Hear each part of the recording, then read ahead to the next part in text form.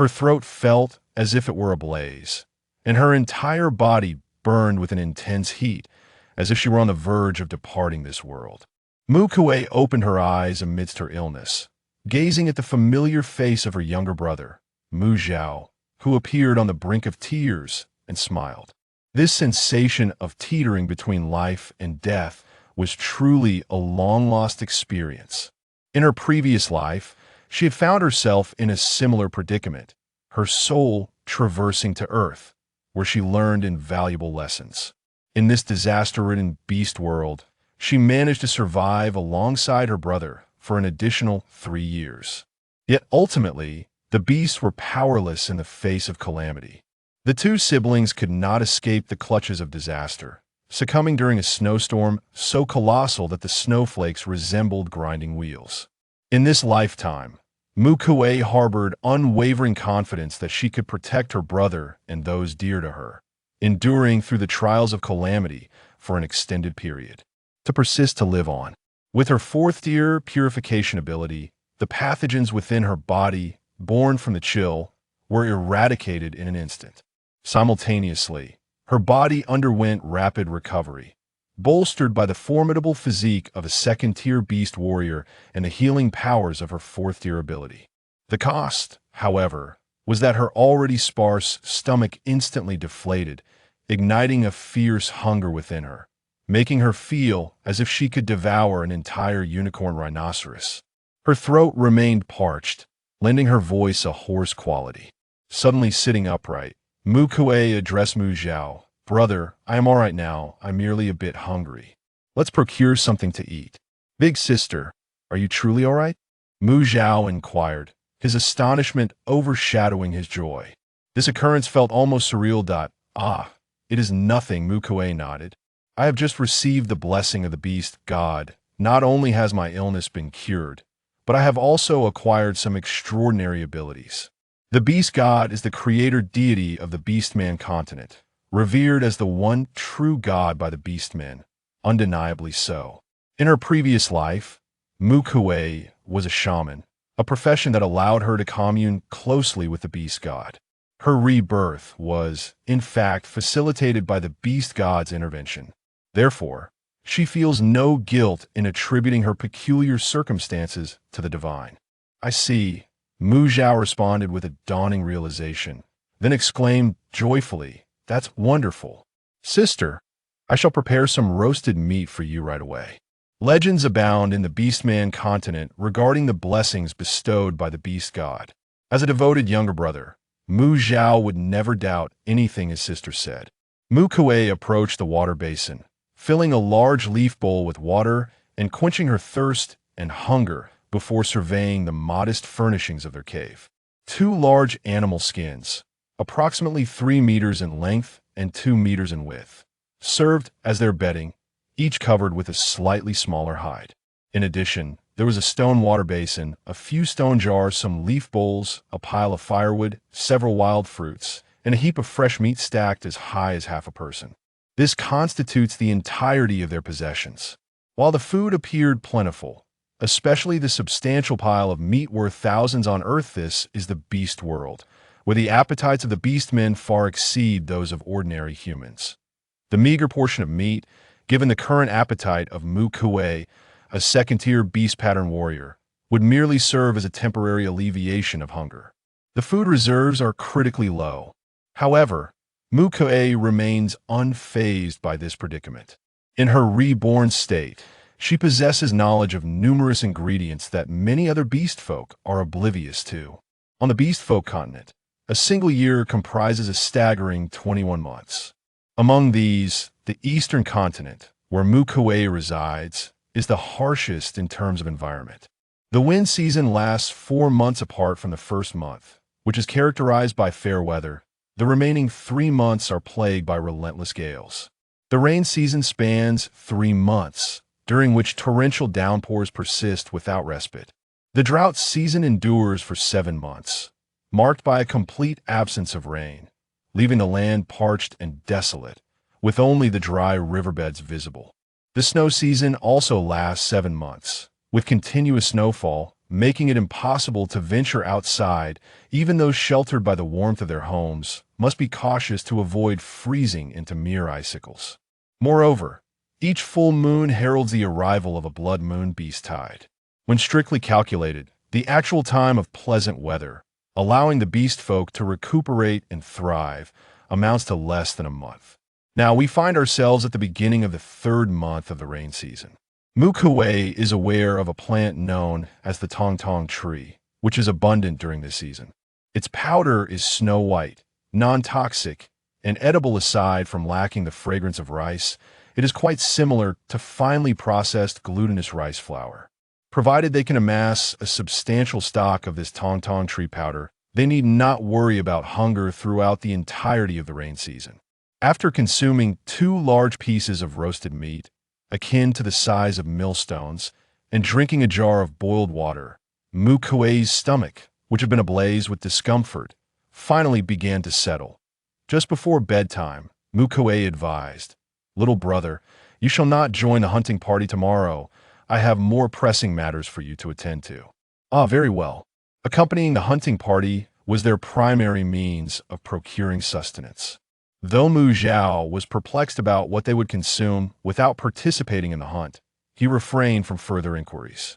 The siblings had lost their parents at a tender age, and it was Mu Kui who had single-handedly raised him. This bond of trust was sufficient for Mu Zhao to place unwavering faith in any decision made by his elder sister. With her eyes closed, Mu Kui reflected on the events that transpired during this time in her previous life. The chief's daughter, Yixian, coveted the beauty of her brother. Just after the second month of the rainy season, Yixian had arranged for Mu Kui to be pushed into the floodwaters, warning Mu Zhao that her patience was wearing thin. Should he refuse to yield, she would send him away. Had it not been for her brother's desperate efforts to save her, Mu Kui would have been swept away by the torrent long ago. However, even after being rescued, Mu Kui's condition did not improve significantly. A high fever persisted. Moreover, on the morrow, Yixian would orchestrate an incident during the hunt, wherein her minions would shatter Mu Zhao's left arm, rendering him incapable of rejoining the hunting party, thus forcing him to rely on her and capitulate. Though Yixian was merely a latest-stage beast pattern warrior of the first tier and posed little threat on her own, the true challenge lay in the formidable backing she possessed. Her father, Yimeng, the chieftain of the tribe, was the mightiest warrior of the winged tiger tribe, a pinnacle 5th-tier beast pattern warrior whose prowess instilled a sense of trepidation in Mu Kui, who was only at the initial stage of the 2nd tier. Furthermore, Yixuan's mother, Chun, is the sole priestess of the tribe, a powerful oracle capable of divining omens, negotiating with beast deities, and crafting formidable ritual implements. The roles of shaman and priestess are both steeped in the mystique of the divine, yet they diverge in purpose.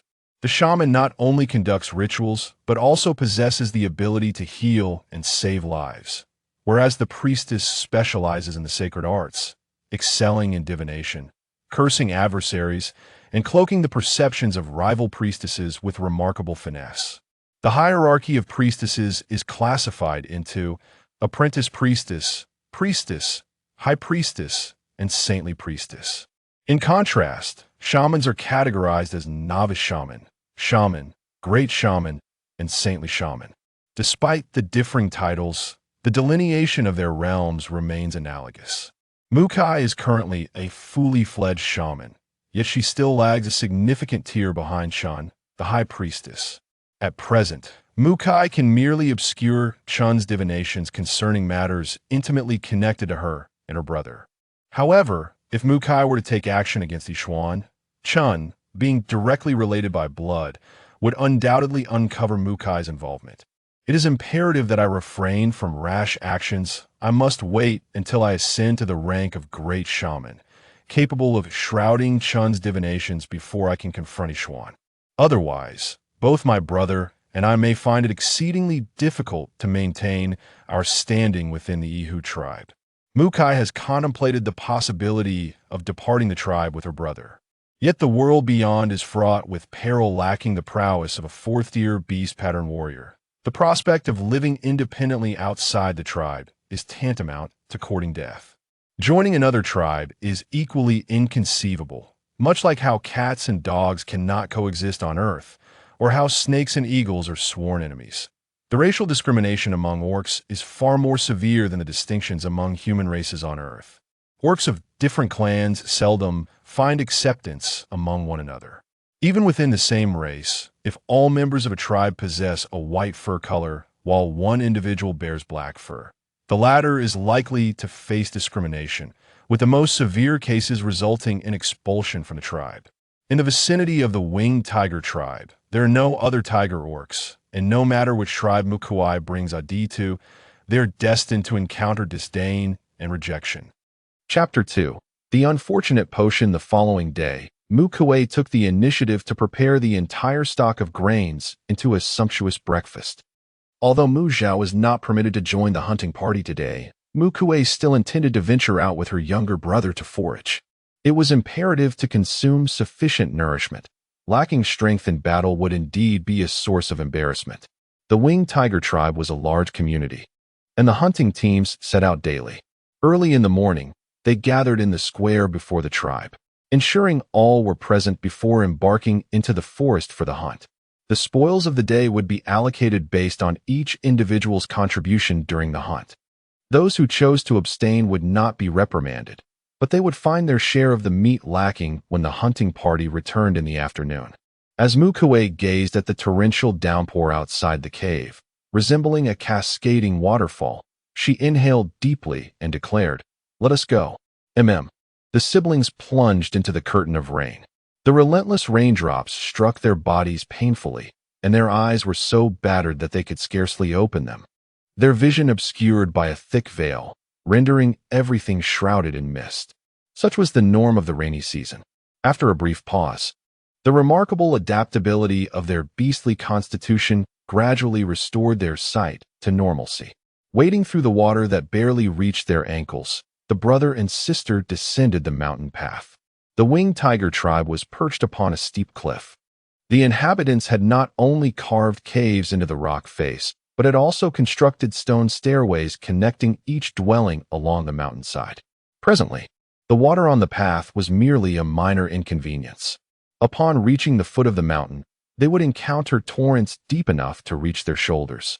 A stark reminder of the necessity to swim during the rainy season, as the landscape transformed into a veritable land of marshes. The winged tiger tribe is inhabited by orcs resembling tigers with wings. During the rainy season, they are capable of both flying and swimming.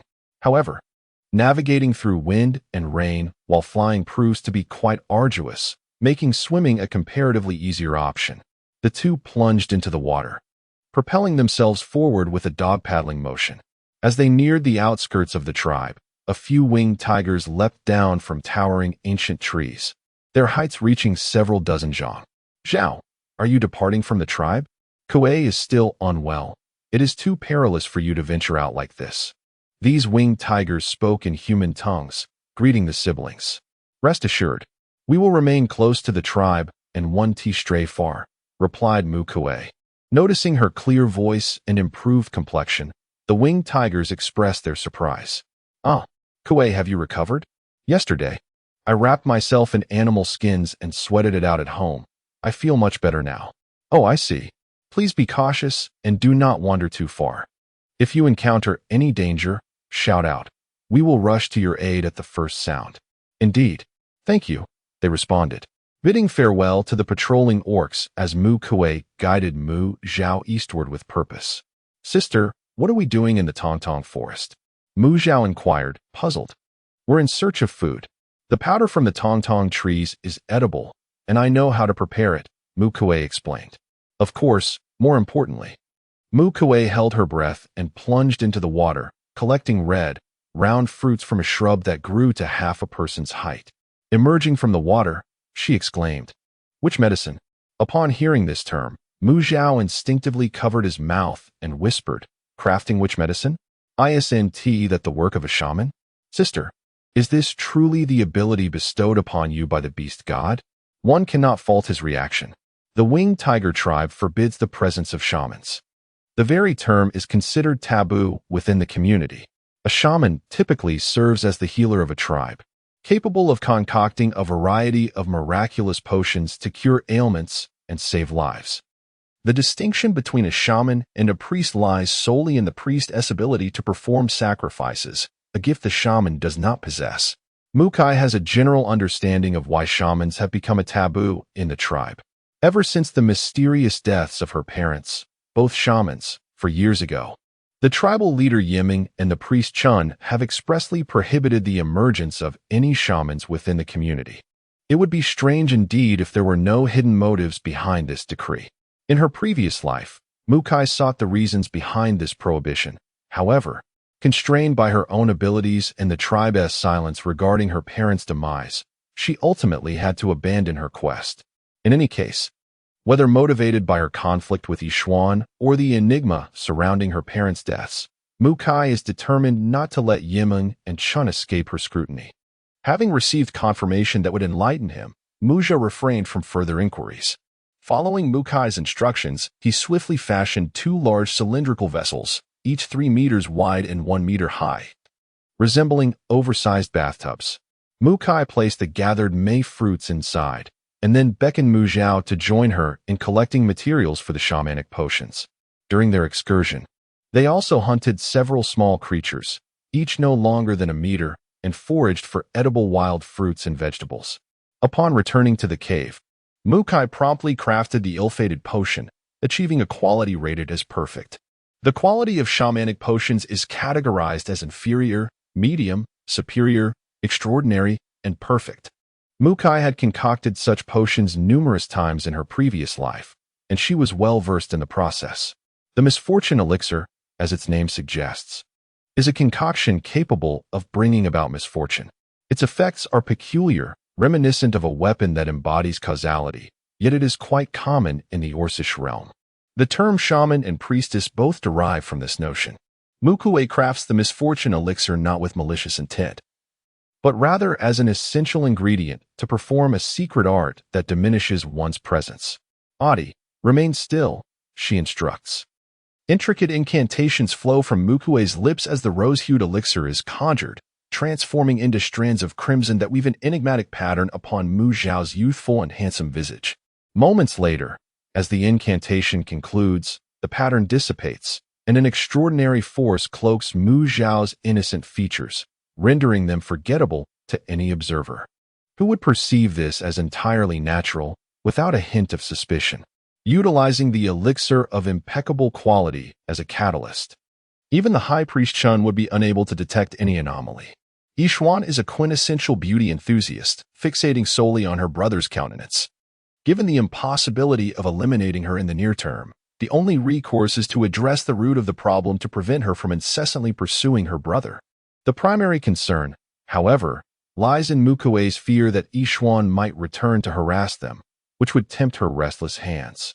Should she inadvertently misjudge her strength and eliminate Yishuan preemptively, they might be forced to escape the tribe, venturing into the treacherous world beyond without having attained the status of a 4th-tier beast pattern warrior. The risks are considerable. It is simply not worth it for someone as easily extinguishable as Yishuan. Chapter 3. Excavating a stove by hand. The voracity of orcs is generally commensurate with their physical stature, thanks to their prodigious digestive capabilities. A common orc can typically consume an amount of sustenance equivalent to their bestial form's volume. A 1st-tier Orcish warrior inscribed with bestial can devour 2 to 4 times their bestial form's worth of nourishment per meal. 2nd-tier warriors can ingest 4 to 6 times that amount. This pattern continues accordingly. Mu Zhao's bestial form is a pristine, winged saber-toothed tiger exceeding 3 meters in length. Mu Kui, being female, possesses a slightly smaller bestial form compared to her male counterparts. However, upon becoming a warrior inscribed with bestial, her physique underwent a considerable surge. Her current bestial form is a 4-meter-long, winged, saber-toothed tiger. Nevertheless, the tree powder extracted from within would suffice to satiate both siblings for a hearty meal. The cavern was rudimentary, devoid of tables, chairs, benches, stoves, and cabinets. Ordinarily, the siblings' diet consisted of a monotonous trio: roasted meat, stewed meat, and wild vegetable soup.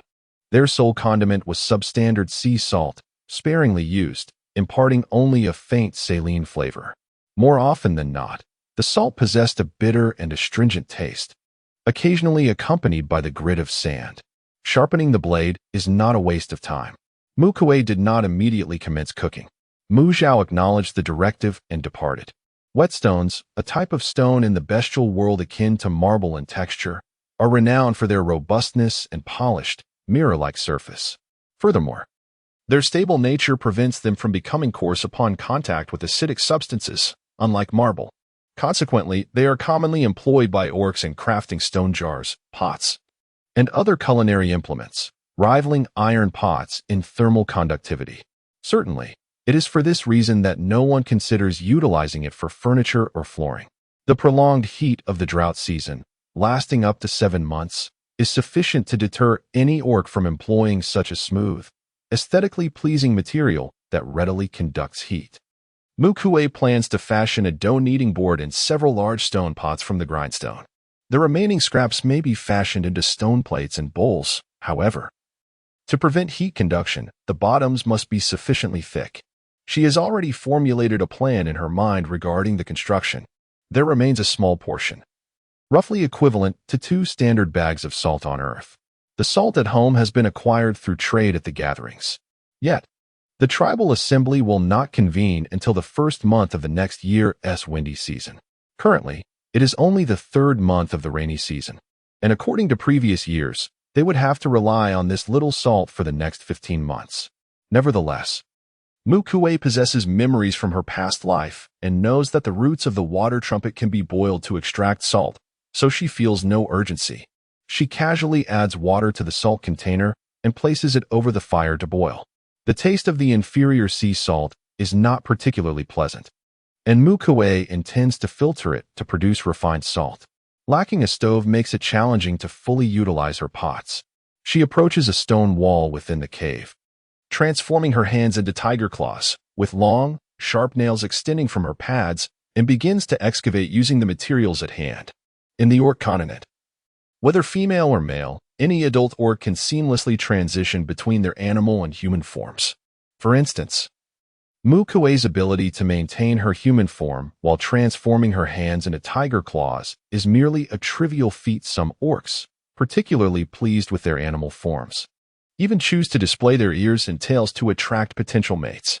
Mu Kui first extracted an irregular stone block measuring 10 meters in length, 4 meters in width, and 2 meters in height from the rocky wall. Before long, a stove with 5 hot water pots had been freshly crafted, capable of accommodating 2 large pots with a diameter of 2 meters, 2 smaller pots with a diameter of 1 meter, and 2 antimony pots with a diameter of half a meter. In the beast world, aluminum was a foreign concept, thus, their antimony pots were certainly not made of aluminum. However, Mu Kui intended to create 2 antimony pot-shaped vessels using grinding stones, ensuring practicality for simmering meat soup and steaming bread. The orc's appetite was indeed prodigious. Despite the stove featuring 6 main pot positions with ample openings, when it came time to cook, it was certain that all would be put to use. The beast world had an abundance of males and a scarcity of females. Each female was a treasured gem, delicate and in need of careful protection. "Sister, let me handle it." Mu Zhao, startled to the core, hastily set down the grinding stone and rushed forward, eager to take the large stone from her sister's grasp. Thud. It was decided. It would remain here for now, to be moved into the kitchen once it was completed.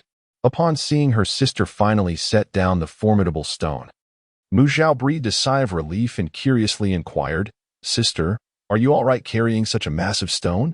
For an ordinary female, lifting even a corner would likely be a struggle. Hearing this, Mu Kui remembered that she had yet to inform her brother that she was now a 2nd-tier beast pattern warrior, possessing strength surpassing that of the 1st-tier Mu Zhao. "It's nothing, quite effortless," she replied. Mu Kui gently elevated the stove from the ground, showcasing her newfound strength, before elucidating, "This is the blessing of the beast god. I am now a 2nd-tier novice beast pattern warrior, even more formidable than you, my dear brother." "2nd tier," Mu Zhao exclaimed, utterly astonished. He could scarcely fathom that the sister he had to protect just a day prior had now surpassed him in prowess. However, with her newfound strength, he pondered whether his modest first-tier abilities were sufficient to safeguard her. As this thought crossed his mind, a faint blush crept onto Mu Zhao's cheeks, accompanied by a twinge of embarrassment. He felt inadequate, realizing he could no longer protect his sister. Having raised Mu Zhao single-handedly, Mu Kui understood his feelings all too well. She offered him reassurance. "Brother, you have never had a full meal, and to awaken as a first-tier beast pattern warrior upon reaching adulthood is already commendable. With time and nourishment, your strength will undoubtedly grow. I will strive to become stronger and protect you, sister," Mu Zhao declared, clenching his fist and nodding resolutely. He resolved to enhance his abilities swiftly, determined not to hinder his sister. "This is the stove I constructed, capable of accommodating numerous pots. The stones are fashioned for pots of this design. Come, brother, let us work together," Mu Kui instructed, sketching the three-dimensional structure of several pots on the ground, urging Mu Zhao to assist her in expediting their creation for cooking. Chapter 4. Silver Bell. The claws of the beastmen serve as their sharpest weapons. In the face of stones like the grinding stone, which cannot withstand direct confrontation with their claws, it proves far superior to any chisel, axe, or electric drill. The sound of clattering resonated incessantly, occasionally accompanied by sparks as they engaged in their crafting. When the hunting party returned, shouting outside the cave to distribute the meat, the pot that Mu Kui desired was finally completed. Alongside it, a cutting board, 2 whetstone knives, 4 steaming racks, 5 elevated stone plates, 6 large basins with handles, 2 sizable lidded bowls, and 4 thick-bottomed large sea bowls were also fashioned.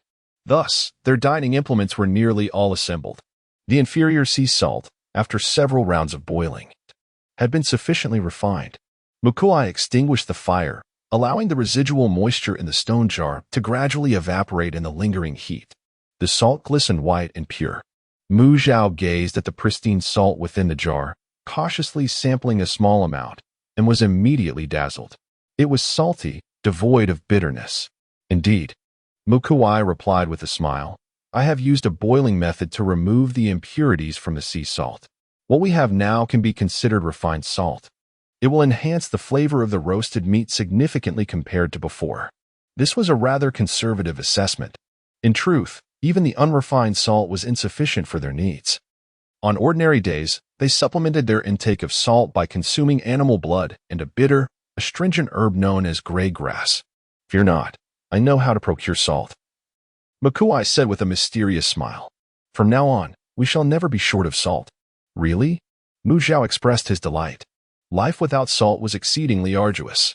The thought of an endless supply of salt. He tasted a bit more, and a wave of happiness washed over him.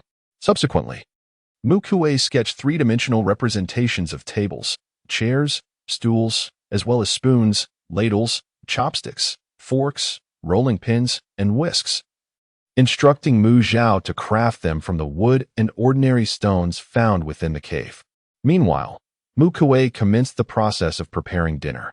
She then rolled the small dough balls into wrappers, encasing a filling of minced meat mixed with egg and salt. In the beast realm, chickens are generally quite large. The gugu chicken, a gray bird adorned with speckles, stands at half a person's height, capable of agile leaps among the treetops. Its blunt beak is harmless, and the tender meat is favored by females and young ones alike.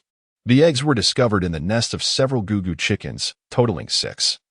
Each as large as an outstretched palm, even larger than goose eggs. Mu Kui placed the filled glutinous rice dumplings into the steaming rack of the antimony pot, and once cooked, they would transform into savory glutinous rice cakes. In addition, there were savory rice cakes coated in nut powder, without sugar or sesame, sweet and savory dumplings filled with fruit and fresh meat, and salty rice cakes devoid of sugar and milk, as well as savory roasted glutinous rice cakes. Given the humble conditions, Mu Kui had limited culinary options. Nevertheless, when the final dishes graced the table, even Mu Zhao, who had only experienced roasted meat, stewed dishes, and wild vegetable soup, was left astounded. "Sister, can we really eat all of this?" Mu Zhao gazed at the array of exquisite delicacies, inhaling their enticing aromas, torn between the desire to indulge and the fear of damaging such refined creations. Go wash your hands. Once you're done, we can eat, replied Mu Kui. Oh, all right. In the next moment, delicious. Her eyes sparkled with delight as she contentedly mumbled, before voraciously devouring the food on the table with unrestrained abandon. Observing her younger brother's emaciated frame, a consequence of prolonged undernourishment, she felt a pang of sympathy. She ladled a bowl of broth and handed it to him, urging, "There's plenty more. Eat slowly, and don't choke."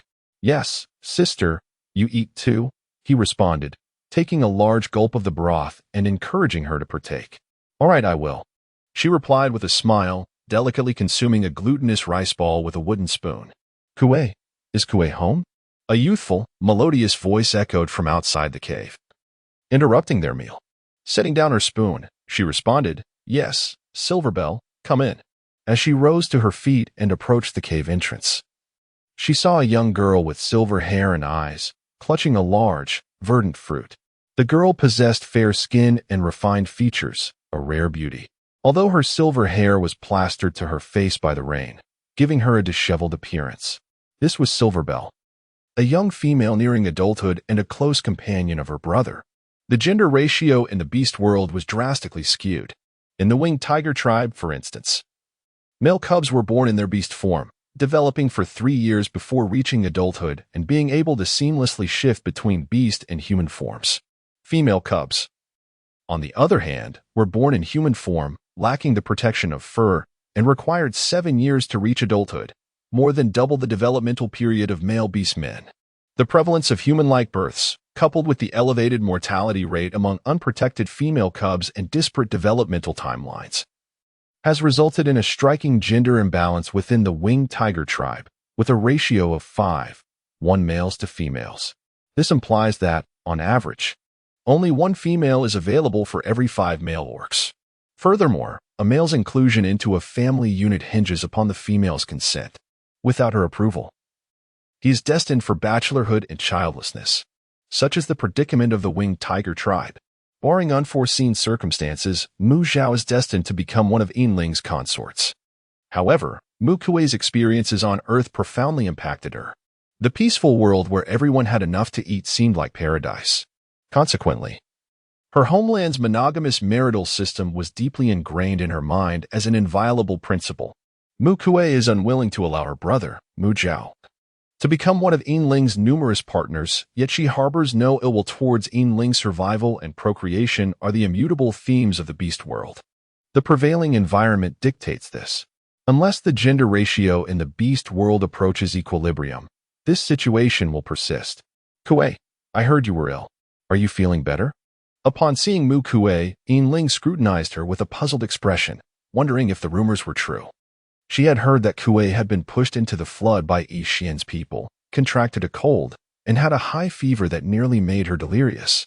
Yet, Kui's complexion did not suggest a severe illness. "Yes, much better," Mu Kui replied, nodding. She noticed the bewilderment in Yinling's eyes, but chose not to elaborate. "By the way, Yinling, what brings you here?" "These are the persimmons my mother picked for you." Yinling extended the green fruit towards me. "My mother asked me to check on your well-being. She said if you feel better, you can accompany her for gathering tomorrow." Also, a flush of crimson adorned Yinling's petite face as she skillfully diverted the conversation. "Kui, what delicious things are you preparing at home? It smells wonderful." Mu Kui, aware that her true intention was to see Mu Zhao, chose not to confront it.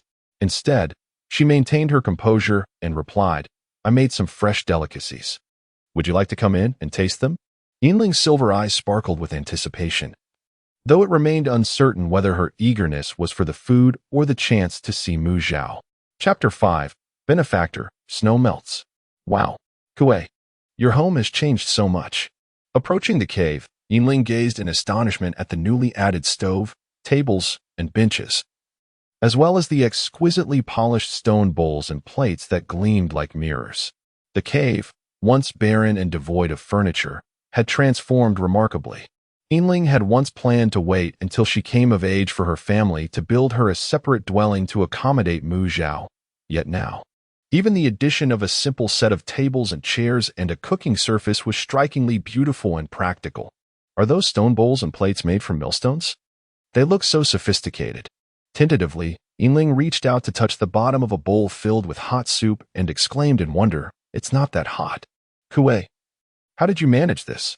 Don't millstones usually become very hot when they come into contact with heated items? Why is the bowl made from the grinding stone in your home not hot?" The answer is simple. Just make the base of the bowl a little thicker. Mu Kui picked up an empty bowl, turned it over, and pointed out the thick base to Yingling. Subsequently, Yingling's gaze shifted to the food on the table. Her appetite peaked. The dishes looked absolutely delightful, and the ingredients were unfamiliar to her. "Kui, what did you use to make this?" she inquired. Despite her curiosity, her eyes remained fixated on the most visually appealing glutinous rice balls. She yearned to taste them, but felt hesitant to take any without the host's permission. Mu Kui handed her a fork, saying, "Feel free to take whatever you desire. Then I shall have one." "Just one," Yingling asserted, eagerly spearing a snow-white glutinous rice ball and taking a bite. The soft, chewy exterior enveloped a burst of savory filling, releasing flavors that were salty, fresh, fragrant, and tender. The unparalleled exquisite taste offered her palate an extraordinary sensory experience. With her translucent silver eyes squinting in delight, she instantly fell in love with this flavor.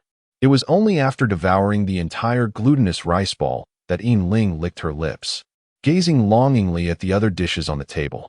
If the glutinous rice ball was so delicious, the other foods must surely be delightful as well. In that moment, despite knowing that Mu Kui's family faced hardships, she couldn't resist the allure of the food. Blushing slightly, she asked, "Kui, may I have a little more?" Mu Kui chuckled at her eagerness and handed her a bowl of sweet rice dumplings. The digestion ability of beastmen is remarkably strong. Even though Silver Bell is merely an underage female, Mu Kui need not worry about her overindulging in the sticky tree powder and suffering from indigestion. Go ahead and eat. All of this is made from the powder of the tube tree, which is abundantly found during the rainy season. You need not fret about going hungry. Silver Bell was somewhat taken aback, but with the delectable food before her, she soon found herself too engrossed to speak. Her cheeks bulged with the rapidly consumed morsels, resembling an adorable little hamster. "I only recently discovered this as well. I had never imagined that tree powder could be edible," Mu Kui elaborated. The tube tree is typically felled by the beastmen to construct boats.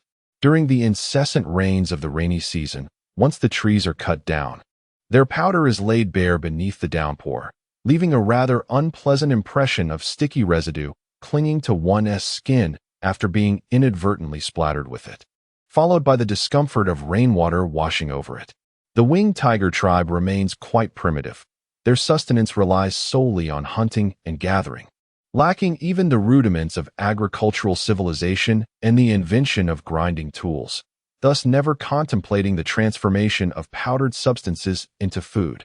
Mu Kui, having traversed Earth in a previous life, was the one to unearth this natural ingredient, the tube tree powder.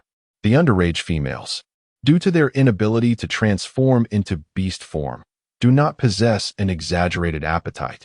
After consuming a bowl of tang yuan, a piece of rice cake, and a glutinous rice pancake, followed by several sticky rice dumplings, Silver Bell let out a satisfied burp, realizing she had succumbed to the temptation of delicious food and overindulged. Her cheeks flushed with embarrassment as she lowered her gaze and softly murmured, "I'm sorry, it was just too delicious for me to resist." She cautiously lifted her gaze to Mu Zhao, then turned to Mu Kui, hesitatingly inquiring, "Kui, do you have enough to eat?" Mu Kui smiled lightly, dismissing the concern. "Yes, we have ample supplies. Tree flower can be easily obtained during the rainy season, so there is no worry about being well fed." Given the abundance of food, she was more than willing to share generously. "Phew, that's a relief." Yingling exhaled in relief. Initially, she intended to admire Mu Zhao's appealing features further, yet strangely, despite his proximity, she quickly forgot what he looked like after a brief glance. Confused, she pondered whether Mu Zhao was truly that handsome. Why did she feel nothing after seeing him? With such thoughts weighing on her mind, Yingling bid farewell to the two siblings and departed, burdened with her worries. Since Yingling entered the cave, Mu Zhao's expression had been rather grim. Observing this, Mu Kui assumed his displeasure stemmed from Yinling's indifference towards him. She explained, "Previously, I cast a secret technique on your face using witch medicine for the next month. No one will remember what you look like. This was primarily to prevent Yixian from developing any further interest in you." Pausing momentarily, Mu Kui continued, "Even if you were to be with her, she would certainly have more than one partner in the future. My sister does not wish for you to suffer any grievances. So she has arranged for a female who can solely be devoted to you. Although she is not currently within our tribe, she will undoubtedly cherish you." As she spoke, Mu Kui's voice softened. Although due to the scarcity of females and the prevalent discrimination among beast men, the issue seldom affected those capable of bearing offspring. The winged tiger tribe rarely engaged in intermarriage with outsiders. Her statement is indeed rather untenable. However, Mu Zhao lamented, "She has consumed a considerable amount of our food. Sister, you usually only eat this much for breakfast." Upon hearing this, Mu Kui found herself caught between laughter and tears. It seemed her younger brother was discontented with the girl for eating too much, deeming her a burden. This was understandable, for he had only recently come of age and had yet to develop any affection for Yinling. Thus, severing ties would be quite effortless. After this exchange, Mu Kui surmised that she could forego any further attempts at persuasion. Those accustomed to hunger regard the food in their bowls as their entirety, and anyone daring to snatch it away would face dire consequences. Indeed, Yinling has quite the appetite. Let us not engage with her, Mu Kui reassured. The one I have found for you, dear brother, is not only destined to be your one and only, but comes with an inexhaustible supply of meat, making her the perfect match for you." "Really?" Upon hearing about the endless meat, Mu Zhao's eyes sparkled with curiosity. "Who is she? What tribe does she belong to? When will she arrive in our tribe?" "Her name is Xueji, a female from the rabbit tribe, and she has been thinking of you for quite some time." "She is your savior," Mu Kui added silently in her heart. Her rebirth was not so simple. Many had contributed to her second chance, and Xueji, the leader of the rabbit tribe, was among them. Chapter 6. The time difference after the meal. The sky outside the cave had grown somewhat dim. A day in the Beastmen continent differs significantly from that on Earth. At this time in her previous life, Mu Kui was merely an ordinary female, lacking the strength to notice the disparities. However, the reborn Mu Kui possesses a keen awareness of the disparate flow of time between two worlds. If one were to consider a single day on Earth as comprising 24 hours, then a day in the beast realm extends to a remarkable 72 hours, presenting a staggering tripling of temporal disparity. 3 years spent in the beast realm equates to a lifetime of 16 years on Earth, while 7 years in the beast realm corresponds to an astonishing 37 Earth years. To translate this into earthly terms, male winged tigers reach maturity after 16 Earth years, whereas female winged tigers take 37 Earth years to attain adulthood, resulting in a considerable age gap of 21 Earth years, a disparity reminiscent of the relationship between a youthful beau and a seasoned matron, an incongruity that is difficult to behold. In the context of human perception, one might consider every female in the beast realm as a quintessential example of an older cow courting tender grass. Yet, the beast realm defies such simplistic generalizations. The differences between beastmen and humans are indeed profound. Take Silverbell, for instance. She is nearing 7 years of age and on the cusp of adulthood, having experienced the equivalent of approximately 36 Earth years. Yet, her physical development resembles that of a human girl of merely 15 or 16 years. Who then has the audacity to label her as aged? Furthermore, the male beast men, upon reaching maturity, assume a form reminiscent of young men in their late teens. When two individuals, seemingly of similar age, engage in a romantic relationship, who can, with a clear conscience, assert that the female is a mere prey to an older predator? Their dwelling lacks beds, furniture, or the conveniences of a kitchen or restroom. Facilities such as storage rooms, studies, or ice cellars remain but a figment of imagination. A significant transformation is imminent, for in 13 days, the beast tide shall arrive. As the impending bestial surge approached, the cavern demanded the construction of robust fortifications to withstand the inevitable influx of countless avian and monstrous creatures. With daylight still abundant, slumber was out of the question. Driven by necessity, Mu Kui, accompanied by her younger sibling, embarked on a mission to carve out a rudimentary kitchen from the stone walls. Concurrently, she repurposed the excavated stones to fashion rudimentary yet functional furniture, including a stone couch, cabinets, a wardrobe, bedside tables, and shelving units. Drawing inspiration from contemporary ovens, Mu Kui ingeniously crafted a makeshift oven, utilizing discarded grindstone fragments in lieu of iron bars and baking trays. Encased within an ordinary stone shell, the contraption featured an external handle for manually fanning the flames, enabling external heating.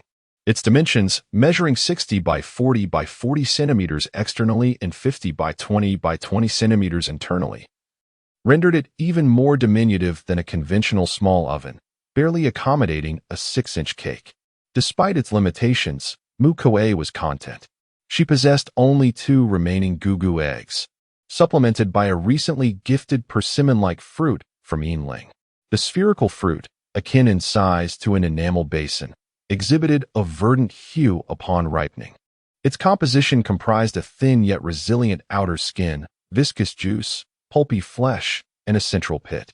The skin, though delicate, proved remarkably resistant to puncture. The juice, characterized by its viscosity, bore a resemblance to the pulp of a deced persimmon. The flesh, also imbued with the flavor of persimmon, possessed a crisp texture, devoid of any softness. Once roasted, the fruit's pit could be consumed as a nut.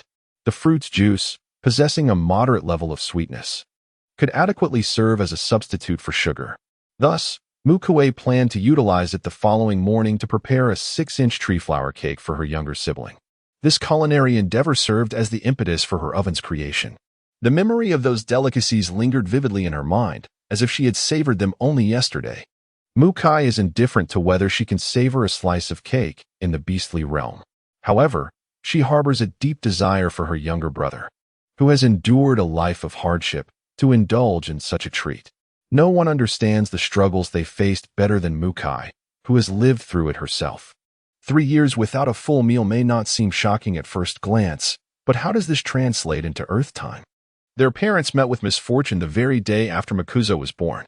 At that time, Mu Kui was just over 4 years old, a frail young female who resembled a 10-year-old Earth girl and was incapable of transforming into her beast form.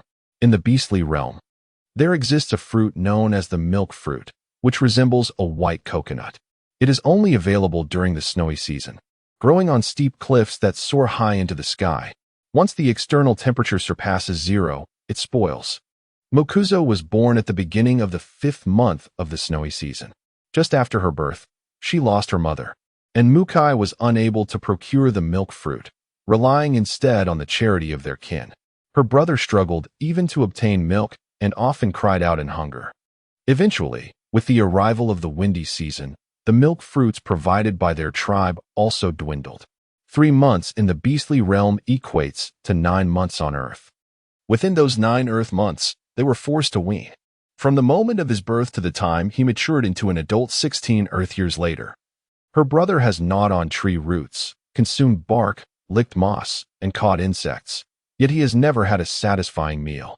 Reflecting on this, Mu Kui turned away, quietly wiping away the tears that streamed from the corners of her eyes.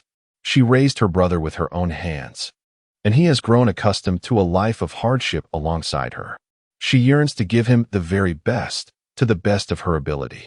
The undertaking for that night was quite considerable, and given the current pace, Mu Kui is confident that within 4 days, she will be able to construct 2 bedrooms, a kitchen, and a bathroom. In 10 days, she aims to complete the building of a storage room, a pharmacy, a study, an ice cellar, and defenses against the beast tide, which is expected to erupt in 13 days. This leaves them with ample time for preparation.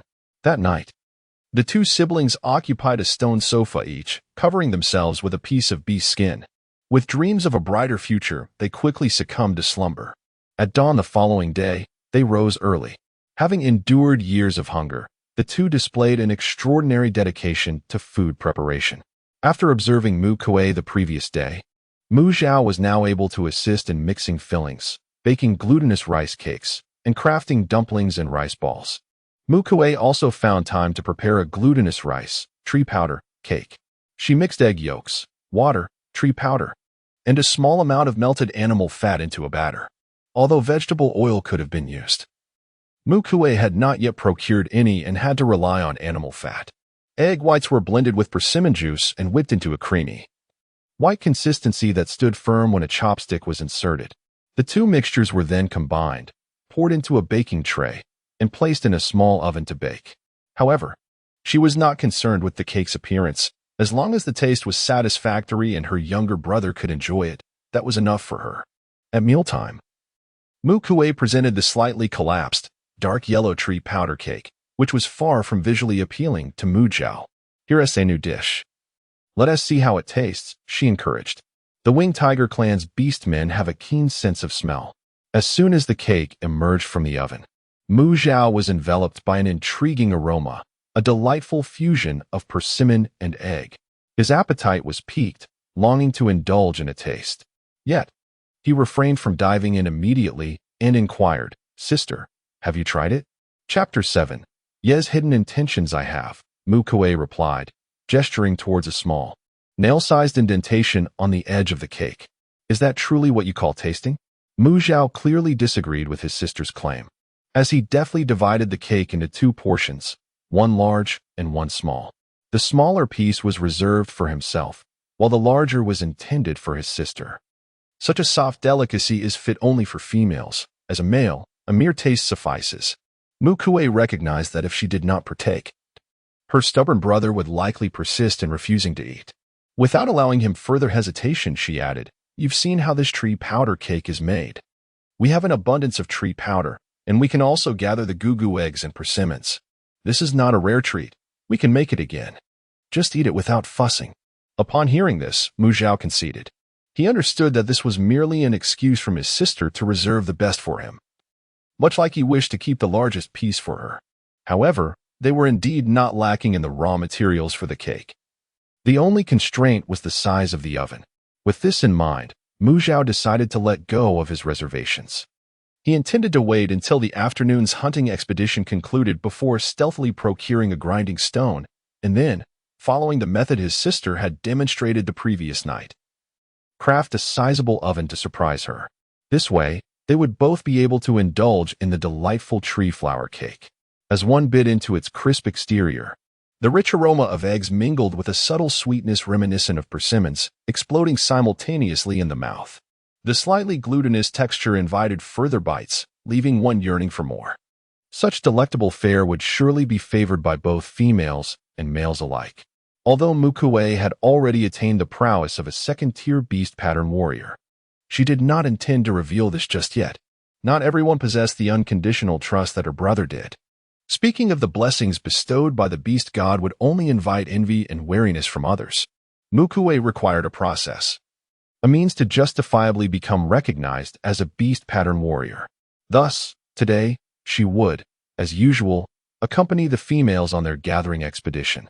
Meanwhile, Mu Zhao would join the hunting team for the hunt.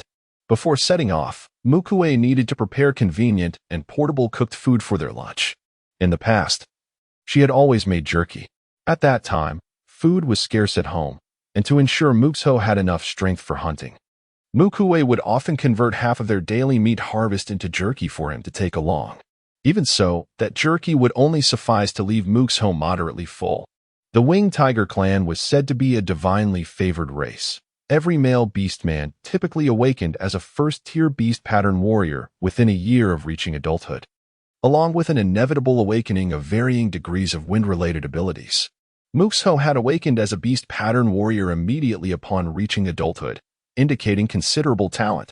However, due to insufficient sustenance, he was unable to fully exert his abilities during hunts, often ending up at the bottom of the hunting team as results. This meager harvest further led to hunger and inadequate nutrition, which hindered his strength enhancement and perpetuated his unfavorable circumstances. Thus, a vicious cycle ensued. causing Mu Zhao to remain stagnant at the initial stage of the first tier even after more than 9 months as a beast pattern warrior. This time, with ample tree powder available, Mu Kui was determined not to let her younger brother go hungry again at noon. She prepared an abundance of roasted meat-stuffed glutinous rice cakes, meat-filled rice dumplings, and a small amount of nut powder glutinous rice cakes.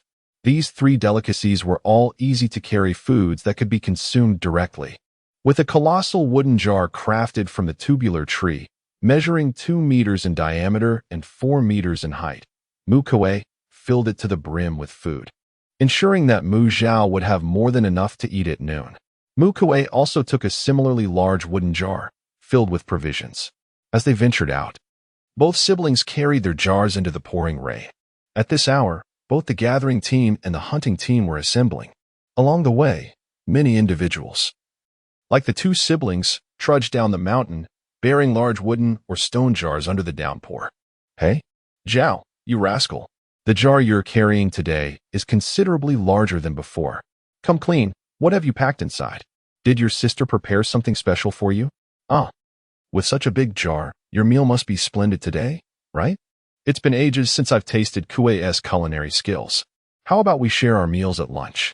Along the journey, almost every male beast man who spotted Mu Zhao would jest with a comment or two.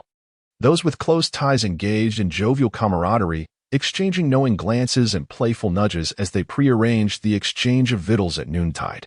Occasionally, a female, observing Mu Kui lugging a substantial wooden vessel, would inquire with a hint of perplexity, for the fairer sex typically possesses a more modest appetite than their male counterparts, rendering such a capacious container seemingly superfluous. It serves to stow sundry items, Mu Kui would explain, for the dugout canoes are prone to inundation, rendering them unsuitable for transporting certain goods. With a flourish, she would effortlessly hoist the wooden vessel with a single hand, intimating its negligible weight and the scant contents within.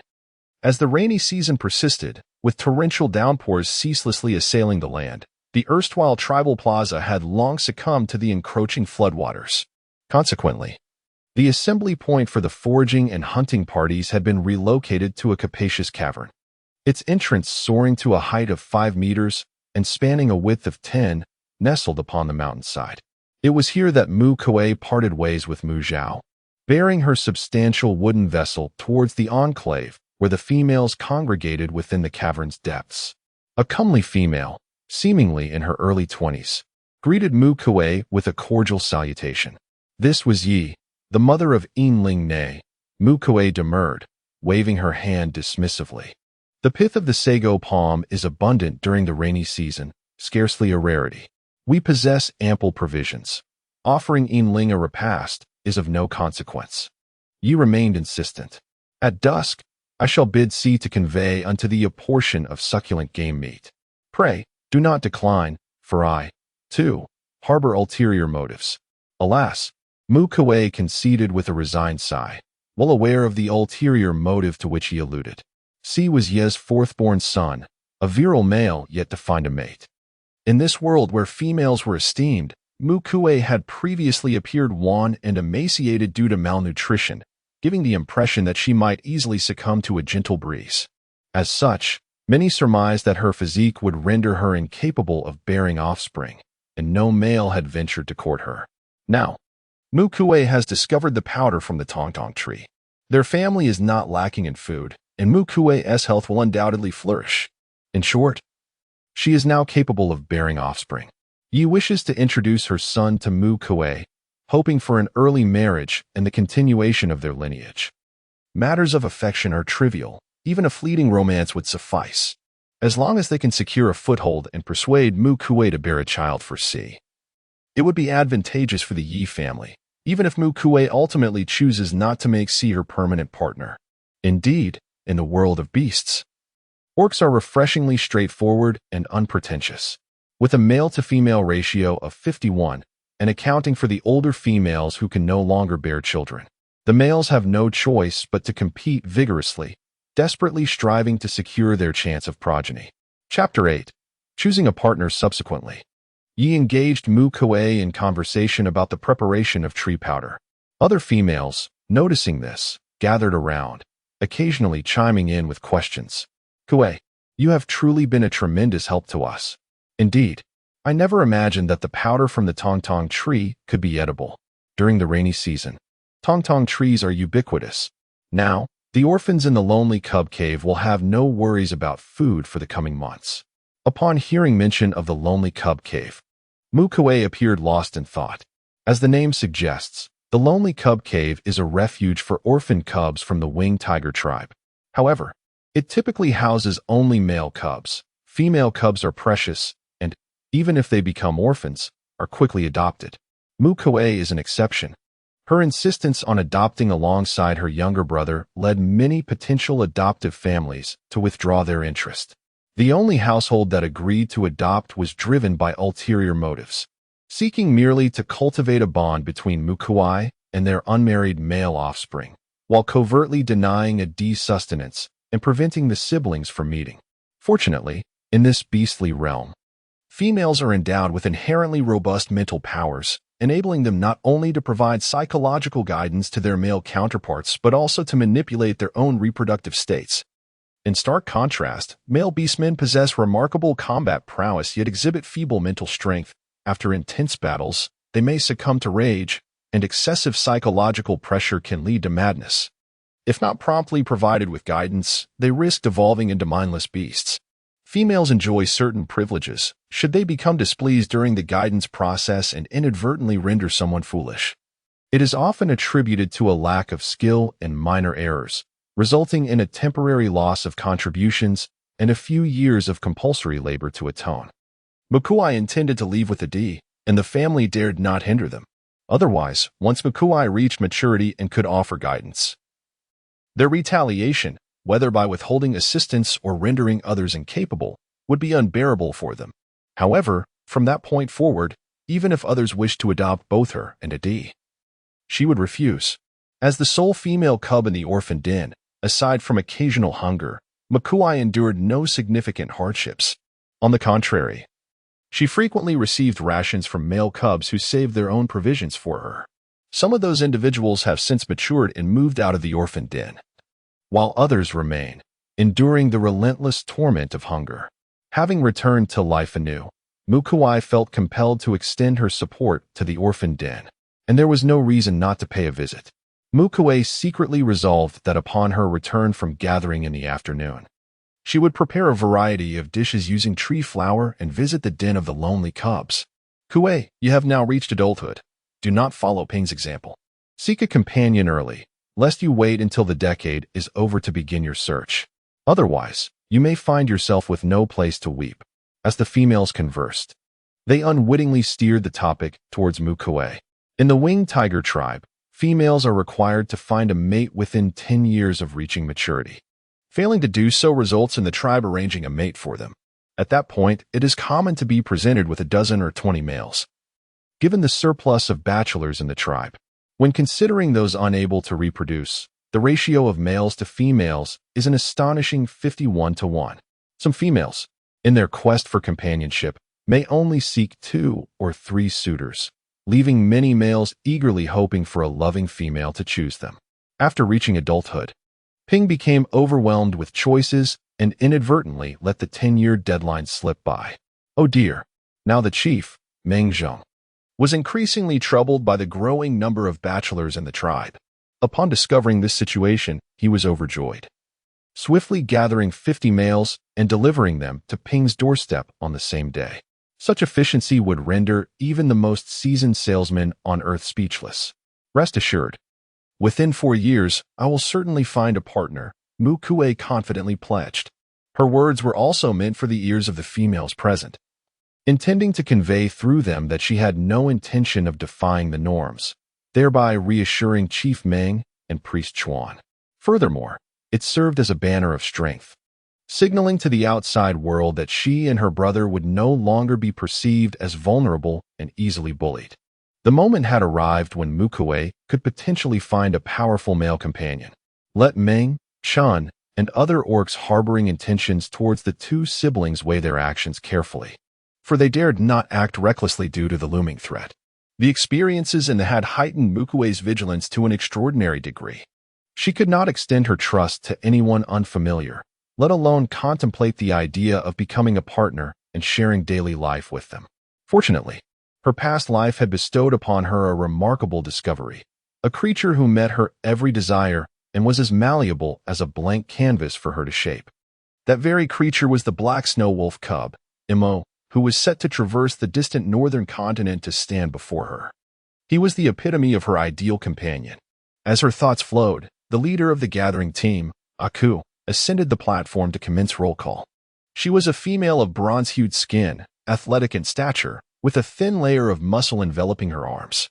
A menacing scar ran across the right side of her face, extending to her left chin, a clear indication that she was not one to be trifled with. This was Aku, a once pampered individual who had endured profound loss, with all her family and companions perishing, leaving her name forgotten. She was also the only mid-second-tier female beast pattern warrior in the tribe. Is you present today? Here. Kauai. Are you here? Present. Mu Kui waved from the platform to signal her presence. After the roll call concluded, Aku took the lead, guiding the group out of the cave and down to the foot of the mountain. Amidst the surging floodwaters, dozens of cylindrical boats bobbed upon the surface, their interiors already inundated to the ankles. This was prepared by the hunting party just before their departure for the females. The rain of the monsoon cascaded like a waterfall, striking the skin with a stinging force and swiftly filling an empty boat to the point of submergence. Upon boarding, Mu Kui began to scoop water out with a wooden ladle while pondering a thought. Should an opportunity arise, perhaps it would be wise to retrieve the canopy boat? However, the torrential rains of the season were so fierce that a standard canopy, not even as long as the boat itself, would hardly suffice. The canopy must be crafted to exceed the length of the vessel and effectively shield against the relentless downpour. With no ready-made design to reference, Mu Kui would have to devise a solution on his own. After traversing 2 mountains, Aku took to the skies amidst the rain to survey the distribution of resources in the vicinity before signaling the others to halt. We shall gather here today. To the south lies a persimmon grove, to the west, a forest of cylindrical trees and a gathering area for the cuckoo birds. The resources in other directions are rather scattered, so I shall not elaborate further. You may explore at your leisure. Now, please hang the wooden and stone jars you brought upon that eastern pine tree, ensuring to mark them so they do not get mixed up. I shall keep an eye on them for you. The pine tree, towering at least 10 zhang in height with an umbrella-like canopy, was adorned with countless slender, needle-like branches, while its oval leaves, the size of a fingernail, clustered together in a ball, emerging from the pointed tips. Upon hearing about the pine tree, Mu Kui's eyes brightened. Within the needle-like branches of the pine, there existed a central stem that transported nutrients to the leaves. How delightful! It could serve as a substitute for Sichuan pepper. Chapter 9. The bouncy bunny, the stone and wooden containers that the beastmen carry during gathering and hunting expeditions are akin to lunchboxes and are commonly referred to as food containers. However, due to the beastmen's prodigious appetites, these food containers are of an exaggerated size. To facilitate portability and centralized placement, beastmen typically affix 2 straps to their food containers during construction. The raw materials for these straps can be strips of animal hide or resilient tree bark and vines. The straps on Mookie's food container are fashioned from the fiber-rich bark of blood-red vines, twisted together like hemp rope, and possess a dark red hue. After hanging the food container, Mookie selected a dozen or so tree needles, each about a foot long, snapped them, extracted the stringy core from within, bundled them together, and hung them alongside the food container. Thus, a spice capable of substituting for peppercorns was obtained. Subsequently, the group journeyed to the persimmon orchard. En route, upon sighting a fruit that parasitizes large trees, characterized by a smooth stem, heart-shaped leaves resembling wings on either side, and a fruit the size of a basketball, fluffy like golden clouds, Mookie plucked several. A single bite revealed a mildly sweet juice that trickled down the throat, accompanied by a cotton candy-like fluffiness that lingered in the heart. This is the cloud fruit, a fruit highly favored by females and cubs. Although persimmons taste like persimmons, persimmon trees bear little resemblance to persimmon trees. They are more akin to banyan trees, with dense arrangements of small, green, spindle-shaped leaves the size of fingernails. Even the torrential downpours that lash the earth during the rainy season are filtered into gentle breezes by the tree's dense foliage. The persimmon fruits, either orange or green, concealed amidst the dense foliage, are exceedingly difficult to detect. Crafted into a net by the ubiquitous vines of the beast world during the rainy season, Mu Kui focuses solely on the green fruits. The green ones remain unripe and are toxic, while the robust constitution of the beastmen may prevent fatal poisoning. It will certainly induce several days of abdominal discomfort. After gathering over 20, the vine net bulges, resembling a small hillock. Prior to becoming a beast pattern warrior, beastmen transform into their beast form, causing their clothing to fall away. Once they attain the status of a beast pattern warrior, they can transform along with their garments. Should they don armor before shape-shifting, the defensive capabilities of the armor can be proportionately transferred to their fur. To convert weapons into claws, horns, or teeth with the requisite sharpness for attacking, special forging rituals performed by skilled shamans or blessings inscribed with sacrificial patterns are necessary. However, these matters lie in the future. Beast patterns manifest upon the beast form of a beast pattern warrior, significantly enhancing their size compared to ordinary beastmen of the same race. The first-tier beast pattern warrior displays patterns on their claws. The second tier not only bears patterns on their claws but also at the tip of their tail. As one ascends to the fourth tier, the patterns extend to the base of the legs, and so forth. Mu Kui, wishing to conceal her identity as a beast pattern warrior, must refrain from revealing her beast form in public. In exchange for 5 fluffy fruits, Mu Kui successfully procures a cylindrical boat with a diameter of 7 meters. Upon arrival, due to the oversized food container she carried, while other females crowded together in boats, Mu Kui alone occupied an entire vessel. As she ventured further, a chorus of clucks echoed around her. Gray, half-human height, speckled chickens leapt agilely among the treetops, evading capture by the females. Hurry! Transform into beast form and take it down. Over there, it's heading your way. The moment to showcase our figures has arrived. Observing the confident females displaying their physiques and transforming into beasts to catch chickens, Mu Kui glanced at her own frail form. Indeed, the situation of malnutrition was quite severe. She needed to replenish her strength. With agility, Mu Kui leaped between the branches, swiftly approaching a clueless chicken. Grasping its neck, she exerted force. A sharp crack echoed as the chicken's head tilted, lifeless. Wow, Mu Kui, your human form is quite nimble. The females marveled, surprised to discover Mu Kui's prowess in chicken catching. Had it been them, they would not have effortlessly captured the chicken without transforming into a more suitable beast form. In total, Mu Kui captured 6 chickens and stumbled upon a nest, collecting over 20 eggs before continuing her foraging for edible treasures in the forest. At noon, Mu Kui, carrying a food canister, found a secluded treetop and quietly consumed the abundant provisions within. In the afternoon, she encountered the astonishingly agile bouncing rabbit, capable of leaping 3 meters high. Armed with a makeshift wooden knife, she pursued the rabbit for a moment, causing it to crash into a tree, resulting in its demise. The bouncing rabbit resembled an adult dog in size, and its powerful hind legs could inflict harm even on an ordinary female winged tiger, but its intellect was tragically lacking. Often, in its exuberance, it would collide with walls or trees, leading to its untimely end. This, too, is the origin of the name Bouncing Rabbit, picking up the foolish rabbit that had met its demise through its own folly. Mu Kui embarked on a prolonged search in the direction from which the bouncy rabbit had appeared. Eventually, she stumbled upon a labyrinthine tree hollow that served as a rabbit burrow. After expending considerable effort, she succeeded in capturing a nursing female rabbit. Along her pursuit, 2 adult rabbits also met their untimely end by colliding with obstacles. Not a single rabbit kit was found, as the cunning mother rabbit had concealed them well. Mu Kui, what purpose do you have in capturing a live bouncy rabbit? Its legs can inflict quite a painful kick, and it is not suitable for amusing the young ones. A female remarked kindly upon seeing Mu Kui holding the spirited rabbit. Fear not, I merely intend to play with it. I want to use it to entertain the bestian offspring, she reassured. Recalling the first month of the previous year's wind season, when she had yet to reach maturity. Mu Kui remembered a day of careless play. Famished and driven by hunger, she had foolishly chased after a bouncy rabbit. The scene of it shattering a stone with a kick now felt like a distant memory. Yet, the recollection still filled her with trepidation for her past self.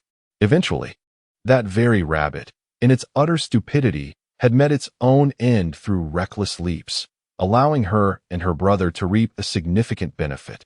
From that moment forth, Mu Kui developed a profound understanding of the rabbit's folly. After a flurry of diligent activity, they loaded their respective catches onto vessels. The females called out, and one by one, variously sized cylindrical boats drifted upon the floodwaters, skillfully navigated by the females, heading towards the direction of the tribe. Chapter 10. A surprise for a Mu Kui's harvest today was indeed bountiful. Not only did she fill the 7-meter-long cylindrical vessel to the brim, but she also managed to pack smaller items into the empty food canister until it was completely full. "Kui, you have gathered an impressive amount today," exclaimed one of the females. "With so much food, especially the abundant tree powder, it seems your family will never go hungry again." The females gazed enviously at the cargo laden on the wooden vessel. If it were them, collecting such a bounty in a single day would be quite the formidable challenge. One female remarked, "It certainly feels like your strength has increased significantly today." Kui chuckled lightly and casually explained, "I was well fed before, which is why I had less strength." "That makes sense," another female agreed. "The tree powder was discovered by you, after all. You must have had a hearty breakfast before setting out this morning." The females nodded in agreement, accepting Kui's reasoning. In every small group, there are always a few standout individuals. There were indeed females who matched, or even exceeded, Kui's harvest today. They were recognized within the tribe as diligent and formidable. Some of them were close to qualifying as first-tier beast-pattern warriors. The cylindrical vessel came to a halt at the foot of the tribe's mountain, weighed down by its considerable cargo. Given Kui's current capabilities, she could, with determination, manage to carry the fully loaded vessel up the mountain. However, in the eyes of outsiders, she still appeared to be an ordinary female, making such an act unfeasible. As she descended once more, a male was already stationed at the mooring point. "Kui, it must be quite taxing for you as a female to move all these items. Allow me to lend you a hand," he offered, unfamiliar yet earnest. Among these males, some have just reached adulthood and lack the strength to join the hunting team, while others have withdrawn from the hunting ranks due to injuries, engaging instead in patrol duties to sustain their livelihoods. The spoils of the hunting team are not entirely distributed among the participating orcs. A significant portion is allocated directly to them. The remainder is divided, with part being processed into jerky and stored in the tribe's warehouse to prepare for unforeseen circumstances. Another portion is designated as hunting tax to be submitted to the tribe, from which the salaries of the patrolling orcs are deducted. The leftover scraps are sent to the orphan cave. Grateful for their assistance, Mu Kui accepts their help without hesitation. Currently, the Winged Tiger tribe does not utilize currency but operates on a contribution value system, meticulously recorded and managed by designated officials for verification and settlement. When male orcs exhibit signs of agitation, those with females in their households need not worry. However, those without must seek willing females to assist in calming them. This assistance is not offered freely. They may register at the office and contribute to enlist the help of females, or they might engage in small acts of kindness over time to earn the favor of females for free assistance. Of course, some males possessing sufficient charm can persuade females to help them solely based on personal allure. The individuals offering assistance typically seek to secure an opportunity for complimentary support. A boatload of goods has largely been claimed by these eager males. Mu Kui carries a goo chicken in her left hand and cradles a persimmon in her right. While not completely empty-handed, it is nearly so, given the formidable physique of the orcs. Cheongshu, the edible tree powder, can simply be mixed with water to form a dough, which is then divided into small portions. By adding water and placing it in a stone pot, it can be cooked until the dough floats, making it ready to eat. Along the way, Mu Kui engaged in light conversation with a slender youth. "If you wish to learn more culinary techniques, I can demonstrate my method later." This young man named Cheongshu was once a companion at the orphan cave. having matured alongside Mu Zhao. However, due to malnutrition and insufficient talent, he did not become a beast pattern warrior like Mu Zhao. Is that all right, Sister Kui? Xiangshu's eyes brightened with intrigue. Of course. Later, I need to prepare some tree powder to send to the orphan cave. I might struggle to manage it alone. So once you learn, you can lend a hand. It's a perfect opportunity for some extra labor, isn't it? Haha. Sister Kui, I have quite the appetite. Perhaps while you're cooking, you'll find that I've devoured everything. Oh, that would be quite painful if he strikes. Please keep that to yourself. I'm merely jesting. Upon returning to the cave, Xiangshu expressed gratitude to the assisting beastmen and joined Mu Kui in organizing their gathered bounty. Wow. Sister Kui, your home has transformed remarkably. What is this? A stove? It looks so pristine, far better than my own chaotic cave. 1, 2, 3.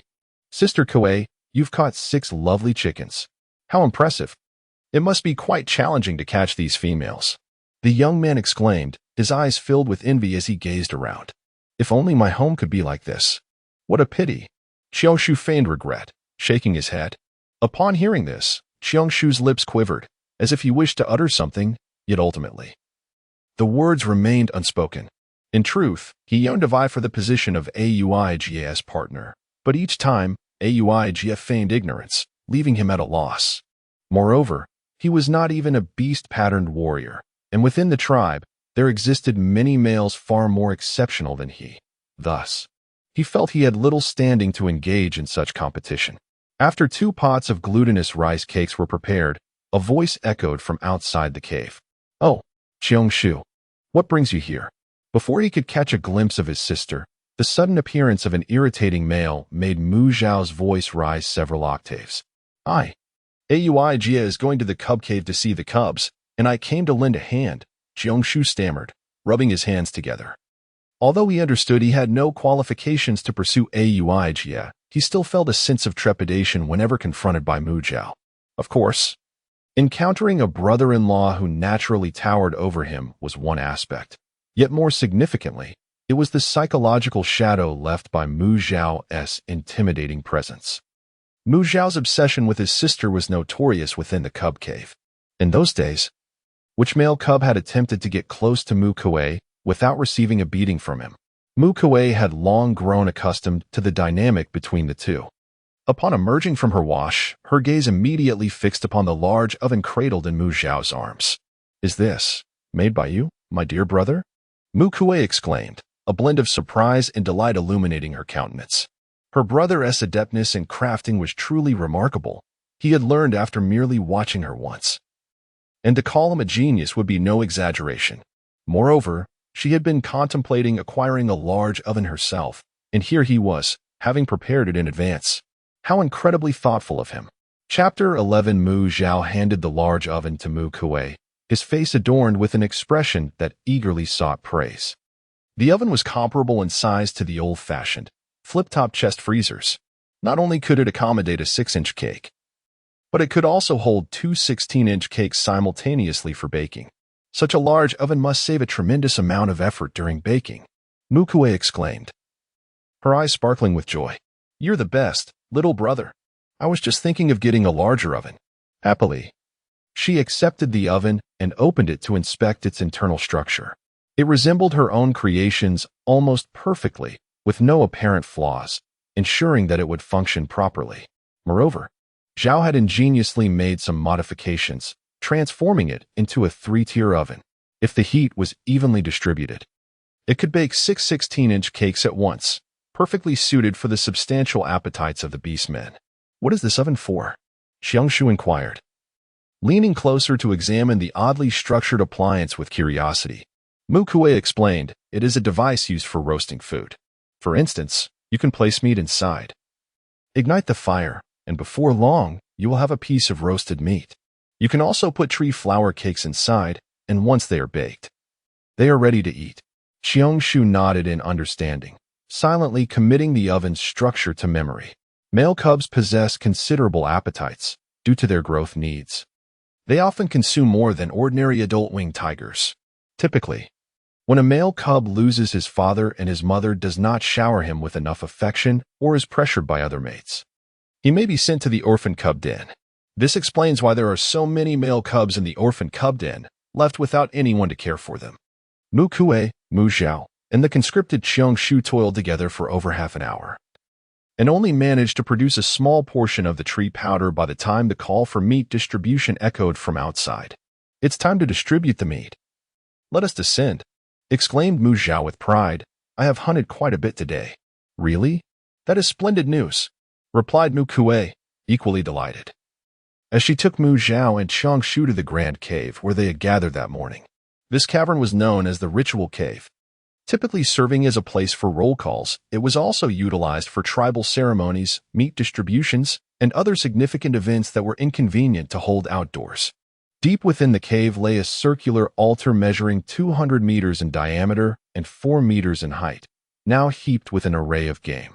Blood seeping from the wounds of the animals was automatically absorbed by the altar, never spilling over its edges. Atop the altar's steps stood the tribal leader, Ming, and the priestess, Chun. Ming was a burly man with a thick beard, his muscular physique towering at least 2 meters tall. Chun was a striking beauty, standing at around 170 centimeters, with sharply defined features. Yet her elongated eyes, slightly upturned at the corners, imparted an air of severity. As the crowd began to gather, Ming turned to Chun and said, "Let us commence." Chun nodded slightly, raised the ceremonial staff high, and began to chant, gracefully dancing around the altar in a ritualistic performance of blessing. Simultaneously, the male beast men transformed into their animal forms, letting out resonant howls that filled the air. The females, on the other hand, crossed their arms at their sides, leaning slightly forward with heads bowed and eyes partially closed, radiating a sense of reverence. Suddenly, the cavern, which had previously been quite spacious, became densely filled in an instant. As the dance concluded, the meat upon the altar appeared to have little blood remaining on its surface. Mu Kui understood that the vital essence of the blood had been drawn away. The creation of the sacrificial holy water necessitated the essence of animal blood as its primary ingredient. What the beast god siphoned away was the belief of the beast men. Chun's dance was not only a performance for the beast god, but also a spell designed to deepen the devotion of the beast men. The holy water was the sole creation of the sacrifice with healing properties. However, it merely accelerated the healing of wounds and could not cure ailments. Furthermore, the healing process consumed the life force of the beastmen. After consuming the holy water, if energy was not replenished in a timely manner, it could even affect one's lifespan. As the chieftain of the tribe, Ming would personally distribute the meat to the beastmen after the ritual concluded.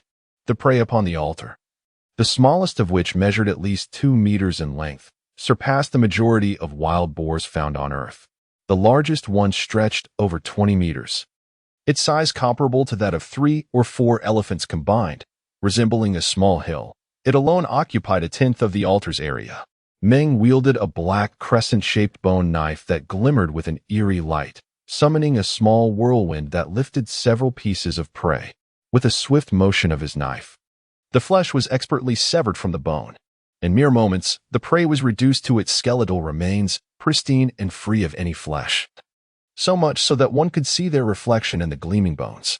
No matter how many times Mu Kui witnessed it, she remained in awe of Ming's extraordinary skill in butchering, akin to a master chef carving beef.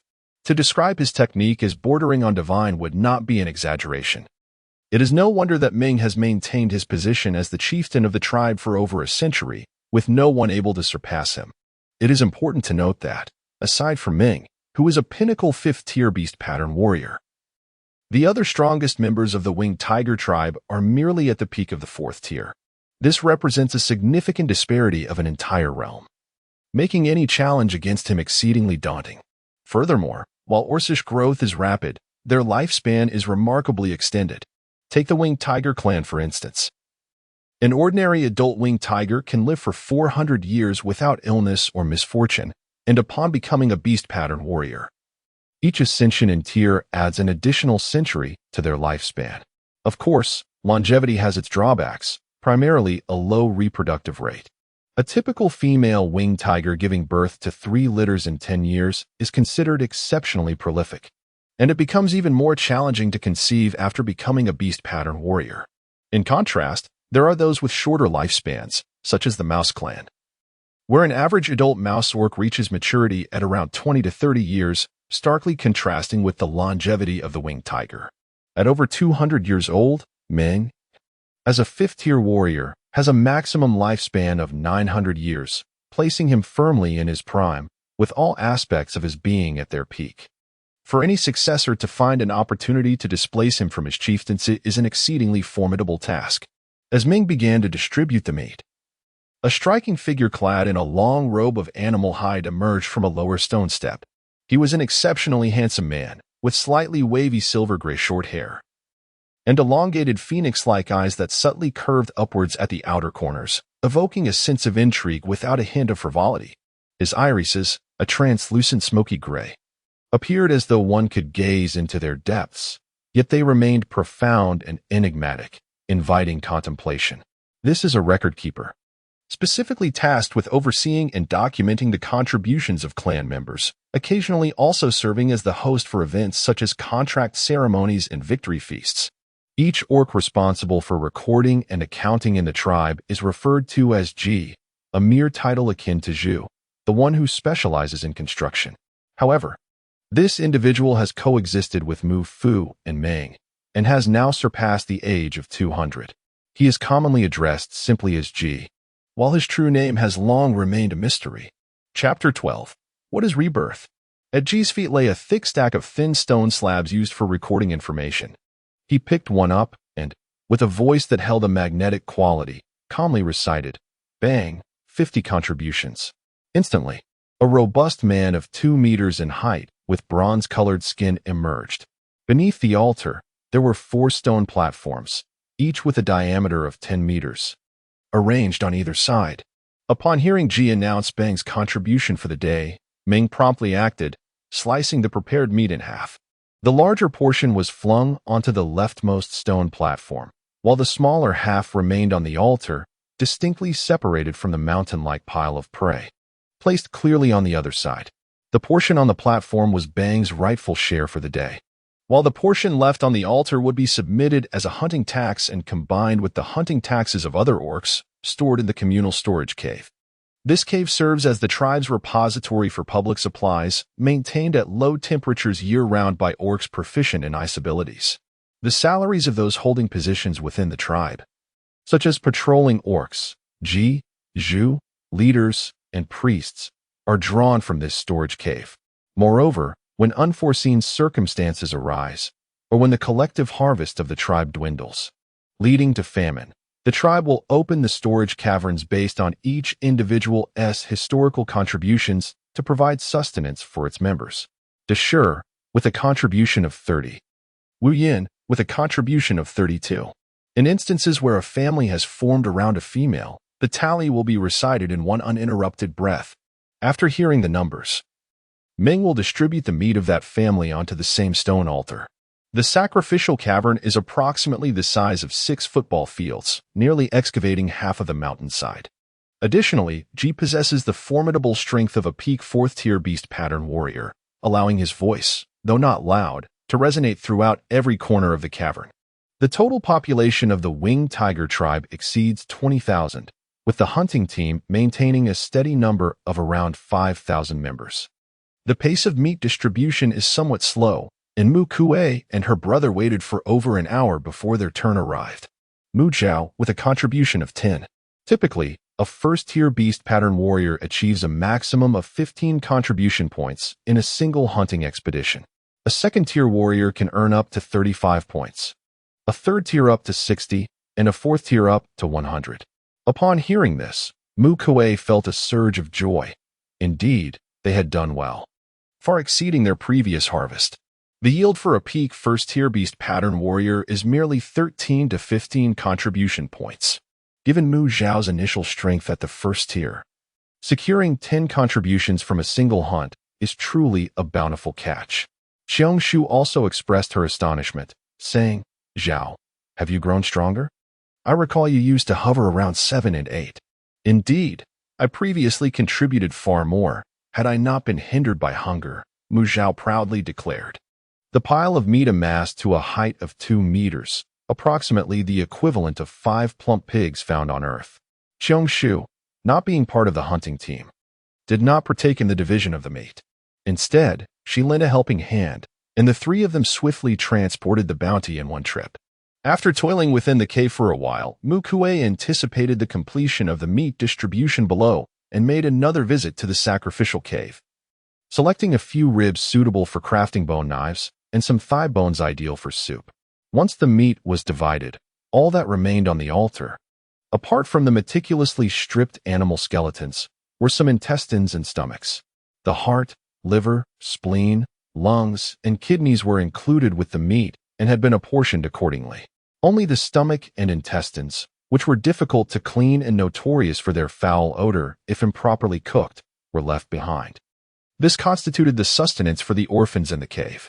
The bones would be given to the young ones for gnawing, while the stomach and intestines would undergo a simple washing before being cooked.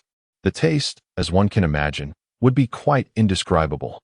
When Mu Kui was still in the orphan cave, her human form allowed her to at least ensure the intestines were cleaned properly, enabling the young ones to eat with a modicum of cleanliness. Now, however, the care of the orphans fell to a group of rugged men earning meager wages.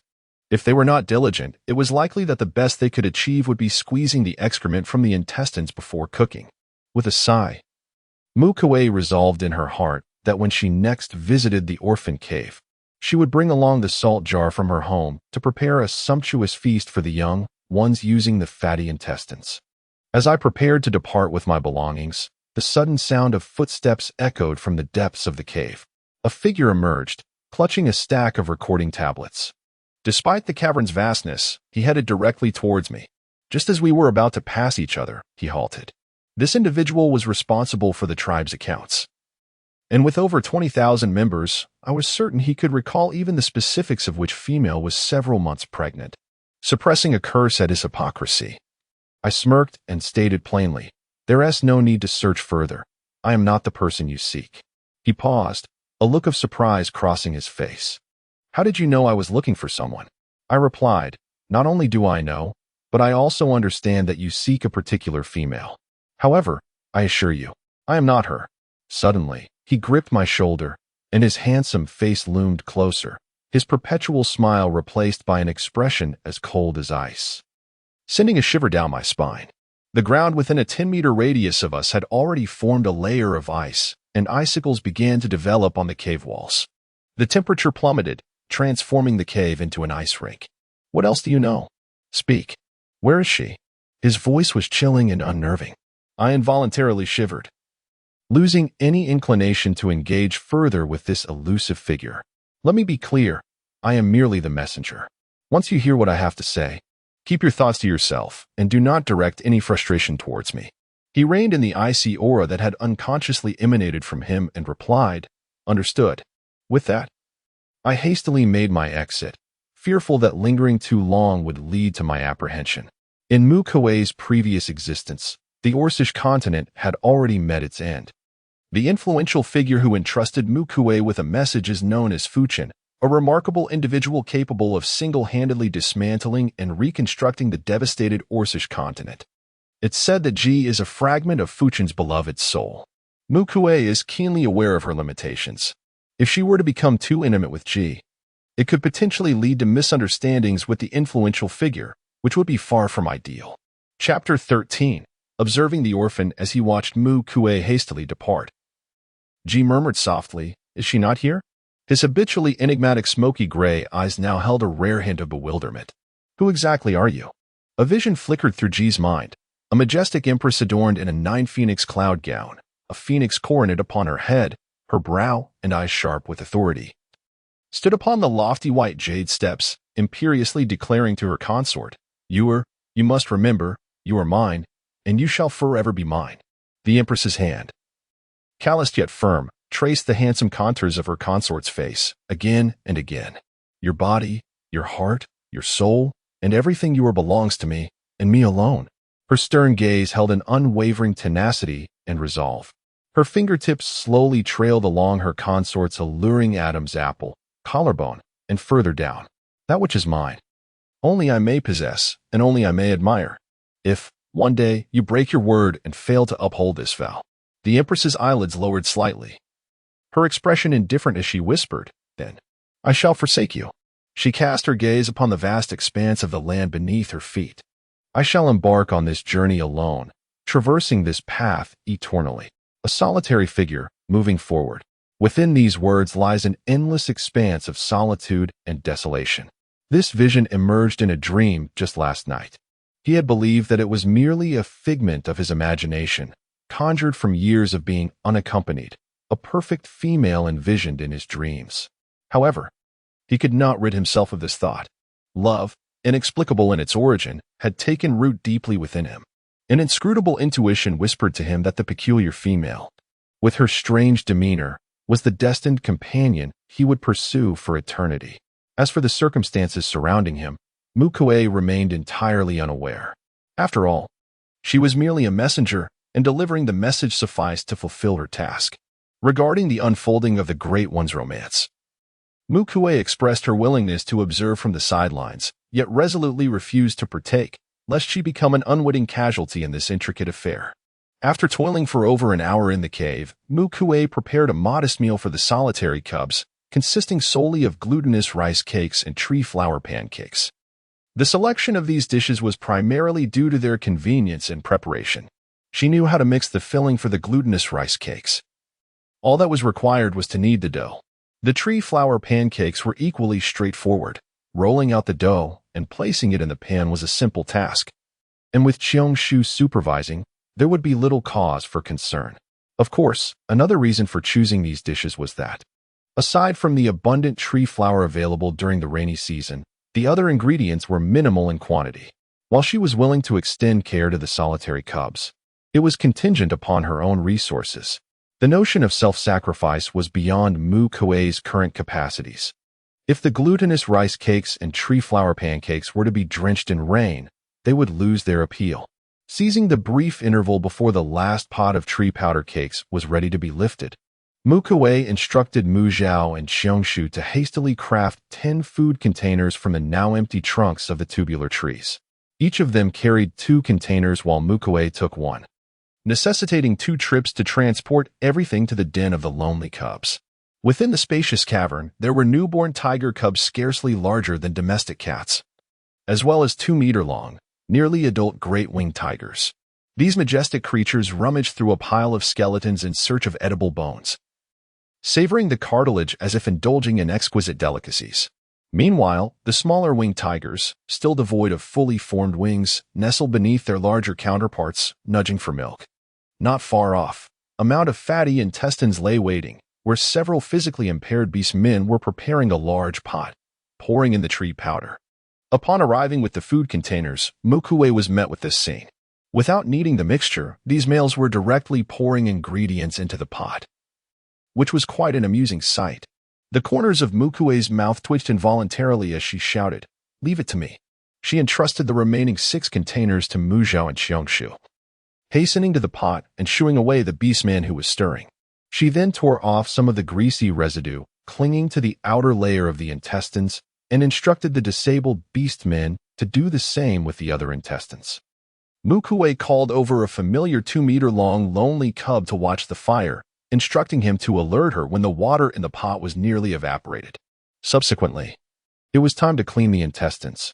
First, she had the disabled beastmen and the larger lonely cubs come forward to squeeze the intestines and stomachs. After which Mu Kui took charge, removing the connecting sections of the intestines for the initial wash. Turn it over, wash it a second time, and simultaneously remove the fat lumps and black oil blocks from the intestines. Apply the powder from the tubular tree and scrub it repeatedly. The steps for cleaning the small intestines are quite similar. The scrubbing task requires no particular skill. The disabled beastmen came over to assist after completing the tasks assigned by Mu Kui. Mu Kui entrusted this work to them.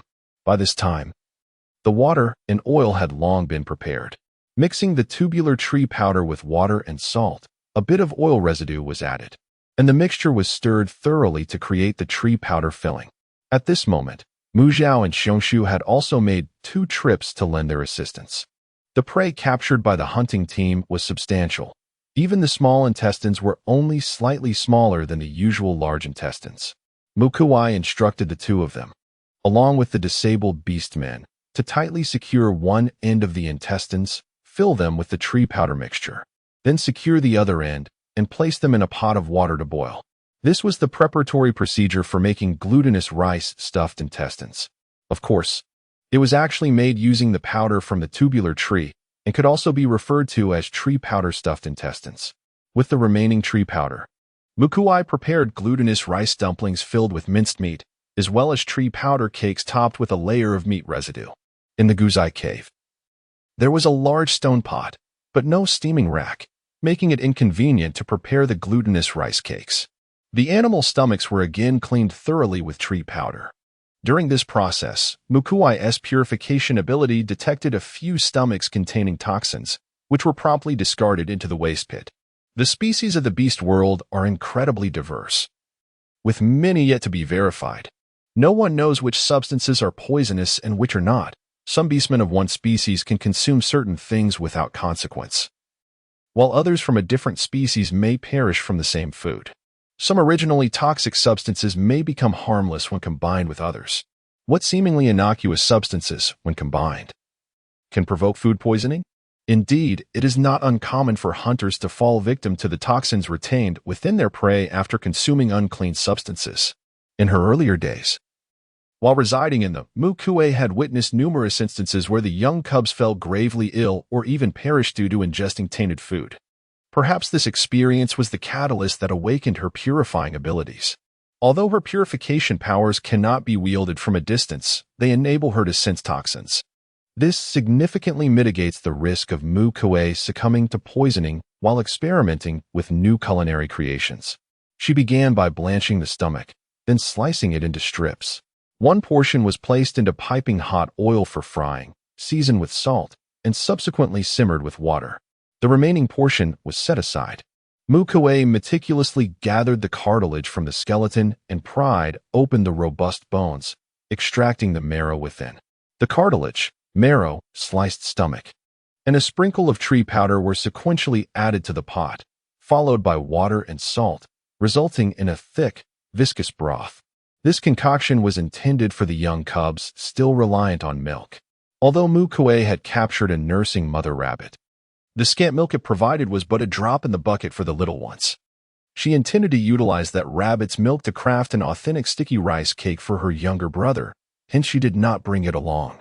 Nevertheless, the bone broth was ample enough to satiate the hungry cubs. Chapter 14. The struggle for favor. The sticky rice, tree powder, and pig intestines were ready, and the disabled beast man urged Mu Kui to take a look. Mu Kui, these intestines have floated to the surface. Do you think they are done? Should we simply scoop them out and eat them? Upon inspection, Mu Kui confirmed that the intestines had indeed begun to rise. It is nearly ready. Consuming it directly poses no problem, yet it still lacks a hint of flavor. Once I extract it and allow it to cool, I shall fry it once more, which will enhance its taste. Oh, very well. The disabled beastman who posed the question expressed a hint of regret. He observed the unique preparation method of the tree powder and fatty intestines and was eager to sample the flavor. It appeared he would have to wait a little longer. Meanwhile, the solitary cub tending the fire leaned closer to the pot, inhaling the aroma, and noticed that the broth of the stomach had nearly evaporated, letting out a loud roar. It's done. Mu Kui approached, extinguished the flame, and decided to let the stomach simmer a bit longer. At that moment, the solitary cub nudged Mu Kui with its large head, its keen eyes fixed on the pot, filled with longing. Mu Kui gently patted the tiger head of the large cat. Be patient, just a little longer, and it shall be yours. Mu Zhao and others gathered around. It smells so good. Sister, how much longer until we can eat? Mu Kui lightly pushed him aside. Just a bit more, but you must wash your hands first. Oh, speaking of which, today's simmered stomach and tree powder fatty intestines were dishes Mu Kui had never prepared before. He was determined to be the first to taste them. Mu Zhao tugged at Xiangshu, leading him outside to wash their hands in the rainwater. Mu Kui urged the disabled beastmen to do the same. Oh, we're going to wash our hands now. Upon hearing that they would soon be able to eat, the disabled beastmen rejoiced and dashed into the rain. Noticing that the tree powder fatty intestines had cooled sufficiently, Mu Kui sliced them and heated oil in the pan, frying the slices until they turned golden brown. Why does it suddenly smell so fragrant? Strange, it hadn't been this aromatic before it hit the pan. Within the cavern of the lonely cubs, a considerable number of orcs and their young awaited sustenance. Mu Kui had placed but a single slice of food in each person's bowl. This first pot is for you to sample. Once the subsequent batches are ready, you may indulge at your leisure. Yet, a solitary slice proved woefully insufficient. Some young cubs, measuring 1 or 2 meters in length, swiftly flicked their tongues into the bowls, devouring the morsel before even savoring its flavor, their cries of desperation echoing towards Mu Kui. In contrast, Mu Zhao, Shu, and the disabled orcs, having maintained their human forms, relished the single slice of fatty intestine, smacking their lips in delight. It was delectably fragrant, surpassing even the aroma of roasted meat. Mu Zhao cast a pitiful gaze towards his sister, his expression pleading for more. "Sister, I desire more."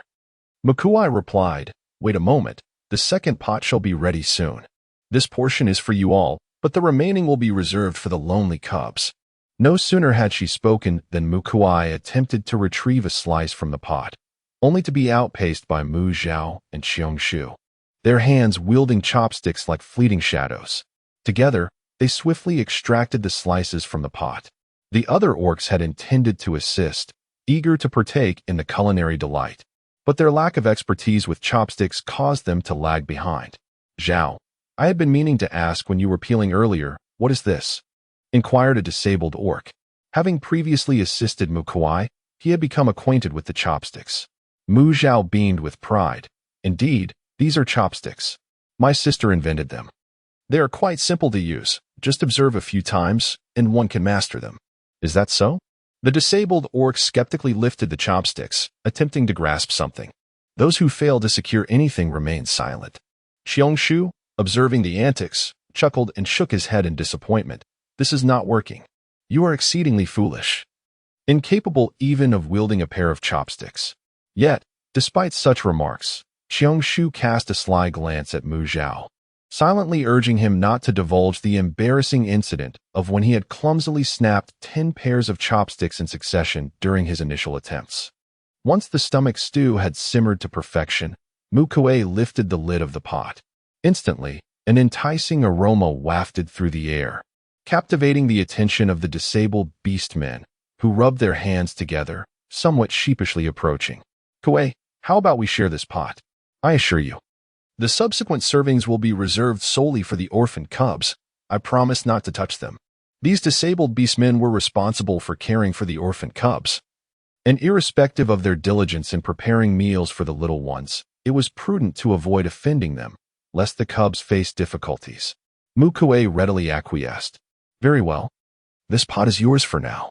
Additionally, you may sample the tree powder dumplings and tree powder cakes, but do not overindulge." A chorus of excitement erupted from the disabled beastmen, nearly prompting them to lift the pot away in their eagerness.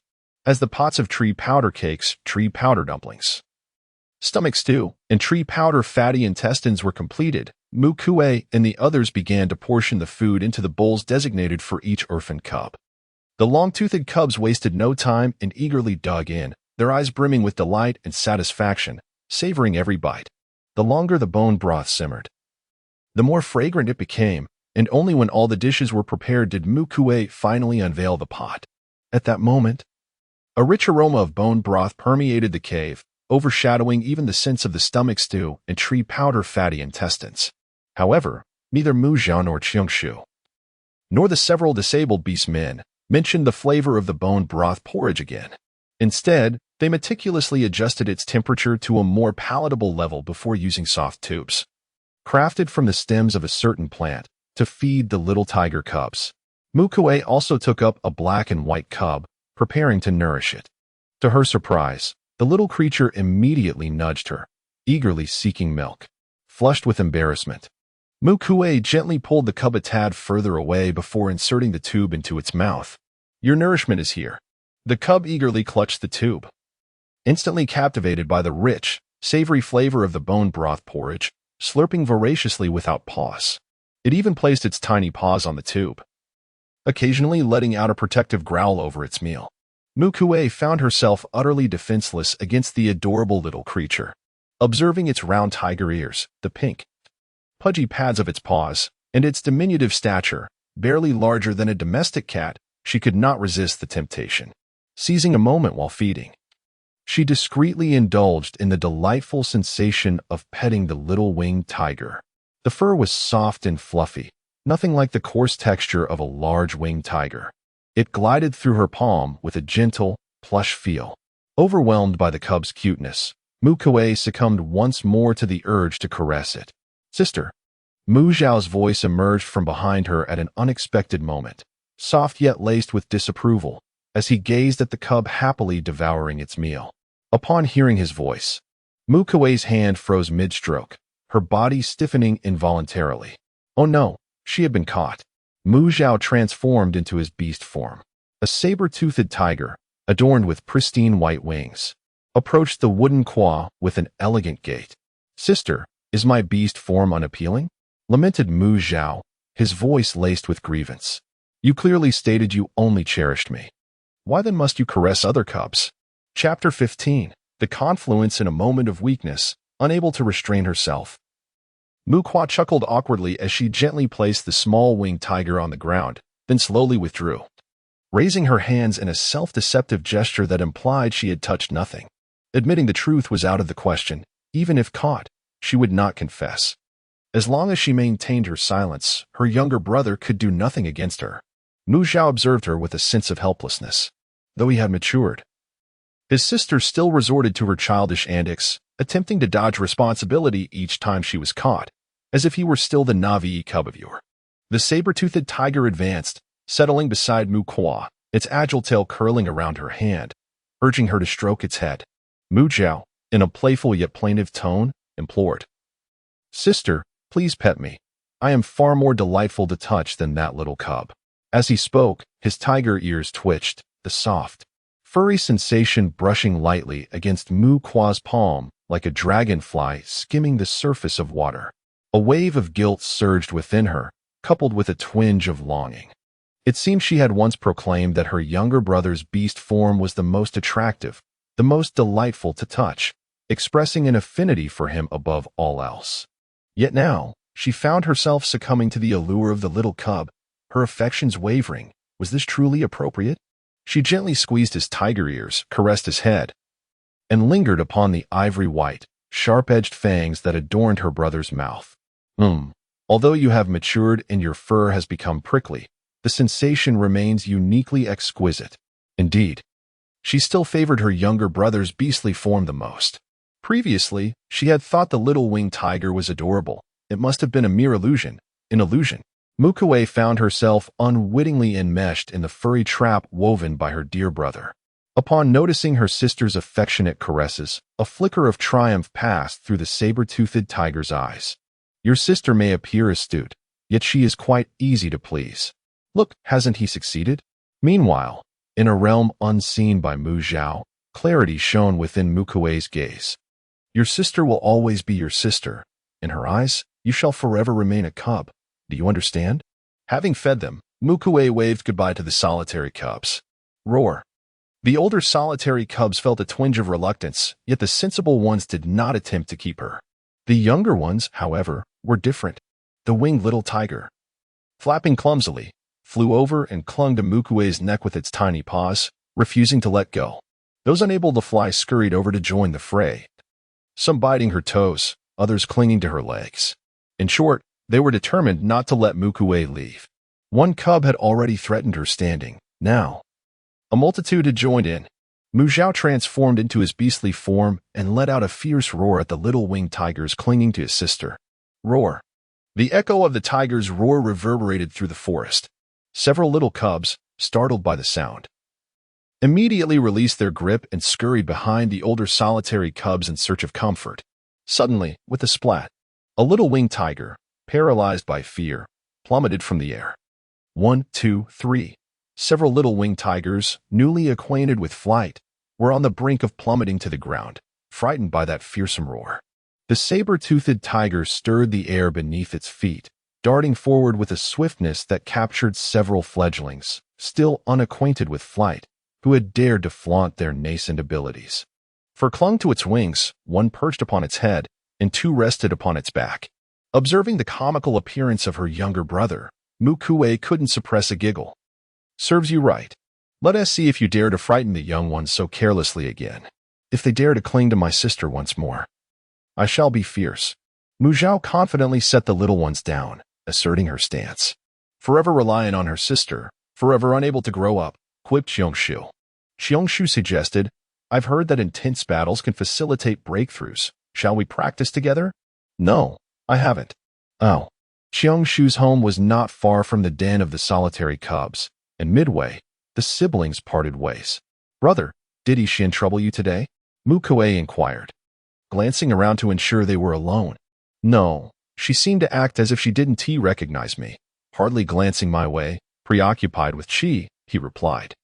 That's good, Mu Kui sighed in relief. It seems the effects of that secret technique are quite remarkable.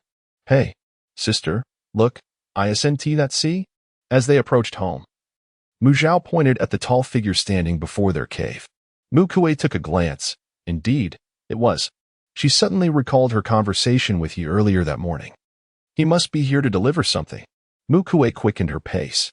Refusing the advances of males without addressing the matter directly is simply self-deception. Countless examples exist of those who procrastinate while feigning ignorance. When it comes to audacity, none surpass the excessively competitive males. Perhaps, by some twist of fate, he might find himself entangled with a female companion? The matter of contending for a mate is one of great significance in life and merits the utmost seriousness. See. A tall and robust young man exuding a masculine charm approached Mu Kui and bashfully presented her with an item carefully wrapped in large leaves. Kui, this is the meat of the gula beast. My mother asked me to bring it to you as a token of gratitude for inviting Yinling to dinner yesterday. Without unwrapping it, Mu Kui replied, Please wait a moment. She then retreated into the cave, emerging shortly with a small box containing a freshly baked 6-inch persimmon-flavored cake. Outside the cave, Mu Zhao, in a playful tone, declared, My sister favors me the most. She would never agree to let you into our home. Don't even dream about it. She responded, Zhao, a partner is not the same as family. Even if I were to be with Kui, you would still be her brother. We could coexist harmoniously. No, my sister belongs to me, Mu Zhao insisted. I refuse to share her with you outsiders. The tension between them was palpable. At that moment, Mu Kui emerged with a light sigh and handed the small food box to Si. This is freshly made from tree powder for Yinling. Could you please take it to her? Upon hearing this, Si's demeanor stiffened, yet he persisted, Oh, very well. Kui, do you have anything else to bring? However, since Kui had explicitly stated that the food was intended for Yinling and not for him, it served as a gentle rejection. Mu Kui shook her head. That's all. Observing the once vibrant young man now with his head drooping, appearing disheartened, Mu Kui couldn't help but feel a pang of sympathy for him. Such a strikingly handsome young man, possessing an undeniable masculine charm that rivals even the most popular heartthrobs, would undoubtedly capture the attention of countless fans in the entertainment industry of Earth, with many likely clamoring for him to father their children. However, in this world where the gender ratio is exceedingly unbalanced, he constantly faces the risk of remaining single, as the pursuit of a partner resembles a treacherous journey across a narrow bridge fraught with competition. As he turned away, Mu Kui softly remarked, The grumbling beast is not easy to catch. My side is not worth your efforts. Perhaps next time, you could capture one for another female you admire. Si, frozen in place, appeared as if he were made of stone, his expression unchanging. I wish you the best in finding a partner. This final blow struck with precision, and Si's demeanor suddenly came to life. Yes, I will, he nodded, clutching a small food box as he ventured into the curtain of rain. The diminishing sound of his voice reached Mu Kui's ears. Thank you, Kui. She appreciated his gratitude, which gracefully spared his dignity while delivering a clear rejection, dispelling any lingering hopes he might have harbored. Hearing his thanks brought a knowing smile to Mu Kui's face. She understood that Si had moved on. Henceforth, he would no longer set his sights on her. Females often have a plethora of choices when faced with the advances of males. typically engaging in a teasing manner before selecting those who stand out or genuinely capture their affection. To avoid missing out, some males adopt a strategy of casting a wide net, pursuing several females simultaneously. Mu Kui was aware that C had other aspirations. In light of this, her straightforward rejection, while decisive, would not inflict significant harm upon him. It merely reduced his list of potential targets. Chapter 16. Crafting Ritual Instruments. The water trumpet is a magnificent, mobile flower of a vibrant azure hue, thriving solely during the rainy season. It incessantly absorbs the rainfall from the heavens, growing ever larger until the end of the rainy season arrives, at which point it withers overnight, leaving behind only delicate, paper-thin remnants of petals and leaves. Its robust root system, with rounded tips devoid of finer roots, resembles an enlarged yam, though it possesses a darker, deep brown shade, rich in saline content. However, perhaps due to its growth during the rainy season and its immersion in floodwaters, the salinity of the water trumpet's roots has remained unnoticed by the orcs. Once the roots are thoroughly cleaned and sliced into thin strips, they are placed into a pot to be boiled until the deep brown strands transform into a pristine white. After extracting the strands, only the water infused with the essence of the roots is retained. Almost all of the salt from the water trumpet's roots is left in this broth. Subsequently, water is repeatedly added and simmered until the crystalline white salt is yielded. While foraging, Mu Kui stealthily uprooted several water trumpets, and upon cooking them, she was rewarded with a full stone jar of salt. Upon tasting it, Mu Zhao was delighted to discover that it bore the same exquisite flavor as the previously harvested fine salt, and he jubilantly exclaimed, "This is splendid. We shall no longer fret over the lack of salt." Mu Kui smiled in agreement, secretly reflecting, "Salt is merely a trivial matter, dear brother. You will soon realize that there exist myriad seasonings beyond salt." Among the distributed meat, there were a set of heart and lungs, 8 kidneys, and 6 liver slices. Feeling somewhat fatigued from preparing meals for the little ones in the lonely cub cave, Mu Kui chose not to cook them directly. Instead, she cleaned and salted them for preservation, intending to utilize them in future stir-fries once they had dried. The orc meat was treated similarly, with most being salted and subsequently smoked to create cured meat.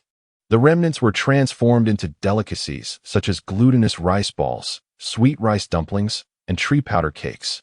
The dishes were quite similar to those prepared the previous evening, except that the fillings of the sweet rice dumplings and glutinous rice balls had an added hint of spiciness, a delightful twist introduced by the addition of pine tree core. They were delectable, distinctly different from yesterday's offerings, yet even more exquisite. The subtle spiciness brought a pleasant surprise to Mu Zhao as she savored them. In the future, one would find these dishes increasingly delightful. Mu Kui presented Mu Zhao with a 12-inch creamy tree powder cake as a dessert following their meal. The oven was sufficiently spacious, allowing Mu Kui not only to bake 2 12-inch cakes but also to prepare 4 16-inch ones for later enjoyment as snacks after their labors. After the meal, seizing the opportunity of remaining time, the two set about clearing out the kitchen. Mu Kui also crafted a cage for the foolish, bouncy rabbit, nurturing it with care. That night, there were 4 bones in total, 2 short rib bones that could be fashioned into a knife, and 2 longer ones that could be crafted into weapons. The household knife, made from a grinding stone, proved to be rather inefficient. After all, stone is merely stone, and it is easily cleaved by the claws of beasts. Its strength was insufficient, and its sharpness left much to be desired. Much of the meat allocated today was derived from a unicorn rhinoceros, a creature measuring 5 meters in length, with thick skin that was difficult to pierce. Even its meat exhibited a higher density than that of ordinary fare, boasting greater toughness and chewiness. Such meat, which would be nearly impossible to bite through on Earth without proper cooking, was highly sought after in this primal world. The orcs possess formidable dental prowess, effortlessly gnawing on the flesh of the unicorn rhinoceros, much akin to savoring beef jerky, both invigorating and effortless. The short fan bones are naturally shaped like fans, seemingly unsuitable for crafting a blade. However, the resourceful Mu Kui has her own methods.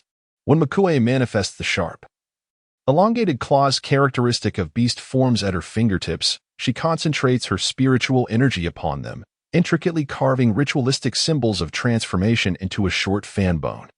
This spiritual energy is a potent force cultivated through rites and shamanic practices, embodying the essence of mental power, enabling the execution of numerous metaphysical feats.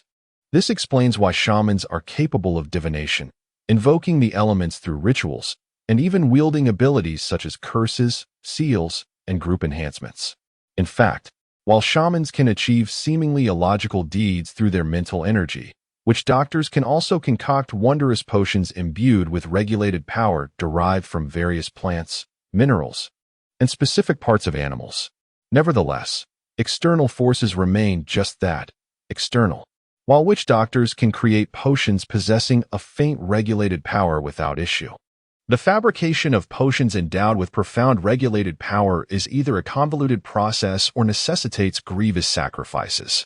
When the balance of gains and losses is disproportionate, discussions of resistance become moot.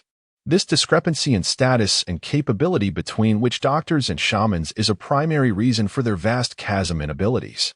Shamans embody a synthesis of witch doctors and priests, capable of utilizing mental energy to aid in the concoction of potions, accomplishing feats that would otherwise require considerable sacrifice from witch doctors.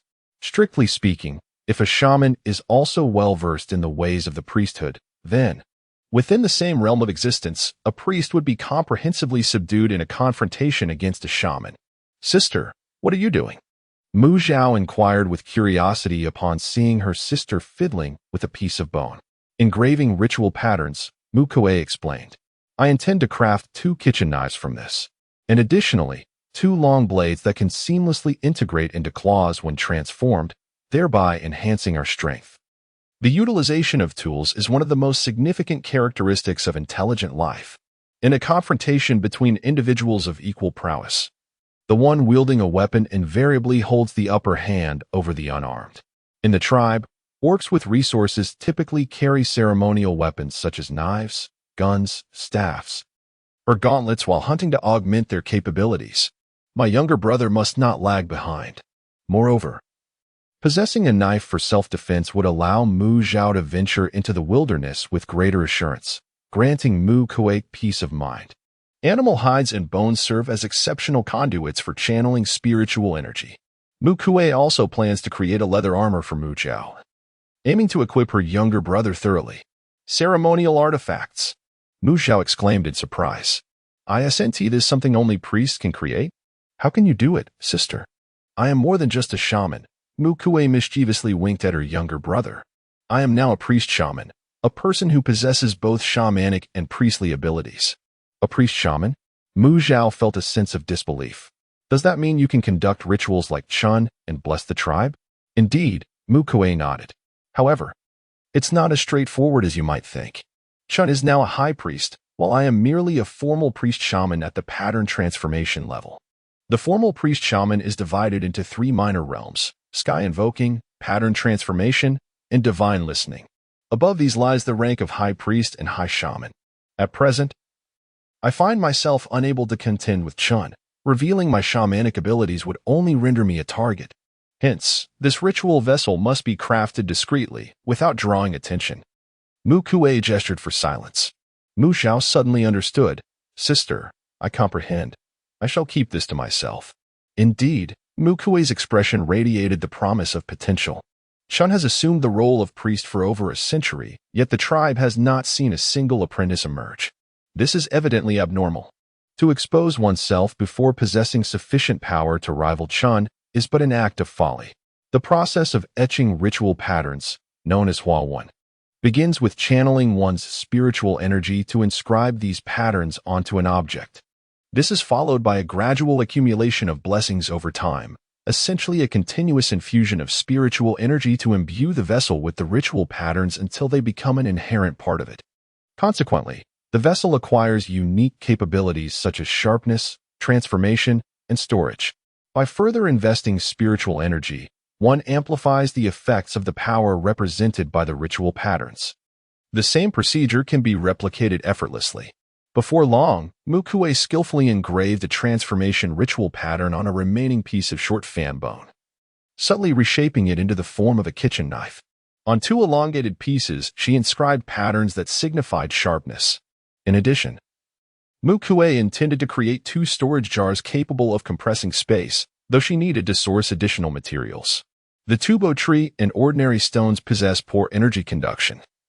Even with inscribed ritual patterns, their efficacy would be significantly diminished, rendering them unworthy of effort. Chapter 17. A call for help the following day, as customary. We gathered at the ceremonial cave. The method for producing tree powder had already spread throughout the tribe. Kui, I have made these persimmon dumplings. Would you be so kind as to taste them and point out any flaws? My male relatives insist they are unpalatable, yet I find them quite delightful. A female meticulously extracted a glutinous rice ball wrapped in leaves from a food container, offering it to Mu Kui. The rice ball, resembling the size of a peanut, appeared exquisitely delicate. Upon taking a bite, the thin skin burst open, releasing a rich persimmon juice that filled the mouth, evoking a sensation akin to indulging in a molten-filled treat. Despite its diminutive size leaving one craving more, the overall experience was delightful. The flavor was undoubtedly satisfactory, and the artistry in crafting such a small, yet visually appealing morsel was commendable, something I could scarcely achieve. Mu Kui pondered carefully before speaking. However, if it were a male, the rice ball might have been too small.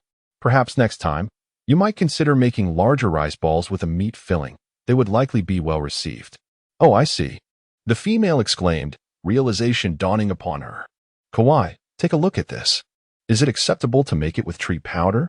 Other females quickly gathered around, surrounding Mu Kui with eager anticipation. Kui, thank you for discovering tree powder. The males at home adore the tree powder meat cakes, and the little ones relish the glutinous rice balls as well. At that moment, another female exerted effort to push through the crowd, presenting a leaf-wrapped offering to Mu Kui. This is my newly made yunyanwood jerky for you to try. I don't think that's appropriate. Mu Kui hesitated, refraining from accepting it. Yunyanwood was a precious material known to aid beast pattern warriors in their advancement, available only during the dry season. It was often said to grow solitary atop towering peaks, thriving in desolate areas where no other vegetation could survive, ultimately leading to a mountain summit where only the singular yunyang tree reached towards the clouds. This phenomenon also inspired the name of the yunyangwood. Yunyangwood endures the most intense sunlight during the dry season, thriving with each passing month. Yet it must be harvested before the onset of winter. Otherwise, it becomes useless, decaying into a mere piece of rotting timber. Indeed, this tree has a lifespan of merely 7 months. Although the winged tigers possess the ability to soar, the skies above Yunyangwood are typically inhabited by the cloud beasts, which feast upon the parasitic cloud mushrooms of the yunyang tree. These cloud beasts often move in swarms, their movements elusive, rendering many of the beastmen's attacks ineffective. Their methods of attack are diverse and challenging to counter. Thus, it is evident how difficult it is for the beastmen to harvest the trees amidst the disturbances caused by the cloud beasts. Such a precious resource. How could Mu Kui dare to accept it? You may keep it, she said. My family has an abundance of males, and together we can easily fell the yunyangwood. This is merely the yunyangwood of January, not worth much. Without further ado, the female thrust the package into Mu Kui's hands and turned to leave. Mu Kui was momentarily taken aback, gazing at the departing figure of the voluptuous female, feeling an increasing sense of familiarity. Suddenly, it dawned on her. This was Ping, who, after a decade without a mate, had been forcefully presented with 50 males. Thus, it seemed her family had no shortage of yunyangwood for January. Mu Kui tucked the package away, choosing not to pursue her. In a world fraught with harsh conditions and frequent calamities, an increase in strength equates to enhanced security. She had no desire to refuse the yunyangwood jerky that had come her way. At worst, she could later inquire about Ping's needs and return the favor.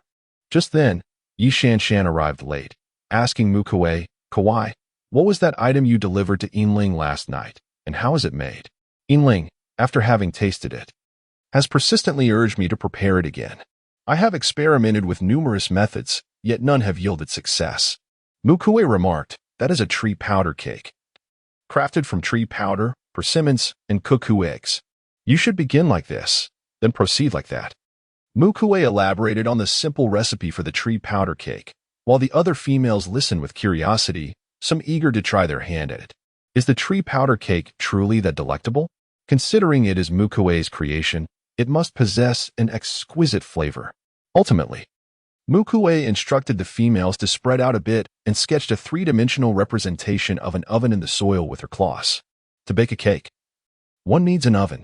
That is how I do it at home. Of course, there may be alternative methods to make a cake, but I have yet to conceive of them.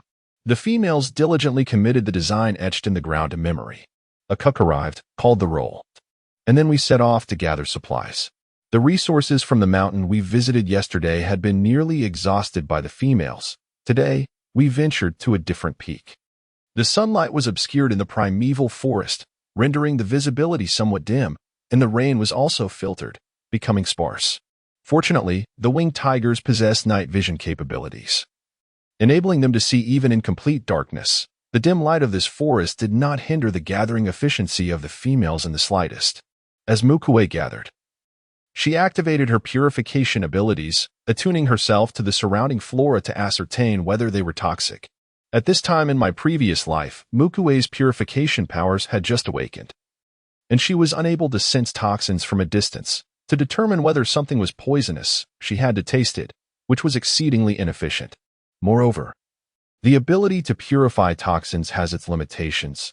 During her earlier, less experienced days, Mu Kui was hesitant to taste everything, resulting in her struggle to find suitable seasonings. However, now her prospects seemed significantly improved. After a prolonged search, she discovered a plant with smooth, slender leaves, yet of considerable thickness, exuding freshness that tantalized the appetite. At the apex blossomed clusters of orchid-like flowers, capturing Mu Kui's attention. Could this be the Zhilan grass? A smile graced her features as she hurriedly approached and uprooted it. The leaves of Zhilan grass are excellent for stir-frying, and its blossoms can neutralize the venom of the black mud snake, a rare treasure during the rainy season. This location appeared to be conducive to the growth of Zhilan grass. After a brief continuation of her search, she ultimately gathered a total of 15 specimens, sufficient to prepare a dish. Suddenly, a cry for help echoed from a distance. Help! Someone, please. Woo-woo! Aku, come quickly. Was someone in danger? Mu Kui furrowed her brow, her pristine wings unfurling as she swiftly soared towards the source of the commotion. What transpired? Who was in peril? Upon arrival, she inquired urgently. A sobbing female responded, It's Cece. Cece and the others have been dragged away by the black water snake. The black water snake? Mu Kui's pupils dilated in shock. Hadn't the hunting team thoroughly scoured the collection area surrounding the tribe? How could a black water snake be present here? Technically, it is not classified as a venomous snake. Yet in the water, it poses a far greater threat than most venomous serpents. Such a formidable creature would never be allowed to escape if discovered by the hunting team during their clearance of the collection zones. Otherwise, once the females sent for gathering fall prey to this serpent, their chances of survival are exceedingly slim. Chapter 18. A Sense of Urgency. The winged tiger tribe boasts 752 females, among them 527 are over the age of 200, and 443 are juveniles. There are over 2,000 healthy, fertile females, but those over 300 are nearly non-existent. For the ordinary females of the winged tiger tribe, once they surpass the age of 300, their bodily functions are akin to that of an elderly matron. They not only lose the ability to reproduce but also experience a rapid decline in mental acuity, rendering them incapable of providing guidance to the males and often requiring assistance themselves. The young cubs can be assigned dedicated caretakers, as they are still vibrant and represent a fresh influx of vitality for the tribe. Conversely, the elderly beast men hold little value for the tribe.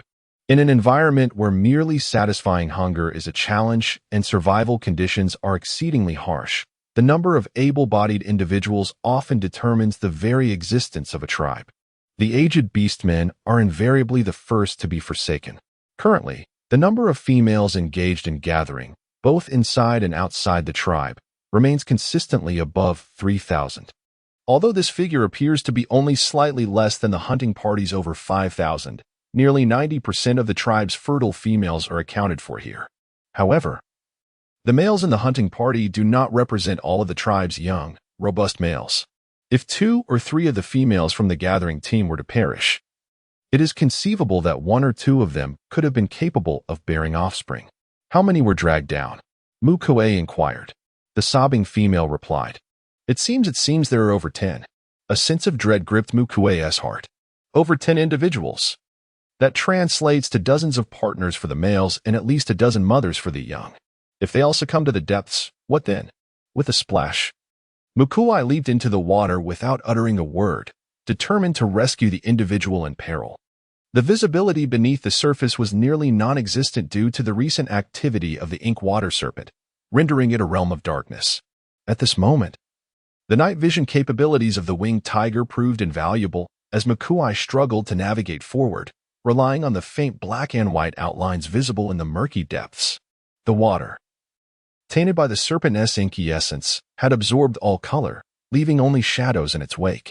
Fortunately, Mu Kui was not concerned about succumbing to the paralysis caused by the ink, as his purification abilities could counteract its effects.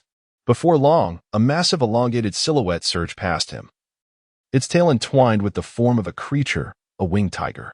Mu Kui swiftly assessed the situation and activated his wind abilities, a gift that had awakened upon becoming a beast-pattern warrior, propelling himself forward with remarkable speed. With a fierce roar, Mu Kui transformed into his beast form and lunged at the ink water serpent, his long, sharp fangs sinking deeply into its flesh.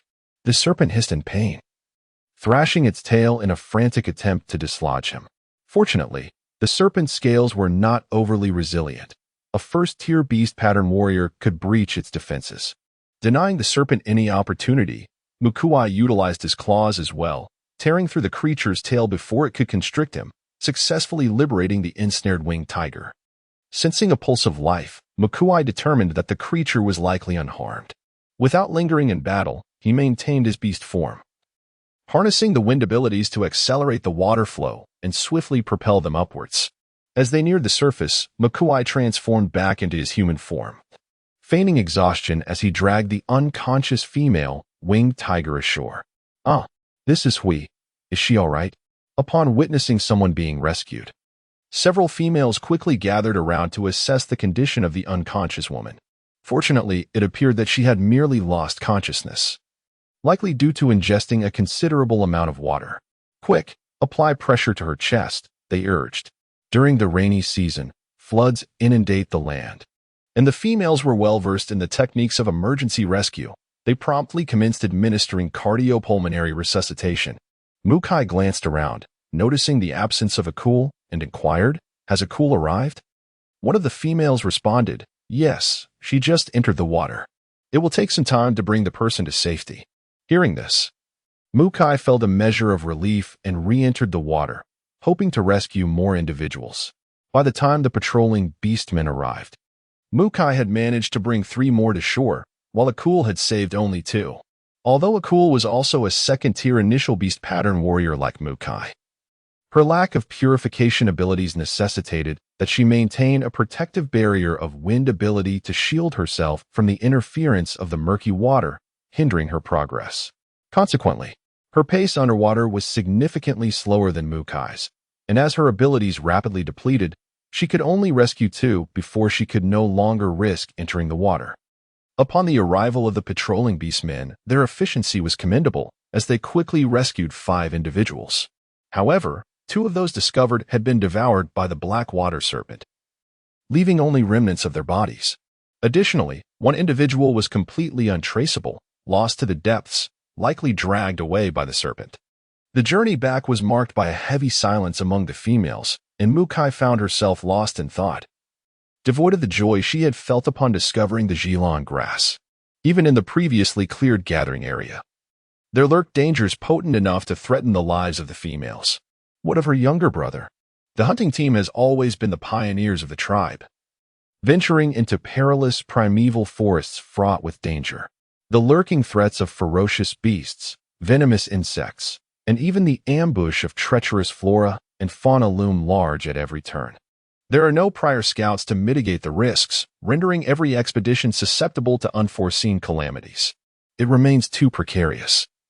I must urgently seek materials with superior energy conduction to forge a complete suit of armor for my brother, equipping him to the fullest. Additionally, we must prepare some medicinal potions for him. Although the rain of the monsoon may wash away the powders and limit the range of venomous attacks, offensive potions will prove ineffective. However, we must stockpile ample healing and detoxifying elixirs. A profound sense of urgency surged within Mu Kui. All other matters could be temporarily set aside. Yet the issue of safety demanded immediate resolution. Upon returning to the tribe, a particular type of tree bark known as the knot tree, with its pungent yet non-toxic flavor, came to mind. Although its spiciness differed from that of ginger, it could serve as a viable substitute. Purification abilities cannot be directly released but can be transmitted through physical contact. If the toxins within could be eradicated using such abilities, it might be possible to create a storage-enhanced ritualistic food jar. Yet, this remains insufficient. My brother requires at least a protective leather armor. The pelts obtained by the hunting team are stored in the supply cave, accessible only through contribution points. It seems the time has come to explore the supply cave. Perhaps therein lies the material I seek for fashioning the armor. Chapter 19. The Medicinal Cauldron. The Supply Cave. At the cave entrance, 2 sentinels stood guard. Upon learning of Mu Kui's intentions, one of them went to inform Ji, while the other remained steadfast in his post. After a brief wait, Ji entered from outside. Your family possesses 219 contributions. What would you like to exchange? He inquired. I wish to craft a set of leather armor for my younger brother, Mu Kui replied. Upon hearing this, Ji pondered for a moment and led Mu Kui to a stone rack adorned with leather. With your limited contributions, you cannot afford anything extravagant, he remarked, handing her a neatly folded piece of reddish-brown beast hide. This is the skin of a fire lizard. Even a second-tier beast-pattern warrior would find it difficult to tear.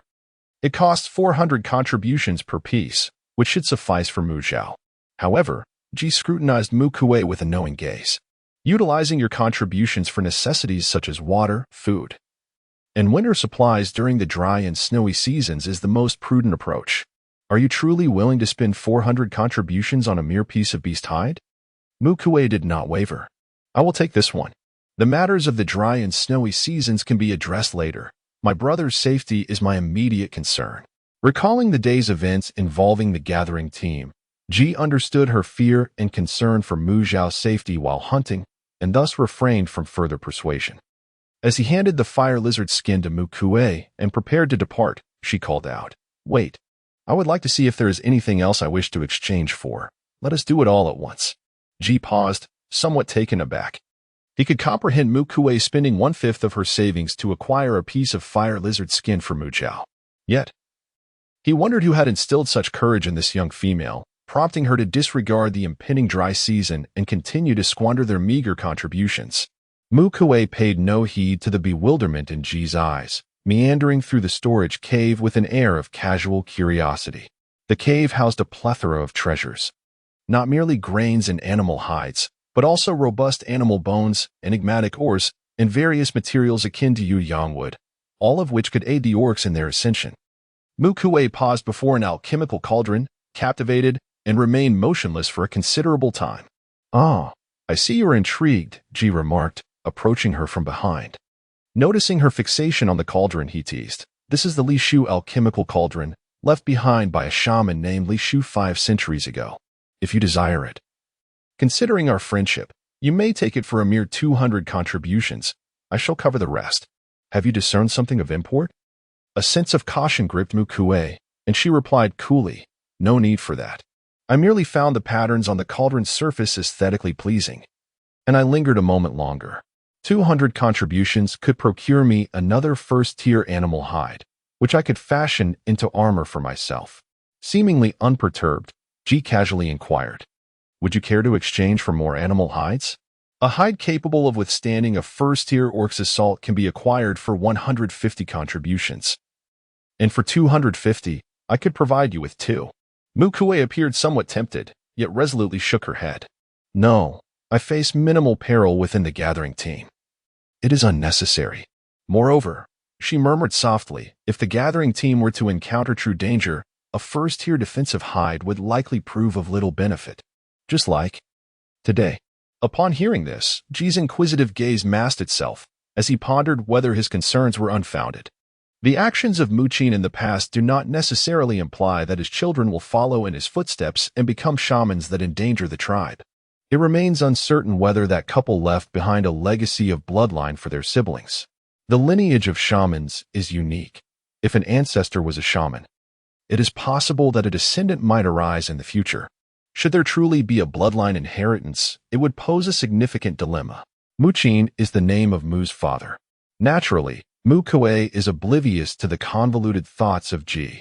After diverting her gaze from the medicinal cauldron, she began to peruse other items. Among these, the one that captivated Mu Kui the most, apart from the cauldron that significantly enhances the concoction of shamanic medicines, was the ancient shamanic copperwood. This wood is derived from the shamanic copper tree and can be transformed into bronze utensils through high-temperature smelting. Typically, shamans prefer to use it for crafting medicine jars and cauldrons. Additionally, it remains uncertain whether the so-called bronze of the beast world is the same substance as the bronze found on Earth. Mu Kui is aware of a material called ironstone that can be refined into iron. However, the strength of that iron is such that even an ordinary female from the winged tiger tribe could slice through it effortlessly, as if it were mere tofu. Consequently, objects from the two worlds may share names yet differ in essence. The older the shamanic copperwood, the better the cauldron it can produce. To be frank, Mu Kui is genuinely enamored with that millennium-old shamanic copperwood. Alas, Ji watches from the side, harboring his own peculiar thoughts about Mu Kui's interest in the cauldron. Who knows if he harbors any suspicions about her? The death of her parents remains an enigma even to this day, until the circumstances are elucidated. Mu Kui dares not engage in reckless actions that might reveal her identity as a shaman or even a witch. Ultimately, she selected a rather fragile animal skull and 2 tusks of a woolly mammoth before departing. Upon returning home, Mu Kui eagerly unveiled the items she had exchanged in the storage cave. Among these treasures, while the skin of the crimson fire lizard is noteworthy, the true marvel lies in the unknown animal skull. Though it may lack the robustness of other skulls, its capacity for psychic conduction is exceptional, comparable to the revered shamanic copperwood of 2 centuries past. Mu Kui intends to utilize this skull as a substitute for the shamanic copperwood to forge a transitional medicinal cauldron. Although she covets the shamanic copperwood, it remains out of her reach, leaving her with no choice but to settle for this alternative. The woolly mammoth tusks are long and curved, appearing as pure as jade, yet they serve as one of the mammoth's primary offensive weapons, possessing a hardness akin to the claws of a mid-second-tier winged tiger orc. While all winged tiger orcs share the common trait of having wings resembling those of tigers, their specific breeds vary significantly. Take Mu Kui and her brother Mu Zhao, for instance. Their beast forms manifest as saber-toothed tigers with pristine white wings. Other orcs might embody forms akin to northeast tigers or South China tigers with bat-like wings. Some female winged tigers even possess wings reminiscent of delicate fairy wings. As gossamer as a cicadas, the tusks of the woolly mammoth are particularly well-suited for transformation into decorative accessories, which can be shrunk and fashioned into a pair of ornaments to be worn around Mu Zhao's neck. However, these ornaments are merely superficial. In the heat of battle, they will attach themselves to Mu Zhao's saber teeth, augmenting their offensive capabilities. The task of crafting such an array of weapons and armor is indeed quite formidable. First, Mu Kui extracted the hide of the crimson fire lizard and retrieved the bone needle, threading it with dried silver grass. Utilizing her claws as scissors, she meticulously cut and stitched the hide together. "Sister, today I earned 11 contributions, which is even more than yesterday." At that moment, Mu Kui called out to him, "Wait. Little brother, I have something wonderful to show you." Chapter 20. Branching Powers. Mu Kui presented the freshly crafted leather armor to Mu Zhao. Mu Zhao recognized the material with a hint of surprise. "This leather armor is made from crimson fire lizard hide. When did you make this, sister?" Understanding that his sister was concerned for his safety while he was part of the hunting team made his heart swell with emotion. He then inquired about the exchange price of the crimson fire lizard hide. "It's 400 contributions for a piece, and I exchanged some other items too, so in total, I spent about 500 contributions. Anticipating that Mu Zhao would feel a pang at that figure, Mu Kui remarked, "It is indeed a bit excessive. But all of it was necessary. Sister, the Yushui snake is not something to be trifled with. It is exceedingly difficult to deal with. Next time, could you refrain from being so impulsive?" Realizing his words might have been somewhat harsh, he lowered his voice. "I don't mean to say you shouldn't save others, but your safety must come first. I do not care about the fate of those females. My only concern is for your well-being." Having spoken, Mu Zhao felt his cheeks flush, lowering his gaze, unable to meet his sister's eyes. "Yes, I understand." Mu Kui spoke softly. "Sister is not concerned about anything else. She only wishes for your well-being. The ability to dive in and rescue others stems from my purification powers, which render me immune to the ink of the black water snakes, coupled with my strength as a second-tier beast pattern warrior, enabling me to contend with them." Upon hearing this, Mu Zhao was momentarily taken aback. It dawned on him that his sister had received the blessing of the beast god and had now become a second-tier beast pattern warrior, indeed stronger than he was. What he perceived as peril might not even register as danger to her. "I apologize, sister. In my moment of agitation, I forgot you are also a beast pattern warrior." Mu Zhao felt a twinge of embarrassment, momentarily at a loss for words. "It's all right." Mu Kui reassured him. "I have watched you grow. How could I not understand what you were thinking?" She gently tousled her brother's hair, which had become much softer and smoother than in his beast form, and urged, "You haven't yet seen the style of the leather armor I made for you. Open it and see if you find it pleasing." At her words, Mu Zhao's attention was drawn back to the leather armor in his hands, slowly unfolding the neatly stacked pieces. The armor comprised leather boots, a leather helmet, a chest plate, shoulder guards, arm guards, shin guards, a skirt armor, knee pads, elbow pads, and a half armor that enveloped the upper body. The winged tiger tribe possessed the craftsmanship to create simple armor, and Mu Kui had also drawn inspiration from various armor styles she had observed on Earth, resulting in this impressive creation that included far more components than typical leather armor. Mu Zhao marveled at it, unable to resist the urge to touch it repeatedly. "How do I put this on?" he inquired. In that moment, Mu Kui instructed him on how to don the leather armor. Before long, a young warrior clad in crimson armor materialized before Mu Kui's eyes. Observing her younger brother's youthful countenance encased within the leather helmet, she momentarily felt a pang of emotion, as if she were sending him off to battle. However, more prominent was a sense of gratification in witnessing her brother's maturation. What a splendid young man he had become. Stepping out, he would undoubtedly captivate countless females. Mu Kui clapped her hands in admiration, thoroughly pleased with her brother's appearance in the armor. "Is it truly so?" Mu Zhao, curious about his own reflection, made his way to the water barrel for a glimpse. Moments later, the youth turned joyfully, exclaiming, "Sister, you are truly remarkable. This leather armor looks so impressive. It is evidently superior to that of other beastmen." "I am delighted you like it," she replied, instructing Mu Zhao to remove the helmet, chest plate, shoulder guards, knee pads, and elbow guards for her, as these required the engraving of ritualistic patterns before further processing. "Elder sister, I have not yet finished transporting the meat," he protested, fearing she might ask him to remove the remaining pieces as well. With a quick word to his sister, he dashed away, still adorned in his new leather armor. "Ah, Zhao, that armor looks splendid on you," remarked an orc they encountered on the way. "Indeed, it was crafted by my sister," Mu Zhao beamed with pride, even going so far as to split his remaining task of transporting meat into 2 trips, so as to showcase his new attire to a greater audience. In the tribe, news spreads that Zhao has acquired new leather armor, crafted by Kui, whose skills are unparalleled. The design is distinct and exceptionally handsome. After meticulously refining the shoulder plates and other components of the armor, Mu Kui commenced the engraving of ritual patterns onto mammoth ivory and animal skulls. The ivory features 3 ritual patterns: shrink, sharp, and attachment, while the skull bears 2, transformation and spiritual link. The transformation pattern morphs the skull into the shape of a medicinal cauldron, whereas the spiritual link is intended to facilitate Mu Kui's control over the changes in the medicinal liquid within the cauldron during alchemy, utilizing both mental focus and shamanic powers. The shamanic abilities differ somewhat from the powers possessed by the beast pattern warriors. The latter, referred to as beast pattern abilities, are invariably aggressive, encompassing elemental forces such as wind, metal, and ice, which typically amplify the combat prowess of the orcs. In contrast, shamanic abilities lack offensive qualities and tend towards supportive functions. Mu Kui's purification and healing powers exemplify shamanic abilities. The wind and lightning powers awakened upon becoming a beast pattern warrior, however, are classified as beast pattern abilities.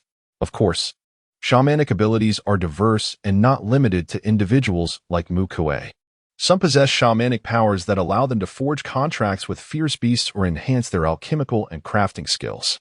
Although termed shamanic, Mu Kui perceives this as a compilation of all occupations within the beast realm, significantly enriching the diversity of professions among the orcs. Regrettably, shamans are even rarer than priests, and traits such as summoning and crafting are possessed by only a select few shamans. The gourd tree is a collective term the orcs use for trees whose bark resembles gourd-like nodules. There are no fewer than 800 such trees in the beast realm. To facilitate memorization, Mu Kui has bestowed a new name upon the bark of the gnarled tree, which can serve as a substitute for ginger. It is now called the ginger bundle tree, signifying a tree adorned with numerous ginger-like bulges. Yesterday, C delivered a gula beast, which Mu Kui set aside without preparation. Coupled with the Zelenko discovered today and the 8 pieces of liver shared among them, there is potential to enrich tonight's dinner with a couple of new dishes.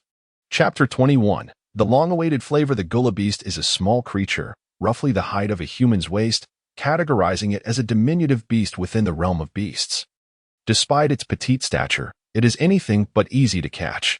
The gula beast possesses astonishing jumping abilities and has a slick, hairless hide, making it elusive even when surrounded by a group of beastmen during a hunt. A moment's inattention could allow it to slip away.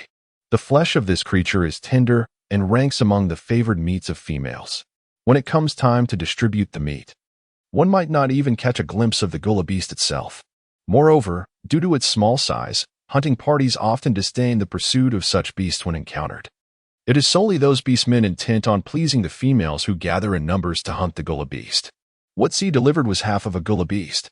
Mu Kui carefully skinned it, preserving the hide intact and setting it aside. Once tanned, the hide of this creature becomes exceedingly lightweight and supple, making it ideal for crafting undergarments. The Ihu tribe has yet to attain agricultural civilization, let alone the art of weaving and garment making. The materials used for undergarments are, at best, merely softer animal hides. Yet leather, regardless of its softness, can never rival the lightweight, delicate softness and breathability of fabric. It is evident that such a comparison is futile. Often, when adorned with garments, Mu Kui feels as though she is enduring a trial of discomfort. The constricting fabric is quite vexing. She carefully stows away the half-hide of a gula beast, intending to tan it before bedtime after completing her tasks for the day. Who knows, in a couple of days, she might fashion it into clothing. When it comes to preparing the liver, Mu Kui's method involves washing it thoroughly, slicing it into thin pieces, and rinsing away the blood. She then employs her purification ability to eradicate the toxins contained within. After completing these steps, she soaks the liver in a mild saline solution until all traces of blood are completely removed, making it ready for cooking. Lacking starch, Mu Kui attempts to substitute it with tube tree powder. However, midway through her endeavor, she halts and discards a small bowl of liver mint for this experiment. The reason is simple. She had presumed that the tree powder, being inherently stable, would not react adversely. To her dismay, upon contact with the liver, it produced a corrosive toxin. Although Mu Kui's purification ability could neutralize this poison, the liver became pockmarked and unappealing, rendering it unsuitable for further culinary use. Consequently, Mu Kui diligently notes this discovery, planning to inform the females of her tribe during tomorrow's gathering to prevent anyone from suffering adverse effects from consuming tree powder, thus avoiding any blame directed at her, the initial proponent of its use. Following this incident, Mu Kui abandons the idea of using tree powder as a starch substitute and opts instead to marinate the liver with salt. While waiting, she busies herself with other culinary endeavors such as tree powder cakes and glutinous rice dumplings. Meanwhile, Mu Zhao assists her, taking note of Mu Kui's innovative approach to liver preparation. The flesh of the gorilla beast is remarkably tender, complemented by the bark of the ginger bundle tree and the core of the conifer, both of which serve as substitutes for ginger and Sichuan pepper. Mu Kui's thoughts became lively as an idea suddenly struck her, to try using gorilla beast meat to prepare skewers. She chopped the bark of the ginger bundle tree into fine pieces, and then, employing her wind manipulation abilities, she ground the fragments until they resembled sesame seeds. The core of the conifer was treated in the same manner. Mu Zhao watched in astonishment. "Sister, how is it that your wind abilities are so well controlled? When I use them, I can create wind blades and even summon tornadoes, but I cannot achieve the same level of finesse as you." "This requires practice," Mu Kui replied. "Naturally, our female spirit power is innately stronger than that of males, allowing us to exert more precise control over beast patterns and abilities. Even without training, our finesse will surpass the skills of practiced males." "I see," Mu Zhao realized, quietly resolving to enhance his own mastery of abilities. Not for any other reason, but to emulate his sister, utilizing her powers to prepare ingredients more effectively and deliciously. As for the potential additional benefits of meticulous control over one's abilities, Mu Zhao did not dwell on such thoughts at this moment. His mind was solely preoccupied with food. The 5 elevated stone plates he had crafted earlier, the largest boasting a diameter of nearly half a meter, were designed to accommodate the immense appetites of the beast men, allowing for greater portions. Moreover, when necessary, they could serve as grilling trays for skewers and the like. After all, the grinding stone's heat conduction was an asset, providing the perfect conditions for this dual-purpose use. With the skewers placed on the grill, they were turned occasionally, sprinkled with salt, and dusted with crushed bark from the ginger tree and shavings from the conifer. The skewers were continuously flipped until perfectly cooked and ready to be savored. Meanwhile, Mu Kui instructed Mu Zhao on how to utilize a high-footed stone plate to roast the meat of the gorilla beast. She herself had taken some liver, which had undergone a simple marination, and used her wind ability to blow away the excess moisture. In hot oil, she sauteed the shredded ginger bark and conifer shavings, releasing a fragrant aroma, before adding the liver to stir-fry. Before long, a unique scent with a hint of spiciness erupted into their nostrils. Achoo! Mu Zhao, having never encountered such a fragrance, couldn't help but sneeze, feeling slightly embarrassed yet unable to resist peeking into the pot. "Sister, it smells so good. It must be delicious." Amused by her younger brother's eager expression, Mu Kui gestured towards the grill, reminding him, "The skewers should be ready. You can have one to satisfy your cravings." Although the aroma of the gorilla skewers was not as tantalizing as the stir-fried liver, it was still quite enticing. Mu Zhao, tempted by her words, picked up 2 skewers and offered one to Mu Kui. "Sister, you try it first." Without hesitation, Mu Kui took a bite. The flavor is delightful, just as I hoped." Her eyes lit up as she savored the skewer, finishing it off in one go, still lingering on the taste with a satisfied smacking of her lips. This truly is a long-lost sensation.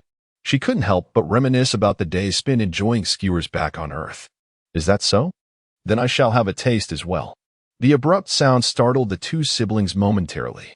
In the next instant, the skewer of grilled meat that Mu Zhao had intended for herself vanished into thin air. Ji had seemingly appeared at their home out of nowhere, eagerly devouring the skewer. Mu Zhao felt a surge of indignation. Wasn't there a perfectly grilled one in the plate? Ji could have simply taken one for herself. Why did she have to snatch mine? What was taken taste even better? Ji remarked with a raised eyebrow, finishing a skewer with an air of nonchalance. Chapter 22. A profitable undertaking. Mu Kui. Excellent. This is quintessential Ji. Just like in the previous life, she relishes teasing others, harboring a cunning nature. Mu Kui was baffled as to why the esteemed Fu Qin was particularly fond of this character. It was certainly not her preference, and she couldn't quite grasp the appeal. There were grilled gorilla beast meat skewers available. If she wished to partake, she could help herself without hesitation. Casually inviting Ji, Mu Kui cut to the chase. "Your late-night visit must be for a reason, right?" "TSK. Little female, you are truly unappealing," Ji said, delicately pinching a skewer between her slender fingers, slightly shaking her head with a hint of regret. "So direct, lacking any gentleness." Not many males would appreciate that. Let's get to the point. I've never been one for idle chatter, Mu Kui replied nonchalantly. Then, seemingly lost in thought, her expression softened. Moreover, I don't care how many males might favor me. As long as those I acknowledge can accept me for who I am. Isn't that sufficient? The siblings had grown accustomed to a life of solitude, only allowing those with whom they shared a deep understanding to enter their home. And this principle applied equally to Mu Kui's younger brother. Without the gradual accumulation of time and shared experiences, Mu Zhao could hardly accept the idea of a random male, or even several, becoming her brother-in-law. Mu Kui prided herself on her expertise in nurturing young ones, and her thoughts inadvertently drifted to the entirely black snow wolf cub. With its sleek ebony fur and canine form, it was unmistakably a wolf, yet in its infancy, it could only utter the sounds of a dog. As it matured, it would transform into a majestic and formidable wolf king. The beast's form perfectly resonated with her, and as for its temperament, that could be cultivated over time. After leisurely finishing a skewer, Ji remarked, "Today, you saved 4 females. Ming has credited you with 200 contributions, and I have noted that down for you." Additionally, he gestured towards a large stack of bundled beast skins on the ground, saying, "These are the snake skins stripped off after the patrolling beast men dealt with the Yushui snakes. It is said that you are in urgent need of beast skins, and the rescued females all unanimously requested to give this to you." Upon hearing this, Mu Kui was somewhat taken aback but quickly grasped the situation. "Thank you." She expressed her gratitude, retrieving a large leaf bowl to transfer the cooked liver from the pot, and then wrapping the roasted gulu beast skewers with a soft, dried large leaf. "They must have heard about my need for beast skins from you," she added. Mu Kui picked up a small food box and placed the leaf bowl and the wrapped skewers inside before handing it to Ji. He accepted the food box and weighed it lightly. The aroma of the meat skewers was indeed enticing. Engaging in casual conversation while enjoying a delightful meal felt quite rewarding. After bidding farewell to Ji, Mu Kui could no longer conceal the smile on her face. Ji felt that this exchange was advantageous, and she too believed she had gained considerably. Although the scales of the water snake can be penetrated by first-tier beast pattern warriors, the disparity in defensive capabilities between them is not overly pronounced. Within the storage cave, a first-tier defensive beast hide requires a contribution of 150, and often what one acquires is not a complete hide but rather a cut piece, typically measuring approximately 2 meters in width and 3 meters in length. The red fire lizard skin exchanged by Mu Kui was obtained in this manner. In contrast, the water snake skin procured by Ji is notably abundant, consisting of no less than 5 complete pieces, each measuring at least 3 meters in width and 10 meters in length. Such substantial hides could yield an impressive quantity of leather armor and garments, perhaps even enough to spare 2 additional pieces for bed linens. Enduring the sweltering heat of the dry season for 7 months is no trivial matter. Thus, it is imperative to prepare adequate cooling facilities in advance. The water snake, being an aquatic creature, produces a hide that is far superior for crafting cool mats and summer garments compared to other leathers. Should one be able to engrave cooling ritual patterns upon it, the effect of alleviating the heat would be exceptional.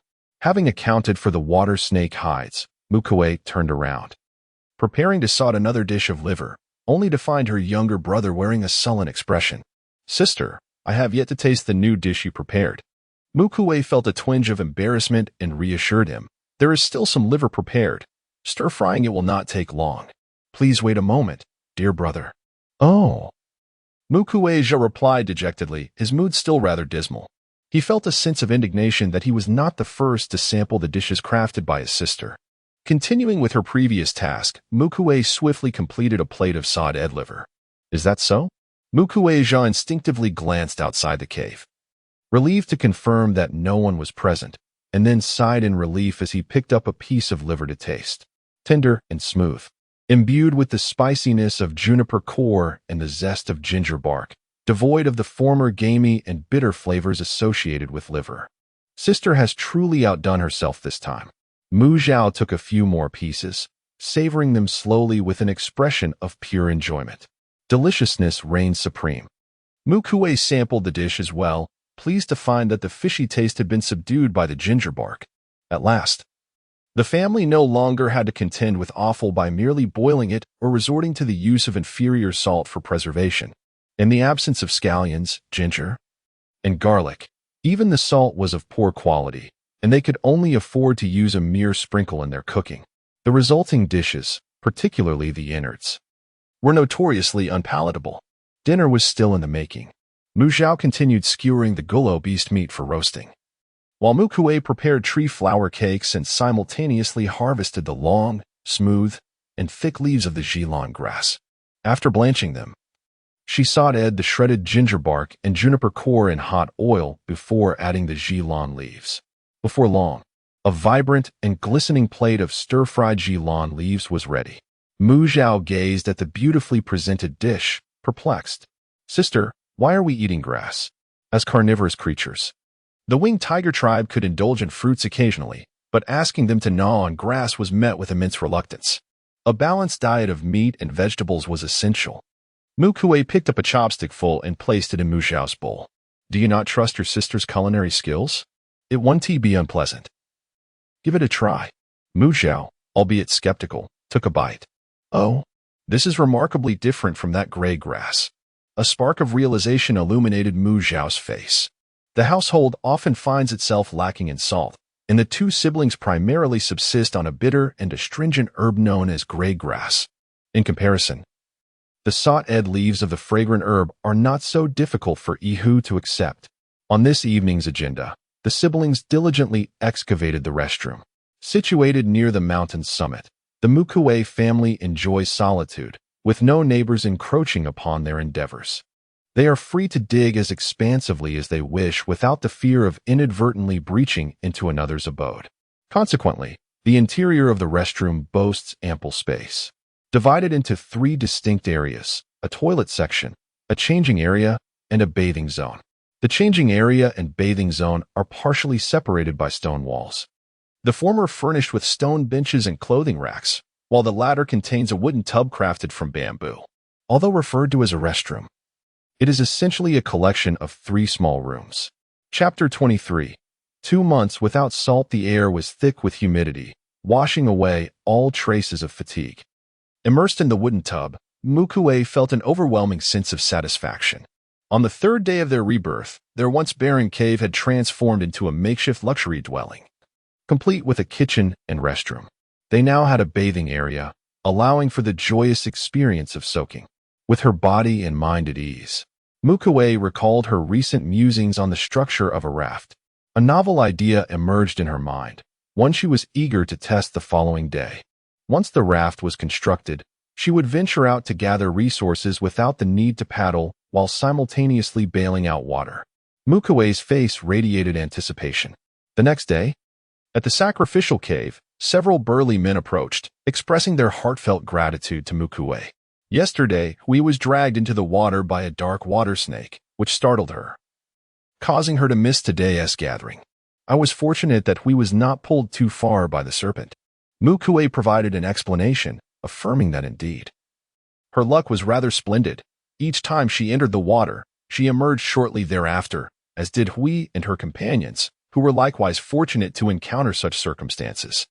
The females present, having witnessed the event, readily concurred, naturally supporting Mu Kui's narrative. It was evident that after Mu Kui's elucidation, everyone attributed her swift rescue to sheer luck, coincidentally encountering the female ensnared by the dark water snake. Mu Kui, of course, welcomed this perception. Simultaneously, she contemplated the prospect of preparing herself to seize an opportunity to showcase her prowess as a beast-patterned warrior before others. As a shaman, embodying both healer and priest, she possessed considerable knowledge in the cultivation of medicinal herbs. Mu Kui had devised a plan to cultivate a potent elixir capable of enhancing the strength of the beast folk, intending to recruit several females nearing the first tier of strength to accompany her on a gathering expedition. With this, she could achieve her breakthrough, and those accompanying her would likely do the same, raising no suspicions among their peers. During a casual conversation, Mu Kui recounted a harrowing incident from her dinner preparations the previous night. It was truly terrifying. She had not anticipated that the interaction between tree powder and liver would prove so perilous. Fortunately, she had not entertained the notion of directly mincing the liver leaves to incorporate them into the tree powder dumplings. Observing Mu Kui's expression of trepidation, the females around her expressed their astonishment. Present were mature females, while Mu Kui, a recently turned adult, appeared remarkably youthful in their eyes. Kui, you are far too audacious. Willing to experiment with anything, they remarked. Fortunately, you refrained from such actions. Otherwise, the consequences could have been dire. In the future, exercise caution and refrain from recklessly trying new concoctions. The females noted down the toxic combination of tree powder and liver, collectively deciding to move past the incident. After all, Mu Kui, being merely a newly adult female, had inadvertently discovered the edibility of tree powder and nearly caused a mishap. She was unaware that mixing tree powder with liver was perilous. Upon realizing the danger, she had shared her findings to prevent others from encountering a significant problem. With these thoughts, the females sighed, acknowledging Mu Kui's youthful boldness. You created a fine tree powder, which left my grandmother with a stomachache. Who knows what poison she ingested? A loud voice suddenly echoed from a distance. A group of individuals carried an elderly female with a gaunt visage and snow-white hair, advancing forcefully toward the area where the females had gathered. What has transpired? Mu Kui furrowed her brow upon hearing about someone suffering adverse effects from tree powder. She regretted discovering the toxicity of the tree powder and liver too late, hoping that the elderly female had not encountered a serious issue. Approaching, she saw the grandmother doubled over in pain, her body curled in distress. Feeling a pang of guilt, Mu Kui discreetly used her healing abilities to send a detoxifying potion through the pores of the elderly female's skin. Mu Kui inquired, did she consume the tree powder and then the liver? The combination of these substances is toxic. I only discovered this last night and regrettably did not have the opportunity to inform you. Humph. Nonsense. My grandmother didn't eat any liver last night. It was indeed the tree powder that caused the issue. Mu Kui merely expressed a habitual courtesy, not anticipating the vehement tone of the youth from that family, who hastily accused her. Realizing the futility of maintaining a cordial demeanor with this group, Mu Kui conceded. Indeed, just moments ago, Kui informed us that tree powder should not be consumed alongside liver. The tree powder has only recently been deemed edible, and it is entirely normal for unforeseen complications to arise when certain elements remain unexamined. Other females joined in to defend Mu Kui. Since she is aware that liver and tree powder cannot be ingested together, why did she not speak up sooner? Must someone suffer before she chooses to reveal this? Who knows what ulterior motive she harbors? Does she wish for my grandmother's demise? The youth's remarks grew increasingly heated, his expression fierce, seemingly impervious to reason. Mu Kui chose not to engage further with the youth. Presumably, the witchcraft remedy administered would soon take effect. She assisted the elderly lady to a sitting position and gently inquired, Grandmother, what did you eat yesterday? Was anything added to the tree powder paste? After her query, she mumbled softly, It has been 2 months since I last tasted salt. Oh, I may soon join my dear companions. Mu Kui felt a pang of sorrow. In the harsh environment of the eastern continent, the elder orcs truly endured great suffering. Few lived to see a natural end to their days. As the remedy began to work, the elderly lady's furrowed brow gradually relaxed. Mu Kui knew that the old woman's poison had been alleviated. Leaning closer, she whispered into her ear. I discovered last night that liver cannot be consumed with tree powder. It seems the internal organs clash with it. Please, don't mix the internal organs with tree powder anymore. Ah? The old woman gasped in surprise, then shook her head. But with so many children at home, we only have a little bit of internal organs to make a meal. As she spoke, the old woman gently patted her stomach, her expression one of reluctance. Letting out yet another sigh. Mu Kui had lost count of how many times she had sighed today. In the future, I will regularly prepare meat-filled dumplings for you. Please do not mix the internal organs with tree powder again. It could be lethal. Do you understand? Chapter 24. The sailboat. Upon hearing that Mu Kui intended to bring her food, the old woman's murky eyes sparkled with delight. Hee, good. The old woman chuckled heartily. And Mu Kui then noticed that her teeth were still intact. Such a condition could either indicate excellent care or suggest that her age was not as advanced as Mu Kui had imagined, likely just over 400 years old. Mu Kui leaned more towards the latter, as it seemed from the old woman's tone that her family did not treat her well. Furthermore, the old woman was emaciated, her bones protruding sharply, with deep-set eyes that made her appear like a skeletal figure wrapped in skin. Anyone timid enough to gaze upon her would surely be haunted by nightmares.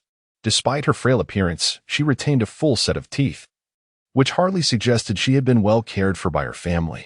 I've heard that tree powder is quite delicious, plentiful during the rainy season, so no one should go hungry. Unfortunately, I lack the strength to prepare it myself. The old grandmother sighed with regret while casting furtive glances at Mu Kui. Her demeanor a blend of timidity and cautious hope. She was acutely aware of her family's disposition, ever since her companions had departed. She found herself devoid of any standing within the household. It was futile to expect them to procure tree powder for her, allowing her a hearty meal before reuniting with her departed loved ones. Yet what of this young female? She appeared benevolent. Might she fulfill the old woman's wish? A sense of trepidation gripped the grandmother. At that moment, she felt more anxious than during her initial qualification assessment for the sacrificial apprenticeship. The tubular tree was abundant during the rainy season. Assisting in gathering some tree powder would be no great endeavor. Excellent. The old woman clapped her hands, her heart soaring with the mere affirmation, as if she had regained a glimmer of hope in her otherwise bleak existence, a wave of happiness washing over her. Meanwhile, the youth continued to shout, and the others in the household busied themselves stoking the fire, oblivious to the fact that the old lady they had brought over had already recovered. Let me tell you, Mu Kui has yet to ascertain whether the tree powder is entirely devoid of toxins, and that is her shortcoming. Now that my mother is in trouble, it is her responsibility to rectify it, declared a burly man with thick lips. Mu Kui assisted the grandmother to her feet, then scoffed at the remark. Before you utter such words, might you first consider the condition of your own grandmother? You bring her here and then abandon her. Yet you find the time to bicker while neglecting her safety. My grandmother? The boy was about to express that his grandmother was likely no longer alive when he turned to see her being supported by someone, miraculously still standing there. His expression transformed into one of astonishment. Grandmother, what happened? He stammered, momentarily at a loss for words in the face of such an unexpected situation. However, one of the lean middle-aged men from that family reacted swiftly, pushing through the crowd to reach the elderly woman, his face alight with joy as he exclaimed, Mother, it is truly wonderful that you are safe. What a relief, Mother. Mu Kui found this display perplexing but recognized that the man was merely putting on a show. If he truly cared for his mother, why was his attention so fixated on the female companion who had accompanied him, neglecting to notice when his mother had recovered? Nonetheless, Mu Kui felt it was not her place to interfere in the affairs of others. After all, the rain season brought an abundance of tubular trees, making them as plentiful as if they were free for the taking. Her efforts would only require some labor and time. As for the filling, she could easily catch a few quail to suffice. She felt no remorse for not consuming their family's stored provisions. At the very least, ensuring the elderly woman had a few hearty meals was a commendable act. As the lean middle-aged man carried the elderly woman away, the rest of their family swiftly followed suit, arriving and departing in a whirlwind, soon melting back into the crowd, leaving no trace behind. Mu Kui sensed that the family's attempt to provoke trouble had fizzled out. From what she had overheard earlier and after inquiring with some familiar females, she gathered a general understanding of the family's circumstances. The boy, named Yin Hu, was the grandson of the elderly woman. He was the one who had initially raised his voice in a loud outcry. The stout man with thick lips is named Yin Fong, the youngest son of the old grandmother, and also the uncle of the young Yin Hu. The slender middle-aged man is Yin Kei, the eldest son of the old grandmother and the elder brother of Yin Fong, serving as the father of the young Yin Hu. These two brothers, Yin Fong and Yin Kei, along with several other male orcs, have followed a female named Qing Yu. The old grandmother is affectionately known as Granny Li. She was likely called Li in her youth. Although Granny Li is only 383 years old, still shy of 400, she has suffered the early loss of several partners. And since her two sons have become associated with Qing Yu, they have quickly turned into ungrateful wretches, treating Granny Lee with disdain and contempt. Basic acts of deprivation, such as withholding food, have become the norm. After understanding the situation, Mu Kui felt a bit disheartened. This polyandrous family arrangement was almost worthy of a moral drama. Just the mere thought of it was distressing. Consequently, throughout the entire morning, Mu Kui hardly spoke to anyone, her mood evidently affected. In the afternoon, after gathering sufficient supplies, Mu Kui began the construction of a canopy boat. She sought a secluded spot, where she utilized her wind abilities to fell a massive tube tree. Measuring 10 meters in diameter and nearly 100 meters in height, an almost absolute limit for the growth of tube trees. From its 9-meter-thick section, she crafted the hull of the boat. Next, she erected 4 wooden columns as support axes for the canopy on the circular hull, binding a semicircular canopy top with vines. This design rendered the base of the boat smaller than the canopy top. Finally, she wove vine mats and secured them to the 4 wooden columns, creating a barrier against the falling rain. To perceive objects and discern direction, one might also consider creating small openings within the rattan mat.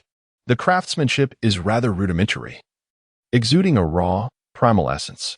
Nevertheless, it possesses the fundamental functionalities desired by Mu Kui. If one were to identify any significant hazards, it would be that the canopy of the boat is larger than the vessel itself, making it challenging to navigate while rowing. Moreover, in the event of strong winds, the boat may be at risk of capsizing. However, these challenges are surmountable. When laden with supplies, the vessel is less likely to overturn, even in gusty conditions. Additionally, Mu Kui is sufficiently strong to propel the boat, and even if her navigation skills are not yet refined, should signs of capsizing arise, her unique wind abilities can serve as a means of rescue. It is a makeshift solution that suffices for now. Mu Kui is certainly capable of crafting a vessel of superior quality, yet the current design represents the utmost limit achievable by a resourceful female of the winged tiger tribe. Creating something even more refined would exceed expectations and invite suspicion. Chapter 25. Avenge My Father?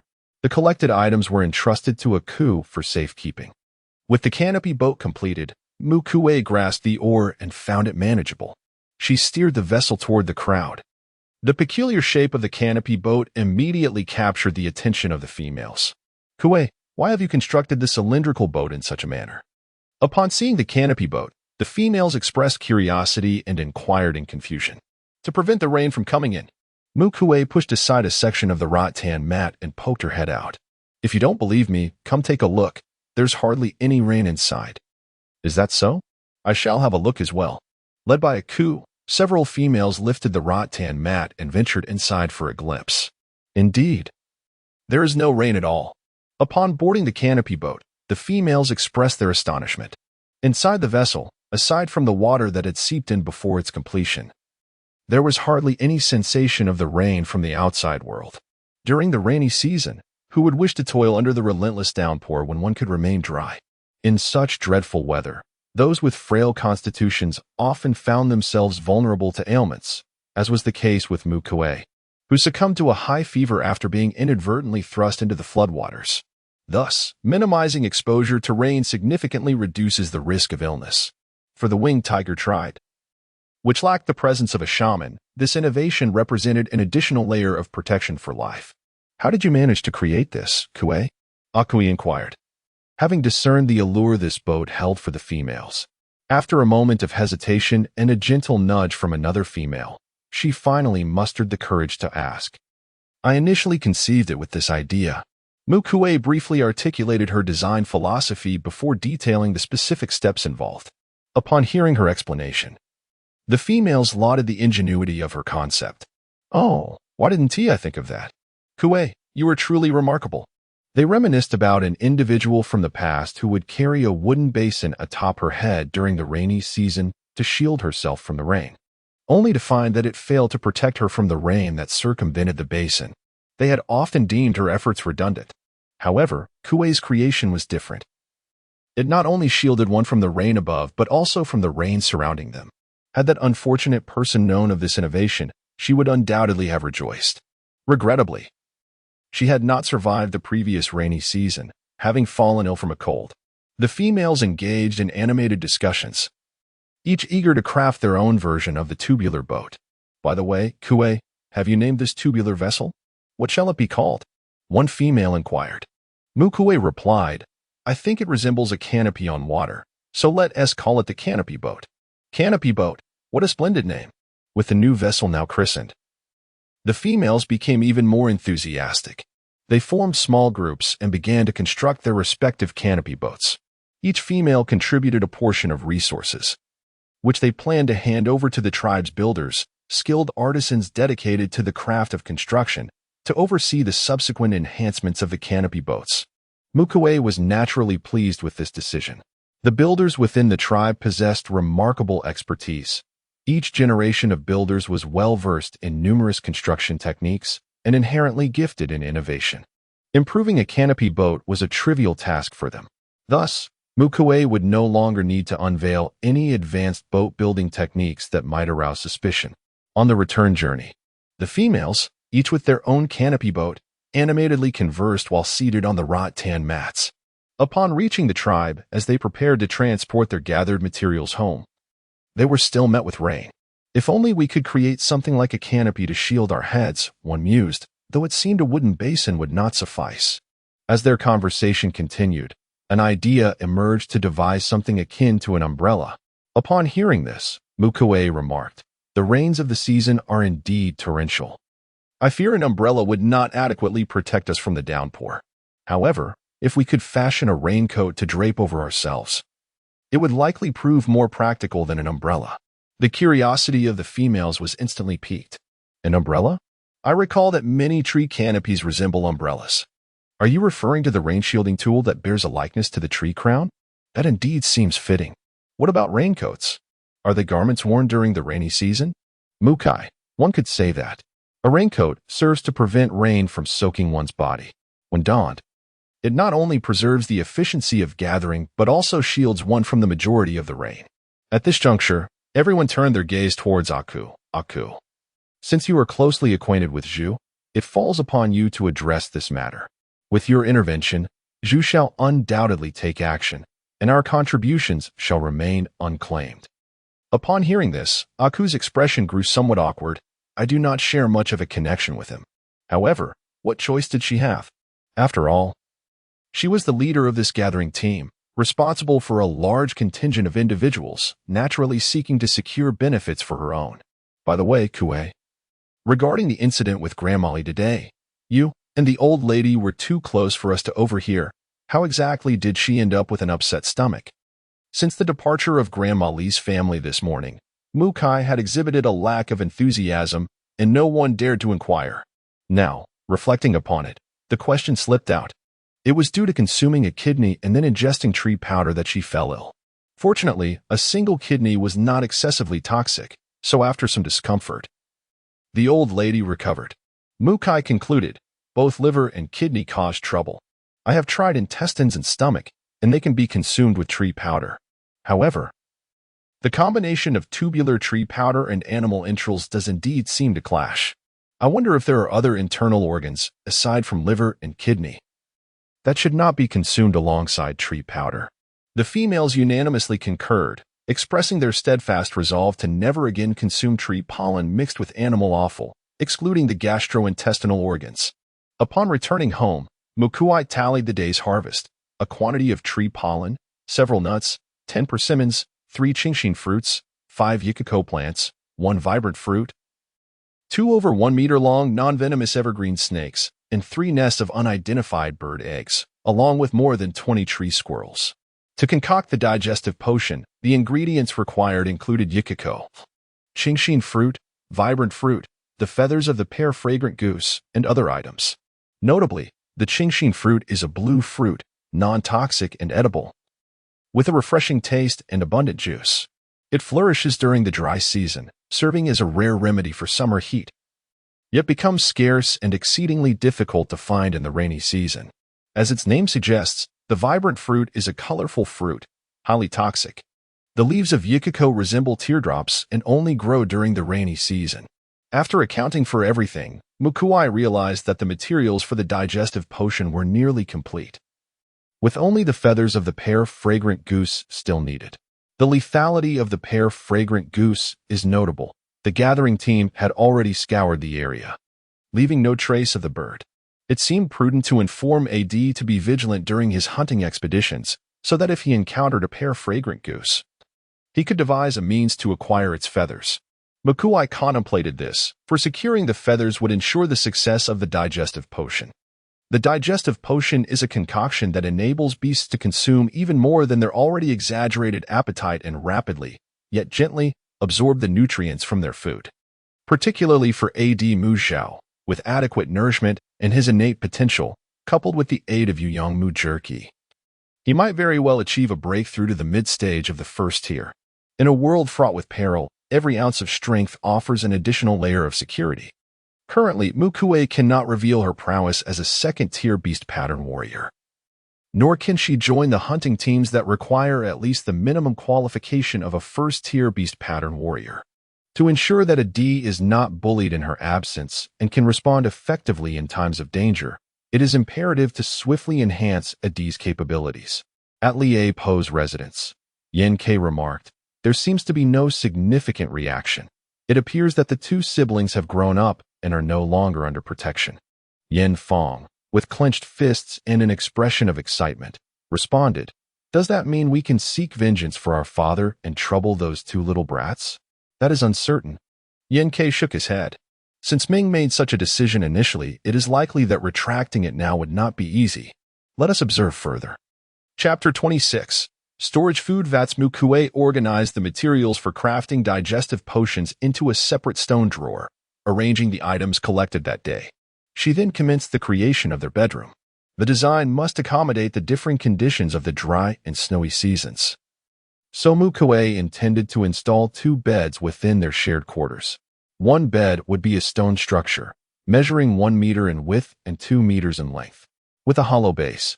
This would serve a dual purpose. It could store clothing and other items, and during the sweltering dry season, the contents could be removed to fill the space with water and ice, thereby lowering the bed's surface temperature. The second bed would be a large Kong bed, measuring 5 meters in width and 10 meters in length, primarily intended for the snowy season. The heated Kong would provide effective warmth against the cold, and its spaciousness would comfortably accommodate 2 transformed winged tigers without feeling cramped. In the frigid embrace of the snow season, it is customary for the fur-clad orcs to transform into their beastly forms, huddling together for warmth. In years past, Mu Kui and her younger brother, Adi, had also endured this chill, making the necessity of a large heated bed undeniable, for the terrifyingly low temperatures of the snow season were simply unbearable. As twilight descended, their task was accomplished. "Sister, shall we reside here for the night?" Mu Zhao inquired, eyeing the 2 beds, one large and one small, within the bedroom, brimming with excitement. Having only recently reached adulthood, the siblings had previously toiled daily for their livelihood, leading a rather rugged existence. Mu Zhao could scarcely fathom that their home had undergone such a transformation in a mere 4 days, now exuding an air of luxury. "Indeed," Mu Kui affirmed, "we shall stay here tonight. Tomorrow, once we prepare another bedroom, we shall each have our own space to sleep apart." "Apart?" Mu Zhao echoed, disbelief etching his features. "But sister, this bedroom is so spacious. We could share it." "Oh, foolish little brother," Mu Kui replied, affectionately tousling Mu Zhao's soft hair. "We are both adults now. You, too, have become a young man. It is no longer appropriate for you to share a room with your sister." "But sister, we have always been together," Mu Zhao implored, his eyes wide with a touch of sorrow as he gazed at his sister. His pitiful demeanor stirred a playful impulse in Mu Kui, prompting her to ruffle his hair, creating the appearance of a disheveled tuft. With a firm resolve, Mu Kui turned her face away and stated, "What once was is in the past, now is the present. In any case, dear brother, you must learn to sleep alone." "Oh." Mu Zhao's head drooped, his spirit seemingly deflated, resembling a forlorn puppy abandoned by its owner. Mu Kui stifled a laugh and said, "All right, we have completed today's tasks. It is time to dine. Today, I caught 2 green snakes and over 20 tree squirrels. We shall feast upon them tonight." "Tree squirrels? Green snakes?" Upon hearing these two delicacies, Mu Zhao was instantly revitalized. The green snake, being non-venomous, boasts tender flesh and surpasses the majority of snakes in flavor. The tree squirrels, having made their homes among the towering trees, primarily feed on bark, wood, or non-toxic fungi that grow upon the trunks. The taste of their meat varies depending on their diet, yet each variant is undeniably exquisite.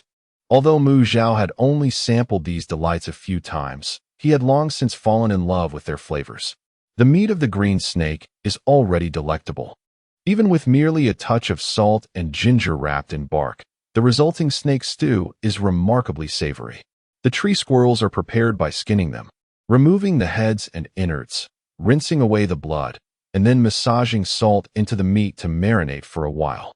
Shredded ginger wrapped in bark is placed inside their bellies, and they are then enveloped in long, slender aromatic leaves reminiscent of calamus before being set to steam.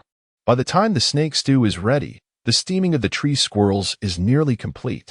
After trimming the heads and tails, each squirrel is reduced to the size of 2 palms. As they tore off the hind legs, the siblings eagerly began to indulge.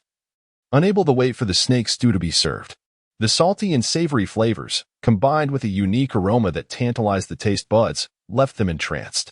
Yet, even so, they found themselves yearning for more, wishing to indulge in another squirrel. "Let us share one, dividing it evenly to savor slowly," Mu Kui suggested. "Very well. I shall ladle the snake stew." In 2 antimony pots, snake meat was simmering, yet the length of the green snake, exceeding 1 meter, clearly rendered both pots insufficient. The remaining meat was roasted, now presented on the table together. The snake meat and the broth gleamed pristine white. As one piece was lifted and placed in the mouth, the exquisite freshness compelled immediate savoring, leaving no time to worry about the heat. The roasted snake meat, with its pale golden crust, offered a delightful crunch before revealing the tender flesh within, enticing one to immediately reach for another piece. Accompanied by various delicacies crafted from tubular tree flower, the 2 siblings devoured the feast with the swiftness of a tempest. Ultimately, they both leaned back in satisfaction, letting out contented belches. Delicious, they would certainly catch more next time. Touching her slightly swollen belly, Mu Kui smacked her lips, lingering in the aftertaste. The mountain they had harvested from today was truly a treasure trove. After the meal, Mu Kui took a section of condensing wood, channeling her purifying powers through her palms into the wood, cleansing the toxins within. This material possessed excellent conductive properties, making it an ideal medium for crafting storage food containers. Mu Kui fashioned 2 food containers, each 1/2 meter in diameter and 1 meter in length. After etching ritualistic patterns representing expansion and space onto the surface, she could distinctly perceive an increase in the internal capacity of the containers. If she continued this diligent effort over time, she would ultimately create genuinely compact yet spacious food containers that would serve her well. Mu Kui also relieved herself of the burden of carrying an oversized container during her foraging, which might have raised suspicions among the females over time. Once the ritual vessels were completed, if one wished to nurture them with mental energy to enhance their potency, it would be possible to nurture many items simultaneously. After completing 2 small food containers, the condensation wood was nearly depleted. If more of this wood were desired for other purposes, it would necessitate venturing outside the tribe to fell more trees. Mu Kui was reasonably pleased with the condensation wood, which naturally exuded a cooling essence. Once inscribed with the cooling and preservation ritual patterns, it would possess an unparalleled advantage in food preservation. Furthermore, the wood's high density made it an excellent material for engraving the resizing ritual patterns. Mu Kui envisioned transforming the food box into a container the size of a lunchbox, imbuing it with the ability to alter its dimensions. This would undoubtedly prove far more convenient than the small food jars. Chapter 27. Abundance of mushrooms the following day. Referred to in the beast realm as the 5th day of the rainy season's 3rd month, there were whispers of improvements to the canopy, with plans reportedly brewing in the construction area, yet materials were still needed. The gathering team had, as customary, chosen a different mountain for their collection efforts. This time, every female set out with a simple canopy crafted by Mu Kui the day before. Perhaps freed from the onslaught of the waterfall like rain, the females were lively, chatting and laughing as they gathered. Listening to their conversations, Mu Kui gleaned a wealth of gossip about various households. For instance, for days prior, a male from one family had been injured during a hunt, resulting in a broken arm, prompting the female of that household to cast him out and subsequently take in two strong males. Another female had been too loud at night, drawing the ire of her neighbor.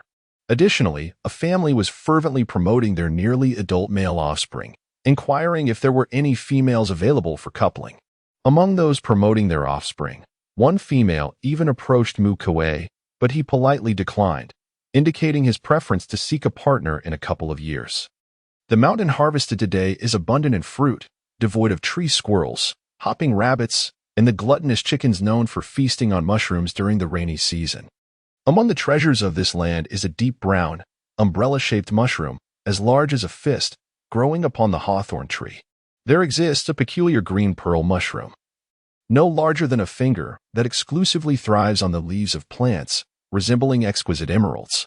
In the shadowy corners, one may discover the azure-glowing sparrowtail mushroom, approximately the size of an 8-inch plate. There are also luminescent mushrooms akin to jellyfish, observable to the naked eye as they swell under the rain, with caps that expand rapidly to a diameter of about 2 meters before bursting with a resounding pop, releasing a cascade of water droplets, a veritable spectacle. The crimson-capped mushroom, the size of a human head and adorned with cracks upon its cap, is another marvel. Mushrooms in this realm differ significantly from those on Earth.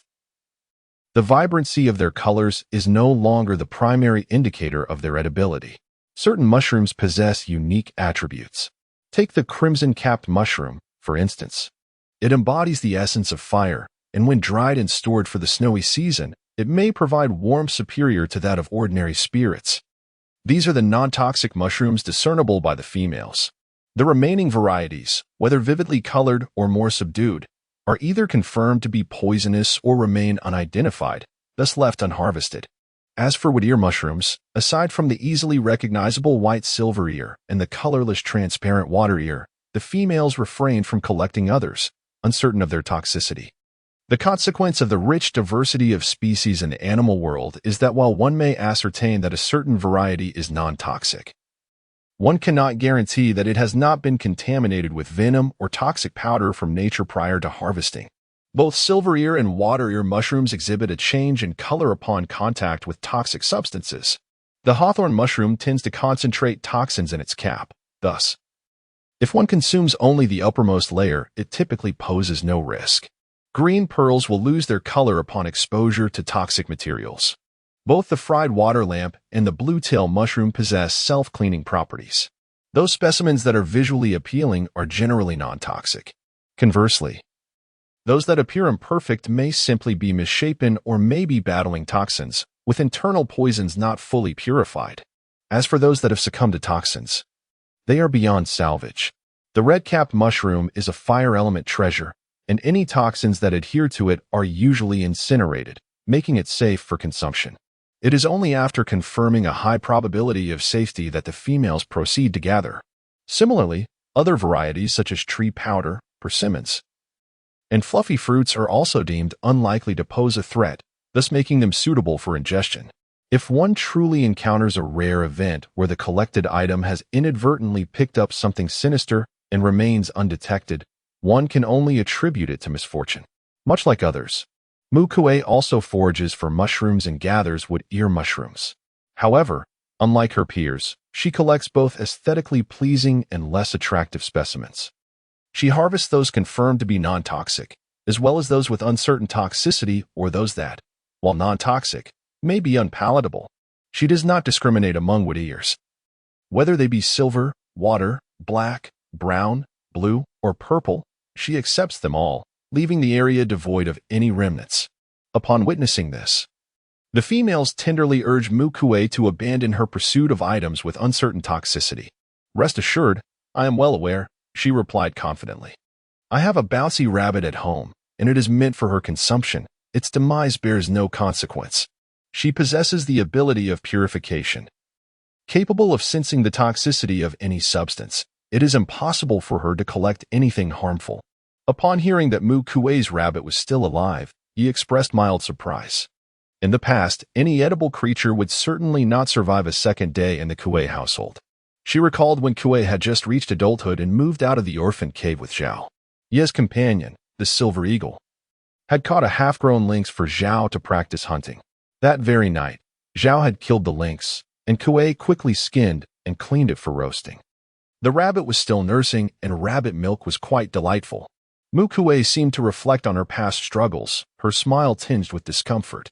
"Oh, I see." You nodded in understanding. The carnivorous nature of the winged tiger tribe was indisputable. Records of raising living creatures within the tribe existed only during times devoid of milk fruits, tending to nursing young beasts for the benefit of their weaning offspring. However, once the nursing period ended, or the young were weaned, the raised beasts served little purpose but to await their fate in the pot. Instances like Mu Kui's, where one raised a bouncy rabbit purely for culinary pleasure despite having no young, were exceedingly rare. You thought of her own Silverbell, who, although weaned long ago, had not yet reached maturity and still lingered among the young. It seemed reasonable for her to have some beast milk now and then. In that moment, you felt as though she had unlocked the door to a new world, her thoughts suddenly expanding significantly. Mu Kui, lacking the ability to read minds, remained unaware of Ye's inner musings. At that moment, she was diligently foraging for wood ears and mushrooms, while also gathering fruits, much like a diligent little bee, repeatedly transporting her harvest back to her thatched boat. The abundance of her finds held the promise of countless jars of jam, mushroom sauce, and a plethora of dried mushrooms and wood ears. Alas, the thatched boat was still too small. Mu Kui felt a pang of regret in her eyes. The current cargo capacity was woefully inadequate. With the vast mountain brimming with mushrooms and fruits, even with over 3,000 females, they could not possibly distribute it all.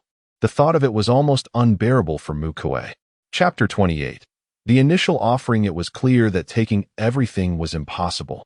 All Mu Kui could do was fill every available space on the thatched boat with supplies. The resources of this mountain were indeed abundant, and before long, the females had filled their respective boats after a hearty lunch. Unless unforeseen circumstances arose, the gathering team would return to the mountain the following day, fueled by determination. Mu Kui resolved that upon finding the condensation wood, she would construct several large wooden boxes and inscribe them with ritualistic patterns to expand their capacity. For Mu Kui, no amount of food was ever sufficient. Returning to the cave, she swiftly organized her collected fruits and mushrooms before once again setting out in her boat. "Kui, where are you headed? It's unwise to venture into dangerous places alone." Just as she was about to exit the tribe, a patrolling beastman called out to Mu Kui, "I'm merely wandering around here. I won't stray far." Upon hearing this, the patrolling orc felt a sense of reassurance. "Do take care, and if you encounter any danger, do not hesitate to call out. Do not stray too far."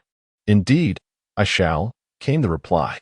After bidding farewell to the patrolling orc, Mu Kui resolutely set sail towards the mountain she had gathered resources from the previous day. As for her claim of not wandering too far in front of the orc, she chose to conveniently overlook it. The gathering areas designated for the females had been pre-cleared by the hunting team.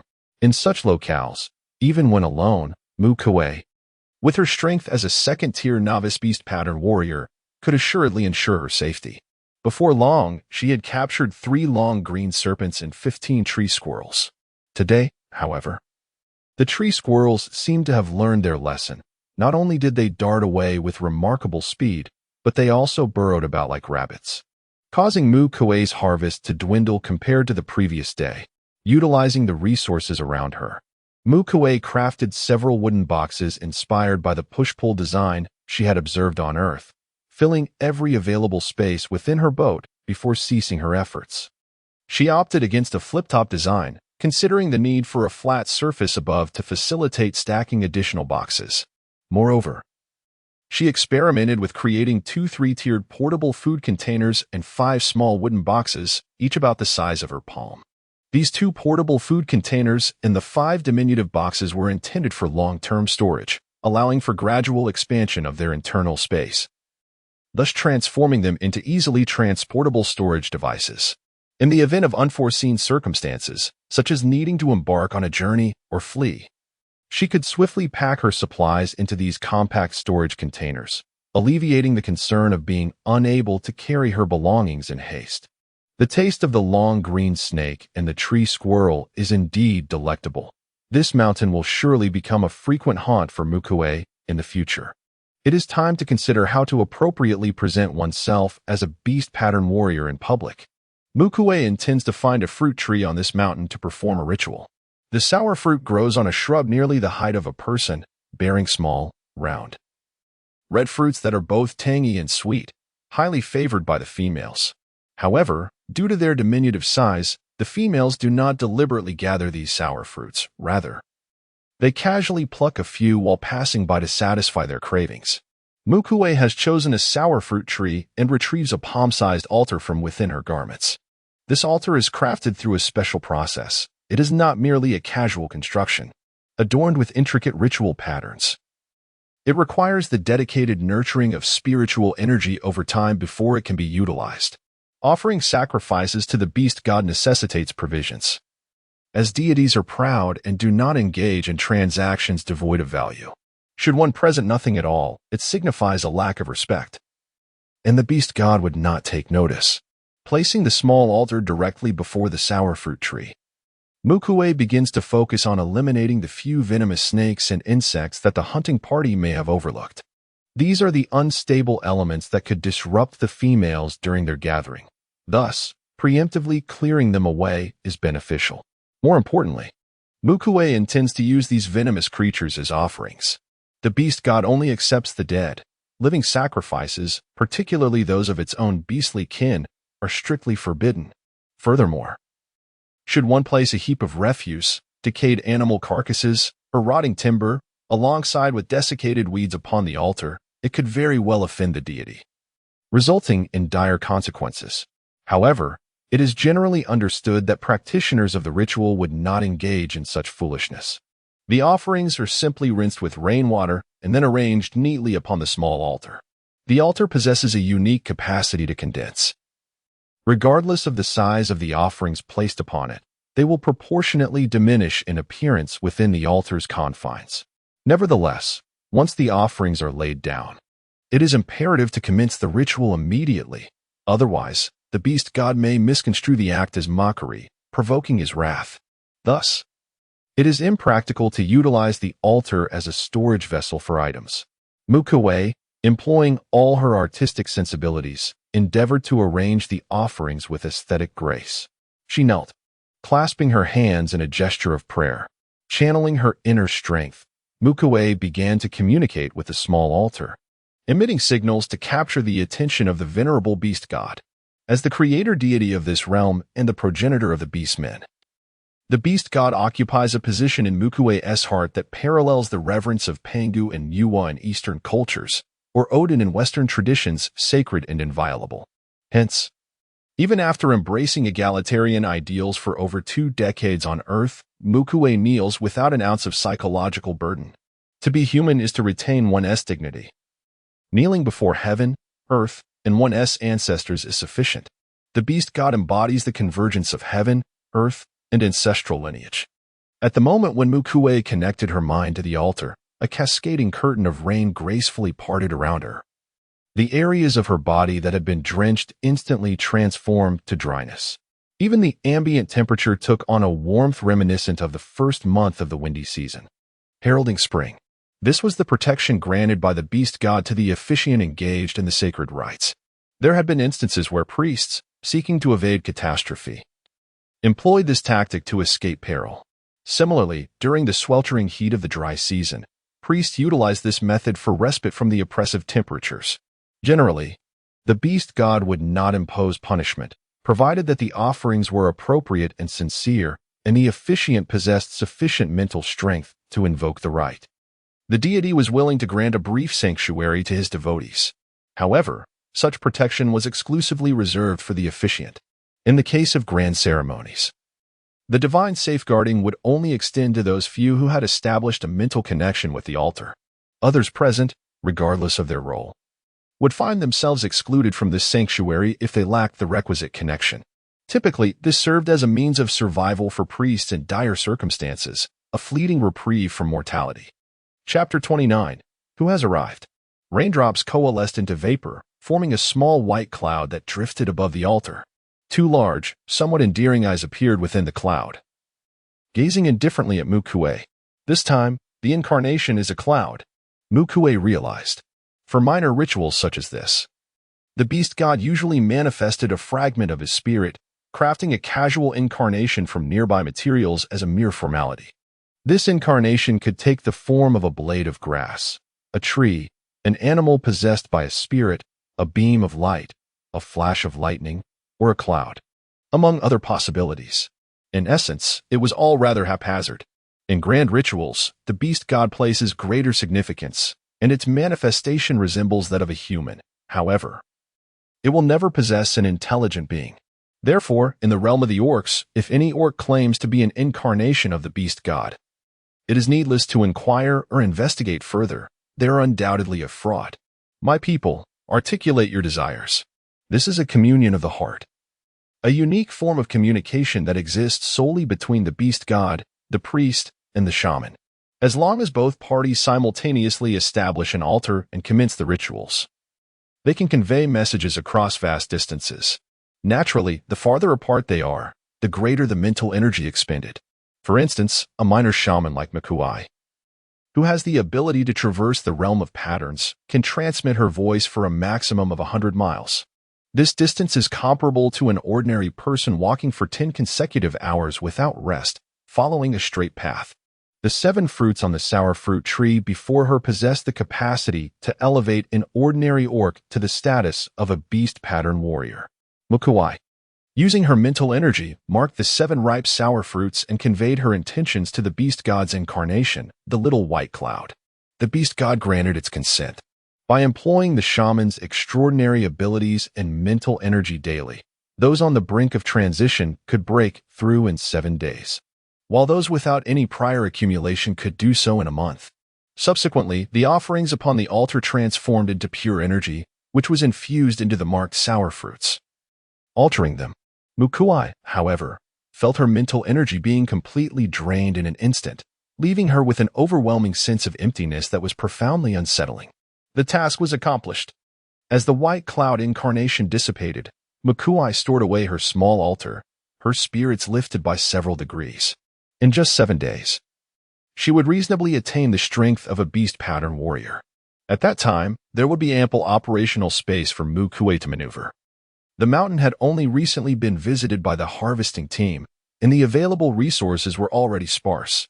Nonetheless, it was sufficient for Mu Kui to conduct another sweep and fill the cargo vessel. 15 persimmons, several non-toxic sour wild fruits, a handful of nuts, 2 stalks of rain chi grass, 2 juvenile azure-feathered kites measuring 1 meter in length, 24 sparrows the size of a palm, and 5 nests of bird eggs. On the eastern continent, sparrows typically grew to a length of 1 meter, surpassing even the size of a goo-goo chicken. The palm-sized sparrows, while larger than many found on Earth, could only be deemed small in this eastern realm. Compared to the standard sparrows exceeding 1 meter, these were but miniature versions, often captured for the amusement of females and younglings. The azure-feathered kites were no exception, fully grown. They measured at least 4 meters in length and were frequently the targets of hunting teams. The 2 that Mu Kui had captured were likely freshly hatched, their wings yet to harden, rendering them incapable of flight and hiding in their nests, where they were effortlessly seized by the resourceful Mu Kui. Mu Kui did not pursue any further captures of the long-ching snake or tree squirrels, as she already had enough. Moreover, the flightless azure-feathered kites were akin to a windfall. The sparrows, despite their ability to fly, had disproportionately small wings, making their flight sluggish under the rain's relentless downpour. With her wings unfurled, Mu Kui easily pursued them, returning with a bountiful haul. In high spirits, Mu Kui hummed an unknown tune as she navigated her vessel toward the tribe. As she neared the perimeter of the tribal guard zone, a few winged tigers perched aloft greeted her. Kui, it seems you have ventured out to gather again. Seeing that you are unharmed, you must not have strayed too far. Not having ventured far, I lingered near the mountains, feeling a twinge of apprehension at the thought of straying too far. How peculiar. Fortunately, all is well. One could simply call out to the young ones in the tribe who have yet to become beast-patterned warriors to accompany you. My third brother's little one has nothing to occupy himself with all day. Next time, I shall have him accompany you for your protection." Responding to the enthusiastic suggestions of the patrolling orcs, Mu Kui casually acknowledged, "Indeed, this time I have not wandered far. But should I venture to a more distant place next time, I will ensure to bring companions along." Upon returning home, a torrential downpour cascaded down, forming a curtain of water outside the cave. A stooped figure huddled near the cave entrance, not far from the curtain of water.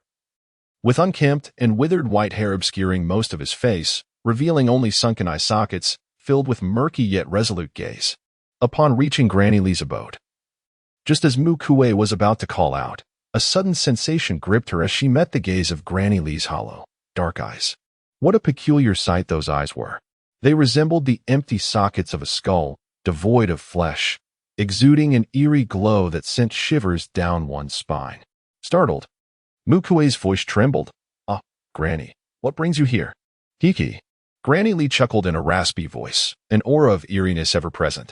Tree powder, tree powder. "Hello, dear girl. How delightful to see you. I have not broken my promise." From the deep-set eye sockets flowed 2 streams of clear tears, tracing distinct lines down the elderly woman's sunken cheeks, marred by age spots. "I did not deceive this old woman," she said, wiping her tears while offering Mu Kui a smile that was both comforting and chilling. The elderly figure, despite the yellowing of her teeth, possessed a smile that dazzled like a beacon. Upon witnessing this, Mu Kui felt an inexplicable pang of sorrow when faced with this gaunt, skeletal woman, whose appearance was undeniably eerie. How could this be? Approaching her, Mu Kui gently set down the food container and opened it. "I promise to bring you something, and I shall not go back on my word." From the container, she retrieved a bundle of glutinous rice balls wrapped in large leaves, unwrapped it, and with a fork, lifted one towards Grandma Lee's lips. "Here, give it a try. Tell me if it suits your taste." As the snow-white orb neared her, Grandma Lee's gaze became fixed. Without waiting for Mu Kui to bring the delicacy closer, she opened her mouth and took a bite. With a crisp sound, moments later, a soft gulp echoed as she swallowed the rice ball, her eyes wide with anticipation as she looked at Mu Kui. Observing this, Mu Kui hurriedly offered the leaf-wrapped package and a fresh fork to Grandma Lee. "Please, enjoy it at your leisure. But do take your time, don't choke." However, Grandma Lee, unable to utter a word, quickly speared another rice ball and devoured it hungrily. Occasionally, her haste would provoke a violent cough. "Eat slowly, there are plenty more." Mu Kui, with a heart full of mixed emotions, patted the old woman's back while gently advising her. Yet, Grandma Lee merely shook her head and continued to stuff the rice balls into her mouth, silent and insistent. Mu Kui assumed this was merely a natural response to prolonged hunger and did not dwell on it. At that moment, a mature female voice echoed from within the cave. "Oh, who has come? Why not step inside and have a seat?" Old Granny Lee's action of eating glutinous rice balls suddenly halted. Chapter 30. Ominous Signs. Accompanying the sound was the sound of footsteps. Granny Lee's hands trembled slightly, yet she swiftly stuffed several rice balls into her mouth, overstuffing to the point where one could see the outline of the rice balls through her bulging cheeks. The flesh on her cheeks resembled a thin layer of skin. To be frank, if Granny Lee continued to shove more in, one might fear that her skin would burst. Furrowing her brow, Mu Kui looked towards Qing Yu, who was stepping out of the cave. The robust middle-aged woman had well-maintained skin without a wrinkle, and her gentle features gave the impression of a kind-hearted person. However, Mu Kui could not bring herself to believe that she was truly benevolent. Granny Lee's behavior was far too unusual. "Ah, is that Kui? Come in and sit down." Qing Yu greeted Mu Kui with warmth, her demeanor utterly natural and devoid of pretense. Perhaps others would not suspect anything amiss, but Mu Kui, as a shaman, had cultivated her spiritual awareness and could sense the nuances of goodwill and malice in others. The seemingly unremarkable Qing Yu exuded a hostility towards her that was vastly more intense than her disdain for Granny Lee. Mu Kui was perplexed. Besides assisting Granny Lee, had she done anything to offend this Qing Yu? Otherwise, how could the animosity and resentment directed at her be so profoundly more pronounced? "No, thank you. I merely came to deliver something to Granny," Mu Kui waved her hand in refusal. This was Qing Yu's territory, and without a clear understanding of the situation, Mu Kui was not inclined to take any risks. Who could say if there was a group of second- or third-tier brawny men hidden inside? Mu Kui possesses merely the strength of a second-tier novice beast pattern warrior, and even that is accompanied by a lack of combat experience. While the shamanic arts may sound intimidating, they primarily serve as a supportive vocation. Although Mu Kui can utilize shamanic potions to inflict poison, the higher the realm of the beast pattern warrior, the greater their resistance to such toxins. Until she acquires superior herbs and concocts potent shamanic elixirs, the limited supplies she carries may prove ineffective against her opponents. With the delivery complete, she declared her departure, pushing the food container towards Granny Lee. Just as she prepared to leave, her ankle was suddenly grasped firmly. Granny Lee's frail, claw-like hand clutched Mu Kui's ankle, her voice laced with desperation. "Child, could you stay a little longer?" Mu Kui's heart softened instantly. The elderly woman bore no malice towards her. However, a lack of ill intent does not preclude the potential for exploitation. There were indeed matters that required her attention. Leaning down, Mu Kui gazed sincerely into Granny Lee's eyes. "I will visit you again another day, all right?" After a moment of mutual gaze, although Granny Lee felt a tinge of reluctance, she ultimately released her grip. Granny Lee reiterated, her gaze pleading as she implored Mu Kui once more. "You must remember. Do come by often to see this old woman." "Yes, I will," Mu Kui assured, nodding earnestly. "Oh, are you truly not coming in for a moment's rest?" Qing Yue's eyes reflected a perfectly balanced sense of regret. Yet she refrained from any overt attempts to detain Mu Kui. "Then, take care and do visit again soon." Even in farewell, her warmth remained undiminished and unforced. It was easy to see why anyone would perceive her as genuinely harmless. Mu Kui remained composed, bidding farewell to Qing Yu with a smile. Yet her heart was increasingly vigilant. A barking dog seldom bites. The true peril often lies with those who appear innocuous and normal, yet covertly scheme, concealing their malicious intents beneath a veneer of calm. Recalling certain characters from the screen that had left her with profound psychological scars, Mu Kui quickened her pace.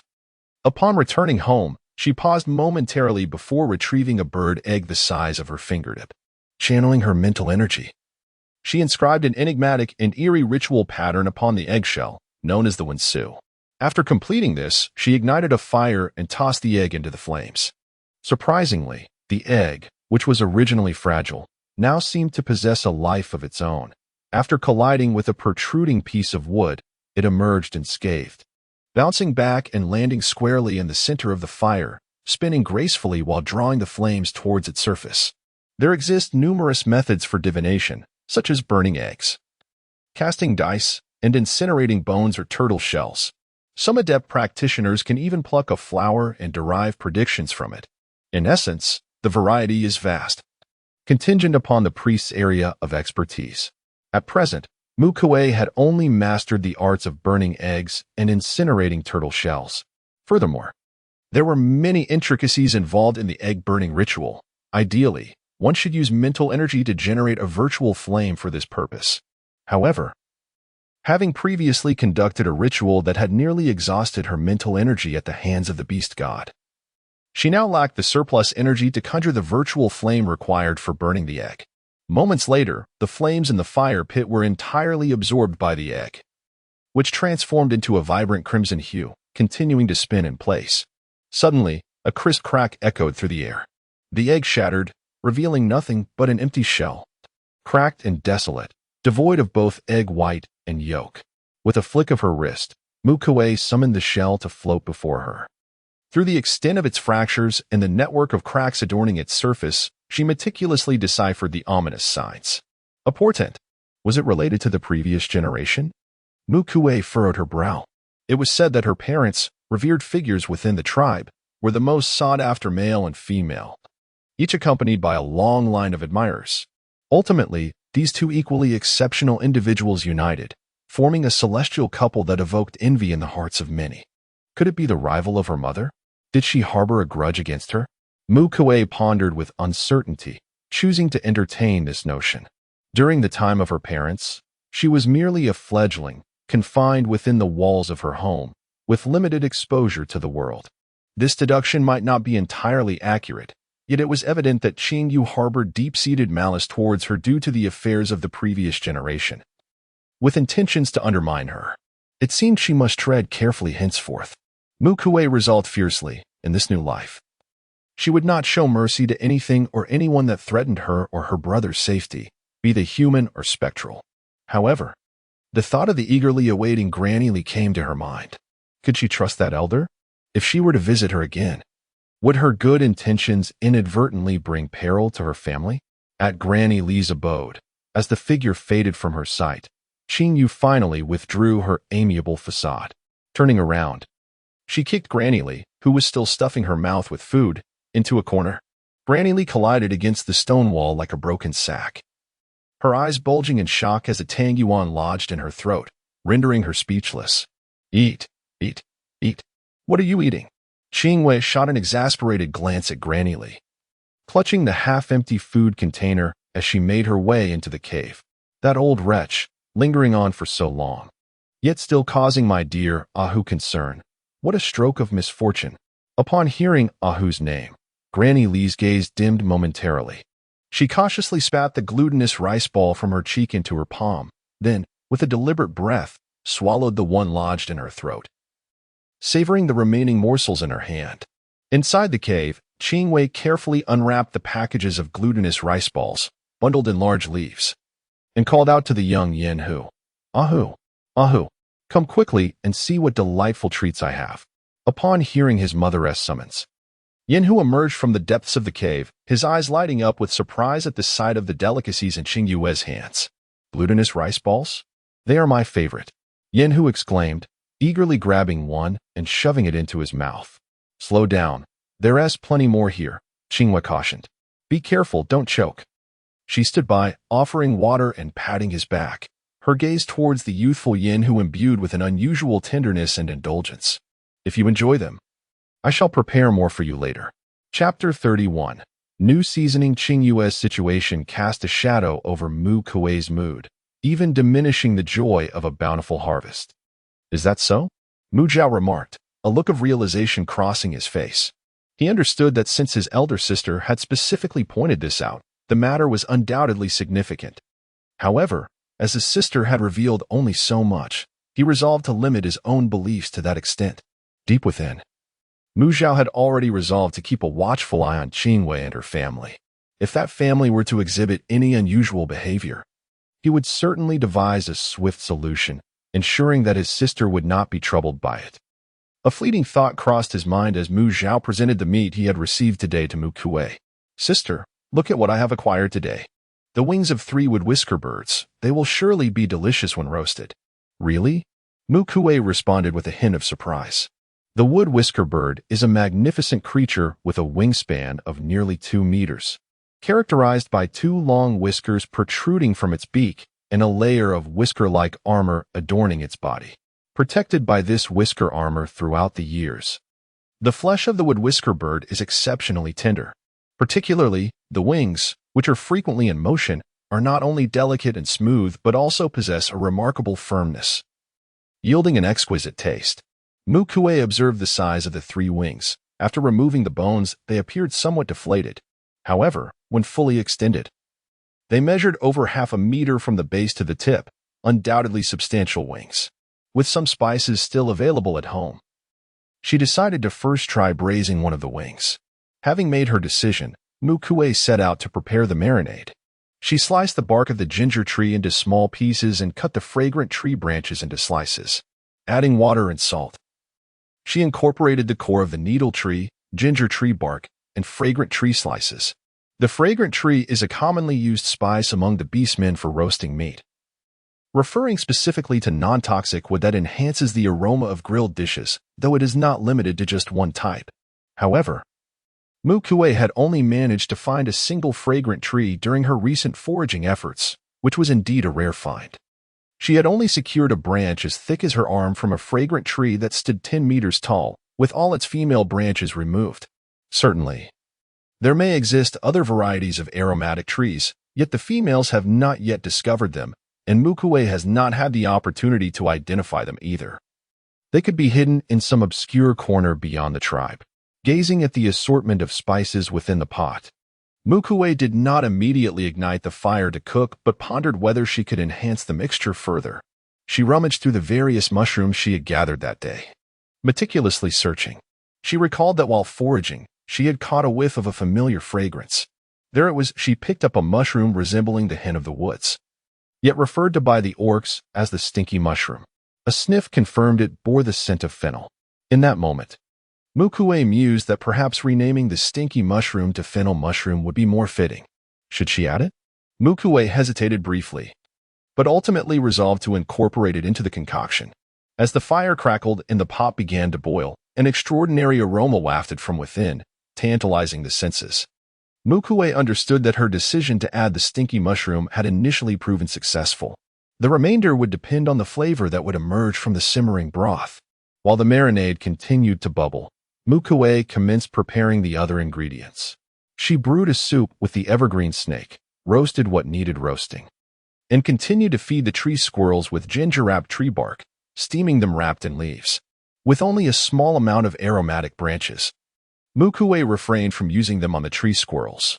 The blue-feathered kite was plucked and cleaned, then coated with a mixture of ginger-wrapped tree bark, aromatic branches, and the powdered fennel mushroom before being roasted over the fire. Lastly, she combined silver fungus with persimmon juice and flesh to create a delightful persimmon and silver fungus soup. Water ears are a unique delicacy of the beastly realm. Although they are transparent, they possess an innate sweetness, and simply washing and consuming them raw provides a delightful texture. When mashed into a paste and spread over roasted meats or used for marinating, they impart a distinctive flavor.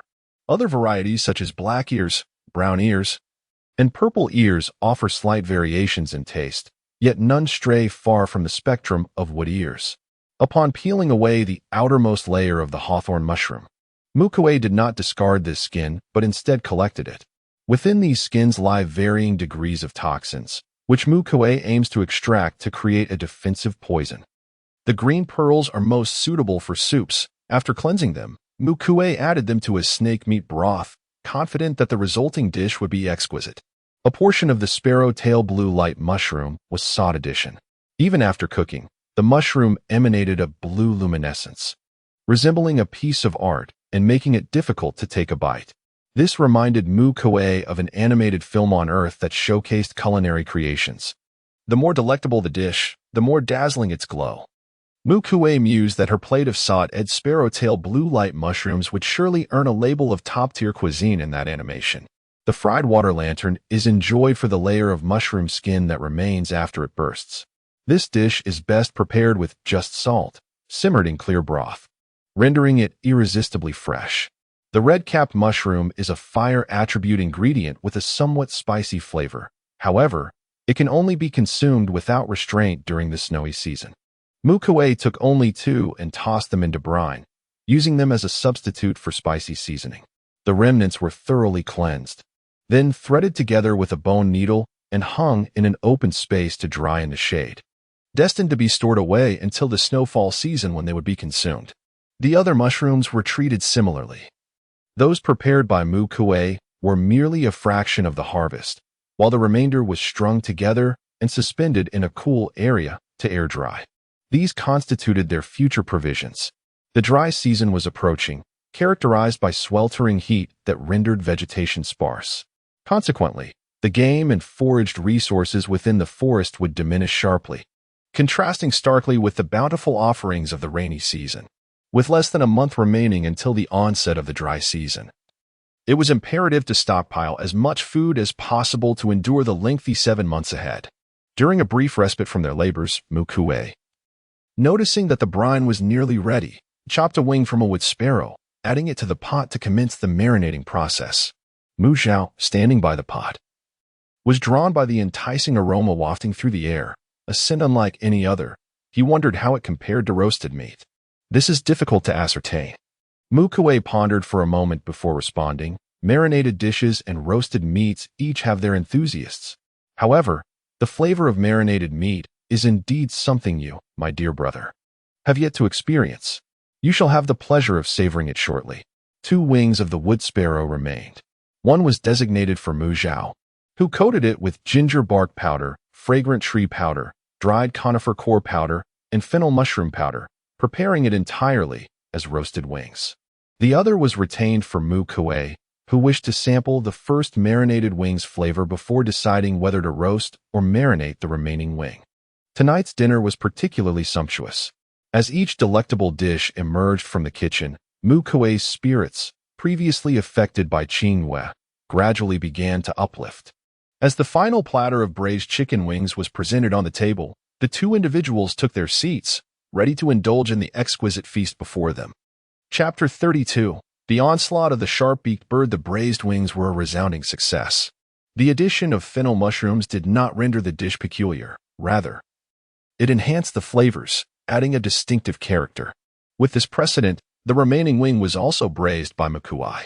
However, the evening's offerings were exceedingly lavish, prompting Mu Kui to decide on savoring but 1 wing, reserving the rest for the following morning. The braised wings of the woodpecker were enveloped in a layer of glistening aspic. As a piece was speared with a fork, a single bite caused the aspic to shatter, releasing a burst of braising aroma on the palate. Following this was the unique texture of the wing's skin, savory and tender, smooth and delectable. Moreover, the robust texture of the wing meat enveloped the taster in sheer satisfaction. Crucially, the bones had been meticulously removed during the preparation, allowing for a distraction-free indulgence, unlike the tedious task of gnawing on traditional chicken wings. To conclude the meal, a sip of snake meat and mushroom soup was savored, with the bouncy green pearls gliding down the throat, providing a delightful, unique texture reminiscent of the fungi. At this moment, a piece of roasted snake meat with a slightly charred exterior or roasted azure feathered kite meat, accompanied by a few bites of stir-fried blue glow mushrooms and wood ear mushrooms with pork, would be the perfect complement.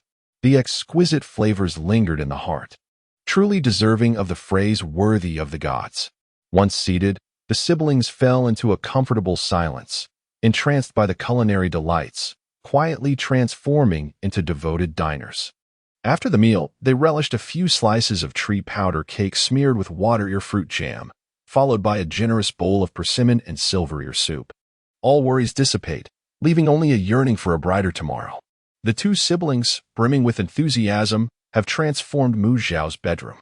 The layout of Mu Zhao's room is quite similar to that of Mu Kui's, though the bed has been adjusted to a width of 1 meter and a length of 2.5 meters. The average height of adult males in the Ihu tribe is approximately 180 centimeters. Mu Zhao has only just reached adulthood, and due to malnutrition, he stands at merely 170 centimeters. His younger brother is bound to grow taller in the future. If the bed remains 2 meters in size, it may soon be inadequate. Sister, do we really have to sleep apart? After his bath, Mu Zhao lingered, clinging to the door of his sister's room, reluctant to leave. Mu Kui, seated on her bed stitching the skin of a gula beast, did not lift her head and replied, "A man must learn to sleep alone. Otherwise, people will mock you." Mu Zhao pouted, his dark eyes shimmering with faint blue specks akin to stars twinkling in the night sky, radiating brilliance. This unique trait of his, the starry eyes of Mu Zhao, usually lay hidden, but when emotion surged, the faint blue sparkles would become apparent. At that moment, his starry gaze shimmered with unshed tears, capable of melting even the hardest of hearts. Yet, Mu Kui remained focused on her sewing, refusing to look at him. Mu Zhao's eyes were a formidable weapon. She had always been defenseless against their allure. Today, no matter how much Mu Zhao pleaded, she would not relent and allow him to sleep beside her. Having reached adulthood, it was time for him to gradually learn independence. Sleeping apart was merely the first step. In the harsh environment of the eastern continent, danger lurked everywhere. Flying flowers could injure, ants could devour elephants, and even mosquitoes could drain the life from a person in swarms. Mu Kui held no desire to cultivate her younger brother, Adi, into a delicate flower confined within a greenhouse, for such beings do not thrive for long.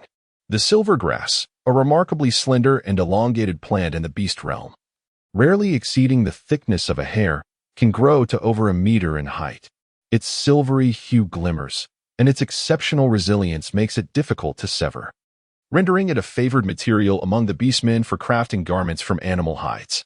With nimble fingers, Mu Kui deftly wielded a bone needle, seamlessly piercing through the relatively sturdy hide of a gula beast, and soon fashioned a small vest. Upon lifting her gaze, she noticed Adi still clinging to the doorframe, reluctant to depart. The thought that she was sewing intimate garments made Mu Kui's cheeks flush with warmth. She set down her needle and thread, rose to her feet, and approached the doorway, yet kept her eyes averted from her brother, Miao. As Miao beheld his sister advancing towards him, the stars in his eyes shimmered with heightened brightness, mistakenly believing that she had acquiesced. However, in the next moment, he was incredulously taken aback as Mu Kui reached out and gently pushed him away. "Sister," Miao called out with a plaintive tone, the last syllable lingering in reluctant protest, though he offered no resistance to her gentle urging. "Enough of the pretense. I know you can sleep alone," Mu Kui remarked, unmasking his facade. "If you do not leave now, once the snow clears, I shall recount today's events to her without alteration."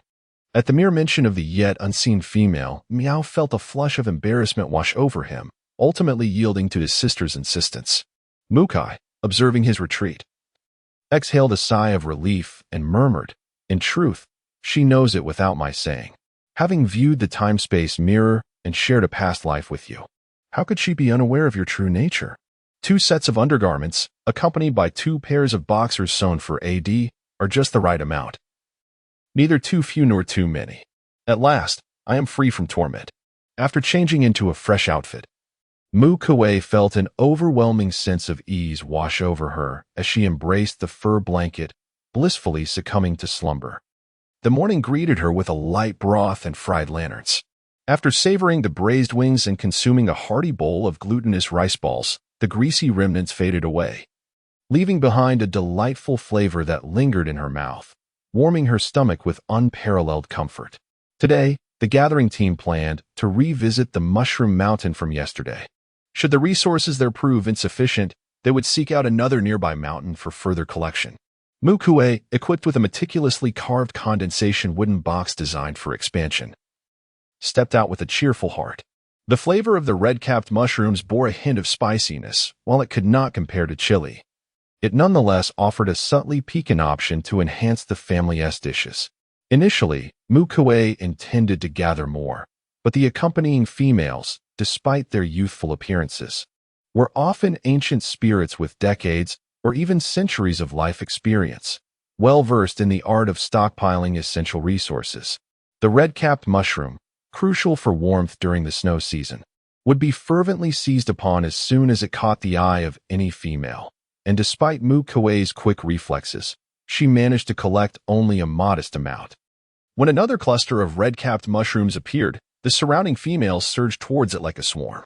Mu Kui joined the fray, but mid-flight, she suddenly veered aside, narrowly avoiding an object hurtling towards her at great speed. What was that? One unfortunate female fell victim to the attack, her wound a gruesome sight, though it was swiftly washed clean by the rain.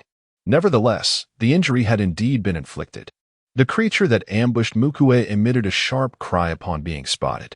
Its fist-sized form, with its fluffy and tender feathers reminiscent of a freshly hatched chick, initially appeared quite endearing.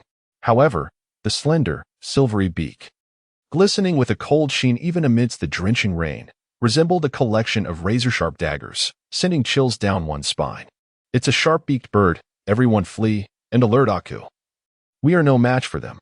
Upon recognizing the small yet ferocious avian species, Mu Kui shouted to the crowd, those who believed they possessed the strength to confront them, "Stay close behind me." Hearing this, several adept hunters instinctively moved closer to Mu Kui, entrusting their backs to one another while remaining on high alert. Chapter 33. All are alive though referred to as birds. The sharp-beaked birds possess wings so diminutive they can be virtually disregarded. Their agility relies entirely on the concealed, diminutive claws hidden beneath their fluffy plumage. More accurately, it is the well-developed tendons of their thighs that propel them. Be cautious not to be struck by their sharp beaks. "I will handle the rest," Mu Kui advised, bracing for the impending confrontation.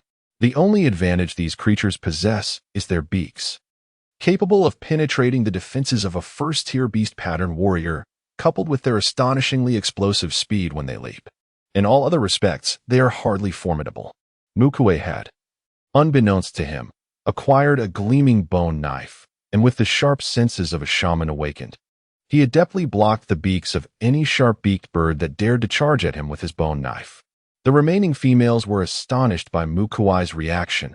However, since she had created the openings for them, it would have been unreasonable for them to falter against a creature that could be easily vanquished with a mere swipe. A deafening roar of a tiger echoed through the air. Several females transformed into their beast forms, lunging at the beak birds, whose sharp beaks were now rendered ineffective. Mu Kui did not shift into her beast form, nor did she reveal any power beyond her current persona. Instead, she relied on her vastly superior spiritual energy as a shaman to keenly sense and intercept the threats posed by the beak birds. By the time Aku and his team arrived, the group left behind had sustained no fatal injuries. If not entirely unscathed, they planned to return to the shaman for some holy water, consume a hearty meal, and enjoy a restful slumber, which would remedy their condition. Mu Kui bore some injuries, intentionally left to appear tragic, yet they were merely minor scrapes. Had she not controlled her healing abilities, she might not have even a scar to show. Aku, a second-tier warrior, found the beak birds, whose defense was akin to that of tofu in the eyes of the winged tigers, an easy target. With a single sweep of wind blades, he cleared the area. Mu Kui felt a twinge of desire. If she could openly display her strength, clearing the field with one strike would be effortless as well. "Thank you, Mu Kui," expressed several females who had fought alongside her. They were acutely aware of the danger they had just faced. Had it not been for Mu Kui blocking all the lethal assaults from the beak birds with her blade, it was entirely possible that someone could have suffered severe injuries or even lost their life. Aku flew over and said, "This time, I owe you my gratitude for your timely response.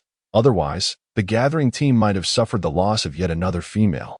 In that case, I would find it difficult to explain to the tribe. There's no need to worry. It was merely a quick reaction, coupled with the presence of my bone knife, that allowed me to fend them off. Otherwise, I would have been at the mercy of those sharp-beaked birds," Mu Kui replied, raising the bone knife in her hand, which was adorned with cracks. Suddenly, with a few sharp snaps, the bone knife shattered into fragments.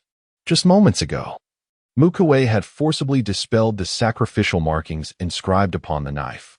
This knife served as a ritual object. Amidst the chaos, no one had paid it any heed, but now, its very existence posed a significant liability. Typically, the markings on a ritual object cannot be removed. Even if the object is destroyed, the markings remain intact. Only the creator of the ritual object possesses the ability to do so. "Oh, it's broken? What a pity," Mu Kui lamented, her face reflecting both regret and pain. "I had finally found such a sturdy knife." Noticing Mu Kui's lips moving as if she were about to speak, Aku hastily interjected, "Do not refuse. Just days ago, you risked your life to rescue 4 females from the water, and today, you protected everyone, preventing serious injuries or even fatalities from the sharp-beaked bird's assault. These are all merits you have earned. This is my token of gratitude to you." "Indeed," the other females chimed in. "Kui, you have helped us immensely. We are truly grateful, so please do not decline." Seeing their earnest expressions, Mu Kui's internal conflict dissipated, as if she had come to a realization. "Very well. I shall accept Aku's knife, but this shall be the only item I receive. Should anyone else offer me something of great value, I will certainly refuse." This statement effectively obstructed the remaining females who were inclined to reciprocate her kindness, swiftly repaying the debt with valuable possessions. Mu Kui decided to temporarily spare Xuan, with whom she shared a karmic bond, and intended to rely on the support of the tribe as a formidable bastion, focusing on her own development until she ascended to the status of a grand shaman. These favors would undoubtedly prove useful in the future, thus the more, the better. "Very well. Mu Kui, you clever little sprite, can certainly keep track of the accounts." The females resignedly acquiesced. Among them, many had lived for decades or even centuries, capable of discerning Mu Kui's subtle intentions, yet remaining indifferent. Mu Kui had recently come of age, merely a little over 7 years old. To those who had lived for decades, she appeared as a mere child, akin to how elders regard their juniors, allowing many matters to be approached with a sense of serene detachment. In the aftermath, As the females cleared the battlefield, they gradually comprehended why this mountain was abundant in mushrooms. It was home to a flock of sharp-beaked birds.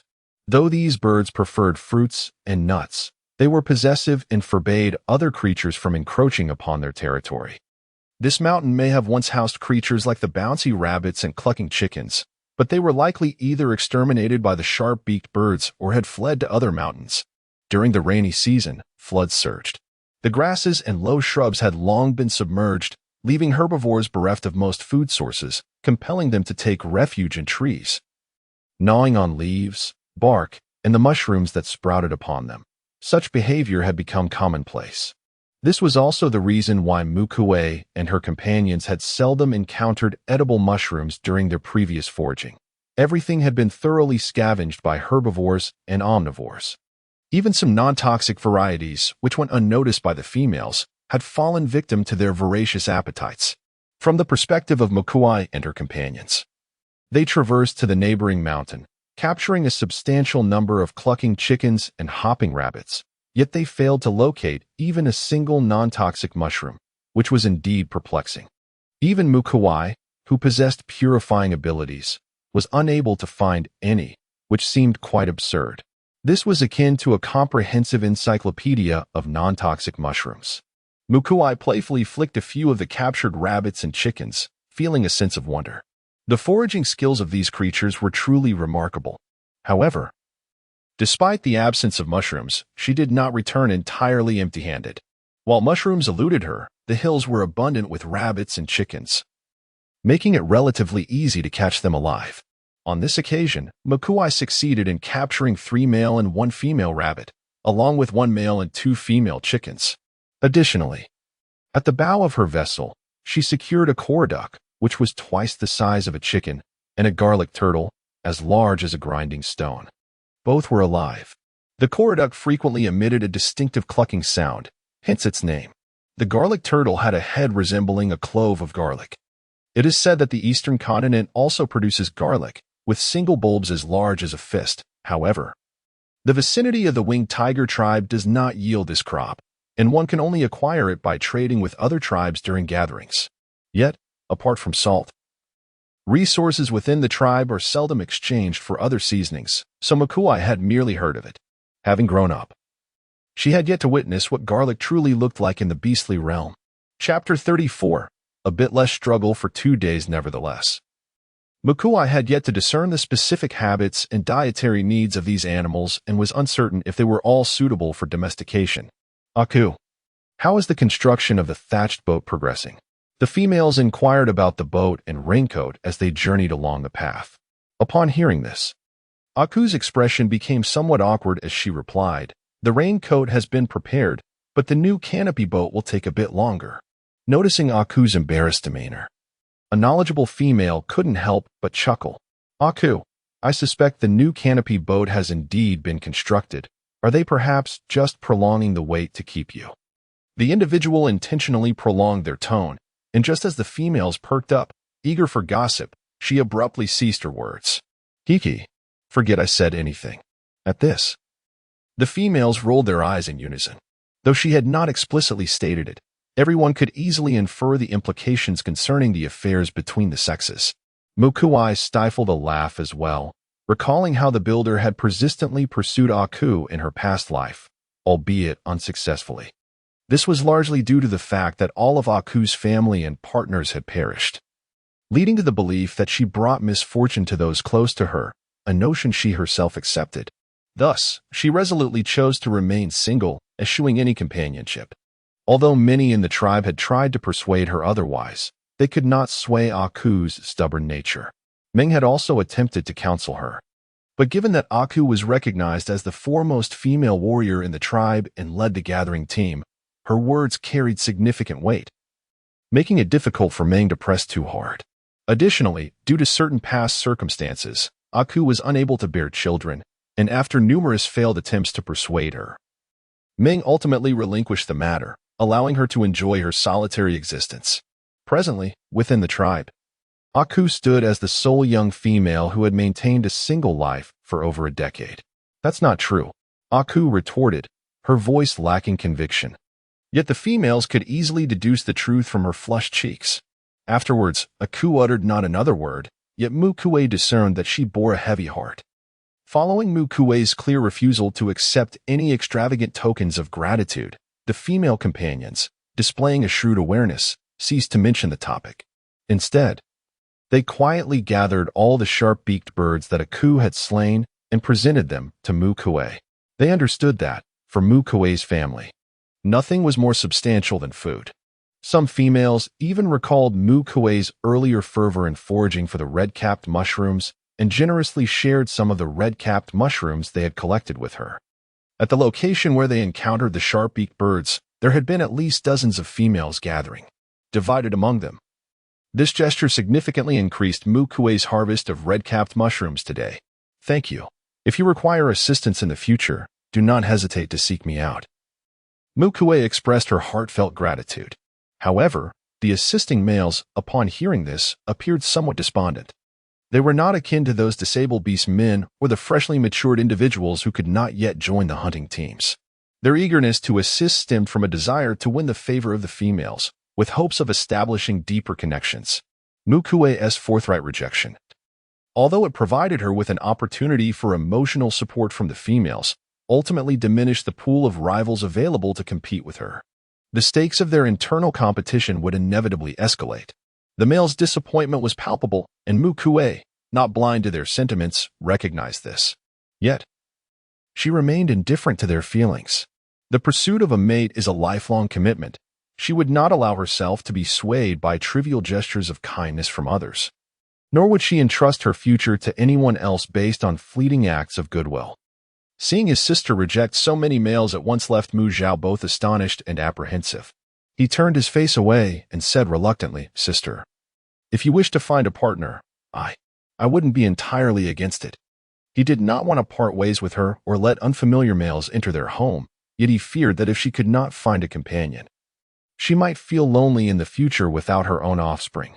Noticing this rare side of Mu Zhao, Mu Kui felt intrigued and playfully pinched his slightly chubby cheeks, teasingly remarking, "Dear brother, your bashful demeanor is truly adorable. Fear not, I shall find a partner in due time, though not at this moment." Turning away, she called out to Mu Zhao, "Aku has once again cleared out all the sharp-beaked birds from that mountain. There are quite a few of them. Come lend a hand, and let us strive to process them swiftly." Still lost in the reverie of his sister's compliment, Mu Zhao instinctively replied, "Oh, all right." The sharp-beaked birds were only as large as a fist, and it was evident they bore little flesh. However, their numbers made the endeavor worthwhile.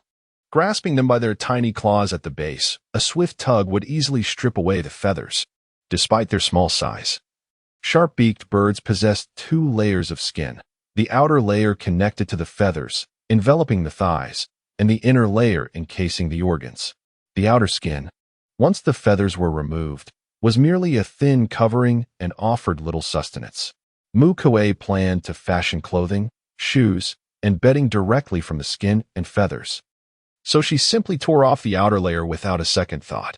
Upon tearing it apart, the interior revealed nothing but 2 curved, muscular bird legs that occupied a substantial portion of the space. The remainder was enveloped by a second layer of skin, concealing the viscera. After removing the bird legs and discarding the innards nestled within the second layer of skin, the entire sharp-beaked bird, aside from its neck and legs, was left with little more than a skeletal frame devoid of flesh. It could be said that the only truly edible part of the sharp-beaked bird was that pair of legs, small yet robust, with well-developed tendons and remarkable strength.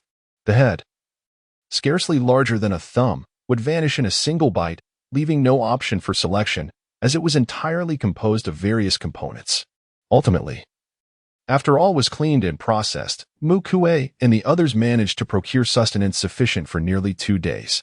After being salted and strung together with silver thread, they were hung up to dry in the wind. With provisions at home, one feels at ease. Observing the series of bird meat hanging, Mu Kui remarked with a smile, "How wonderful, we can spare ourselves from toil for another 2 days." Mu Zhao was even more exhilarated. "Our family has never stored away this much food before." Last year, they had moved from the orphan cave during the snow season, enduring a harsh existence, and even with the aid of their kin, they barely managed to survive. In the subsequent windy and rainy seasons, although they could sustain themselves without relying on their clan, they struggled to fill their bellies and lacked the means to stockpile provisions. In the future, we will amass even more food, enough to last us indefinitely, Mu Kui assured. Mu Zhao clenched his fist, declaring, there will be no surplus. Even if I reach the limit of my lifespan, I will consume every last morsel before I depart. As Mu Kui listened, a mix of laughter and sorrow welled within her. She remarked, I shall strive to save more on that foundation, hoping to linger until your time comes, dear brother, for I would hesitate to part with life. In this world ravaged by calamities, reaching a natural end was a luxury, yet it remained a fervent aspiration for the Orcish folk. She murmured, the longer we endure, the greater the gains. Chapter 35. The time to bear offspring outside the cave. The sounds of meat distribution echoed. Mu Kui washed her hands and, accompanied by her brother, proceeded to the sacrificial cave. Following a series of ritualistic ceremonies, the meat was swiftly apportioned. Mu Zhao, 11 contributions, came to call. As the words resonated, the meat was promptly divided and delivered to the small stone altar below. The siblings stepped forward to commence the task of transporting the meat.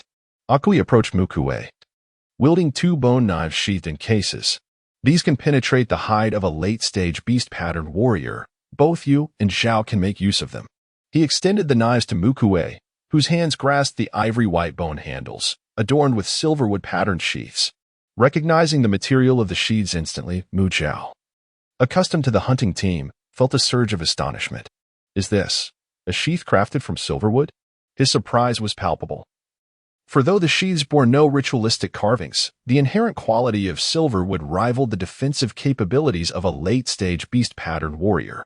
Consequently, the value of the 2 sheaths was nearly equal to that of the blades they housed. Typically, knives exchanged in the storage cave were devoid of sheaths. Mu Kui cast a profound glance at Akui, refraining from any further pretensions of refusal, and stated, this gift is overly generous. Please convey my gratitude to Zhu Dao. The scabbard crafted from silver grained wood could only be produced in such a brief span by a skilled artisan equipped with the proper tools. Upon hearing this, Akui was momentarily taken aback. She had not anticipated that Mu Kui would possess such acuity, deducing so swiftly that the scabbard was indeed the handiwork of a master craftsman. A sword without a scabbard is cumbersome to carry, a mere inconvenience. Seemingly coming to a realization, Akui no longer lingered on the topic of the artisan when it arose again. After exchanging a few pleasantries with Mu Kui, she took her leave. Mu Zhao, observing the new blades, was eager to try them out. Noticing his enthusiasm, Mu Kui bestowed both blades upon him. Recently, Mu Zhao had been using ritual bone knives fashioned by Mu Kui, yet due to their failure to update the records at the storage cave, they remained concealed from scrutiny. Typically, Mu Zhao had employed them discreetly, wary of drawing suspicion. However, with the 2 new blades gifted by Akui, he could now wield them openly. As for the knife he had replaced, Mu Kui, being the creator, could, when necessary, erase the ritual markings from the bone knife to eliminate any traces, thus avoiding detection. On the way back, Mu Zhao fondled the 2 blades with great affection, eagerly inquiring, Sister, what do you think we should name these swords? Isn't it merely a matter of having a decorative scabbard? I've never seen you consider naming the swords I made before.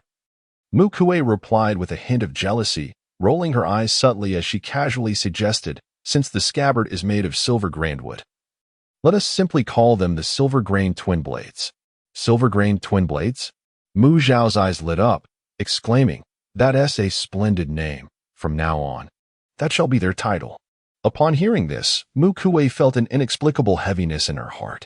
Although she had been too indolent to name the 2 blades she had forged, there lingered a sense of her creations being overshadowed by the inventory of the storage cave.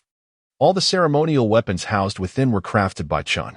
Strangely, today her jealousy swelled within her, albeit without clear reason, yet she stubbornly clung to it. After moving the meat, a female approached, calling for Mu Kui to accompany them to Chun to collect the holy water. It was then that Mu Kui recalled her deliberate injury during the battle with the sharp-beaked birds, a measure taken to avoid drawing attention. Now, belatedly realizing She glanced down and discovered that her healing ability had unconsciously ceased to suppress itself. Not a single scar remained on her body. Let me change my clothes. Just a moment. Chun and Meng's cave was expansive, with numerous passages leading to chambers and corridors. The stone walls of these corridors were adorned with abstract yet aesthetically pleasing murals. As Mu Kui walked, she gradually discerned that these depicted the creation of the beast god. Upon reaching the fourth stone chamber, the stone door rose automatically, unveiling the scene within. Chun knelt before the statue, her hands clasped in prayer, eyes closed. Her ceremonial attire consisted of a top and a flowing skirt, the base a deep black, complemented by a vermilion waist covering. The top was embroidered with celestial bodies.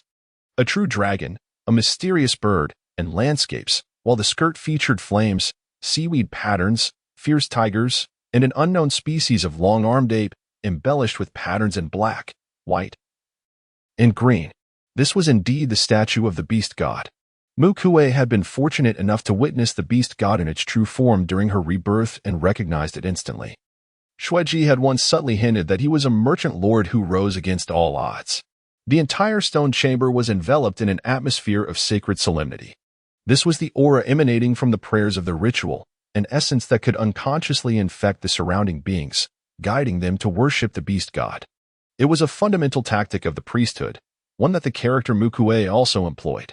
However, she preferred to refer to it as a cessation of hostilities, an ultimate weapon for resolving disputes. Let us all be still. Until the prayers conclude, let us together revere the beast god and take a moment to reflect calmly. Naturally, if, after this calm contemplation, one still felt aggrieved, they would not hesitate to act. Yet, it was true that the priests often utilized this method to showcase their mystique and authority. So, were they not waiting to be reprimanded? Several females instinctively knelt before the statue, clasping their hands, bowing their heads, and closing their eyes in prayer. Although Mu Kui remained unaffected, she mimicked their actions. After a prolonged moment, Chuan concluded her prayer, rising to gaze upon the assembly with an ethereal voice. Are you here to collect the holy water? There are 8 wooden tubes over there, one for each of you. The females hurriedly expressed their gratitude and approached to retrieve the tubes, Mu Kui being the last. Just as she grasped her wooden tube, she sensed an unusual change within her body and suddenly froze. The priestess, with her keen perception, was the first to notice Mu Kui's transformation, scrutinizing her closely before speaking in a tone laced with complexity. You are capable of bearing young now. And there is flesh upon you. How splendid. The last remark was unexpectedly tinged with a hint of satisfaction that Mu Kui found incomprehensible. Goodness, is the high priestess's perception truly this acute? Mu Kui's face instantly flushed crimson, overwhelmed with embarrassment. Oh, Mu Kui, why have you only just arrived? It doesn't matter if you don't like it. My elder brother's family has a pair of twins, and the brothers are identical. Leave it be. My home is far superior. Gentle and considerate, and possesses a charming demeanor. My elder brother's household is indeed the finest. The females were exchanging glances with Mu Kui, enticing her with the delights of adulthood. Mu Kui felt a wave of embarrassment, wishing she could simply vanish into a crack in the ground. Ultimately, Chun unexpectedly remarked from behind. However, females experiencing their monthly cycle should avoid contact with cold substances, as it may affect future offspring. For the next 7 days, I advise you to refrain from going out. The tribe will provide sustenance to support you during this time.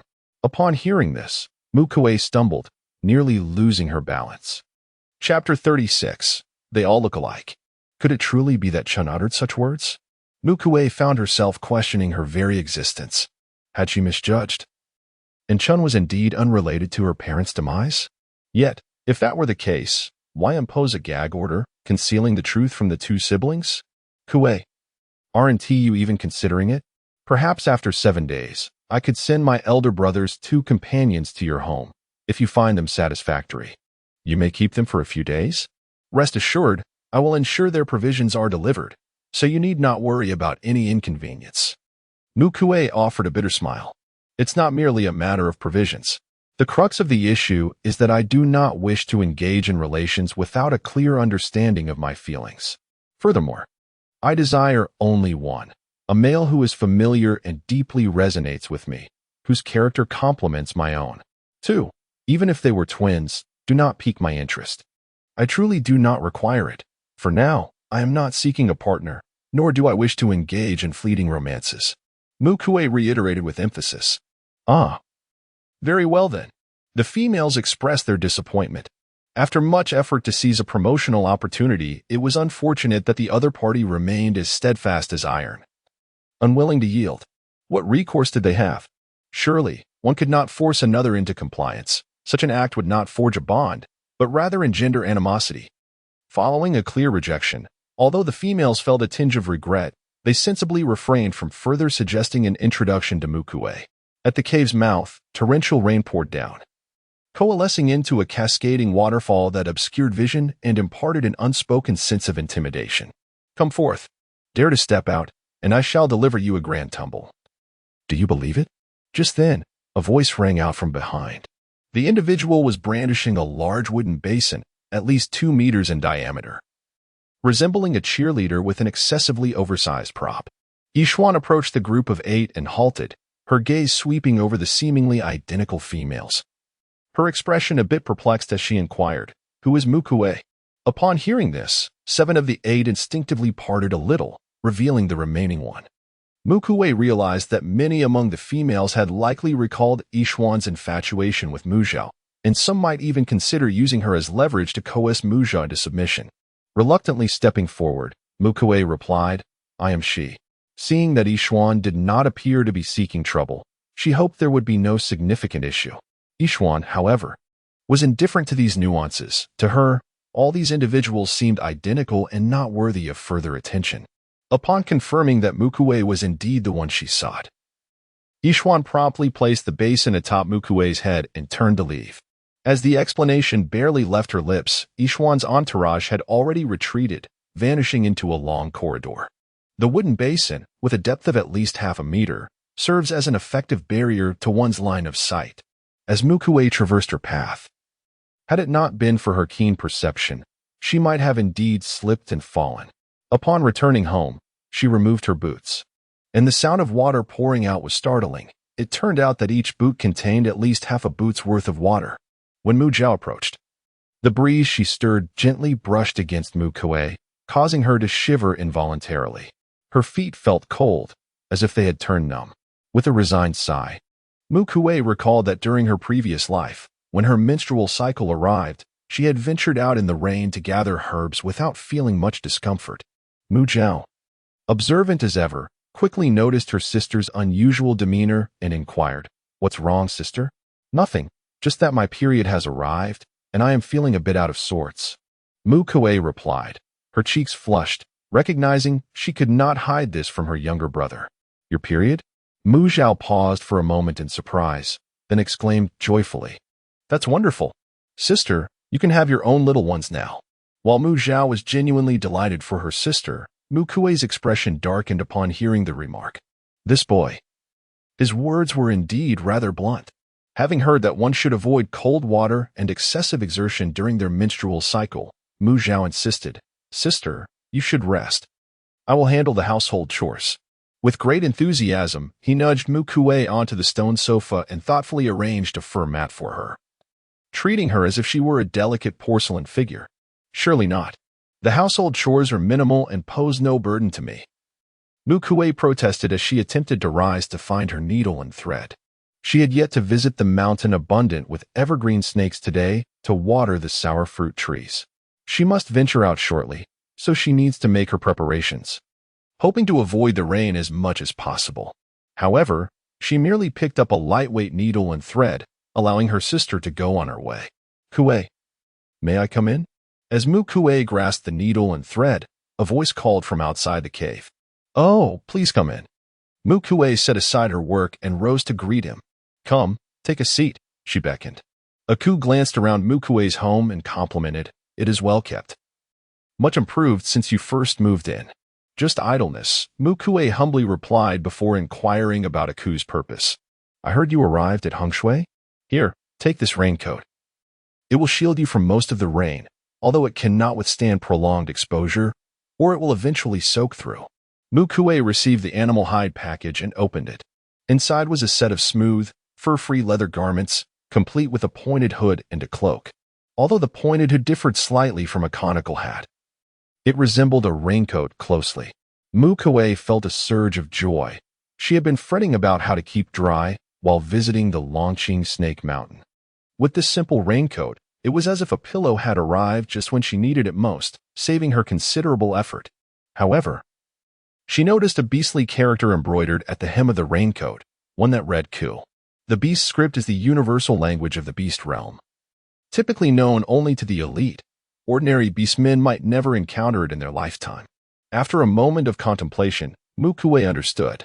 The raincoat was evidently crafted for a Ku, who, upon learning of her arrival in Hengshui, feared that she might get drenched and thus brought the garment to her. In Chapter 37, The Cloak of Feathers, a Ku insisted on offering the raincoat to Mu Kui. As Mu Kui held the raincoat in her arms, she examined its structure meticulously before returning it to a Ku. It was given to you by Zhu, so you should keep it. After all, I haven't been venturing out much these days, and this raincoat would serve me little purpose. You, however, venture out daily to gather, making this item essential for you. Mu Kui abhorred complications. Accepting a garment inscribed with a Ku's name seemed to bring forth numerous troubles. The tribe was rife with tales of females ensnared by males due to such matters. Although Zhu's temperament made it unlikely, there was still a possibility that he might harbor resentment towards Mu Kui for possessing a gift intended for a Ku. Such grievances often marked the inception of disputes. Why invite unnecessary trouble into one's peaceful existence? Mu Kui was not one to invite chaos. A Ku, after several attempts to persuade her, eventually conceded that Mu Kui was adamant in her refusal. Have you truly made up your mind?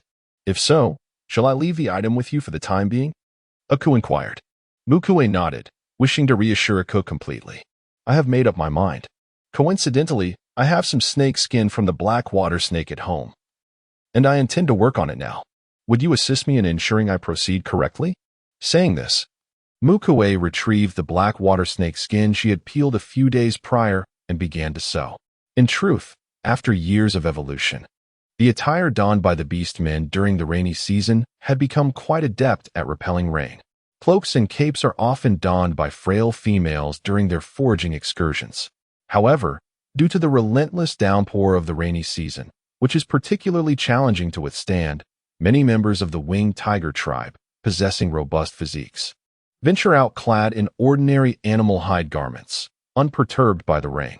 This time, Mu Kui is endeavoring to craft a raincoat, which, while differing slightly in appearance from a Ku's, promises superior waterproofing capabilities. Ah, this seems rather impressive. You have quite the innovative spirit, Kui, a Ku remarked in surprise, examining the finished product that Mu Kui had created.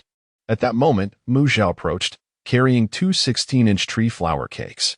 The exterior of the cakes was first coated with a layer of golden persimmon jam, followed by a generous application of clear, translucent water ear sauce, adorned with a variety of sweet and tangy fruit jams, transforming the cakes into enticingly large, delectable jelly-like confections. Furthermore, Mu Zhao had creatively painted an abstract little winged tiger on each of the cakes. Mu Kui noted that despite the abstract nature of the designs, the saber-toothed features and the distinct characteristics of the male and female tigers were quite evident, leading her to deduce that her brother had illustrated their beastly forms. She could not help but commend. Well done. I shall take this one. With that, she picked up the cake adorned with the male tiger and pushed the other cake toward a Ku. You are the guest. Indulge in one, and I shall share the remaining with my brother. It was a Ku's first encounter with such an exquisite creation, prompting her to inquire curiously, what is this? Mu Kui replied, tree flower cake, though my brother has coated it with a layer of persimmon jam and water ear sauce. A Ku, enlightened, scooped up a bite with a wooden spoon and savored it. The sweet and delicate jelly-like texture of the water ear sauce dances upon the palate, creating an illusion reminiscent of savoring jelly. Following this delightful sensation, the rich persimmon jam, alongside an array of other jams varying from tart to sweet, mingles with the fragrant aroma of cake and the unique fluffy satisfaction that only a cake can provide, bursts forth in a harmonious explosion of flavors. Aku squinted her eyes in bliss, exclaiming, "Kui, your family's tree powder cake is truly delectable. The one I made, with nothing added, turned out uneven and unappealing, lacking even half the taste of yours." Mu Kui generously shared some of her cake-making wisdom with Aku, who, enriched by the advice, rose to take her leave. "After hearing you, I am eager to try it myself, so I won't linger any longer. Do take care not to touch cold water. These days are crucial for females, and any carelessness now may lead to regret later." Mu Kui assured her, "Yes, rest assured. I will be cautious." After bidding farewell to Aku, Mu Kui rummaged through the pile of firewood and after several attempts, managed to construct a conical hat made from thin wooden planks.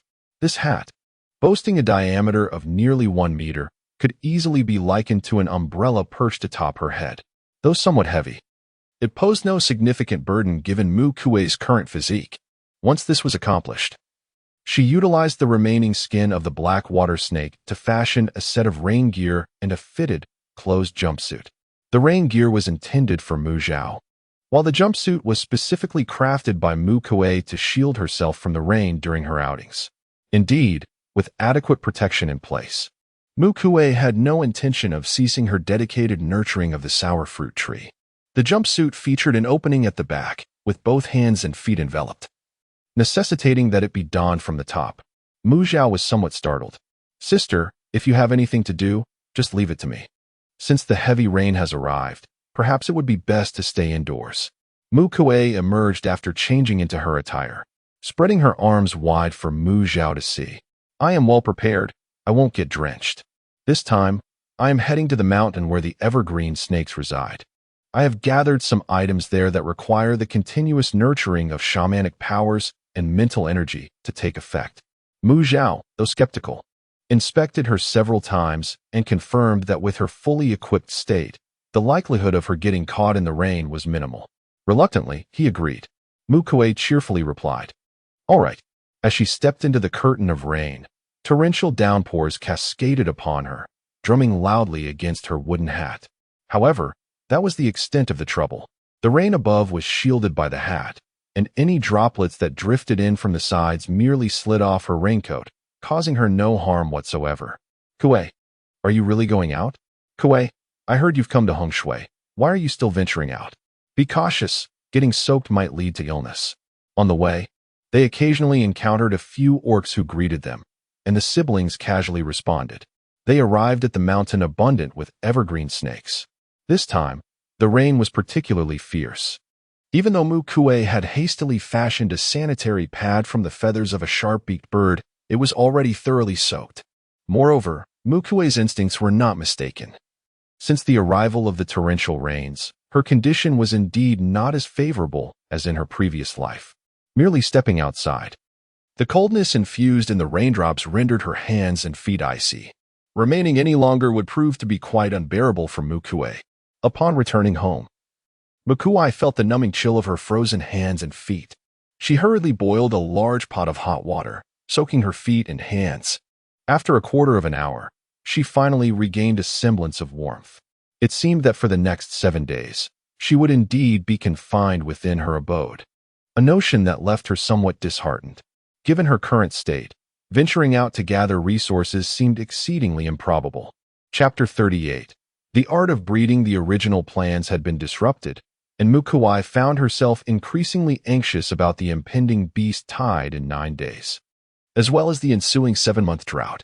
If memory served her well, this blood moon beast tide would last a full week. The phenomenon known as the beast tide occurs when waves of beasts relentlessly and fearlessly assault the dwellings of the beastmen. Moreover, the strength and population within the cave directly correlate to the size of the beast tide attracted. The more formidable the beastmen, the larger the horde that would descend upon them. If all were to gather in one place, the pressure would escalate exponentially. The final few boss-like beasts that emerged might be beyond the capabilities of even the mightiest warrior in the tribe. Consequently, the beastmen were compelled to engage in battle as individual families, each fighting their own skirmishes. To add to their woes, when the blood moon shone, the flesh of the beast would undergo bizarre mutations, resulting in absurdities such as one leg being toxic while the ear remained safe. This fundamentally eliminated the possibility for the beastmen to sustain themselves through warfare. Fortunately, Mu Kui possessed purification abilities, alleviating her concerns. Nevertheless, when the beast tide commenced, they might scarcely find time to eat, let alone indulge in the luxury of sleep or rest. It would be a relentless struggle, requiring them to fight tirelessly for 7 days and nights. If one cannot adapt to a protracted battle, or if their provisions fail to meet consumption, then they shall await their fate, reduced to mere skeletons by the relentless tide of beasts. Mu Kui sighed, acknowledging the grim reality. It could only be this way. Mu Zhao nodded in agreement. I shall attend to it tomorrow. Upon hearing this, Mu Kui did not forget to offer reminders, including the previously captured doe. Their household now boasted 3 males and 2 females of the bouncy rabbit variety, 1 male and 2 females of the clucking chicken breed, 1 adorable Muscovy duck, and a single garlic turtle. It was time to excavate a small burrow specifically to care for these creatures. The entrance to their cave was not immediately revealing of the interior. The outer opening stood 3 meters high and 9 meters wide, accommodating sizable vessels like cylindrical boats. The inner entrance measured 2 meters in height and 1 meter in width, resembling a formidable beast, necessitating a bowing posture to enter. This space served as the living quarters for the 2 siblings, aptly named the living cave. The bedrooms, kitchen, and bathroom they excavated were all expansions of this primary living space. Between the 2 caves, a passageway extending over 10 meters connected the interiors. Upon entering, a right turn revealed neatly stacked firewood, with a narrow path carved through the center, leading further into a large latrine pit where kitchen scraps were disposed of. Once full, the contents were transported outside and discarded on any nearby hill, never considering the potential for recycling. Following the excavation of the bathroom, the latrine pit was covered. However, the kitchen wastewater and bathroom facilities still connected via pipes to this large pit. A left turn along the passage led to an expansive cave known as the Beast Fighting Cave.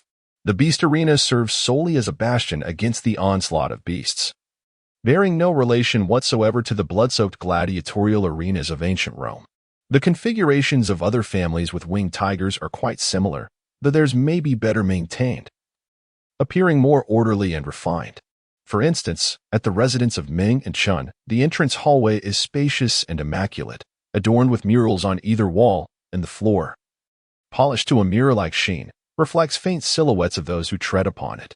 In stark contrast, the Beast Arena is arranged like a labyrinth, filled with various traps that redirect the beast tide, inflicting injuries and fatalities upon many.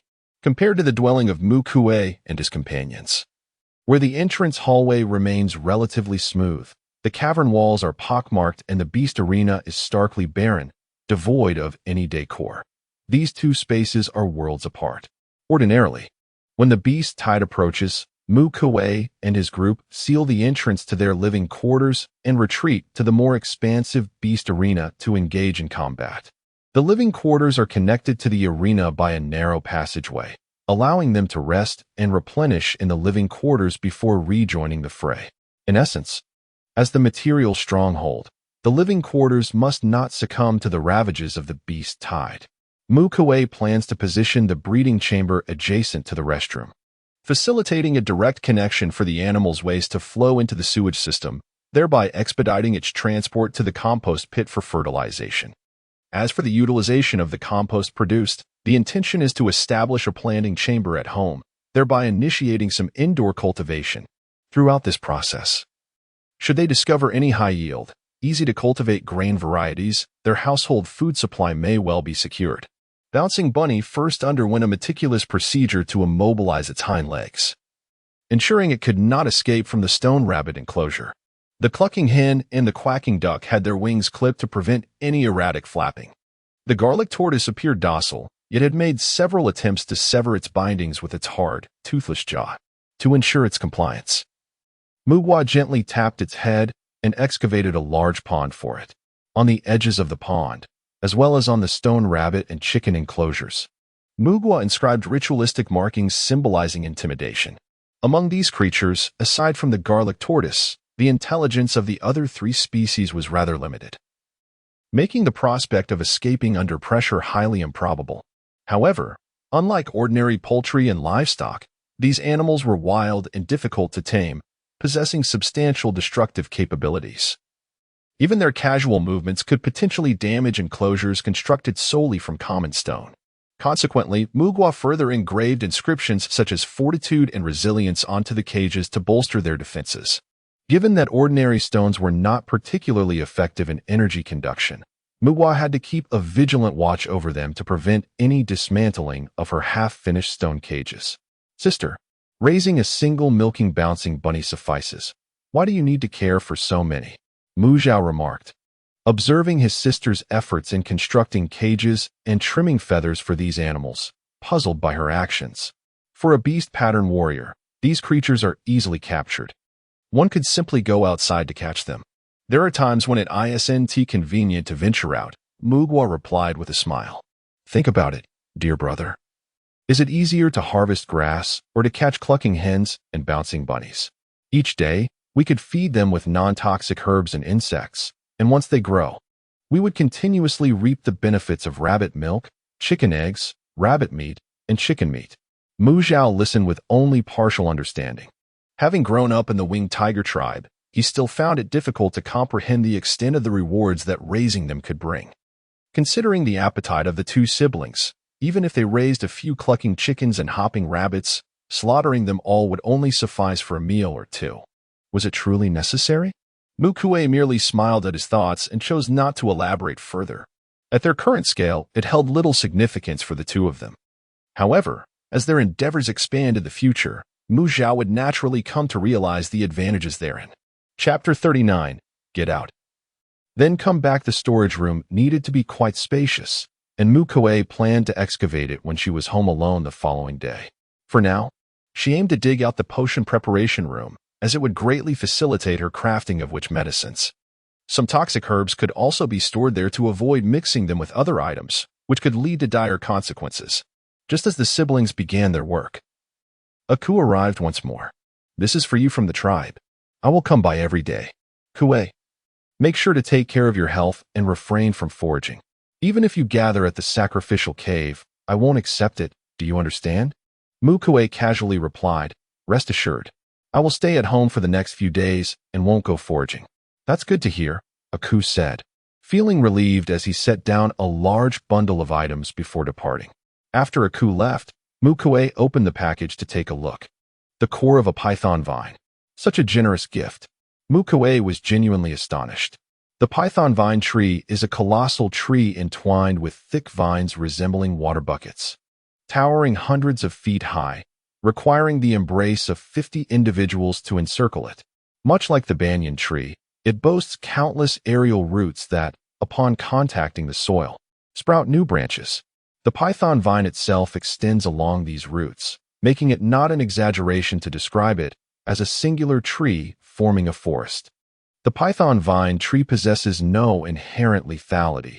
It is merely an ordinary giant tree. However, the python vine, which forms a parasitic relationship with it, is a nightmare for countless beasts.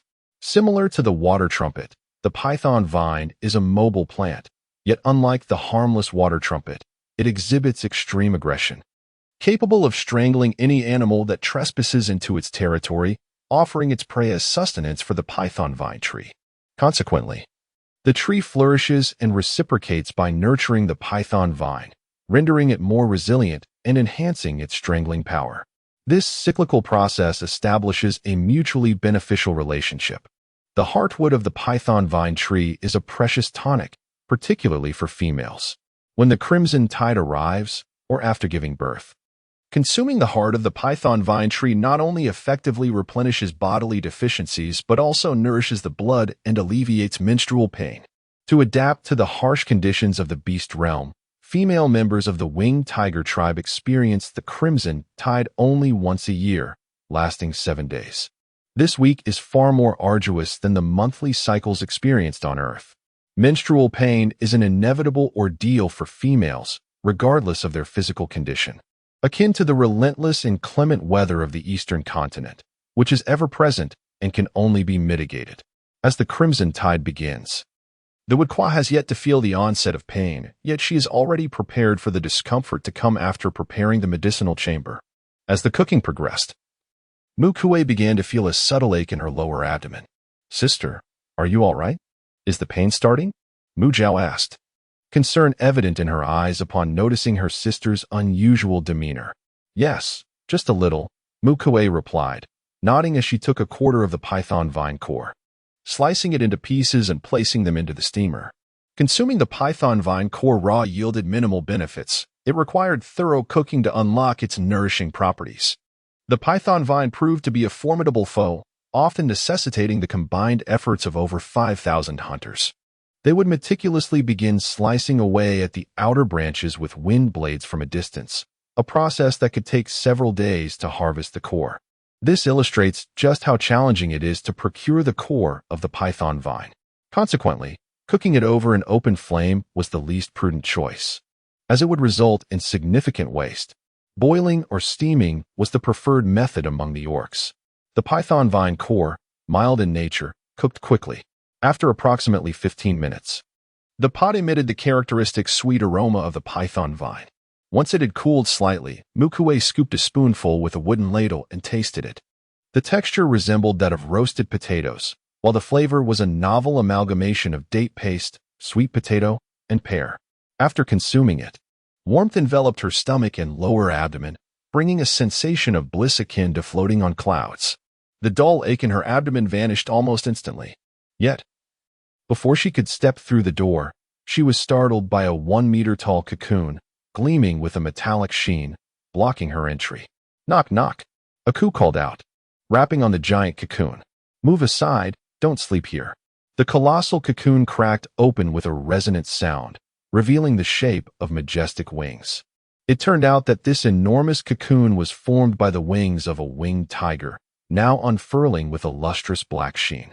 Within, nestled in a fetal position, was a golden-haired figure with a bushy beard, his eyes still heavy with sleep. Upon hearing this, Aku rolled his eyes in exasperation, exclaiming, "I only allowed you to stay for one night. What is with the need to move everything?"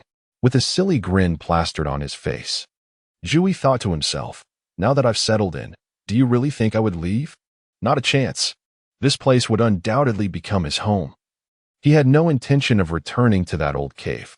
After entering, Zhui began to extract items from his storage box: beds, furniture, pots, pans, food, even a few pairs of undergarments that were clearly for personal use. Aku's irritation grew as he exclaimed, "I reiterated that it's just for one night. Why are you bringing your entire house here? My cave is nearly overflowing." Zhui remained unfazed, calmly producing several miniature mechanical beasts.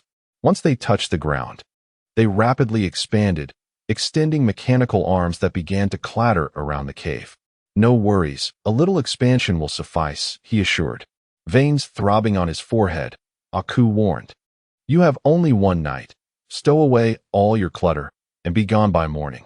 Zhui patted his palm-sized storage box, explaining, "I'm simply not accustomed to living without these belongings.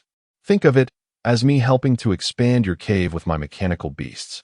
Rest assured, I will tidy up by morning and take my leave without causing you any inconvenience." Perfect. The next day, Mu Kui heeded the instructions and refrained from gathering. After organizing the storage room, she meticulously engraved large, cooling ritual patterns onto the surrounding stone walls. Although the walls were composed of ordinary stone and possessed poor energy conduction, their prolonged nurturing allowed the storage room's temperature to remain bearably low. This was of paramount importance in anticipation of the impending 7-month drought. Once this task was completed, Mu Kui proceeded to the apothecary. She retrieved the cauldron and meticulously extracted and purified the skins of cheiju mushrooms, poisonous insects, toxic fungi, and various other harmful substances. Subsequently, she experimented with them individually, employing her purifying abilities to discern which combinations yielded greater toxicity and lethality. All of these preparations were intended for her self-defense. Most adult males in the tribe were second- or third-tier beast pattern warriors. Although the likelihood of them attacking Mu Kui, a female, was minimal, caution remained imperative, particularly with the presence of Qingwei, who harbored deep malice towards her. Safety could not be taken lightly. Furthermore, numerous dangers lurked beyond the tribe's borders. Chapter 40, Timeline Advancement Afternoon. During today's foraging expedition, a plethora of plum trees were discovered on the mountain, and a coup suggested that it be named Plum Mountain henceforth.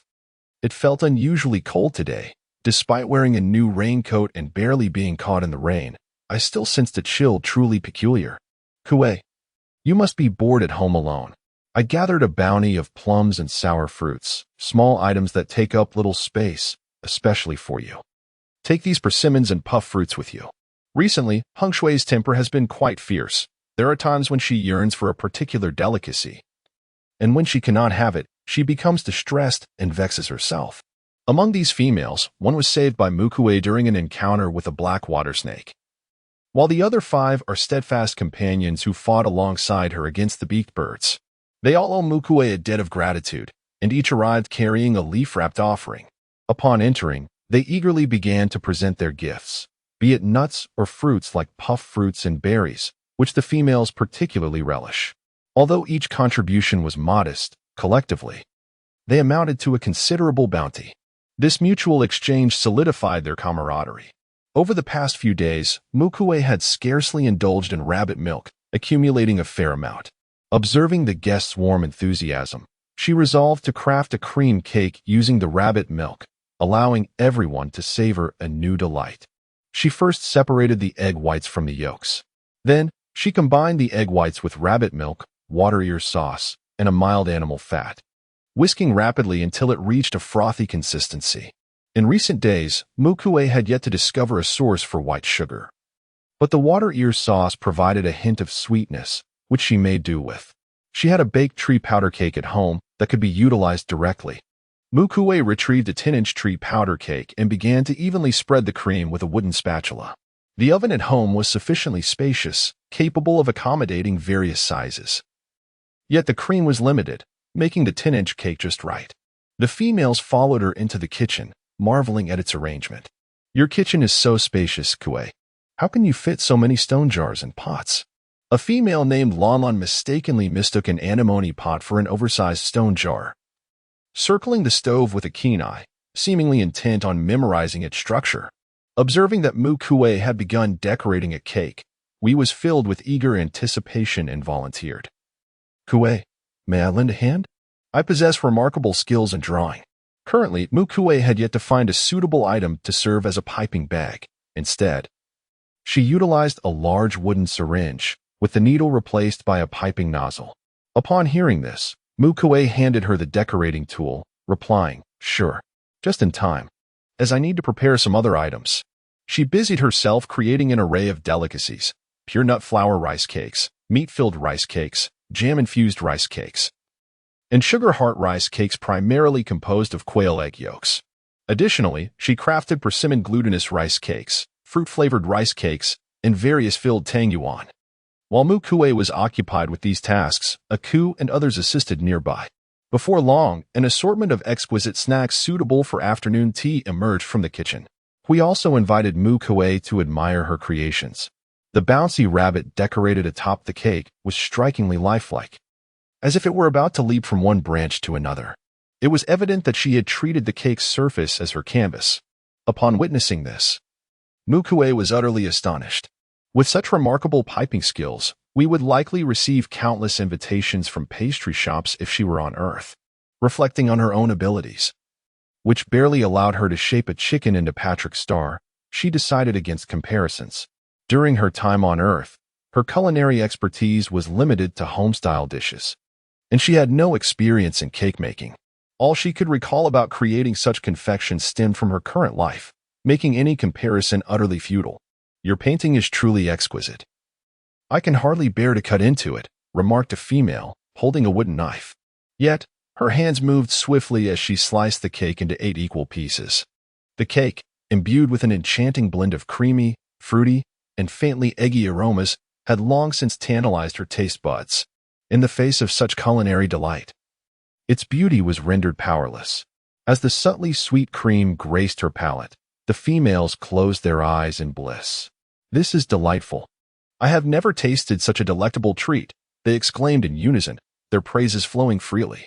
However, Mu Kui found it rather unremarkable. The cream, merely sweetened, lacked depth of flavor. The females, enamored now, would surely feel even more enamored once sugar was introduced. The unique, sweet, and velvety texture of the cream was likely irresistible to most. Yet, the bees of this realm were as large as a fist, swarming in droves, causing even a second-tier beast warrior to retreat in trepidation, fearing complications. Is it true? With Chun around, surely Ming would not be so reckless. During idle chatter, a rumor piqued Mu Kui's interest. She recalled the leader of the fox tribe, Eugene Wei, a figure who had captured Ming's heart solely through her beauty, compelling him to shave off his imposing beard. Her beast form, a nine-tailed fox, was renowned far and wide. In her previous life, Eugene Wei had arrived at the Ihu tribe during the rainy season, but only after the beast tide had passed. The duration of the beast tide was 7 days, which meant she had arrived a full fortnight in advance. Though it is possible that Eugene Wei had already arrived at this time in her previous life, perhaps the information was tightly concealed, leaving Mu Kui unaware. However, a heavy feeling settled in Mu Kui's heart. Perhaps the timeline had indeed advanced. Natural disasters are the eternal laws that sustain the operation of this world. I cannot intervene. The variables will undoubtedly increase. These were the words spoken by the esteemed Fuchin after reshaping the world. At that time, Mu Kui's focus was entirely on the impending increase in natural disasters following her rebirth, and she instinctively overlooked the final statement. Yet now, the unexpected appearance of Eugene Wei compelled Mu Kui to ponder. Could Eugene Wei be the variable that the esteemed one referred to? Furthermore, Fuchin's assertion that there would be more variables suggests that Eugene Wei is not the sole one. Might there be other variables in this world, hidden in corners unknown to her, undertaking significant actions capable of altering the entire trajectory of the future? A strong sense of urgency welled up within Mu Kui. She was not prepared to rely on the memories of her past life for eternity. Nevertheless, she required sufficient strength and resources to confront the potential emergence of natural disasters and variables in the future. Chapter 41. Inheritance. After bidding farewell to a Ku and the others, Mu Kui found herself lost in thought on the stone sofa. It was not until she heard a commotion from the breeding room that her attention was drawn elsewhere. Bang, bang, bang. The bouncing rabbit continued to collide with the stone cage. Thud, thud, thud. The lethargic quaduck let out its desolate cries. Cluck, cluck, cluck. The chickens fluttered about in their stone enclosure, their clipped wings flapping in vain, yet they remained oblivious to the fact that they could no longer take flight. Mu Kui approached the rabbit cage and knocked gently, warning, "Behave yourself. If you bump into me again, I shall prepare you as a spicy rabbit head." Upon hearing her words, the most boisterous of the bouncy rabbits seemed to comprehend the underlying threat, immediately collapsing in the cage as if their strength had been sapped. Their ears drooped, and they feigned death on the spot. In contrast, the chickens squawked even louder, their feathers puffing up, each one glaring fiercely at Mu Kui. Their clucking grew deeper, and their once harmless beaks seemed poised to threaten her in return. Mu Kui seized the duck by the neck, prying open its beak in another attempt to feed it. However, the duck's tongue pressed stubbornly against its palate, refusing to eat. Even when she managed to get a morsel inside, it promptly expelled it the moment she released her grip. After a moment of stalemate, Mu Kui reluctantly conceded defeat. The creature's obstinacy was simply too great. It was evidently unsuitable for domestication. Perhaps a hearty duck soup for dinner? She mused, stealing a glance at the duck. It turned its head away, presenting its rear to Mu Kui. This stubborn creature is definitely not fit for keeping. Stewing it seems the best option, she sighed. Her peripheral vision caught sight of the empty water basin, the cover intact, showing no signs of disturbance or movement, while watermarks were evident outside. A sudden realization struck her. Could it be that the tortoise is creating a diversion to facilitate its escape? The breeding room was in disarray, yet yielded no results. Subsequently, Mu Kui scoured every corner of the cave, leaving no stone unturned, even searching the beast fighting pit and the woodpile, but still found nothing. It was all in vain. Mu Kui felt a wave of melancholy wash over her. In such a brief span, how had that garlic turtle managed to escape? Turning back, she cracked open the breeding room door, preparing to enter. Suddenly, Her gaze caught sight of Kaleo duck stealthily pecking at the feed in the trough, stretching its neck and glancing around, seemingly wary of being caught in the act. Mu Kui gently closed the door to the breeding room, a sigh of relief escaping her lips. So, it was aware of the need to eat. She had thought it might not survive after all. Yet, Mu Kui furrowed her brow, her thoughts drifting back to the elusive garlic turtle, her mood plummeting. It would be best if she never encountered it again. Otherwise, she would surely turn it into soup. Despite her meticulous precautions, frequently checking on the breeding room and having placed a stone cage over the pool, secured with heavy stones, she had never anticipated it would still manage to escape.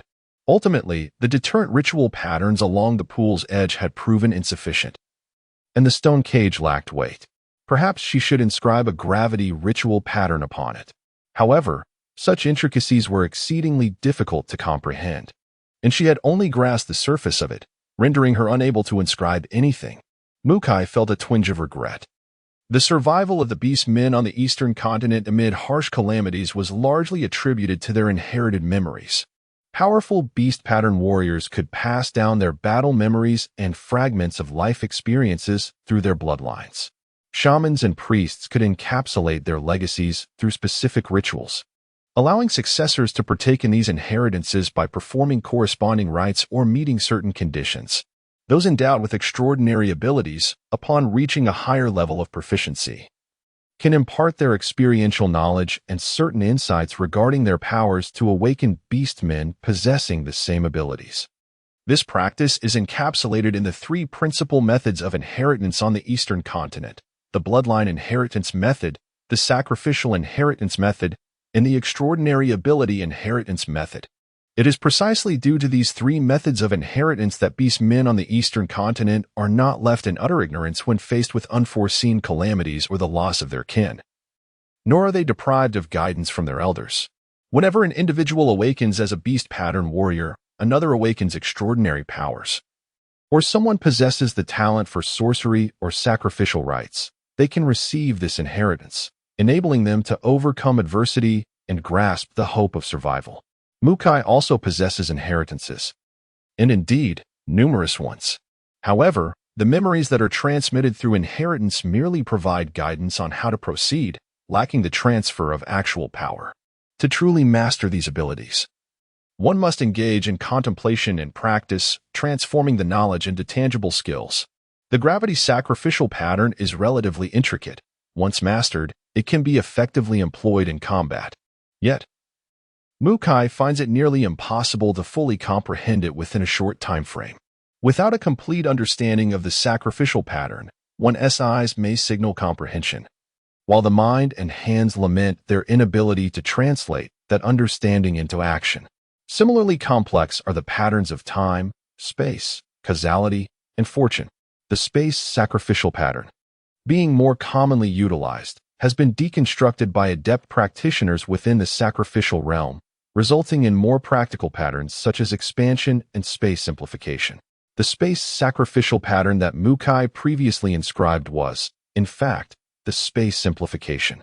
As her understanding of the true essence of space deepens, the intricate engravings she carves will become increasingly refined, ultimately achieving a complete depiction of the true space. The complexity of the gravitational patterns arises from the fact that they embody the essence of genuine gravity.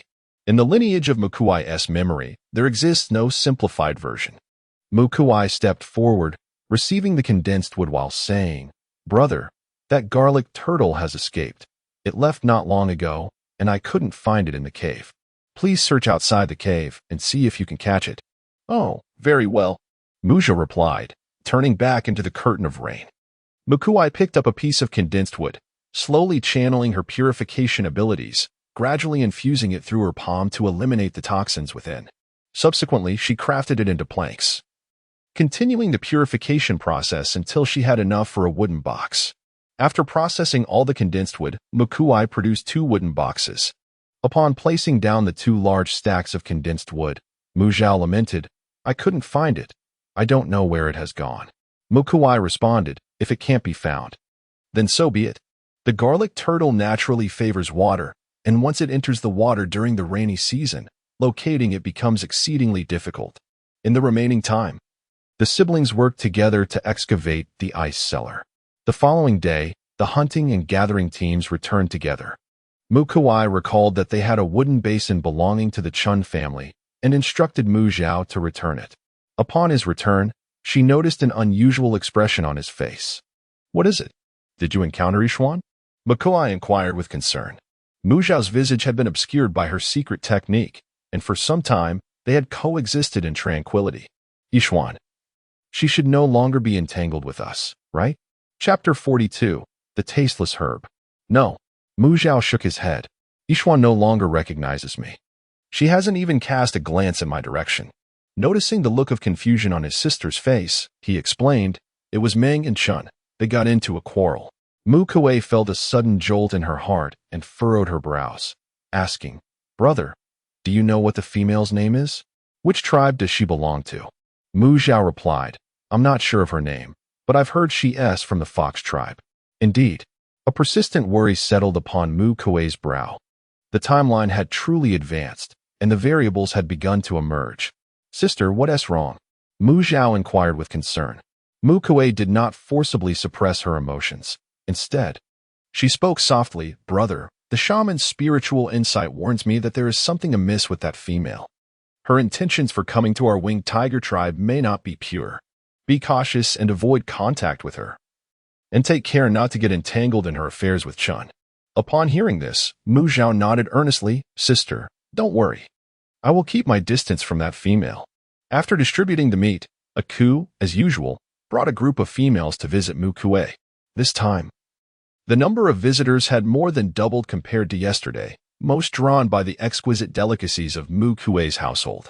"Kui, we've come to learn from you," exclaimed a mischievous female with twin ponytails, winking playfully at Mu Kui as she mysteriously produced a large package nearly half her height from behind her. Mu Kui remarked, "Such a large bundle, with your petite frame, where could you possibly hide it?" This was Shuangji, a female who had only just reached adulthood in the past 2 years. Tree powder with pig intestines, tree powder with lungs, sticky rice cakes, glutinous rice balls, and cream cakes, among others. Mu Kui generously shared her culinary knowledge with the females, having no intention of immediately venturing into the food industry within the beast realm. The skills they acquired would merely serve their own needs, posing no threat of competition to her. The tree powder lung dish was a later discovery by Mu Kui, utilizing animal lungs. After several experiments, she concluded that tree powder should not be combined with animal kidneys, livers, or hearts. However, it generally paired well with stomachs, intestines, and lungs, although there were exceptions. For instance, the stomach of a snake, the lungs of a platypus, and the entire innards of a poison dart frog were all highly toxic. Mixing them with tree powder or any other ingredient could prove fatal. Ping opened a wooden barrel sealed with a lid, revealing it to contain approximately 2/3 of beast milk. Mu Kui raised an eyebrow, remarking that it should suffice. To be honest, she had tasted cow's milk and goat's milk on Earth, rabbit milk in the beast realm, and had sampled the flavor of milk fruit. Yet she was genuinely curious about the taste of dog milk. As per her usual practice, she first employed her purification abilities to ensure it was toxin-free. Once confirmed, she inquired of the females present, "Does anyone know how to handle this?"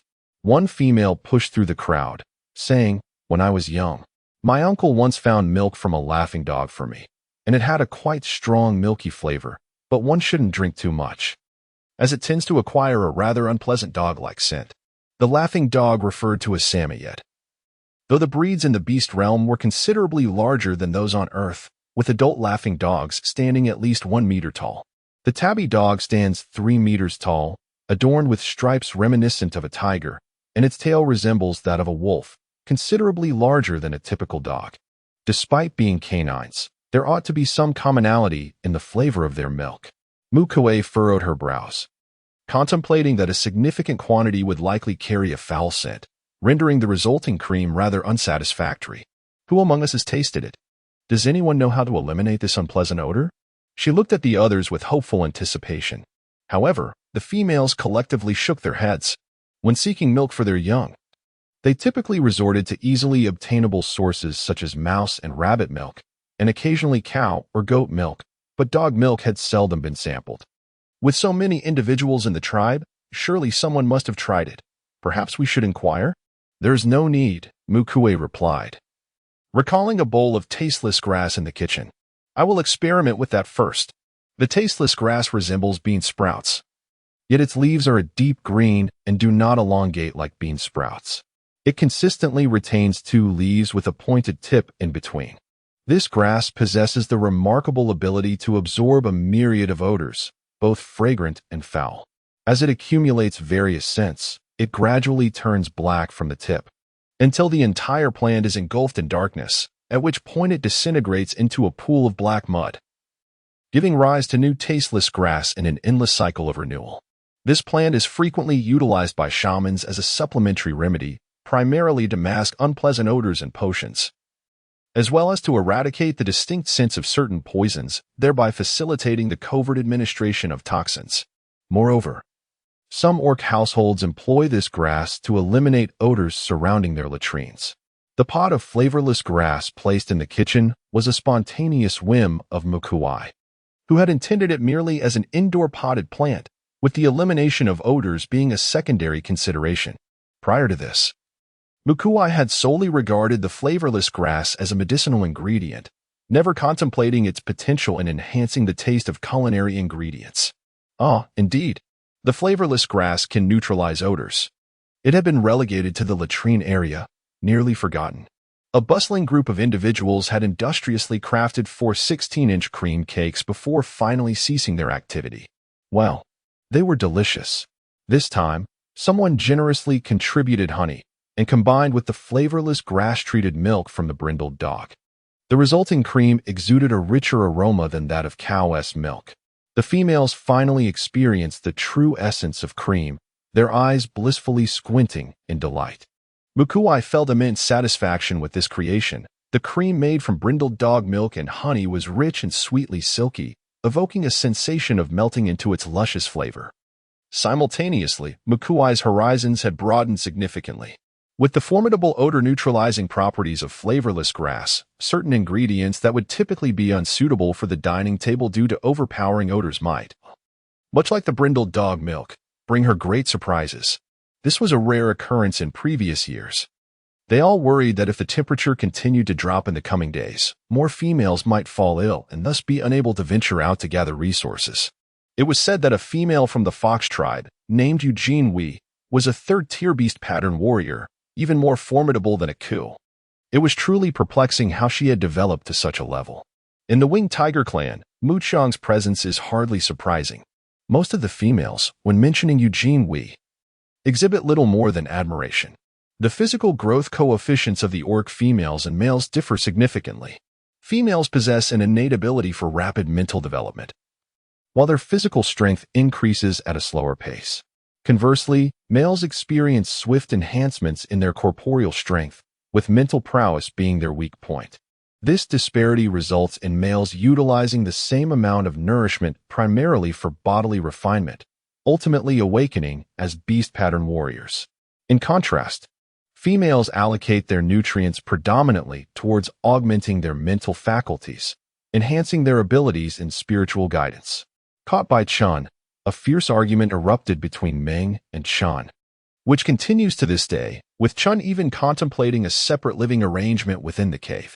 Xian intends to join Chun, having already enlisted over 20 of her partners to assist in excavating the cave. Ya and Qiu have approached as well, seemingly seeking to exploit the discord and undermine Meng's position. Chapter 43. A Heart Full of Malice. The developments are astonishingly swift. Mu Kui recalls that in her previous life, Chun could not bring herself to sever ties with Meng, even when sacrificing herself to secure a flicker of hope for the tribe. It remains uncertain whether this time, with the early emergence of Eugene Hui and the involvement of Ya and Qiu, Chun's unwavering followers, she will choose a different path. In her former life, due to Audi's unmasked beauty, Yixian frequently sought to provoke trouble, resulting in a strained relationship between Mu Kui, Chun's family, and the sycophantic Ya and Qiu. Thus, even if Chun's behavior appears somewhat erratic in this life, Mu Kui finds amusement in the unfolding drama surrounding Chun and Ming's family. What will transpire next? What is the reaction of Chun? Mu Kui picked up a roasted persimmon seed, cracked it with a satisfying crunch, and eagerly began to enjoy the fruit. Refused, of course. You all know Chun's nature well enough. Indeed, who, apart from the long-lost Qin, could possibly replace Ming's significant position in Chun's heart? It had been years since they had seen Chun, and she was still devoted to Ming alone. The females were animatedly chatting when suddenly one of them realized Mu Kui was still present, and they promptly fell silent. The others, slow to catch on, instinctively shifted the topic. Mu Kui felt a twinge of disappointment, but understood that extracting the truth about her parents' mysterious demise from the females would be a formidable challenge. She had a vague understanding of the complicated relationships between her parents and the duo of Ming and Chun. Ultimately, it boiled down to a tale of mutual affection between her parents, with Chun harboring feelings for her father and Ming for her mother, leading to a clandestine rivalry that spanned over a decade. The story concluded in a cliché fashion, with Ming and Chun finding mutual attraction amidst their entangled relationships. As the females resumed discussing other gossip, Mu Kui nibbled on her nuts, half listening. Bang had found a garlic-headed turtle at his doorstep the previous day. He claimed the turtle had come to him as an omen, so he made a turtle soup and distributed it to both households nearby, as Frost Branch's mother casually remarked.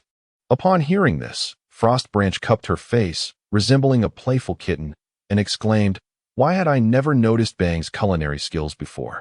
Mother, what do you think? Why is he a peak-level beast pattern warrior yet remains without a partner?" At the end, Shuangji quietly murmured with a hint of embarrassment, "The stick isn't too shabby either. I've seen its beastly form, and it's quite formidable." Upon hearing this, Hua glared, reaching out to tug at Shuangji's ear as a warning. "The stick is jinxed. Anyone associated with it is bound to face misfortune. Do you understand? Keep your distance from it." "Oh, understood," Shuangji replied, protecting her ears with a dejected expression. Meanwhile, Mu Kui, observing the exchange, remarked with an odd expression, "That garlic-headed turtle should be the one that ran away from my home, if I'm not mistaken. I initially intended to see if I could keep it, but it escaped when I was paying attention." "Ah, so it originated from Kuei's household," Shuangji exclaimed, covering her mouth in surprise. Upon realizing that her daughter had been so careless, Hua's irritation flared, and she resumed tugging at Shuangji's ear. "You little rascal. If you don't understand, it's best to remain silent. What if it gets entangled with the stick because of you?" Hua scolded, pressing close to Shuangji's ear. "Enough." Mu Kui interjected, shaking her head, although she felt a twinge of anger when that creature escaped. Knowing it hadn't truly succeeded and ended up in a pot instead had brought her a sense of relief. Deep down, Mu Kui felt genuinely pleased. She had initially thought the garlic-headed turtle was cunning, orchestrating a grand escape, but it had barely fled before becoming a dish on the table, a satisfying turn of events. In truth, if it were anyone else, Kui, you could give it a try, provided you don't mind having multiple suitors. However, as for the stick, it's best to avoid it. It's far too unfortunate, and associating with it would bring more loss than gain. The females nearby offered their words of consolation. Lan gathered a few companions who had fought alongside her, confidently vowing her commitment. Mu Kui thanked them, expressing her willingness to exchange culinary delights if they managed to capture their target. That night, water splashed, and wood chips flew amidst a commotion of chaos. "How long do you intend to linger in my home?" Ji asked, shrugging with an air of resignation. "Is there really no other place to stay? Can you bear to see me alone in the relentless rain outside?" Aku hesitated. With the recent drop in temperature, the rain outside felt like icy shards. And even though she was already an early-stage beast pattern warrior, she couldn't bring herself to cast Ji out into the elements. "Then why did you sell the cave to Ming? Are you aware he is using your cave to hide females from other tribes? The entire tribe is now buzzing with rumors that you and Ming are in cahoots, deliberately helping him cover his tracks," and Aku faltered, unable to continue. There was little between her and Ji, and it felt inappropriate to mention that the female in question belonged to the fox tribe, rumored to possess an alluring beauty. Everyone suspected that Ming and Ji had an affair with her. Having known Aku for many years, Ji could easily discern her thoughts. She quickly raised her hand in defense, exclaiming, "That's unjust. I merely sold the cave to Ji. Who could have known he would turn around and sell it to Ming?" Ji fell silent, her eyes darting mischievously as she leaned closer to Aku, whispering with an air of mystery. "Don't you want to know how Ji managed to outsmart Ming and why he targeted him?" Aku raised an eyebrow, intrigued, and asked, "So, what is your explanation?" "Zhu, recently, Xian has shown little interest in Zhao. She first sought out Qi, and after being abruptly awakened by Zhuer, she ran off to become a shadow to Ji. Zhuo, the offspring of Qi, lost her mother long ago. You know how Ji is, so conservative that even in the sweltering heat of summer, he wears boots and never exposes his arms. It seems Xian has ventured too close to Ji's forbidden territory." "And then?" Aku urged. "Then?" Zhu's eyes sparkled with excitement. "I heard that Xian stumbled upon Ji's record stone, which fortuitously documented the records of the Mingmai cave. Do you think this is related to Ji?" "So that's it," Aku realized. But soon she noticed someone was nearly on top of her, and she forcefully pushed them away, exclaiming in anger, "Go put on some clothes. If you're not cold, I certainly am." During the rainy season, on March 9th, Mu Kui managed to set up a study room in the morning. It was time to prioritize teaching Audi the language of beasts. The traps for the beast-fighting cave had yet to be resolved. Ideally, they would enlist Zhu's help, but alas, their family lacked sufficient contributions to afford such assistance. Mu Kui racked her brain for a solution, scouring her memories from her life on Earth. She discovered some simple traps and hearsay mechanisms, while also unearthing the methods for brewing wine, vinegar, and sauce from the recesses of her memory. Notably, some local recipes indicated that sauce could actually be made with meat, a process that is swifter and more convenient than the traditional soybean fermentation, which takes a year or more. Wine and vinegar are closely related. Even some processed wheats can ferment into wine, which can then undergo further processes to transform into vinegar. Chapter 44, Natural Enemies. The production of soy sauce and vinegar necessitates the use of alcohol. However, the art of brewing is not a task that can be accomplished in a single day. Tree powder lacks flavor. It is neither sweet nor fragrant like rice, possessing only a texture and quality reminiscent of glutinous rice flour. Mu Kui was uncertain whether this substance could serve as a viable ingredient for brewing, akin to glutinous rice. Yet she resolved to give it a try. Subsequently, she dampened the surface of the dough with water and transferred it into a wooden vat. After sealing it, she wrapped the vat meticulously with layers of clothing made from the feathers of sharp-beaked birds to maintain the high temperature within. This marked the initial step in the preparation of the fermentation starter. Next, she awaited the fermentation and mold growth of the tree powder dough inside the vat. It would take several days before any results could be observed. Mu Kui set it aside and turned her attention to the crafting of traps. The beast tide was relentless, and many traps designed to capture solitary beasts were rendered ineffective. Mu Kui excavated a massive pit at the entrance of the beast-fighting cave, filling it to the brim. At the bottom of the pit, she erected wooden spikes, and over the surface, she constructed a precarious wooden framework, covering it with large leaves and sprinkling crushed stones atop the leaves for concealment. The creatures of the beast tide were not particularly intelligent. They simply charged forward without hesitation, rendering such a disguise sufficient. At the cave's apex, Mu Kui fashioned several venom launchers and mechanisms for a rain of arrows, nearly completing her preparations. The remaining task involved digging numerous pits in the arena, deep enough to bury the countless beast corpses that would inevitably accumulate after their battles. Mu Kui possesses the abilities of a shaman and a beast-patterned warrior, and she harbors no fear that they will falter in the face of this beast tide. The pits, in truth, were excavated to clear the battlefield and store the spoils of victory. Due to the influence of the blood moon, few would dare to consume the flesh of the beasts after the tide has receded, yet Mu Kui is different. She possesses the power of purification, enabling her to discern which portions of the meat are toxic and which are safe. Every morsel is a reserve of sustenance. How could one afford to waste it?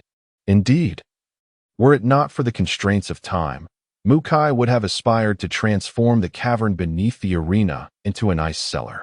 7 days.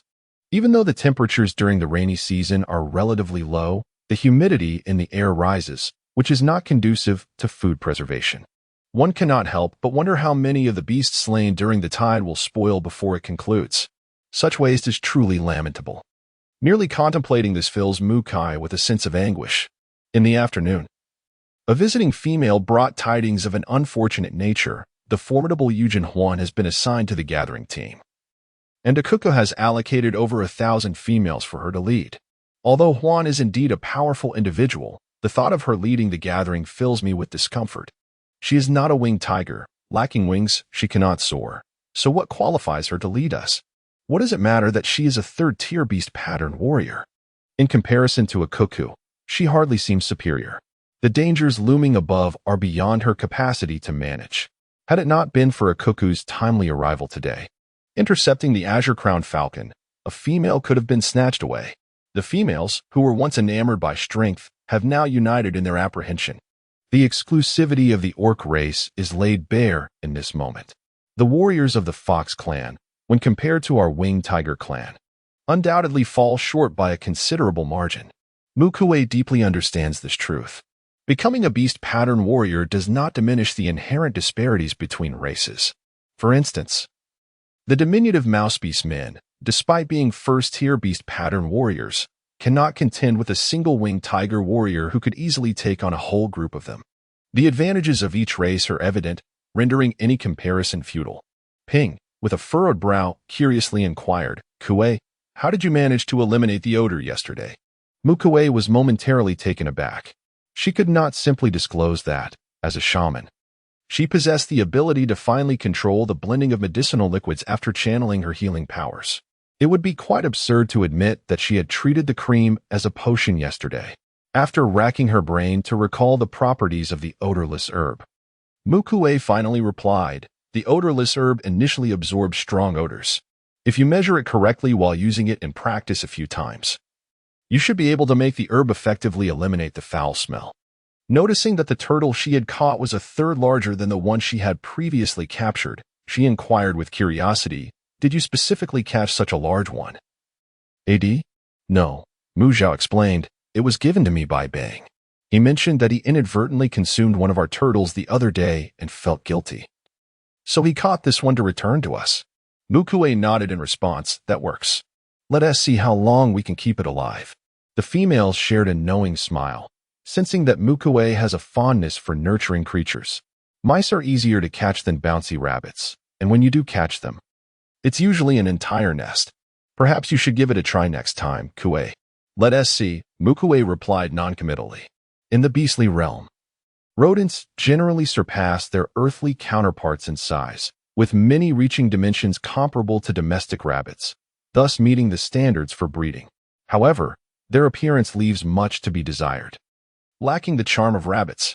The thought of keeping such creatures at home weighs heavily on Mu Kui's heart. On the 10th, new developments emerged from the gathering team. Yishuan withdrew from the hunting squad and joined the collection team. The original assembly of females was divided into 3 factions, each led by Aku, Yishuan, and Eugene. The hunting team discovered traces of the pear-scented goose, and Mu Zhao, in collaboration with others, managed to capture one, leaving it utterly plucked. Finally, the raw materials for the digestive potion were complete. In recent days, Mu Kui arranged substantial meals for her younger brother, beyond the midday repast. Both breakfast and dinner consisted of double portions, supplemented with digestive potions and dried meat from Yunyang wood, all aimed at amassing energy for a breakthrough into the mid-stage of the first tier. Yet, as the garlic-headed turtles proliferated, the Kilauea duck commenced a fast. Initially, Mu Kui dismissed it, believing the duck would sneak food. However, one night, she was jolted awake by the duck's anguished cries. Upon investigation, she discovered 3 garlic-headed turtles tugging at the duck's foot and wings, nearly dismembering the only duck she possessed. Even so, when Mu Kui rescued the Kilauea duck from the clutches of the turtles, she found it had lost a foot, and its wings were bloodied, with bones crushed and nearly torn asunder. It seemed inconceivable that these toothless creatures could inflict such damage with their hardened gums. After wrapping the heads of the 3 turtles, Mu Kui felt a surge of anger upon realizing that their soul duck had been so ruthlessly mistreated by these turtles, leaving her in a furious state. Initially, She believed that Keloyan's act of fasting was a manifestation of its wild and untamed spirit, a yearning for freedom. Little did she realize it was driven by fear of the garlic turtle. Mu Kui suddenly understood that this garlic turtle was likely Keloyan's nemesis. Keeping them together would surely spell trouble. Chapter 45. You look truly beautiful, knock, knock. Keloyan weakly called out a couple of times, its head drooping and eyes half closed, having resigned itself to despair. Upon hearing the commotion, Mu Zhao hurried over, and upon witnessing Keloyan's pitiful state, he gasped and inquired, "Sister, what do you plan to do with this Keloyan? It still seems to have some meat. Why not just slaughter it for a quick end and save it for soup tomorrow morning?" At these words, Mu Kui glanced at the unresponsive Keloyan, contemplated for a moment, and then shook her head. "Let it be. I have observed its somewhat perceptive nature before. Let us first see if we can nurture it back to health." Mu Zhao felt perplexed. "But sister, this Keloyan's wings are utterly useless, and it has lost a foot. Even if you wish to care for it, it may not wish to survive." Mu Kui chuckled softly. "Dear brother, do you have misconceptions about my abilities?" As she spoke, she extended her right hand, from which emanated a shimmering green light, illuminating Keloyan's leg that was still bleeding from where its webbed foot had been severed. In an instant, the wound healed, leaving only the freshly spilled blood, which now lay like unanchored water, abandoned and helpless. Mu Zhao gasped in astonishment. Although Mu Kui had mentioned her healing and purification abilities to him before, he had not had the opportunity to witness their power, as he had not sustained any injuries during his recent hunts.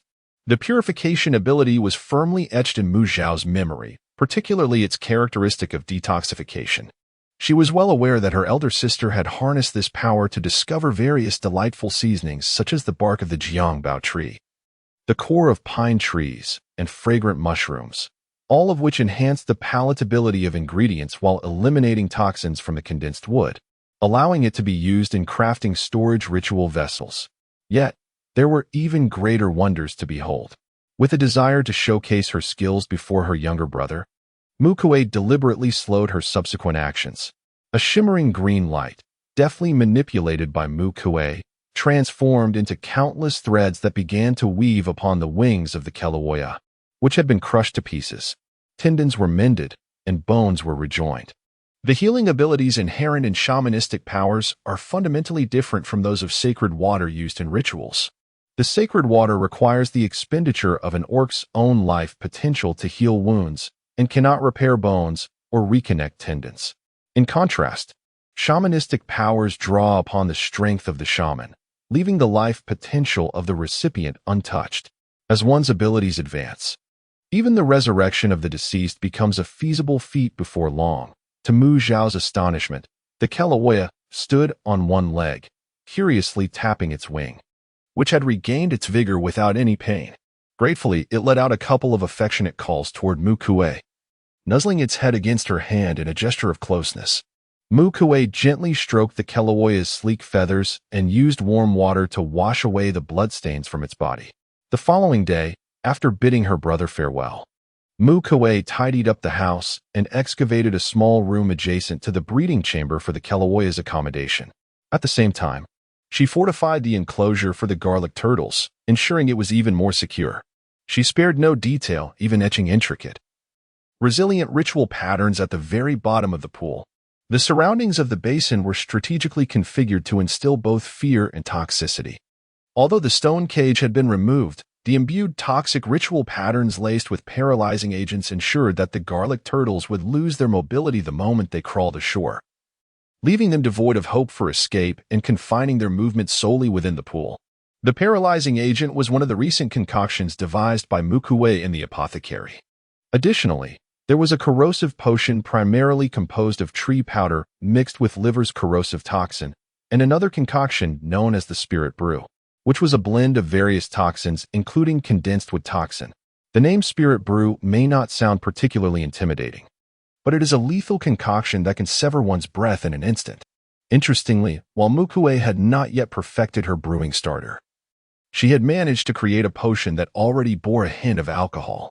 However, the unfortunate truth was that the spirit brew was exceedingly toxic, capable of proving fatal even to second-tier beast-patterned warriors.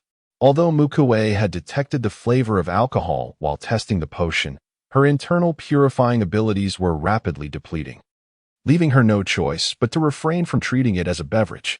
After feeding the bouncing bunny and the clucking chicken, Mu Kui noticed one particularly stubborn clucking chicken dominating the nesting area. Upon closer inspection, she found indeed there was an egg nestled within. Oh, it's begun laying eggs. How delightful. Mu Kui cheerfully picked up the egg, planning to make a scrambled dish for lunch. Mu Kui, are you home? A rugged voice called from outside the cave. Mu Kui responded and stepped out of the breeding room. Yes, who is it? Senshan suddenly recalled that it was a male orc who had helped move items the day the sharp-beaked bird had visited. He had promised to provide a complimentary grooming session for those males who had assisted. Since Senshan had not joined the hunting party today and had come to seek her out, it seemed he was indeed in a state of mental instability and required grooming. Very well, please come in, Mu Kui said. Placing the eggs in the kitchen and heading towards the living cave, which had not yet been expanded, serving as a reception area for visiting orcs. Senshan was a middle-aged man with bronze skin, standing at nearly 2 meters tall, with well-defined features that gave him a somewhat simple appearance. Upon entering, his gaze fixated intently on Mu Kui, his breathing noticeably quickening, while one hand awkwardly clasped the back of his head, offering her a shy smile. Orcs nearing the brink of mental frenzy often exhibited such behavior. Their desires become exaggerated, and their awareness struggles to govern their actions, with severe cases even leading to violent outbursts. Senshan, possessing his own consciousness and able to maintain control, was experiencing relatively mild symptoms. Typically, females would only accept such a level of agitation. In more severe cases, females would refrain from treating them alone, opting instead to have the individual restrained, ensuring their own safety before providing any grooming. Although Mu Kui felt somewhat uncomfortable under his gaze, she reminded herself that he was a patient and was willing to tolerate her unease. Please, have a seat, she invited Senshan to sit down, then gently pressed her finger to his forehead, preparing to commence the grooming. Do we not need to press our foreheads together? Senshan inquired, puzzled. No need for that. This will suffice, Mu Kui replied. Some particularly strong-willed females can indeed achieve this. Upon hearing this, Senshan's expression shifted. Yet his face was contorted in such a way that Mu Kui did not scrutinize it closely. The enraged orc was filled with aggression towards everything around him. This posed a considerable challenge for the spiritually attuned shaman and priest, who found themselves bewildered by the situation.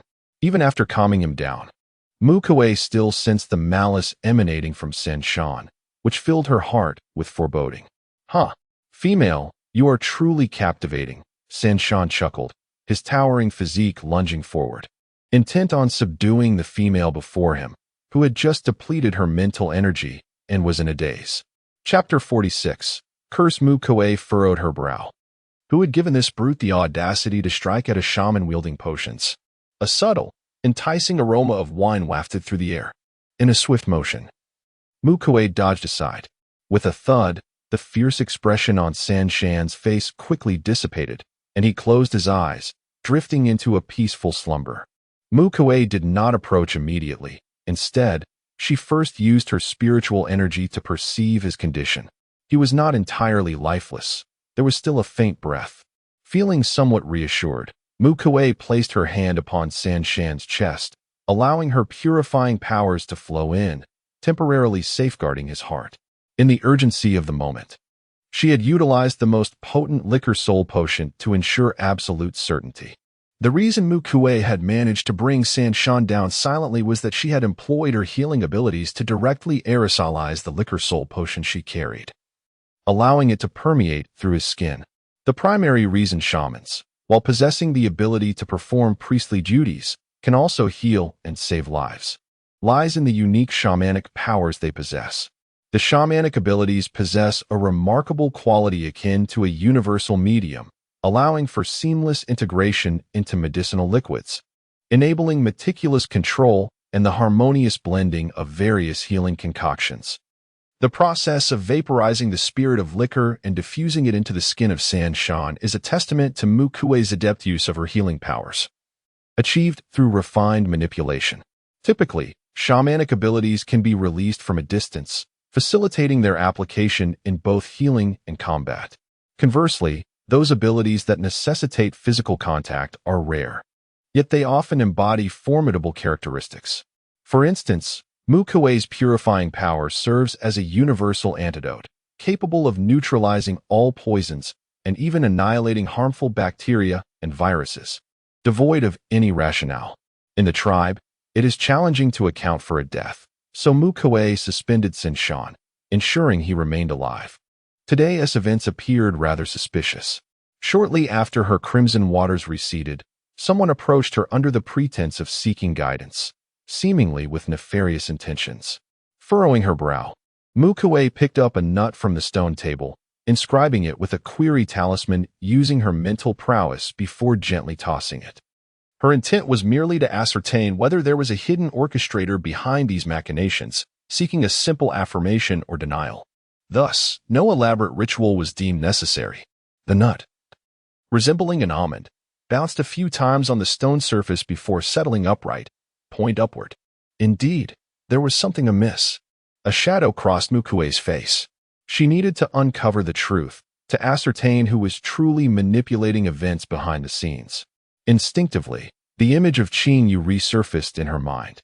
If it were indeed her, the situation was likely far more complex. Should she employ that method? Mu Kui found himself in a state of inner turmoil. Even if he were to awaken him, he doubted his ability to extract the truth through severe interrogation. Furthermore, with Sanjan entering his home today, if there were indeed someone orchestrating events from behind the scenes, they would certainly not allow Sanjan to arrive unnoticed. A few witnesses were inevitable, and it was likely the beginning of yet another scheme. Upon reaching this conclusion, Mu Kui formed a seal with his hands and invoked a forbidden technique known as tracing origins. His heart and spirit were instantly drained, soon followed by the strength of a second-tier beast pattern warrior. As the forbidden technique unfolded, a mirror materialized above Sanjan's head. Initially, the mirror resembled a black void, devoid of any imagery. However, it wasn't long before a figure began to emerge, something buried deep within Sanjan's memories. As Mu Kui had anticipated, the figure that materialized within the mirror was Qing Yu. Sanjan, you must be over 300 years old now. Although, with your prowess as a second-tier beast pattern warrior, you could potentially live to 600. Yet, 300 is no small feat. Have you not found a mate? Under the drizzling rain, Qing Wei casually inquired as she observed Sanjan approaching her. Sanjan halted in his tracks, a look of despair crossing his face as he lamented. I am only in the early stages of the second tier. Most of the beastmen my age are at least in the third tier. What female would ever consider me? Qing Wei replied. Females over 40 are indeed discerning, yet those who have just reached adulthood are still quite easy to win over. You could give it a try. Sanjan's spirits sank further. It's not that I haven't tried.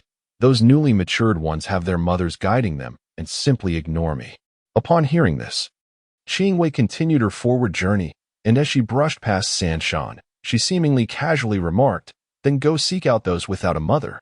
Moreover, it is said that female red waters are quite susceptible to conception shortly after their cycle, if one were to approach her for grooming at that time. Depleting her spiritual energy, it would be likely that even if she did not desire to conceive, she would inevitably do so. Once pregnant, Ming would surely not permit the female to terminate the pregnancy. The final statement, muffled by the sound of rain, was barely audible. Yet the implication was sufficiently clear for Sanshan to infer the subsequent details. Mu Kui felt a surge of indignation. What enmity could Qing Wei possibly harbor against her parents to resort to such insidious tactics? Just as Mu Kui contemplated taking further action, preparing to weave a forbidden technique to alter Sanshan's memories, a sudden flash of imagery appeared. This scene seemed to unfold within Qing Yue's residence. The flickering campfire cast shadows, revealing Qing Yue's silhouette as she rummaged through a stone cabinet. This is it. Accompanied by Qing Yue's murmurs, a delicate, gossamer thin beast skin scroll unfurled as she laid it upon the stone bed. Tiny characters inscribed in beast script gradually emerged as the scroll was spread out. Mu Kui's heart tightened upon seeing it. It was a scroll documenting the legacy of a sacrificial rite, specifically the curse section. Although it was unclear why a ritualistic legacy was recorded on beast skin rather than through traditional sacrificial ceremonies, Qing Yue's actions undeniably signaled ominous tidings for Mu Kui. Curse of the Infant. By establishing a connection with the child's future father and embedding the curse mark beforehand, one can later cast a spell upon the mother, inflicting her with relentless suffering, rendering her existence a living torment, ultimately leading to her demise in silence. Following this, the narrative unfolds with how Qing Yue, guided by the contents of the scroll, imprints the curse mark and embeds it within the body of Sanshan. Do you wish for my demise? Mu Kui's gaze was frigid. The matters of the previous generation were of little concern to her. She was acutely aware that Qing Yue harbored murderous intentions and had already taken action. That was sufficient. The enmity of life and death did not require excessive verbiage. In the tribe, instigating turmoil was indeed a challenging endeavor. However, if someone as mediocre as Qing Yue, with her half-baked priestly talents, could secretly bring about death, then Mu Kui, as a fully fledged shaman, could certainly do so with greater ease. The distinction lay solely in Chapter 47. The Misfortune Buff.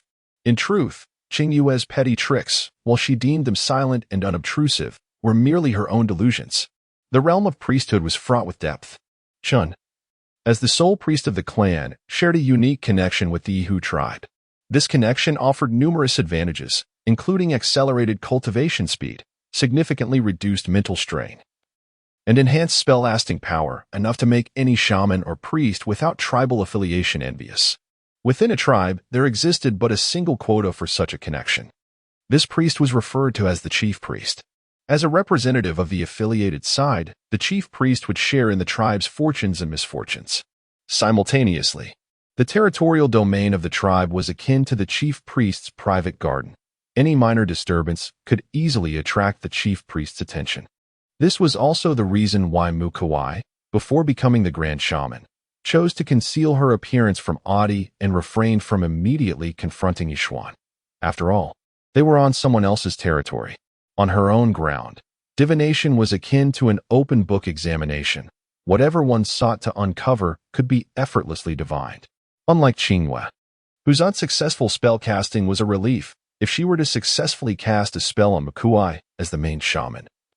Chun could have a prophetic dream even in the dead of night, awakening with forewarning, without the overarching radar of the main shaman enveloping the entire tribe. Other tribe shamans could easily cast spells on every fertile female within Mu Kui's tribe. As the reflective veil dissipated and it became clear that no further tricks were at play, Mu Kui began to weave a forbidden technique. This weaving could alter a person's memories, demanding substantial energy. In this instance, Mu Kui made minimal changes, merely erasing the treacherous intentions three mountains harbored against her, while also bestowing upon him the condition of impotence.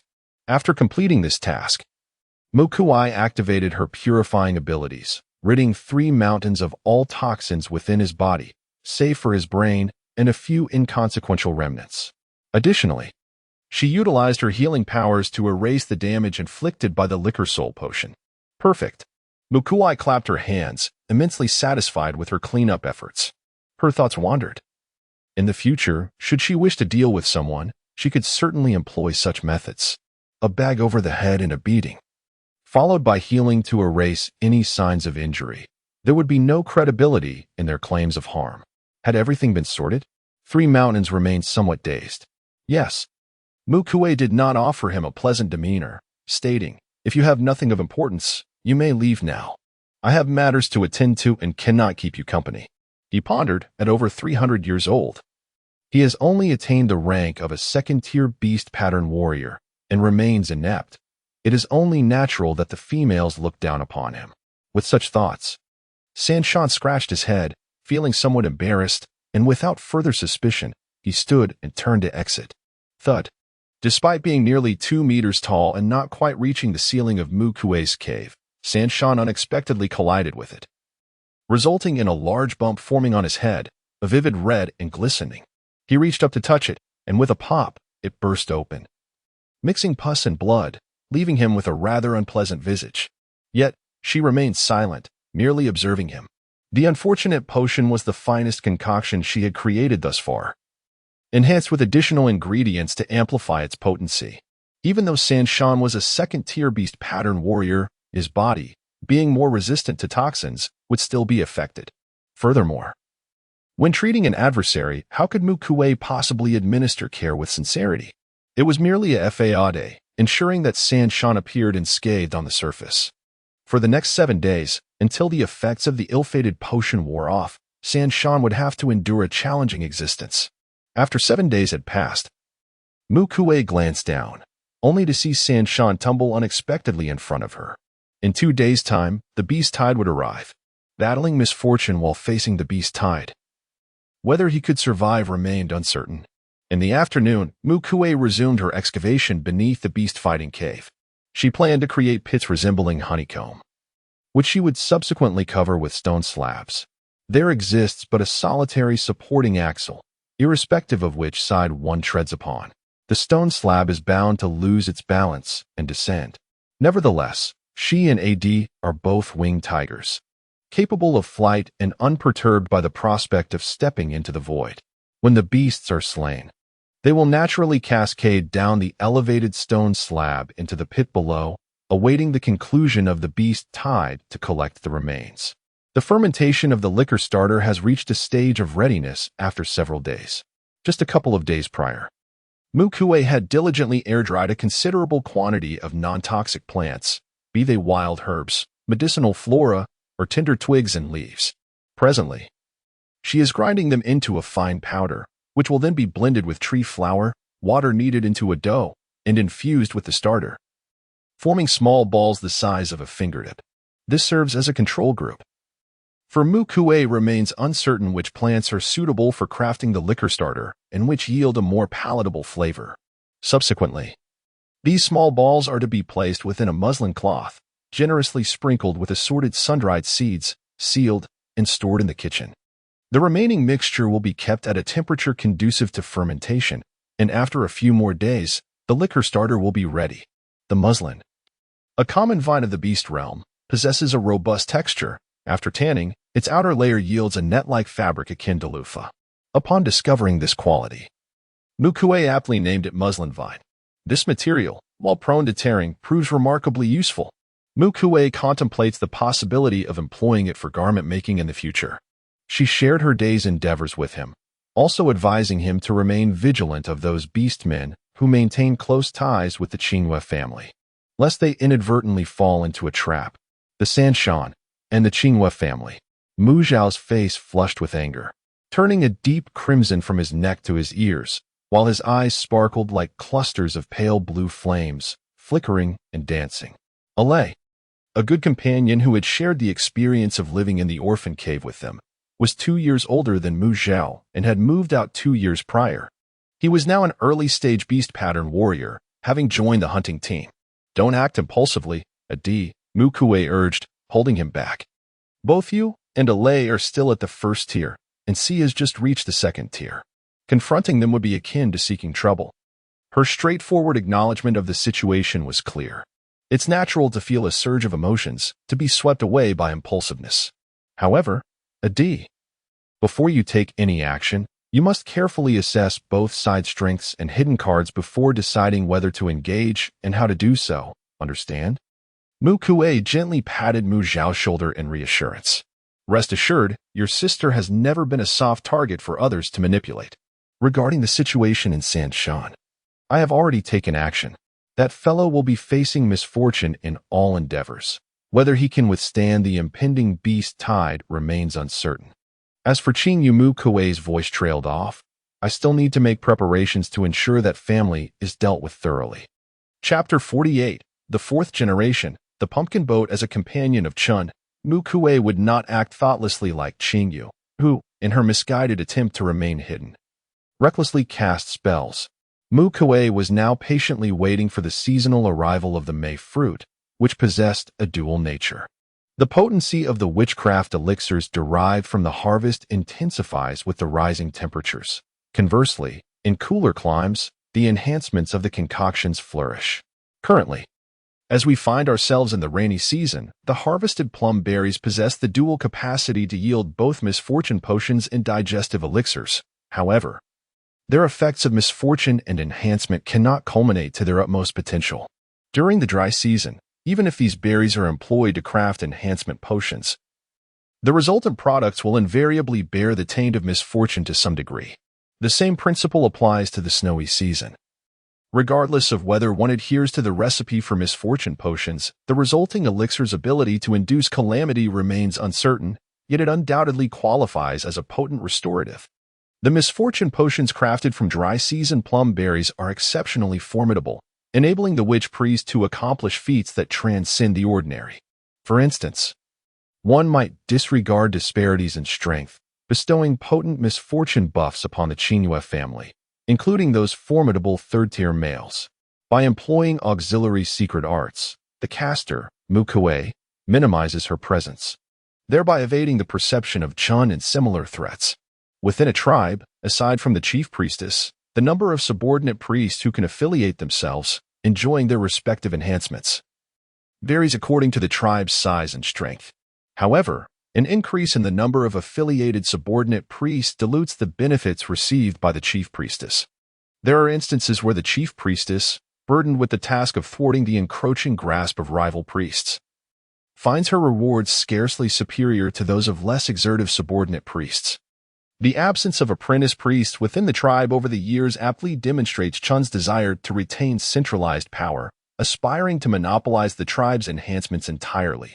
The Hide Scroll of Qingyue, which records numerous spells, is not meant to be exposed to light. Mu Kui only needs to wait for the dry season when the plum fruits ripen, harvest them, and concoct a misfortune potion. Using this as bait, she can cleverly obscure her own spell-casting traces and cast a curse of misfortune, thereby placing a hex upon Qingyue's family. The Hide Scroll will serve as evidence.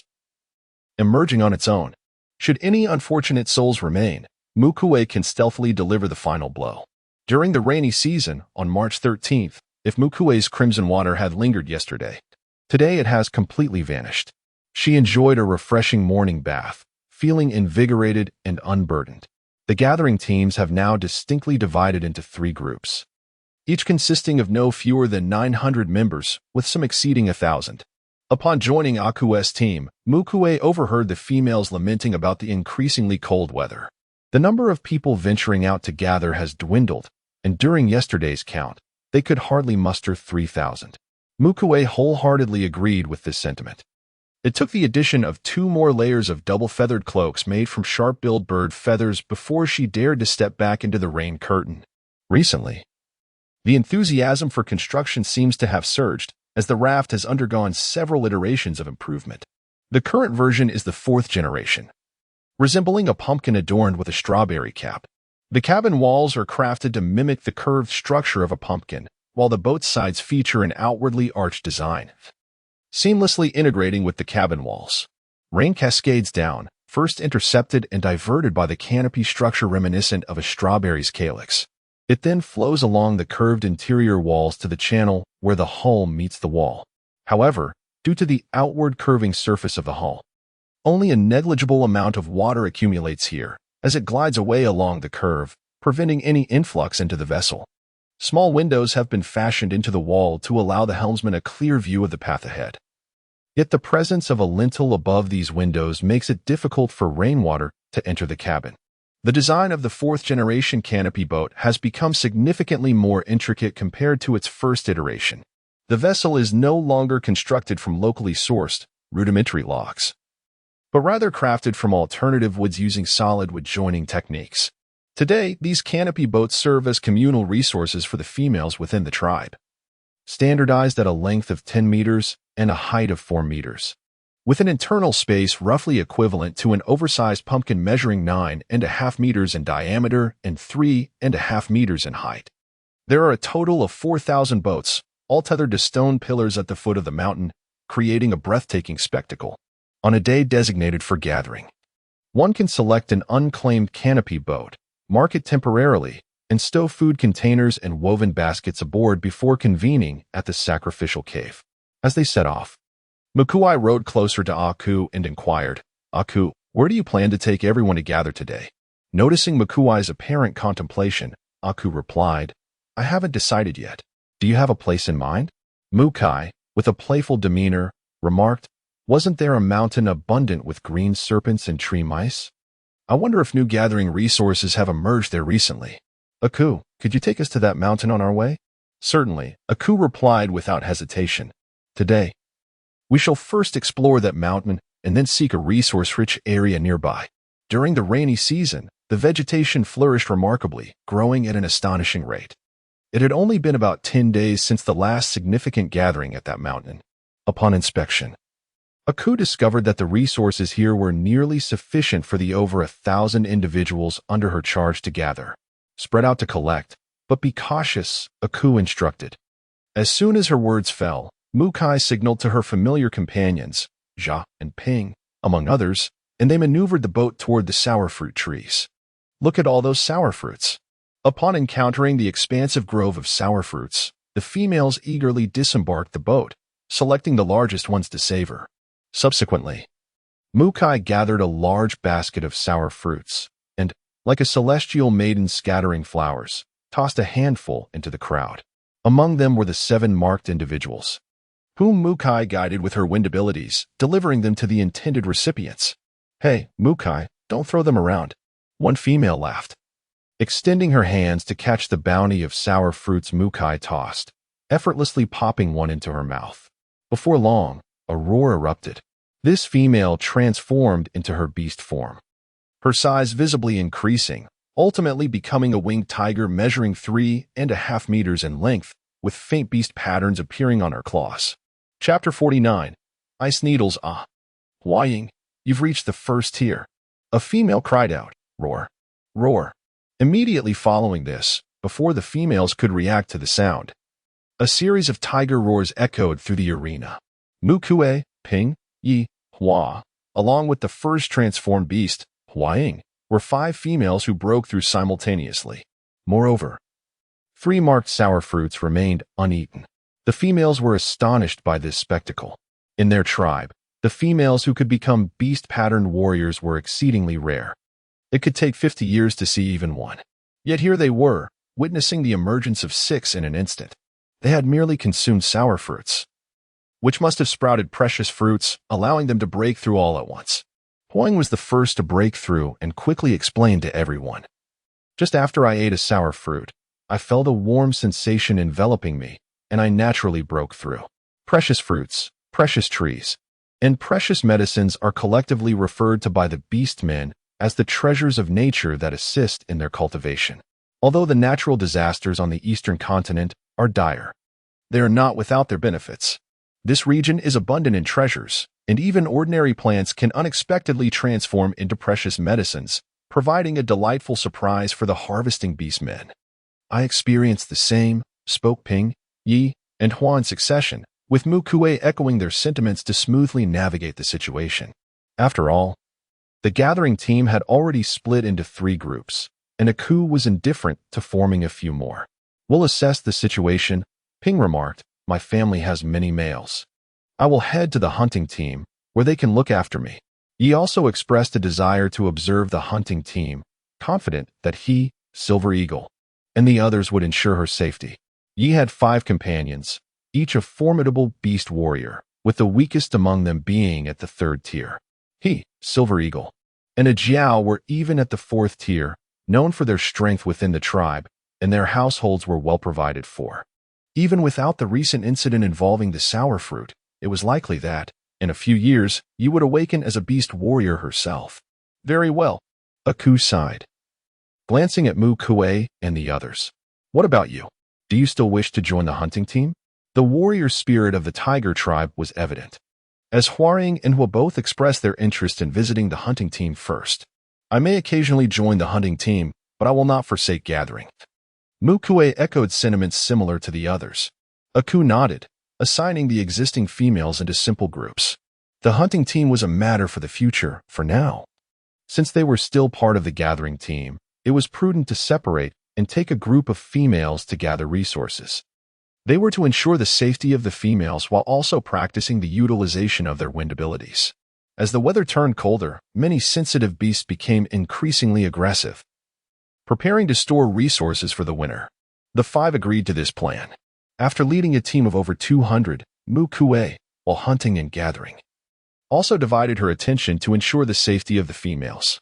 Just as Aku had noted, with the drop in temperature, many animals, particularly carnivorous ones, increased their hunting frequency, often targeting the unexpectedly large group of females. In just half a day's time, Mu Kui had already acted as a rescuer 5 times.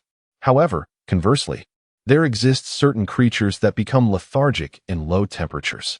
For instance, the tree squirrels have been consistently captured by Mu Kui, amounting to over a dozen nests. The size of a tree squirrel is significantly smaller than that of a domestic rabbit. With around 120 tree squirrels, Mu Kui's storage is now completely overflowing. Other female counterparts are similarly faring, managing to gather scant resources and merely catching tree squirrels instead. During lunch, one female noticed Mu Kui amusing the lively little tree squirrels and curiously inquired. Indeed, Mu Kui replied, "The flavor of tree squirrels is quite delightful. I plan to rear some, so I can dispatch them directly when the craving strikes."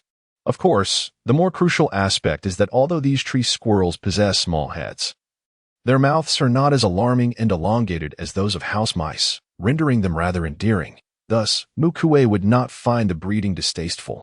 Hee. It seems only you possess such patience, Mu Kui.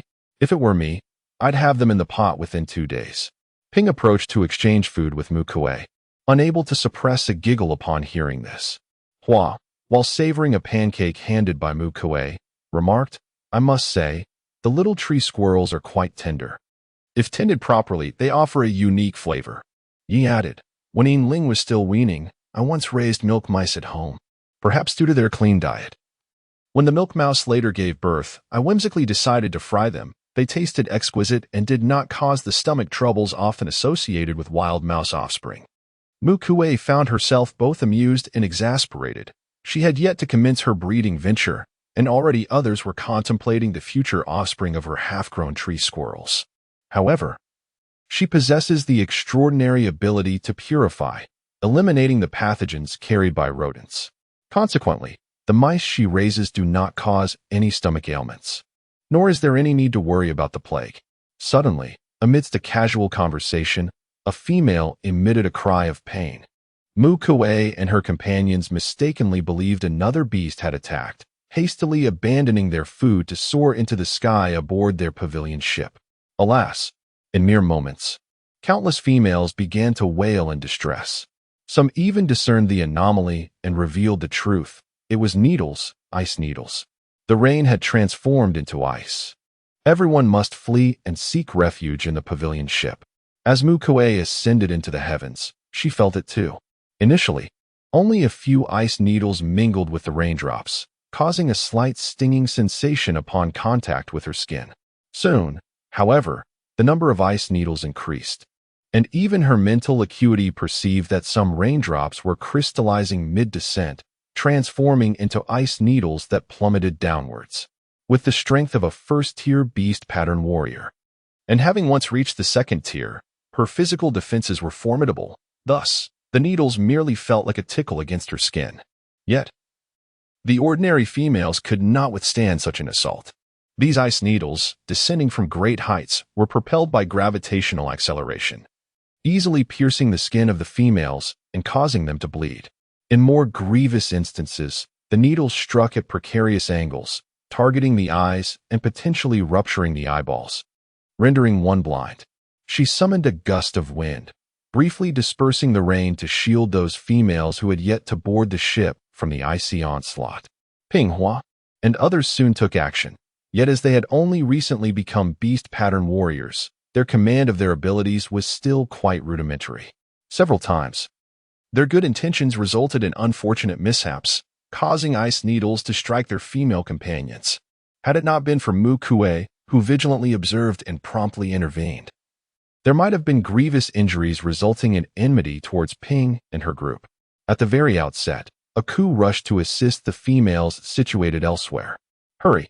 Everyone aboard the ship. We must depart." Chapter 50. Ultimately, after much effort, they finally gathered everyone. However, in that moment, both Aku and Mu Kui, along with the others, bore grim expressions. I am sorry. We should not have recklessly wandered off during lunch. If only I could have stayed behind. Hua, whose group suffered the most casualties, expressed her remorse to Aku. We too share the blame. We should not have let our guard down. Ping and Yi echoed her sentiments, all feeling deep guilt. The recent onslaught of ice needles could have resulted in dire consequences had Mu Kui not detected the danger early. And with Ping and Ye's assistance, they managed to avert disaster. Let us depart for now. Aku sighed, running a hand over his forehead in exasperation. Soon, those in the tribe must have noticed the unusual celestial phenomena and will come to our aid along the way. The sailboat can provide some cover. We merely need to endure until help arrives. Just moments ago, among the over 1,000 females collected from the mountain, 5 had either been struck fatally by the ice needles or had perished at the hands of lurking beasts amidst the chaos. The number of those grievously injured was even greater, with dozens suffering severe wounds. The toll was undeniably significant. Akushi relinquished her own canopy boat and the supplies she had gathered, soaring through the rain to maintain vigilance. In the brief moment of gathering the crowd, the icy needles in the sky grew increasingly larger, transforming into ice cones. Many struck the top of the canopy boat, embedding themselves directly into it. If this continued, the canopy boat might soon be unable to withstand the onslaught, and that would truly spell disaster. Mu Kui remained acutely aware of the external situation. Should the trajectory of any ice needles approach the windows of the female canopy boats, or if large ice cones threatened to fall upon the canopy, she would employ her wind powers to deflect them. However, casting spells from a distance drained considerable energy, and while Mu Kui could still manage for the time being, she feared that once the ice needles transformed into a more extensive array of ice cones, she would have to conserve her wind abilities for self-preservation. Along the way, they encountered Yishuan's group. What is the situation? Akushi inquired from afar. Yishuan bit her lip, her complexion pale. Over 10 have perished, and more than 100 are severely injured. It's all my fault. I was too weak to protect them. She too had not entered the canopy boat, instead flying above to safeguard her team. No need. Yishuan turned her head away, stubbornly veering off into the distance. Mu Kui, witnessing this scene, felt a surge of emotions. She understood that Yishuan possessed a certain malignance, yet her concern for her kin was undeniably sincere. The group continued onward. Yujinhui's team also met up with the main contingent.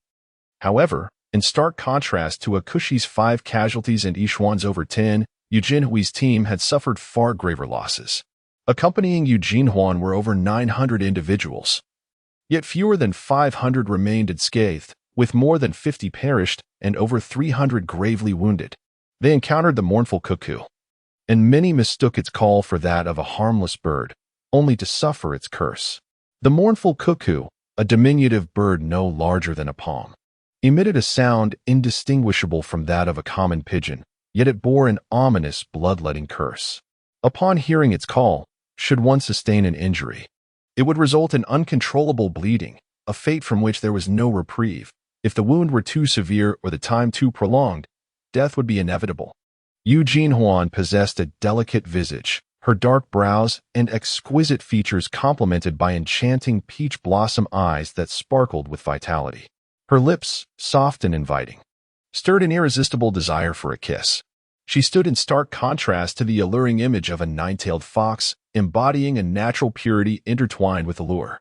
At present, her white fur coat bore some tears, with traces of blood marring her face and exposed skin, evoking a sense of pity. However, in the eyes of Mu Kui and Aku Yishuan, she was but an object of disdain. Is this how you lead the gathering team when your father entrusted you with the task? You only care when it concerns your kin, do you not? Yishuan seethed in fury, her latent abilities unwittingly radiating, as crimson flames flickered from her eyes, even igniting sparks in her breath and hair. Ice shards descending towards her were instantly vaporized. Yishuan wielded dual powers of wind and fire, though her wind abilities were nearly depleted. Very well, I shall. Yujinhuan replied with a subdued tone, her delicate brows furrowed, her expression steeped in melancholy. She had not devoted herself fully to these female winged tigers. Yet she never anticipated encountering the lamentable blood-calling cuckoo, resulting in such a catastrophic loss of life. Now, persuading Ming to agree to unite with the Fox clan seemed a daunting task. The icy spikes in the sky multiplied, as if intent on piercing the earth with 1,000 wounds. The raft gradually buckled under the immense strain. Mu Kui observed ice spikes penetrating the cabin walls, revealing sharp tips that exuded a chilling aura. Despite the half-meter distance that separated them, she felt as though the icy points were piercing her, their sharpness grazing the tip of her nose. Aware that it was merely an illusion, her heart nonetheless fluttered with anxiety. Her wind abilities were dwindling. If this continued, the raft would be shattered, forcing her to abandon the supplies on board and seek shelter nearby, waiting for rescue amidst the bone-chilling cold and falling ice spikes. The path they once traversed, laden with bountiful harvests, now seemed to stretch endlessly toward the horizon, devoid of an endpoint. Ding! The crisp sound of ice shards colliding mingled with the howling wind, drawing closer to the ears of the gathered crowd. Help had arrived.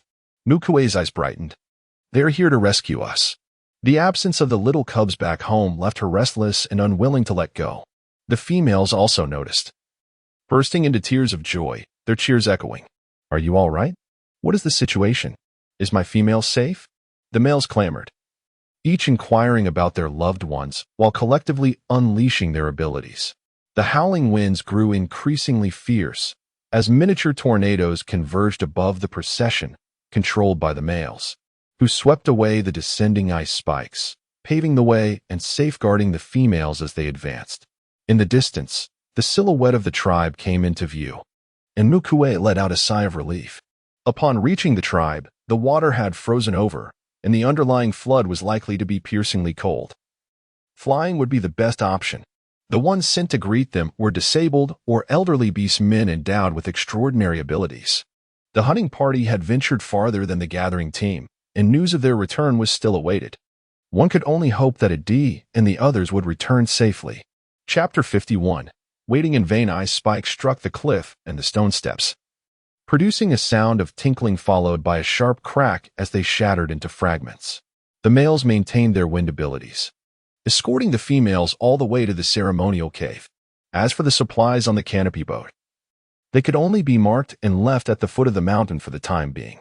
Perhaps, before long, without the protection of the male's wind abilities, the canopy boat would succumb to the impact of the ice spikes, and the supplies would fall into the icy waters, sinking to the bottom, rendering the females' efforts futile. Yet, at present, no one was inclined to concern themselves with such matters. On the return journey, over 20 females perished, and the lightly injured transformed into serious injuries, with more than 200 new casualties, of which 99% belonged to Eugene Huan's squad. Fortunately, due to Mu Kui's discreet use of healing abilities, none were lost from Aku's side. Over 100 females died at once, with serious injuries nearing 700, and the lightly injured were countless. Such casualties were rare for the winged tiger tribe, occurring once in a century. The deceased required proper arrangements, while the seriously injured needed treatment. In the face of human life, material resources had long ceased to hold any significance. Chun had a basin of holy water brought in, instructing others to scoop it with a wooden ladle.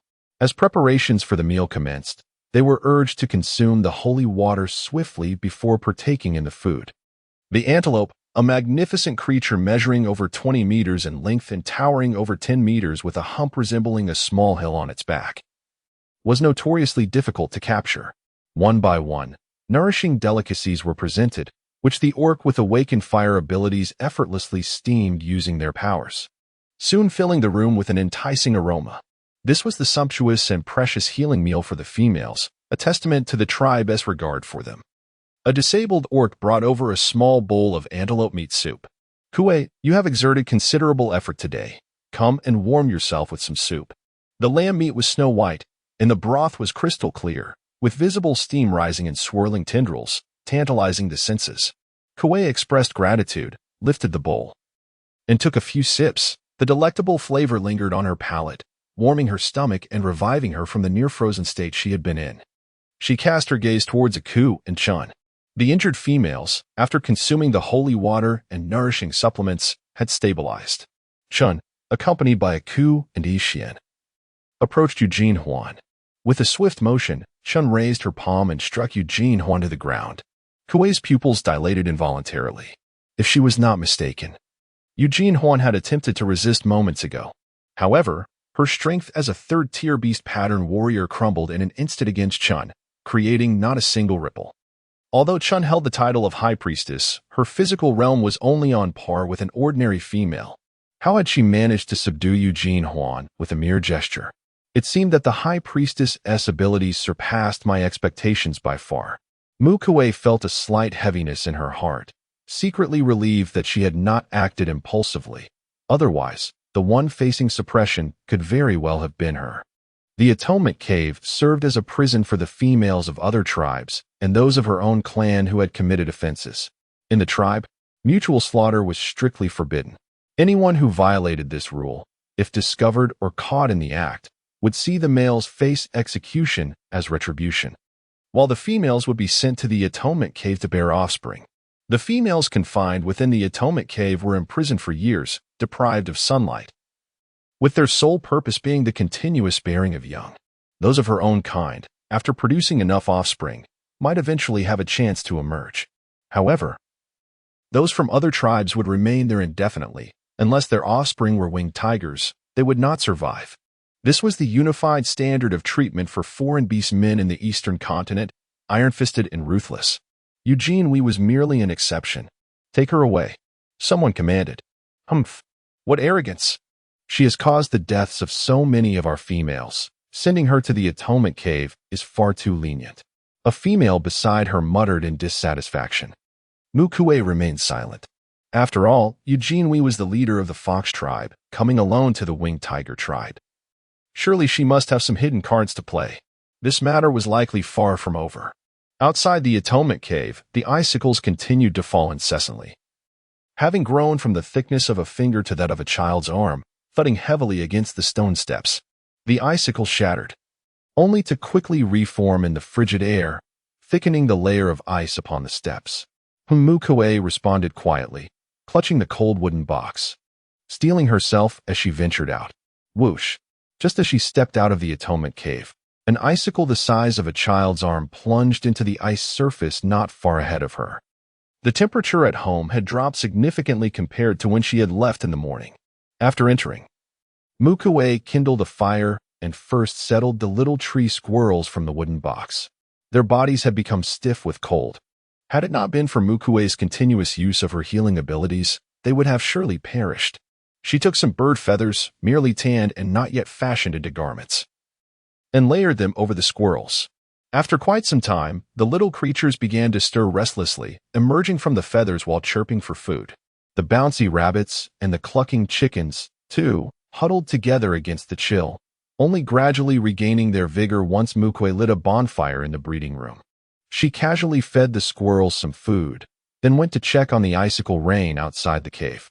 Noticing that the icicles were no longer as dense as before, she finally breathed a sigh of relief. As long as the storm did not persist and the icicles did not grow larger, she could restrain herself from venturing out to search for her younger brother. After preparing some convenient rice dumplings and meat soup, Mu Kui's heart remained restless. Mu Zhao was merely a beginner-level beast pattern warrior. Could it be that her brother had exhausted his abilities and was unable to cope with the falling icicles? Was he injured? Had he fallen prey to wild beasts or carnivorous plants? Thus, she waited and waited. Mu Kui gazed longingly, remaining in her seat throughout the afternoon, until at last the rain ceased and the icicles no longer descended. Suddenly, her movements halted. The thin, skeletal face of Granny Lee flashed through her mind. Chapter 52. A sudden impulse. The mere thought of Granny Lee ignited an uncontrollable urge within her to see the elderly woman once more. Mu Kui was aware that this sudden impulse stemmed from her instincts as a priestess, capturing some profound insights that would greatly benefit her. With a sigh, she decided to take a look, seeking a semblance of peace of mind. After some contemplation, Mu Kui retrieved a vial of misfortune elixir and, combining it with incantations and hand gestures, enveloped herself in a technique that diminished her presence. Only then did she grasp the food box and set off towards Granny Lee's abode. It was still before the dry season, and she had no time to attend to Qing Yue, nor did she wish for Qing Yue to discover her visit to Granny Lee. lest it incite unnecessary complications. Along the way, Mu Kui carefully evaded the presence of the orc who seemed oblivious to her existence. As she journeyed halfway, a familiar voice suddenly reached her ears. "Oh dear, Sanshan, what has happened to you?" On the icy stone steps, Qingyue, with a look of concern, extended her hand to help the bewildered Sanshan, who had slipped and fallen, resulting in a bloodied head. "Alas, I don't know what's been going on lately. I've been rather unfortunate and keep falling," Sanshan lamented. Taking the opportunity to surreptitiously wipe his hand on Qingyue's as he prepared to rise with her assistance, Qingyue found his misfortune peculiar. But her eagerness to inquire about Sanshan's results led her to dismiss her curiosity. Noticing the surroundings were clear, she leaned closer to Sanshan and whispered, "Did you not visit Kui for a grooming session a few days ago? What was the outcome?" Sanshan appeared perplexed. "Grooming? Kui did groom you well." Qingyue ground her teeth and shot him a sidelong glance. "You know that that's not what I meant. What then is it that you referred to?" Sanshan, still confused, was about to ask further when he lost his footing once more, slipping straight off the stone steps. Qingyue was swept away, feeling the biting cold wind pierce through her as she plummeted downwards and glancing at the landscape below, now a mere fraction of its former size. She couldn't help but emit a series of startled cries. For a creature as winged as the winged tiger, such a high-altitude fall posed no peril whatsoever. Yet, in that moment, an unexpected wave of fear washed over her. Observing this scene, Mu Kui hesitated momentarily before resolutely turning away. A woman as venomous as a snake ought to meet her demise. Why should anyone concern themselves with her fate? With Qingyue absent from home, Mu Kui sought out Granny Li, which alleviated many of her reservations. As she approached the entrance of the old woman's dwelling, a heart-wrenching cough echoed through the air. Following the sound, Mu Kui turned right and discovered Granny Li, curled up and shivering amidst a towering pile of firewood. In such frigid weather, the elderly woman possessed nothing but a tattered animal hide for warmth. Beneath her lay a layer of hay, long since flattened and on the verge of decomposing into soil. The mixture of grass and earth had been pressed into a cake-like form, rendering any insulation it might provide utterly negligible. With a soft sigh, Mu Kui grasped Granny Li's hand. As parched as ancient bark, channeling her purifying abilities to eliminate the pathogens within the old woman's frail body. She then employed her healing powers to mend some of Granny Li's physical ailments before gently assisting her to a seated position. "Granny, I have brought you some glutinous rice balls and meat soup. Please enjoy them while they are warm." Once Granny Li was settled, Mu Kui opened the food container, ladling a bowl of meat soup and using her wind abilities to cool it to an appropriate temperature before offering it to her lips. Grandma Li still feels somewhat dazed. Ever since she caught a whiff of the fragrant sweet fruit, she has been graced with the sight of the longed-for young woman. The girl has come to visit her. Moreover, she has brought along an abundance of delicacies, as if from a dream. Initially, Grandma Li believed this to be a beautiful illusion in her twilight moments, laughing heartily and repeatedly expressing her joy while savoring the meat broth at a leisurely pace with Mu Kui's assistance. After finishing a bowl, Grandma Li felt invigorated and eagerly took the bowl from Mu Kui's hands, complimenting her culinary skills, before slowly indulging in the glutinous rice balls. Observing her graceful demeanor, Mu Kui was quite astonished. Grandma Li was nothing like the ravenous spirit from before, who had devoured food with reckless abandon. Today, she was exceptionally composed.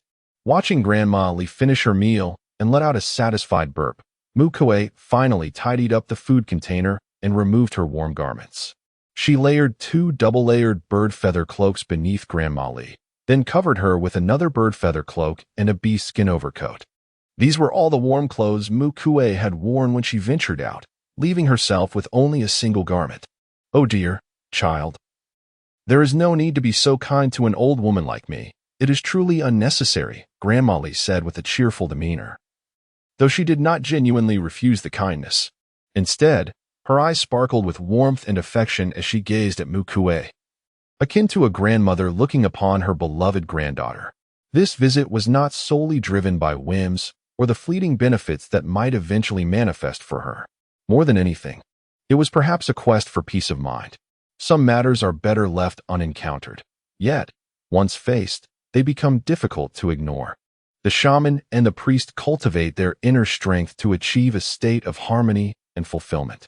She yearned to heed her heart's desire and do something for the elderly woman, nothing more. Was there any injury? How did he respond to the sudden calamity? However, as she took her first step forward, an inexplicable sense of incompleteness washed over her, as if something remained undone and imperfection lingered. She turned to gaze upon the serene visage of the elderly woman, who had unknowingly drifted into slumber. By some mysterious impulse, Mu Kui, following her heart's intent, vaporized a bottle of ill-fated potion with her healing abilities and cast a spell of diminished presence upon the elderly woman. A sense of satisfaction arose within her. She turned to depart. The moment she stepped onto the icy stone steps, the smooth sensation beneath her feet and the biting cold wind instantly cleared her mind. She instinctively furrowed her brow. Nonetheless, Mu Kui was still inclined to disapprove of the way her actions and thoughts seemed to be swayed by her feelings. I intended to assist the elderly woman from the start. This time, it shall suffice. However, should a similar situation arise in the future, even if it is a mere whim, I will not allow anything to dictate my will. Just as Mu Kui appeared at her doorstep, she was caught by Mu Zhao, who frowned and draped her own clothes around her sister. Mu Kui's eyes glistened with emotion as she embraced her younger brother. Yet, the moment they made contact, she instinctively knitted her brow. Purifying energy surged into Mu Zhao's body, revealing a deep wound on his abdomen, tainted with poison. Furthermore, there are other injuries, varying in severity, yet none as profound as that deep wound on the waist. In the perception of Mu Kui, these injuries lack the same suspicious quality. The venom has already infiltrated the lungs. The other wounds appear to have been inflicted by sharp instruments, accompanied by frostbite around the edges, with minimal bleeding, likely caused by icicles. The six-winged mantis, a large venomous creature measuring a meter in length, is entirely toxic. A beast-patterned warrior below the third tier would be akin to facing a slow, agonizing demise if contaminated. A chill glinted in Mu Kui's gaze as she articulated, "That family deserves to perish." Yet, what if the toxin were of a more immediate and lethal nature? Would her younger brother succumb in the wilderness without ever having seen her face? The mere thought sent a wave of dread through Mu Kui's heart. She had come perilously close to losing her brother. "Do not worry, elder sister. I have not allowed them to escape unscathed," Mu Kui reassured her. Yan Fong has also been affected by the six-winged mantis's venom, and his condition is even more severe than mine. Yan Kei's underhanded maneuvers were soon exposed, and upon the arrival of Ji, he was promptly apprehended, with all his contributions from the past year, amounting to over 5,000, seized for our benefit. Upon hearing this, Mu Kui's frustration boiled over, and she delivered a sharp reprimand. "You must not take such reckless risks again, do you understand? They are merely scoundrels. Your elder sister could handle them with ease, without you needing to fret about it. You are still young and have yet to mature, if you wish to support me. Wait until you have grown. Do you comprehend?" Mu Kui wished to voice more, but ultimately it transformed into a resigned yet affectionate sigh. "Oh, I understand, elder sister." Mu Zhao lowered her head, exuding an air of innocence, leaving only a soft tuft of hair for Mu Kui to admire. Upon witnessing this, Mu Kui felt her heart soften unexpectedly and said, "There are glutinous rice balls and meat soup simmering on the stove. Let us eat first. Is there anything else you desire that I may prepare for you?" "I wish for tree powder with fatty intestines. I crave for stomach and also for lung made with tree powder." Mu Zhao listed her demands one by one. Mu Kui responded affirmatively, "Very well. All shall be as you wish." Transforming into her beast form, Mu Zhao wrapped her tail around her sister's leg, refusing to leave her side. "You haven't petted me in several days, dear sister," Mu Zhao lamented. All right, I shall oblige," Mu Kui replied, stroking her. "My beast form, how does it compare? Is it not more pleasant to touch than those cubs?" Mu Zhao inquired eagerly. "Indeed, dear brother, your beast form is the finest," Mu Kui affirmed. "I wish to sleep alongside you." "No, you must sleep alone." "But sister, just a few days ago, you said I was adorable. Do you no longer love me?" Mu Zhao gazed at her sister with a pitiful expression, her eyes sparkling like stars, until she softened her sister's heart. However, Mu Kui appeared conflicted. Mu Zhao pressed on. Did you not say my beast form is the most beautiful? Tonight, let us sleep together upon my beast form. Very well, Mu Kui conceded. That night, her younger brother clung to her, taking advantage of his injury to act spoiled and insistently secured the right to sleep beside Mu Kui. The next day, as Mu Kui observed the hailstones outside, each the size of a fist, her brow furrowed deeply. It seemed they would not be venturing out today. Mu Zhao tested his wind abilities and let out a hiss. Today's hail does not appear significantly larger than yesterday's ice needles, yet its power has escalated dramatically. Perhaps it is because these hailstones descend from a greater height. Yesterday's ice needle rain was an experience fully endured by Mu Kui. Her mental acuity allowed her to perceive that those ice needles and spikes were directly formed in midair, disturbed by an unknown cold current, resulting in their crystallization. In truth, they did not exist in their icy form from the outset. However, the impact of today's hail is evidently much greater than that of yesterday's ice needle rain. Meng dispatched formidable beastmen to notify every household, indicating that the circumstances today are exceptional. Neither the gathering teams nor the hunting parties would venture out, urging everyone to prepare at home for the impending beast tide expected a day hence. Thankfully, they had stored ample tree powder, along with sufficient supplies of other provisions like sharp-beaked bird legs and jerky, alleviating their concerns regarding the forthcoming 7-day beast tide. Taking advantage of today's respite, they could process these supplies for easier consumption later. Mu Kui, accompanied by Mu Zhao, began crafting mouthfuls of glutinous rice cakes and soft pancakes made with animal oil in abundance. The beast tide would afford little opportunity for rest, if necessary.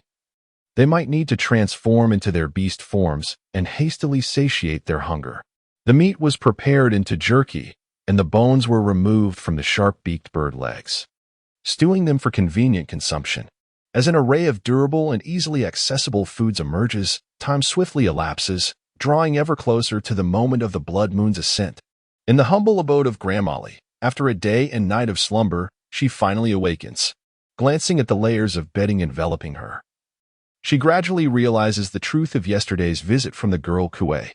At last, she has enjoyed a hearty meal. A smile spreads across Grandmolly's face. Her wish is fulfilled. It is time to embark on her journey. Though her figure trembles slightly, her steps are resolutely steadfast as she exits the cave and enters the relentless hailstorm beyond. Remarkably, the hailstones seem oblivious to her presence, as if endowed with sentience. Deliberately veering away from the venerable elder, Grandmolly descends the mountain along the winding path, emerging from the tribe without a single hailstone striking her. At the very moment she steps beyond the tribal confines, her form begins to shimmer with an ethereal glow. Her once stooped figure straightens. The skin that clung to her bones becomes plump and supple. Wrinkles vanish, age spots fade, and her skin regains a lustrous, snow-white sheen. Her posture transforms into one of grace. Her white hair, kissed by the evening breeze, darkens to an inky hue. Ultimately, as Grandmolly strides upward, her figure becoming increasingly translucent, she metamorphoses into a youthful and enchanting maiden.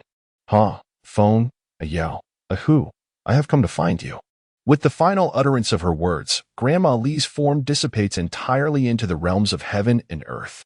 Meanwhile, Chn, kneeling before the statue of the beast god in silent prayer, was suddenly jolted awake, lifting his gaze towards the direction where the old woman, L, had vanished. Just what was that? Chapter 54, The Blood Moon Descends. Was it the guardian spirit that protects our tribe? Yet, I wonder, which elder has departed this realm? With a long, drawn-out sigh, Chn closed his eyes once more to pray. May you find peace in the divine realm. In the world of beasts, there are no ghosts, nor is there any notion of the undead. Heroic spirits and guardian spirits are the only entities permitted to exist after death in this realm. Heroic spirits arise when the wills of ordinary beast folk and beast pattern warriors endure beyond death, occasionally forming through various fortuitous circumstances, varying in strength. Guardian spirits, on the other hand, emerge from certain priests and shamans who, in their final moments, possess a fervent desire to protect something. Their residual life force, under the influence of their obsessions, is sublimated into a guardian spirit. Each guardian spirit wields immense power but only manifests under specific conditions. As for heroic spirits, They can be summoned at any time once a pact is established, after their birth.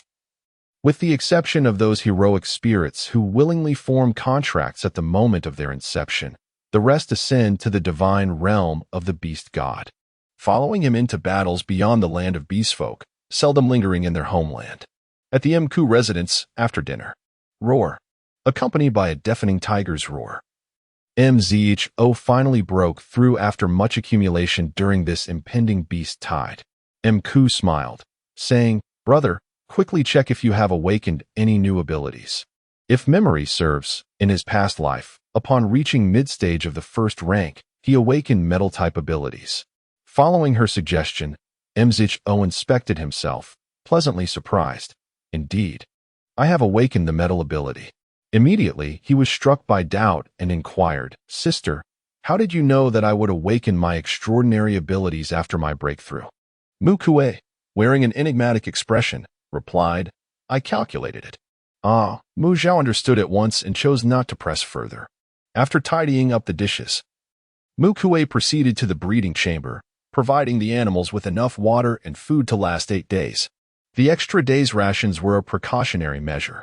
Then, the two siblings armed themselves with bone knives and donned their leather armor, standing at the entrance of the cave, their gazes fixed upon the night sky, which was gradually succumbing to darkness. Mu Kui's leather armor, crafted later, was made from the skin of the black water snake, offering considerably less protection than Mu Zhao's, but still serving its purpose adequately. As dusk descended, hail continued to pelt down relentlessly, creating numerous holes in the cliff face and stone steps. The sky was shrouded in dark clouds, casting a shadow over the heavens.